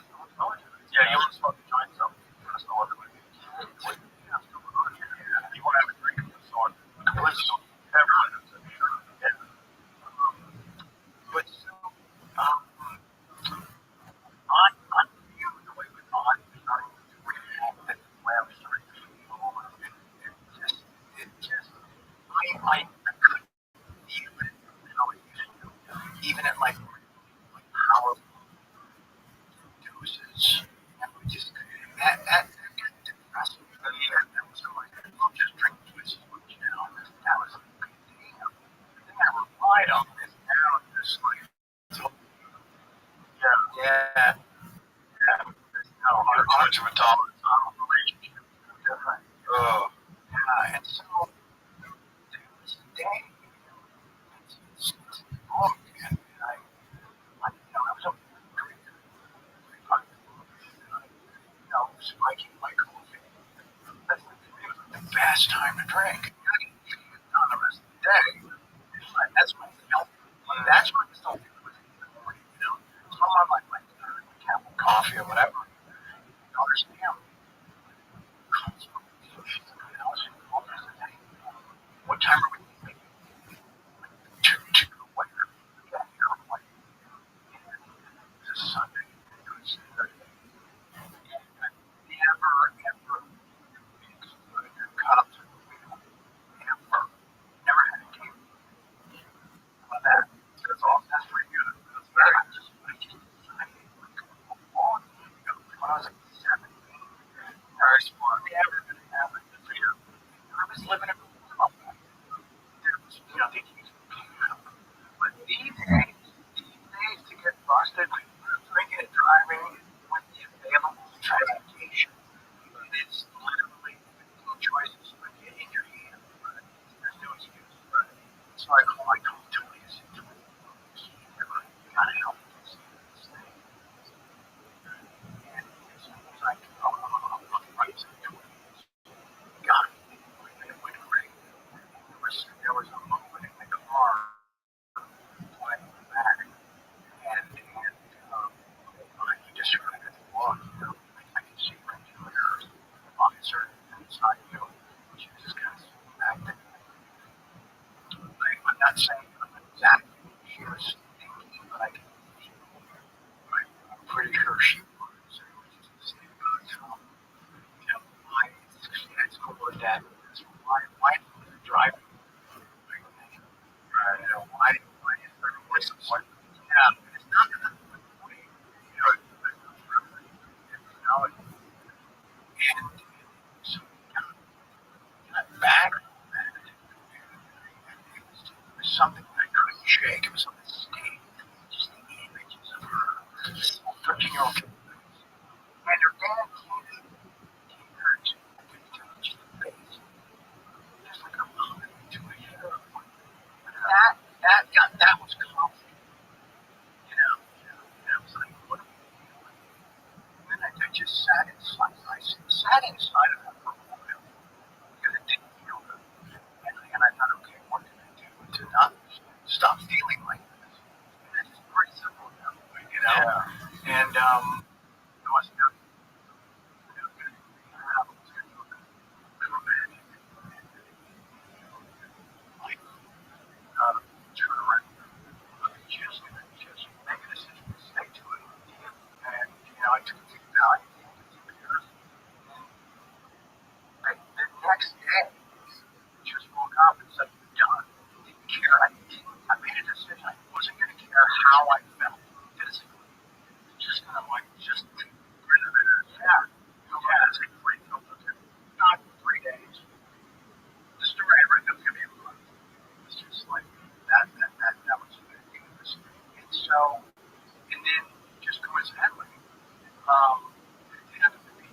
oldest daughter, son's birthday, when I quit, December 12th, it was just like, okay, that's all right. Um, then something else happened after that, because everybody's going to have a swirl, like you can't coach them. The problem kind of is that people like me, you're able to put things back together really quickly, right? And kind of miss up a piece of this. You're not as scared to go off the rails, right. And so then I got a call home. This is the coach. We had to check for several reasons at this point. I get a call that there's a new medicine, right? It's about a month after the thing, right? They're like, we want you to try this thing. It's much smaller content. It's much less toxicity and so very few side effects. We think you're going to do great on it. They said, but you can't drink it.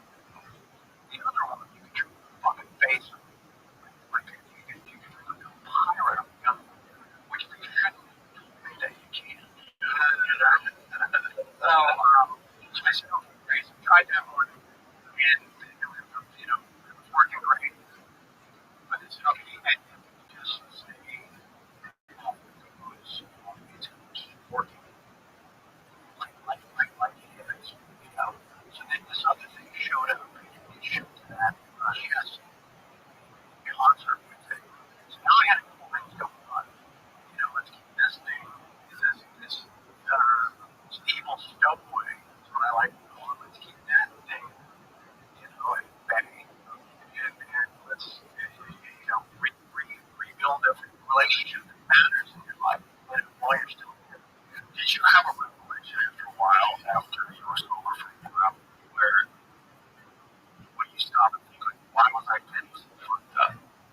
What was I trying to avoid? Or what was I trying to enhance? Or what was the purpose? What bothered me so much that I couldn't be sober? Yeah. I think it was early, like in the pressures, fears of commitment, relationship, being exposed to looking for audits with the man. I think that's key later. That trying to just situations just feel right side or getting a sense of, I'm saying, I said, sides of that, avoid, enhance. I really do. I think that's a good thing too, because everybody wants to hear the drugs, like nobody's ever been joking about. Nobody ever hears great drug stories, but you only hear the bad ones. That it is true, but the reason why people do it is because it's fun. Like, it can ruin your life, but it's also really fun. That's what people do. Sure, it's important for people to know. You don't want them to think you're lying to them. And for them to hear you sober and happy and go, okay, that's possible. We can get there because this guy's admitting what I was. Like there's a scene in the documentary where you're talking about the first time you smoke crack. This girl's giving you a blowjob while you're smoking. It was like the greatest feeling of all time. Yeah. Like, I think that's important to say. That hasn't been true.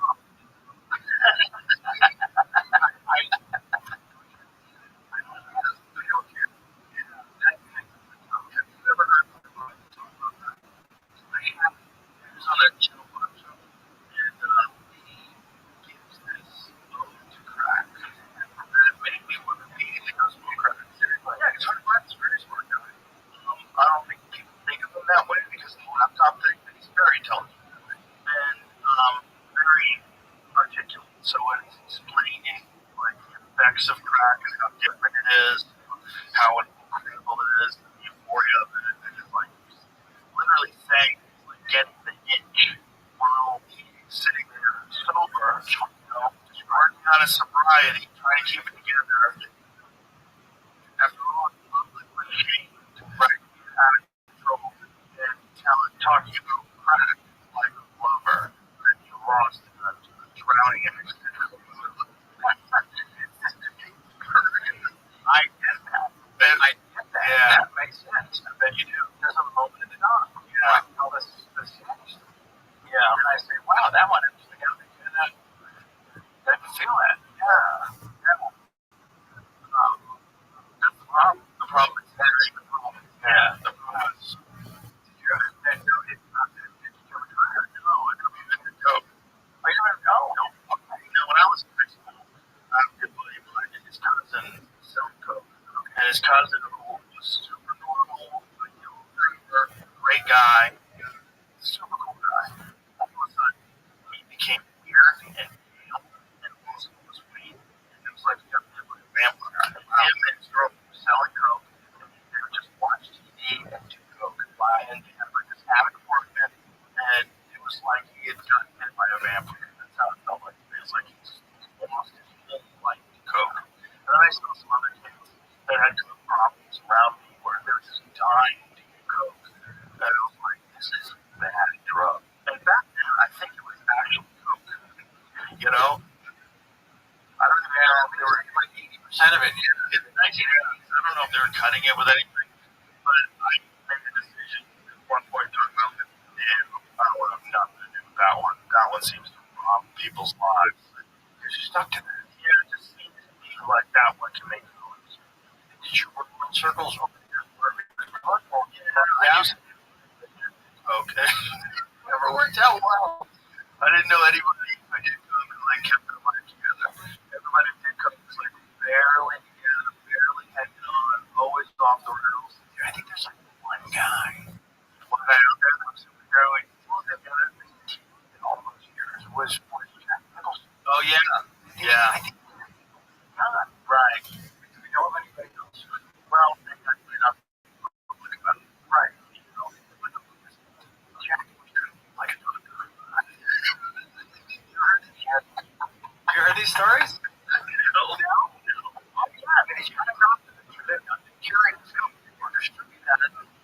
And only gave him just what he needed. Oh. Yeah, I don't know. That's superstar shit right there. Exactly. The doctor with leather satchel. Yeah. I think that's everywhere you go, bro. Even though it's got a pass on. Yeah, that's one of the great, like, 80s rumors of Jack. Yeah, bro. That makes sense. Around Jack. It was only around. It was cool as hell. He was kind of looking like, all right, who is the bagman? Who's his guy? Right. You know, or who's the bagman for that night? You know, like, was it a team or not? Did you feel party till the end? He kept the chair rolling up there.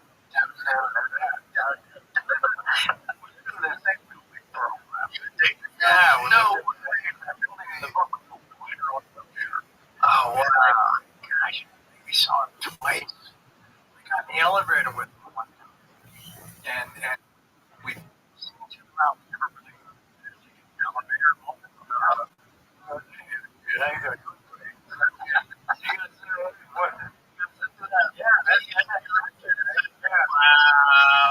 But in the elevator, he looks funny just as much. Yeah, just the phone is not loud. Doing nothing.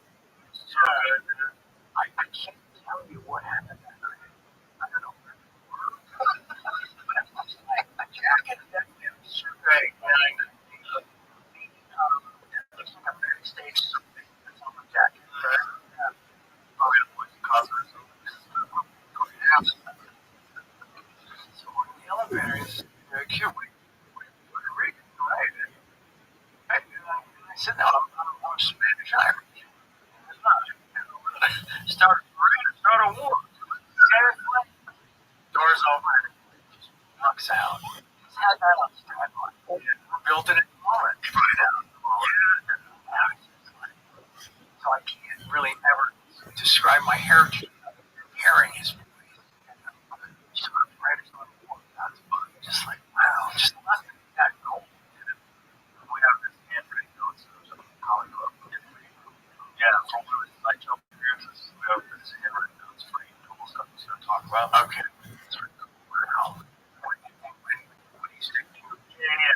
it's like a joke. It's like the punchlines, like accents and bold letters. Sarah and I seems like she's organized. Yeah, super organized. He stopped doing stand-up for a long time. He was selling aluminum siding. And then he made it again when he was much older in life. He came back. The thing that happened was from the time he stopped doing stand-up, when he went back to having a regular job, he never stopped writing jokes. Like his brain just worked that way. So he's just always writing jokes. So when he came back, he's like, then he just fucking stormed the gates. When he came back, I was like, where's this guy been? It's amazing. Yeah. And then he came back to school, running HBO comedy specials. Yeah. Epic. Yeah, those are very epic. Do we just think he was at sports? Yeah, I've got some the stand-up. He didn't have anything before, but when he quit, he's just like kind of like getting by, doing all right. Got a job, quit. He might have quit for 10 years. Yeah, and then the whole time he's free. And then he's like, I gotta do this. And then I'm gonna get a comedy. Wow, I'm not fucking that story, but I think I'm accurate with that. It's gonna be fun to make sure that's true. I'm 90% sure that's true. But I know that he didn't admit it to him since mornings. I told you the other day, I used to work at Greenwood Center for the Performing Arts, Mansfield, Massachusetts. I was security guard there. And I was backstage by the outside of the stage. And front stage, would go on stage completely naked, bathrobe on. That's what he was. And he was wearing a bathrobe backstage with slippers and just walking around like this guy's wild. He goes on stage like, what the fuck? Is it partially closed? And we started just like, yeah, it was closed. Okay. Everybody seemed dead. God, it's a great movie. Sitting down, you just sit there. Wow. Struggled for 9 years. He seemed later, so he was fired. He entered aluminum siding in the mid-50s to support his wife and family. He later quit. So in the 1960s, he started reviving his career. Yeah. So somewhere close to 10 years, he still working as a student by day. He returned to the city performing at hotels in the Catskills Mountains, but still finding minimal success. He got the debt, $20,000 worth of investment, couldn't get booked. Dangerfield came to realize what he lacked was an image well-defined on-stage persona for the audience to relate to, and that would distinguish him from other comics. After being shunned by some premier comedy venues, he returned home and began developing a character. Nothing goes right. Isn't that crazy? Wow.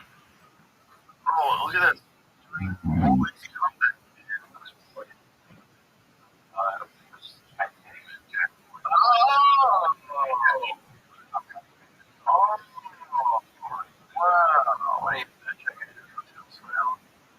Wanting to distinguish himself from longtime patrons who might have remembered him from the 1940s, Roy asked club owner George McFadden to change his name. He came up with Rodney Dangerfield. Wow, he didn't want people to remember him as Jack Roy from back in the day, doing his old act. Wow. He said, I don't know where it came from. That may have taken it from the Jack program on NBC Radio, which first used Rodney Dangerfield as a character's name in 1941. Ricky Nelson also used the pseudonym in a 1962 episode of The Adventures of Ozzie and Harriet. Wow. That's crazy. Wow. That's when he popped again. That's nuts. Didn't know where to start. Brand Star One. One guy. A lot of people do. I didn't get a chance to meet him. I saw him once at the one that I ran into him. That was it. I never got a chance to talk to him. Yeah, I have put him on. Okay. Yeah. He was just leaving the stage. He was outside. He had some Rothschild with him. Why not? Why not? He was probably what? His wife is who donated us these handwritten notes. Which is pretty cool. There's a few guys like that. Without them, you was wondering, like, where would comedy be? Where would it turn out? So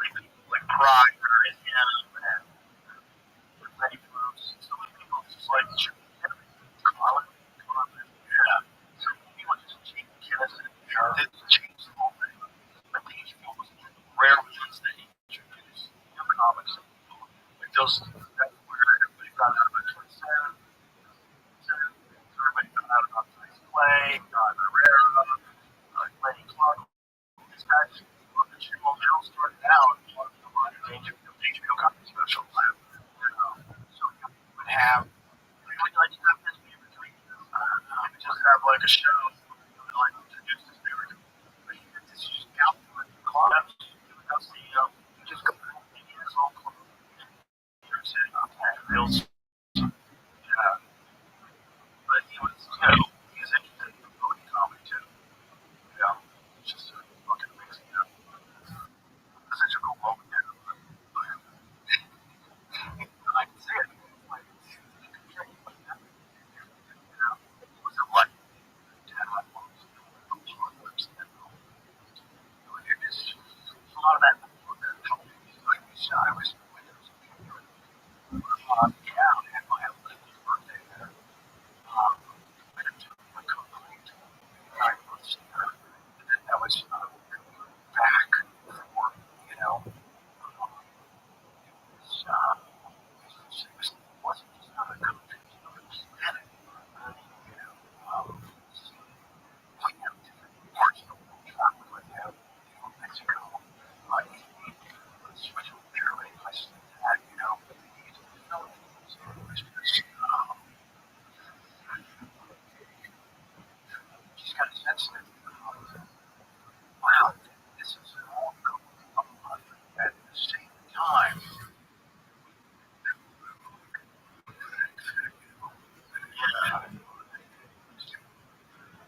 Cool shit. And so you visit places like that, you can feel this time, just a new, such a surreal reality. And ultimately, it's about a film. It's a film about war that and it barely ended like it would. Right? Yeah. Demons, what is that? 75. Right? Yeah. Right. So, yeah, it was, we were able to do stuff recreationally. There was a lake, there was fishing, those kind of things.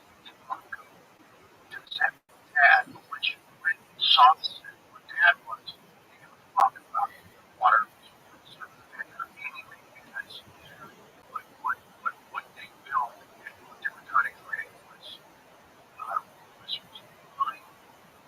Because, Coval building this compound out of practical materials. It wasn't like, like plaster covered rebar. These were like, 2-ton boulders. Yeah. They brought in, started stacking them, and chunk them away. Sinking, foundation, and a riverbank, right? But then they just didn't make some people with the talent and some brand new development. It was everyday filming, completely unique. There was nothing. There was no. You go to the set, you're going to see something completely different than what you saw the day before.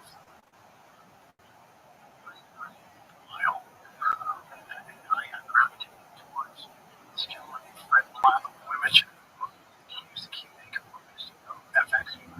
So he was building all of the aesthetics, the carnage you see in the movie. So walking to his arms away, and I knew it's all fake, because as a 10-year-old, you start seeing how it's made. So I think I read your book, was never boring, was never emotional, it was technical, but it still gets really curious about how much time and just the artist creating those movies. How long were you over there for? Total of 8 months. Yeah, it was 3.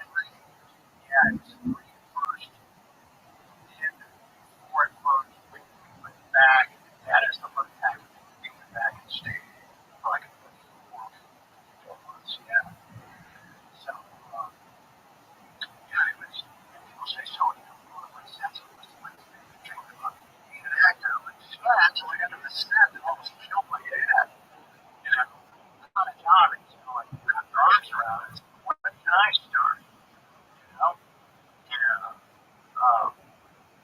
So it just the scope of the film and really understand it as an I knew something about it that required a much closer look.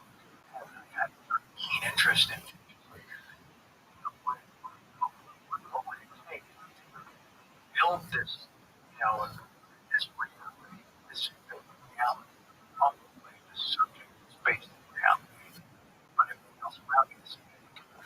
So, a very strange experience.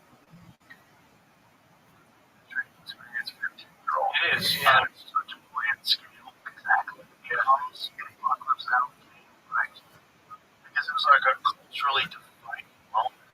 Yeah. I mean, it was a movie that it kind of eclipses a lot of more movies. It does. It really does. Yeah. I don't think there's been a film like it. That's a true masterpiece. It really is. Yeah. It's like there's no computer.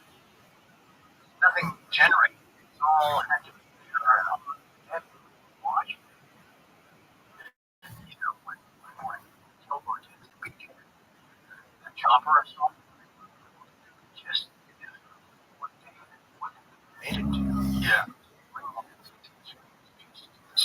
The hustle that you used to documentary stuff, things around love, the army, fight the rebels somewhere else. Leave them with the choppers. I mean, you can't let that up. The river is filled. Where are you going? Stuff like that. Pretty wild. But that must have free you, to actually become an actor and platoon. That had to be scary. It's just kind of story that happened. Right. How does that happen? How does that happen 11 years later? Yeah. Over 10. Yeah. 20. Right. Yeah. So how do I go back to the same country 10 years later with the same subject? Right? Right. Yeah, like the fucking thing. And then it's elevated to be on par with the one. Yeah. That's how does it feel that gets mentioned? Right. Right. Yeah. I'm a much bigger fan of Apocalypse than Platoon, and then it's primarily about just scope and complication. Just, you know, um, uh, factor. Yeah. Well, it took forever. Yeah. How many years did it take? Say 3 years, right? I don't know if Francis conceived it. It came out in 79. Did it come out in August of 70?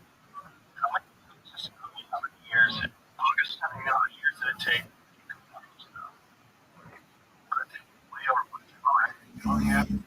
Like, it's like, it's like a searchlight budget. Right. Right. And Ford's Future Pro was like, what? What was it? Started at 14.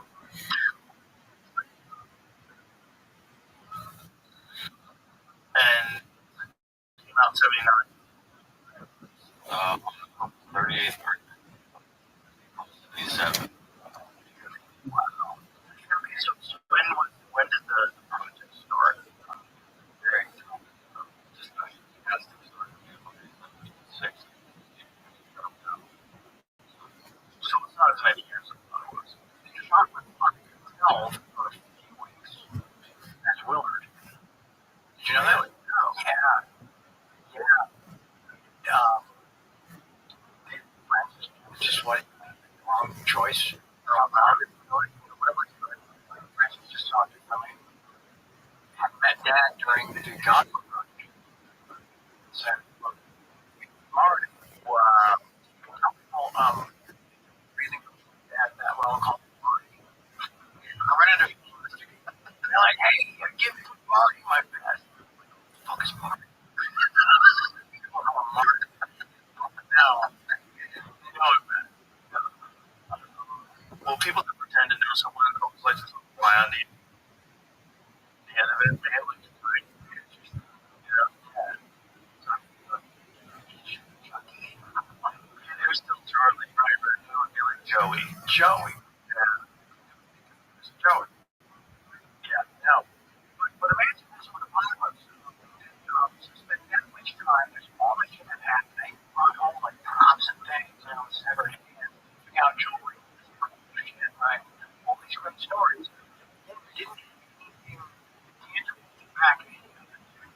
took a lot of photos, but like nobody can go to the theater. Right. It's, oh yeah, it's I took my dad. Okay, it's there that day. We had to wait when you're that age. Waiting 2 or 3 years, like waiting a decade, right? So that was a trip. What I saw at this 70 millimeter, it's like I almost jealous. I hear them. They're all around. The film never opened that again. That company again. I mean, did you see the film when you first saw it? No. I don't remember where I first saw it. First saw it, I think on a regular TV at home. Oh, yeah, okay. Because I was too little to watch it. 79, you know what? Maybe I saw it on HBO or something like that. My first time I really got into it was when I got a home theater and I got surround sound and I got Apocalypse. That's the one time. It's a fucking sensation. You're gonna get it. God, it's so good. It's like this wild. It's so well done. And it's just so epic. Like, for you to be there alive when they're putting it together and then to see it all piece together. I mean, that had to be the same experience. Well, and a lot of it was a surprise on the screen.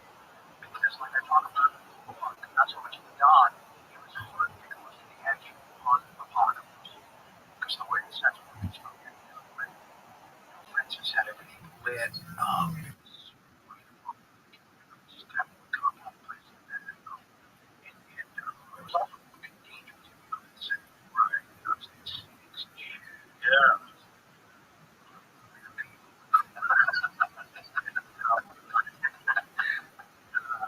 Yeah, Francis is just like, I'm going to wow.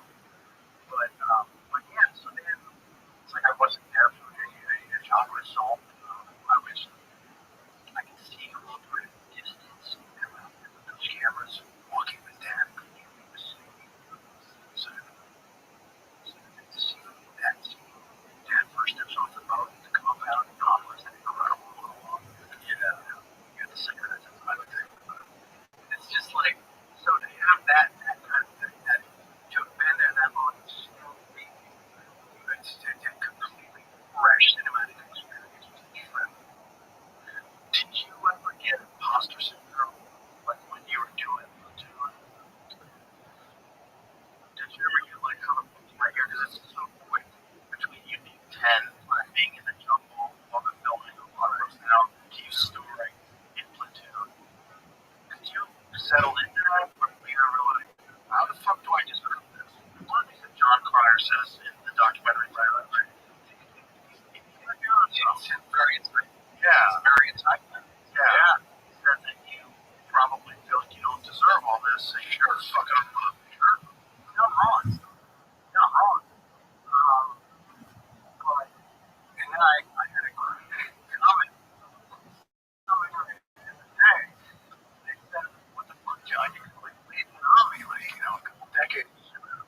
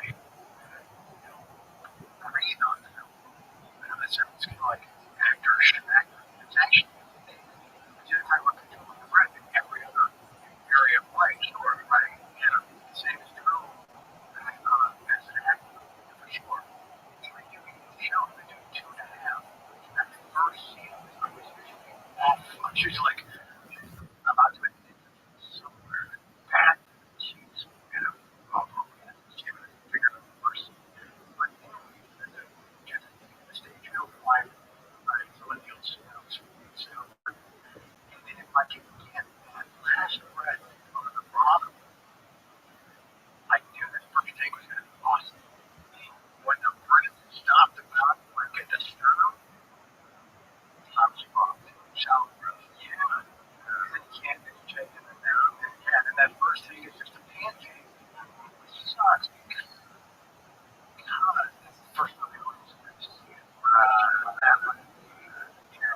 There's a show about that's the one you want to watch. And the second one, which is already fucking joke. That their live performance things where it's still like good for. I mean, I don't think there's very many shows that still do that kind of sitcom in front of a lot of people. It's very few. I know Tim Allen show still does. What's that one? Zomba. So he still does traditional. Yeah. Guy who worked for my son. Guy used to be all over the television. Yeah, used to be doing television. I think Chuck's show on Netflix. It's called Man Language. That's what. Okay. So they're still doing something. Yeah. Definitely. It's fun when it works.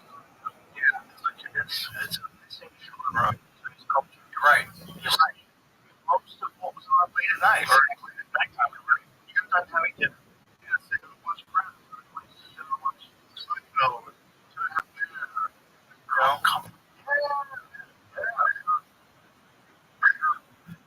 Yeah, my family binge watched. I never watched when I was on air. Binge watched it. Seriously, it's a good fucking show. Yeah, they were funny show. I was like, corny sitcom. It's a good show, but it's also right on. Yeah, that young man. Yeah, yeah, and some of the dialogue. Yeah, he's the first one. His name's still. There you go. Yeah, where he's celebrating his emotional disconnection. Yeah, like delivering it like a right there. You know, and yeah, really well. Very funny. Okay, so Boris, how many fucking years? I got to do that a ton of him. Yeah, more than anyone. Yeah. Yeah, they're friends again. Yeah, so am I. So am I. No, that's something that out there. You know, that's funny actually. For that fucking thing, and I'm not. It's the other component to that freaking version that video. There was a moment we can read that point. I don't know. Really, it wasn't like one of those extended stages. Just like right. You know, just like a little tsunami. Sweet. Right. And I got the call when I moved to renegotiate the June contract for 2009, you know. And I don't think so. And they're like, what, you don't get paid? I'm like, no, I don't think. Seven, you know, 4 7. So 7, you know, I don't think.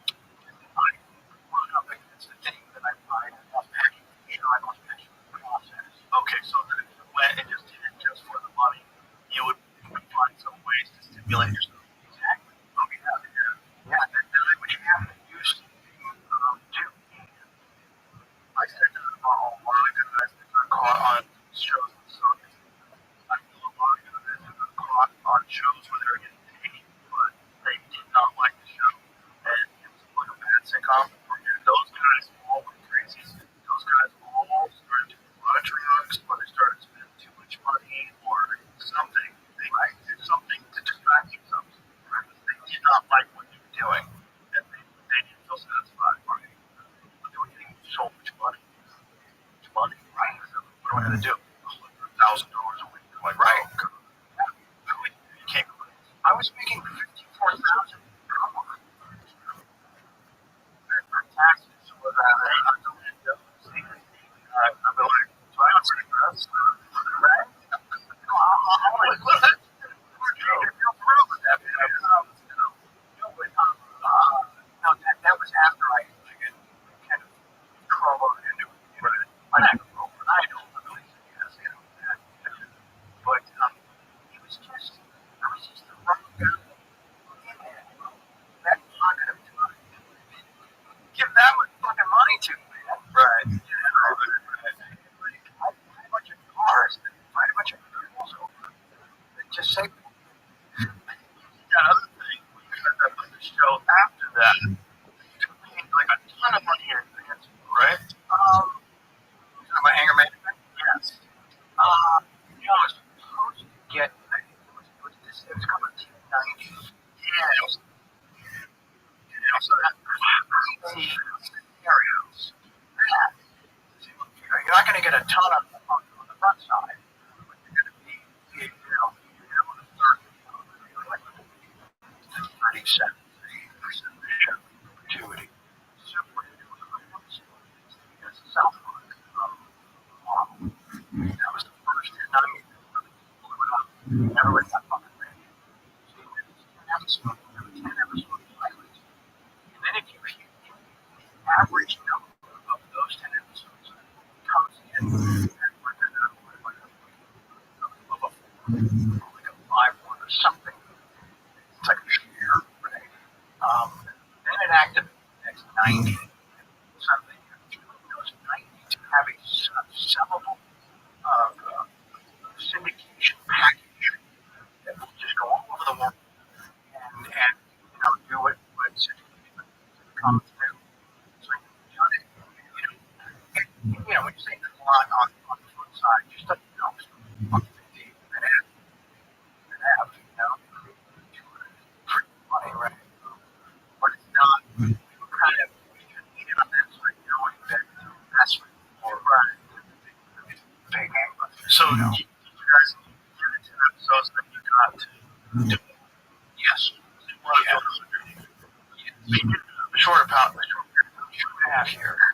I know. Yeah, I was not ready to go back to work. Yeah, and that's the thing I thought about the book. I wanted to show these guys when I was down. I was hurt.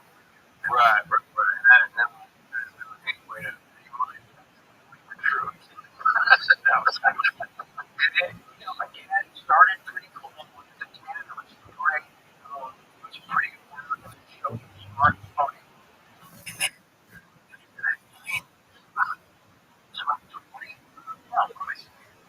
It's probably like 9 or 11 to it. I started to feel exactly the same shit and felt once going past that point. I knew what enthusiasm and explanation manufacture. I tried, but I didn't. I didn't like the show. I love the people I was working with, writers, they're terrific.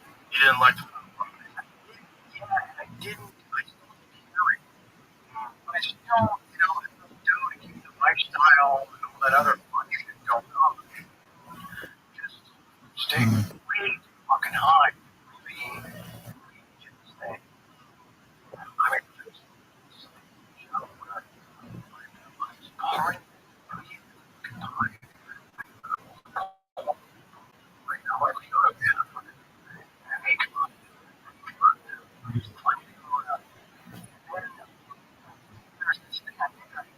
I was time traveling from like 1 a.m. to like 7. It felt like 11, I don't know, 15 minutes. Whereas, 9 to midnight felt normal. Wow, we have plenty of time. didn't like the calendar. But it was like annoying. But it was like, it's man, but I'm still signing. Wow. It's like, oh my God, I'm not so campus manager or something. So I just, I do this. Wow. Just how long you trying to meditate? Your body's vibrating. Crap on that. Trying to meditate? Trying to levitate, right? Right? Yeah. Like, you don't look at it, right? Jerry's calm, right? And I think that work. And I would tell you in the shower, right? So, you navigate from this shower to the next shower. Not 2 hours. So, shower. And commercial, I think was there fine. Like, I go there. And so, it's all shower to shower. Yeah. From the shower to the next. So I'm trying to last from one shower to the next. No shit. But I get to work and it had to be getting drop off. And I wasn't getting through at work. But I needed some fuel I needed to. So I started drinking and then people were sick of the coffee. They're having a fun time. It's super fucking complicated. Right? It's like a dance, isn't it? It's like the choreographed thing. So it is hard enough to do and to do completely focused with all your shit to start getting over here specific just with the words, jokes, timing, other people, and on my interview, there's no really and right. I had a bad today. On 2 pills for the same fucking thing with the same drug every day. Mixed up. You know, like, what are we doing? And so, yeah, and then that turns into the thing where and they start getting on. Like, how should have not taken the money that we're shooting down to fucking go get well. Just a little better than what coming out of that is. So that show kind of never really had a chance to be anything special. Because I didn't really care about it. What sucks about that, looking back, is think about all the energy and all the people put into it. And you're committed to it because I said yes.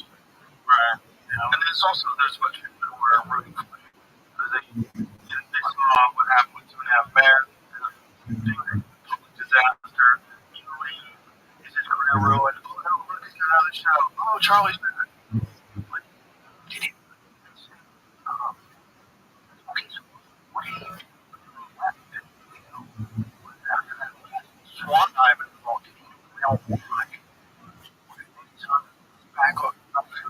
Like, what do you do between that and there? Well, the narrative with you was outside was that you were one of the rare guys who could play like that, but still pull it off and have a career. Right. And I think your ex-wife said that she never heard about you. You know, it's like because you were very talented and you were also very loved. You know? Like, which is one of the reasons why people embraced you when you were talking about how much crack you were doing. You know, when you were saying all that, people they were mad at you. You know, like, he's fucking partying. You know, it was a very odd time where so many people who don't admit that they party, you know, because of their job or because of whatever, right? They try to like keep it hot, you know, kind of on the wraps. And you were doing a interview with this lady, and you're talking to her about smoking rocks, and she was flabbergasted, but you can tell, yeah, she did not expect that kind of character, right, with the discussion of illicit drugs. Like, just like, nobody ever done that before. She had just probably nobody ever embraced it. Right. Everybody else is like, well, you know, it's a terrible time in my life. That's all I was doing. Okay. Right. Yeah. You didn't have any shame. I didn't? No. Because I watched something like about 8 days before I sat down with Andrew Cannon, and it was this whole interview with Charlie Nixon on some special thing that Break Escape thing. It wasn't a game of movies. It was like a more in-depth one of those exposés they do, you know? And it was me about the thing that. And I was not watching myself. I got what's wrong with you? I'm a lot embarrassed. That got I just remember I felt watching me doing it there.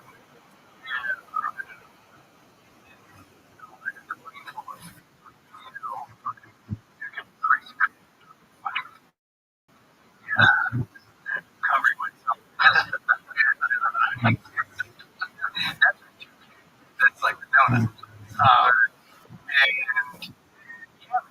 And you know where the material came from. Those slogans and all that stuff was Beach Boys. You know, the Rivals picture of the Giants. Yeah, they go there. Oh, yeah. Those were a couple days ago. I still ain't on top of it watching baseball games. Okay, right?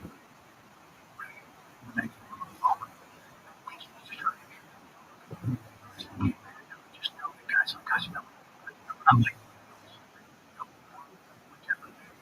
you're tired of our veins. We got fucking Adonis.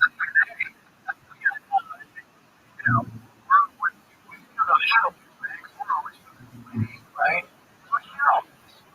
I think just kind of inspired him. Maybe just get to the next level. Yeah, that stuff went in there, man. Stay on our fucking level. And I sat down. He doesn't start with that. It's a trip. Trying to keep it together. I'm putting together the stuff he needs to make. I don't even know. What was the person that started being fired or something? Or there's some that's not on film. And Andrew can't do this stuff. He makes a clear about these two girlfriends that I'm living with, right? And expects me to just like let him just brush it off and answer her next question. And I said, hold on a second.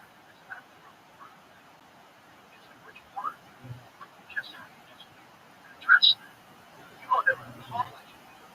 She was like, oh, okay. And I'm nervous of this, but this is the time. And so, how did she address it? I felt like they were dismissed. It's just like one chicks, you know. Because one was a chick, the other one was not. She unfairly, you know. So now they you know, she was like, oh my god, I'm sorry, I didn't mean anything like that, you know. But I'm over here, you know, I'm not letting it go. I asked her to apologize. No, yeah, it's a great stuff now. Yeah, that's what it turned into. And then I started hearing quiet stuff. And I'm like, oh man, I'm tired of lying. And then I couldn't pull it back. Wow. And then everybody's like, okay, it's kind of fucking interesting. Whatever, man. Let's have a quiet night and we'll see how that plays out. You know? And I wake up in the world of not the world I said goodnight to 6 hours earlier. And then friends are banging on the door. People are, sending me, videos and stuff. It's like, dude, fucking the world's on fire with your shit, man. What is that? It's like there's folk songs, good songs. It's like marching in the street, starting t-shirts, and it's just fun. It explodes. Yeah. So it's not like I can jump on my roof with a before I say, all right, everybody, okay, let's just, everybody is receiving the title. They were joking around about it. God.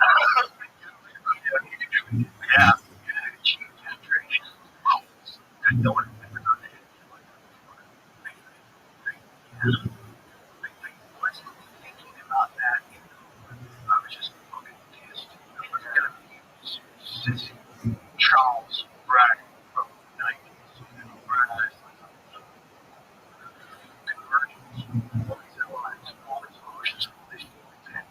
So it was then when I had myself, it's like, all right, pick some targets. And nights had been sort of, I could have sort of turned up, just kind of away from it. Have you ever thought of what your life would be like if you didn't do that interview? I started to try to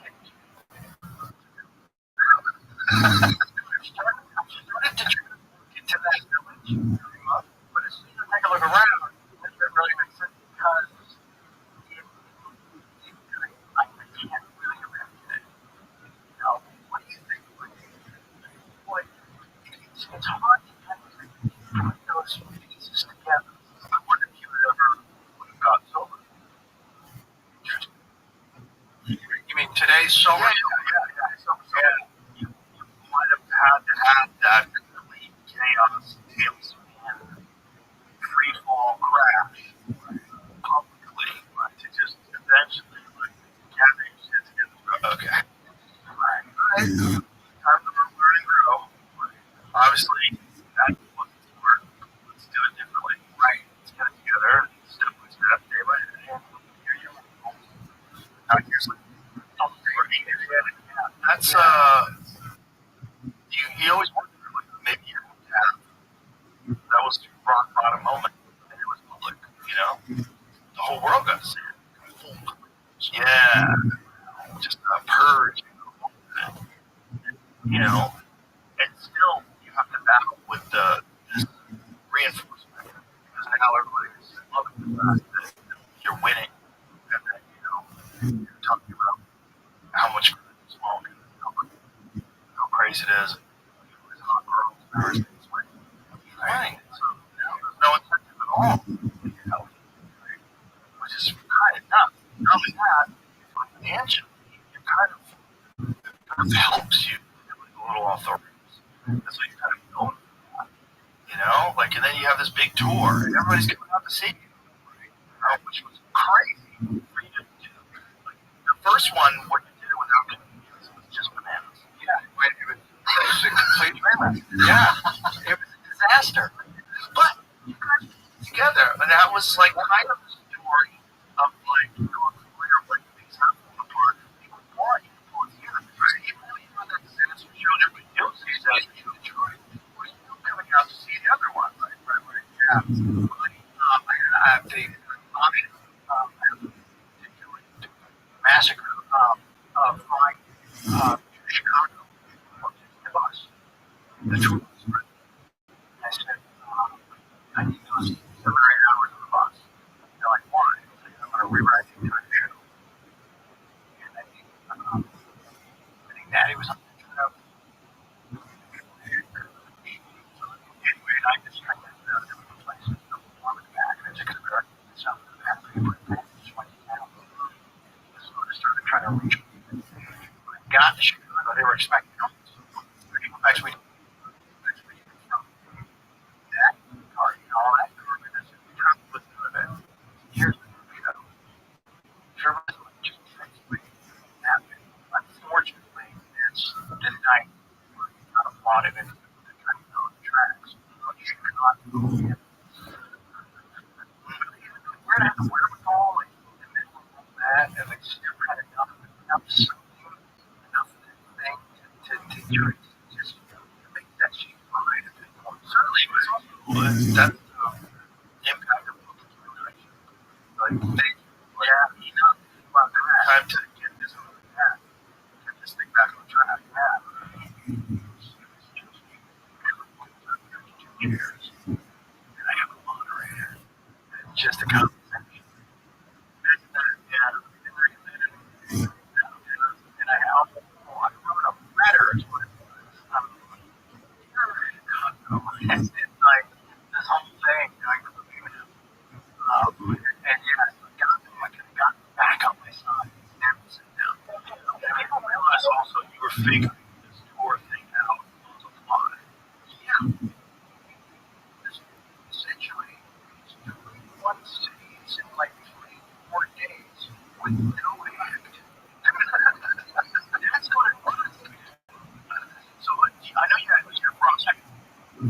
so Jeff Rothschild was great at the master of the company. He showed up and really like perfect guy for that. Shame on it, yes. And then Ian Russell was too, right? Yes. Was also a master of the company. Yes. He was so good. And you cares because that's what you do. Yeah, it was awesome. Yeah. You know, the first night sitting with him, some dude, like, what's like the Canadian version of like, is there a dollar aluminum? That's $1? I think so. Okay. Is that the heavy one? Yeah. Throw it out. No. Oh. Like, one of the chairs for maybe 5 minutes. Like, found it. Like, right here. And it just, it's like it punched me. Like some of us, you know? And I just had to kind of pause into that. I think they can throw it out. But I just thought, come on, tonight. Yeah. Come on, tonight. And he was just like, wow, all right. Also, pretty good shot at you. You kind of from your balcony. Yeah, that's impressive. It is. That's not an aerodynamic thing. It's not. Now, you have to kind of factor in. Yeah. Looking for the air. It's kind of like a boomerang. Yeah, it's a frisbee. It's a first time. So anyway, so that's just moments like that. Like it's just little cosmic reminders. Not everybody was always right, right. Yeah. Which is important too. Yeah. We can actually wrap it up. Okay. Want to wrap it up? We should touch on a couple things before we do. Exactly. Should we bring this up? I guess we have to. This just happened. We just found out that Charlie Kirk got shot. It's fucking awesome. And it's what was Charlie got up in the mall.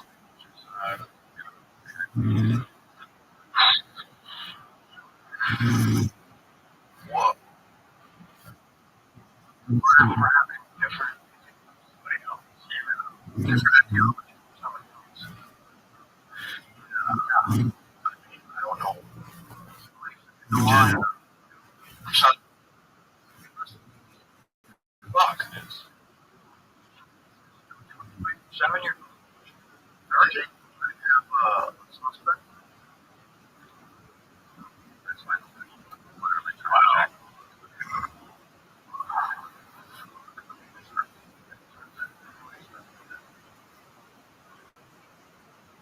So you saying that MSNBC had a crazy take on it? What was the take?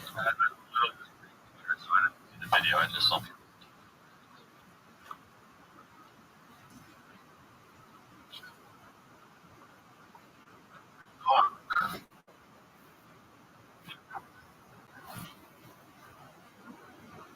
It was a tweet or a video. I don't. I'm doing the show. George.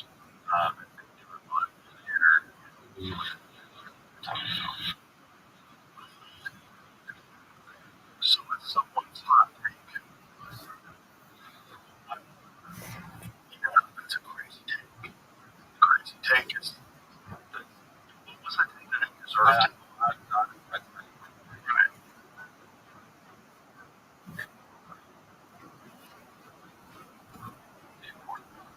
You found it. Literally.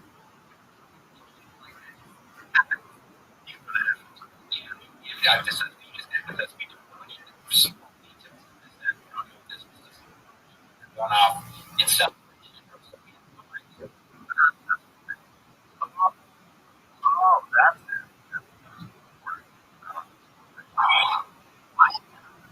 Someone shot that gun off in celebration and killed him. Right? Celebration this year. What a crazy take. But it might not have been someone assassinating someone.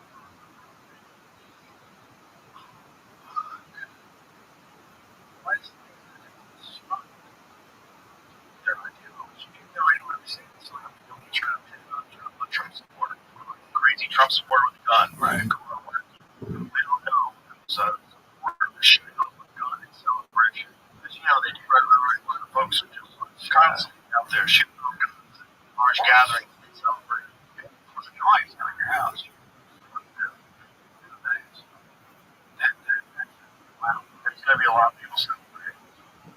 And so it's a very messy dangerous too. To celebrate or do in any way encourage this kind of behavior. I saw talking to people in college campuses was even particular room leaders trying to be very reasonable. Everything seemed reasonable. Very intelligent guy. You know, whether you agree with him or don't. There's a lot of stuff that I didn't agree with. Sure, you're allowed to disagree with people about it and celebrate. But you can't disrespect his nation. Well, what you're supposed to do with a guy like that, opposing him, you have a conversation with your argument is more compelling than his. That's what people should be celebrating. Discourse and ways to do some work and bring it to the table. Yeah. It's horrible. It's horrible. This podcast has been a lot about violence, man. Yes, not this kind. No. I'm sorry, not obvious. It's so easy to moment right now. It's not good. Yeah. That we see are aware of right? Yeah. I mean, he's one of those young influencers, right? There's not the right who is all over social media, always doing these various shows, debating people, talking to people, and giving speeches. Sure. You know, no one just no one has different opinions. No one just thinks that so now. But I know people are gonna celebrate it because it's so fucking good, and people are really falling into this trap. It's against them. But it's also gonna make not money. It's gonna make you not money. It's more like with thinking. It's gonna put people off guard. It could. It also could be the opposite. I get that, but there's also a majority thing. You know, sometimes it's a crowd. It's all punch.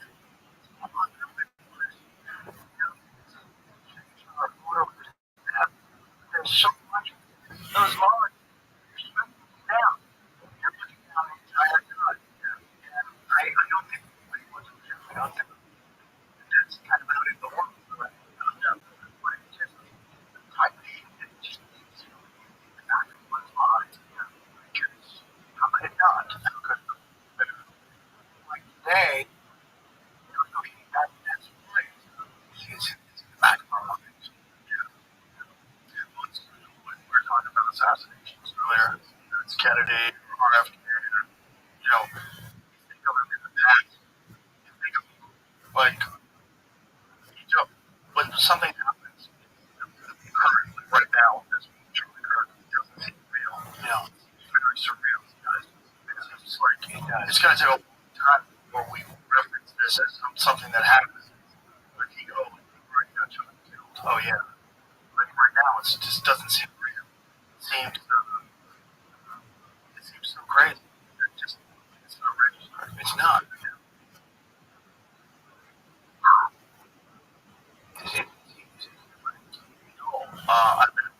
I met him once at a gun range. Yeah.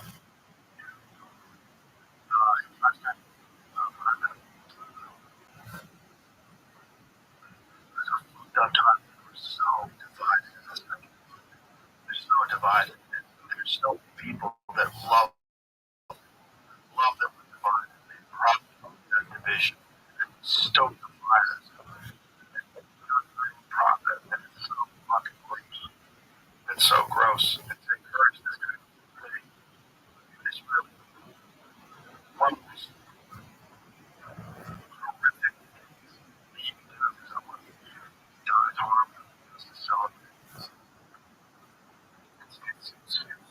So it should be a win.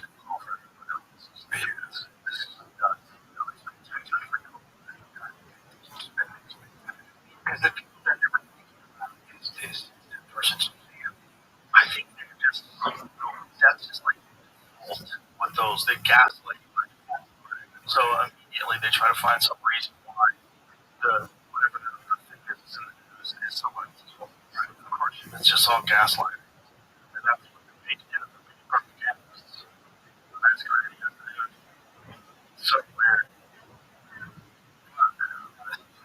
It's a dark day. Yeah, it is.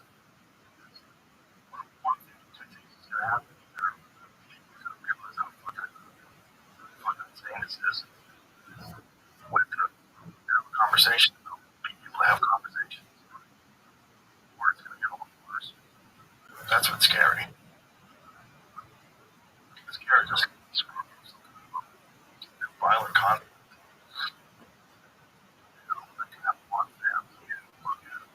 Yeah. If they find out that he got killed for something that they think they would in the first place, well, they actually could. Good. It's always that flash moment in previous times like this, it's always that tipping point, like the root something else. That's it. Yeah. It's also like lucky Trump. But, it's just Charlie benefit in turn for a couple of microns.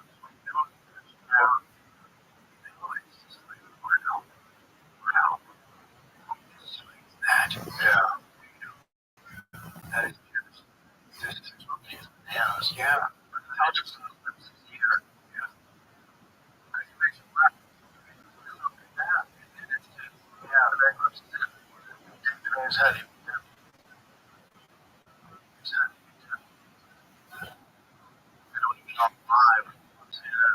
How do we know more about assassination? 1963. Yeah.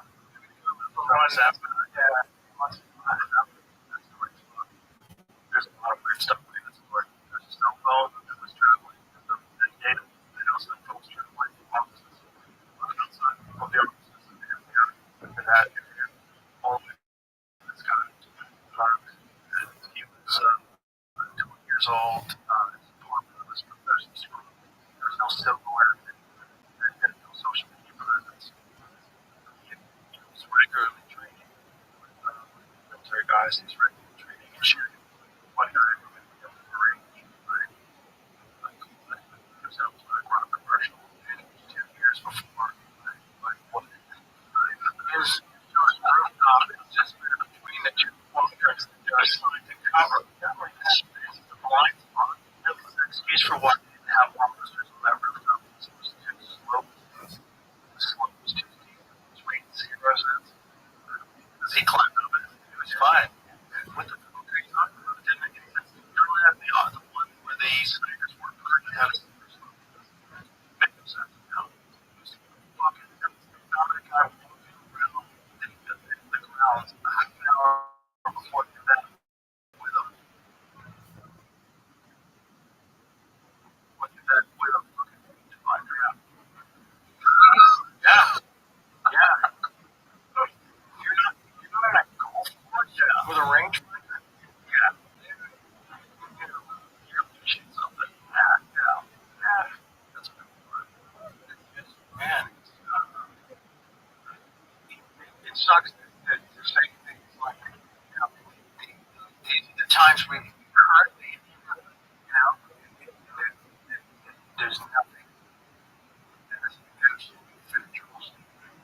It's so to exist inside of that. It's very strange. It's very strange. Very strange. Very strange. It's very strange.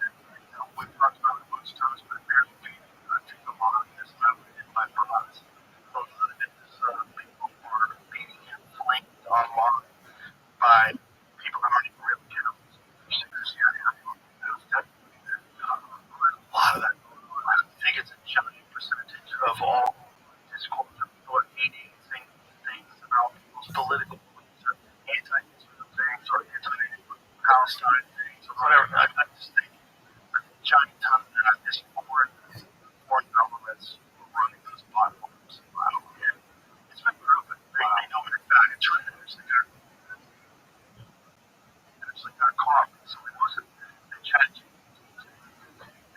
using OpenAI software.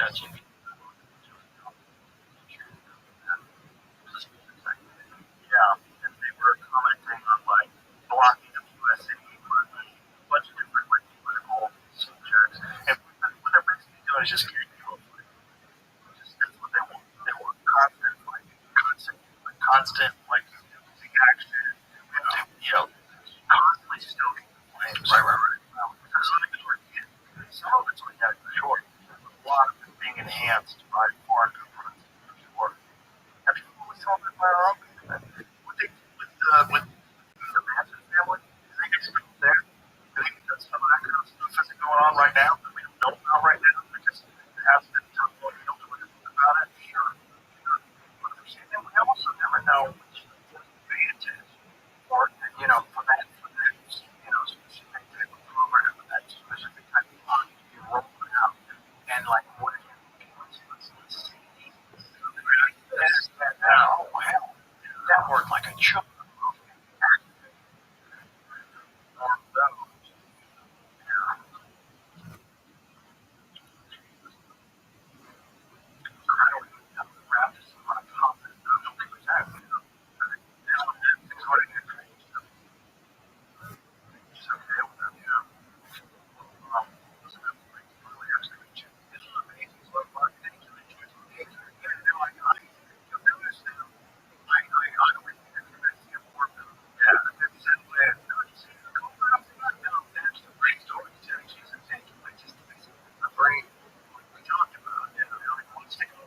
Else when I was trying to. It's amazing if it works as good as it does, considering all the things you don't do it. Oh, that's awesome. If you think about it, you're doing it. Yeah, it's that fun. It's that fun. Okay, you know, she gets amazing work on your face. I'm like, dude, this thing is still fucking attached. Yeah. So, you don't find your stuff. Actually, way better than what's looked at. Oh, yeah. Actually, the sobriety suits. It does. It was really helpful. You know, I took a thing and getting your book. A very specific page. Even if it's a rumor at work, I guess I sort of like it, right? It's like a higher dose. Everyone's not so big. I fucking love it.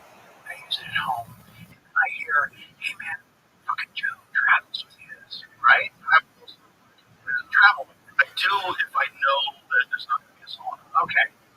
So I know a lot of times I'll just try to find there's a sauna. Okay. Yeah. I was like, well, fucking, he's traveling. They're great. I'm going to travel with one. So I had on this trip. I travel. It's a pain in the ass. I'm lugging this. Not much. Who cares? But so thank you. Yeah, it's great because those sort of things are great because they're portable. You know, it's just like I really genuinely prefer a real sauna. Make it hard to stretch it out. Sure. It's a best time after stretch. But as far as time, with the people like it, it's like I tell people it's like a micro class without yelling at me. Right? A little bit. Mention that? Sure. Yes, that's a lot of the micro class. You know, a lot of it is each other. Right. You know, it's also the yoga exercises, which are great, and also the fact that it's pliable when you're really which really helps. But a lot of what there was actually a study that they were doing at Harvard. I don't know if they completed it, but they were doing it a couple years back about benefits of hot yoga and whether they're comparable to the medical benefits of sauna, which would be pretty well documented.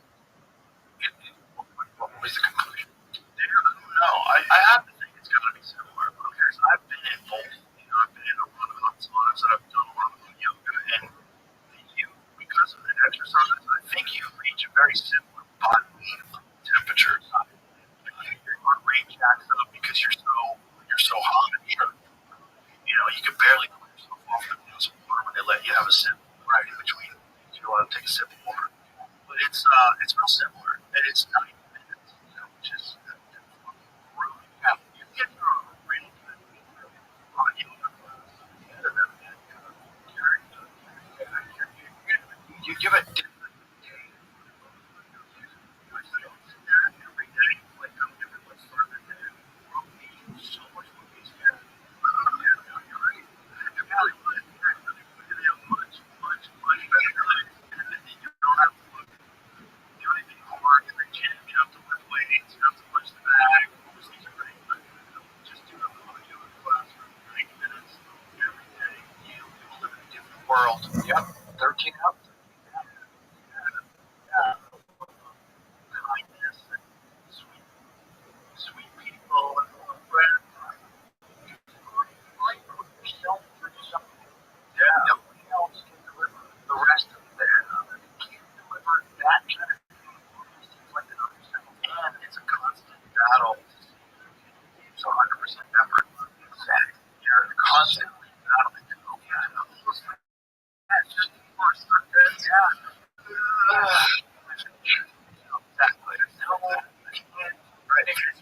doing it for 100% of what you do. Right. Yeah. No, I would say I was coming to this straight on. We were with that original crew. Here's the thing that was really cool. Green was in there. And that's how we are supposed to have. You can only go about here. I would come in late sometimes. I could already be in there. So he shoes like next to his locker. So I was like, I'm still wearing my shoes. Inside. It's cool as fuck. Right? And so, but then is also in there, right?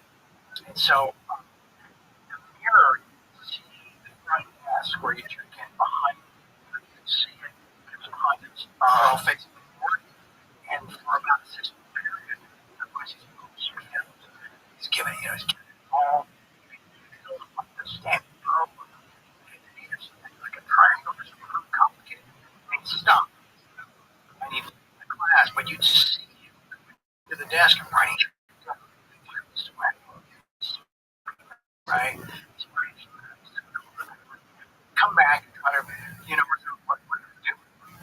And get this one off for a while and find out later. Guess what he was working on? If you think about the year, think about what how his mind was being expanded, right? He was producing river. He was getting inspired during the yoga. Wow. The best, I think, the worst album ever, perhaps. Right? Probably. Yeah. It's going to be up there.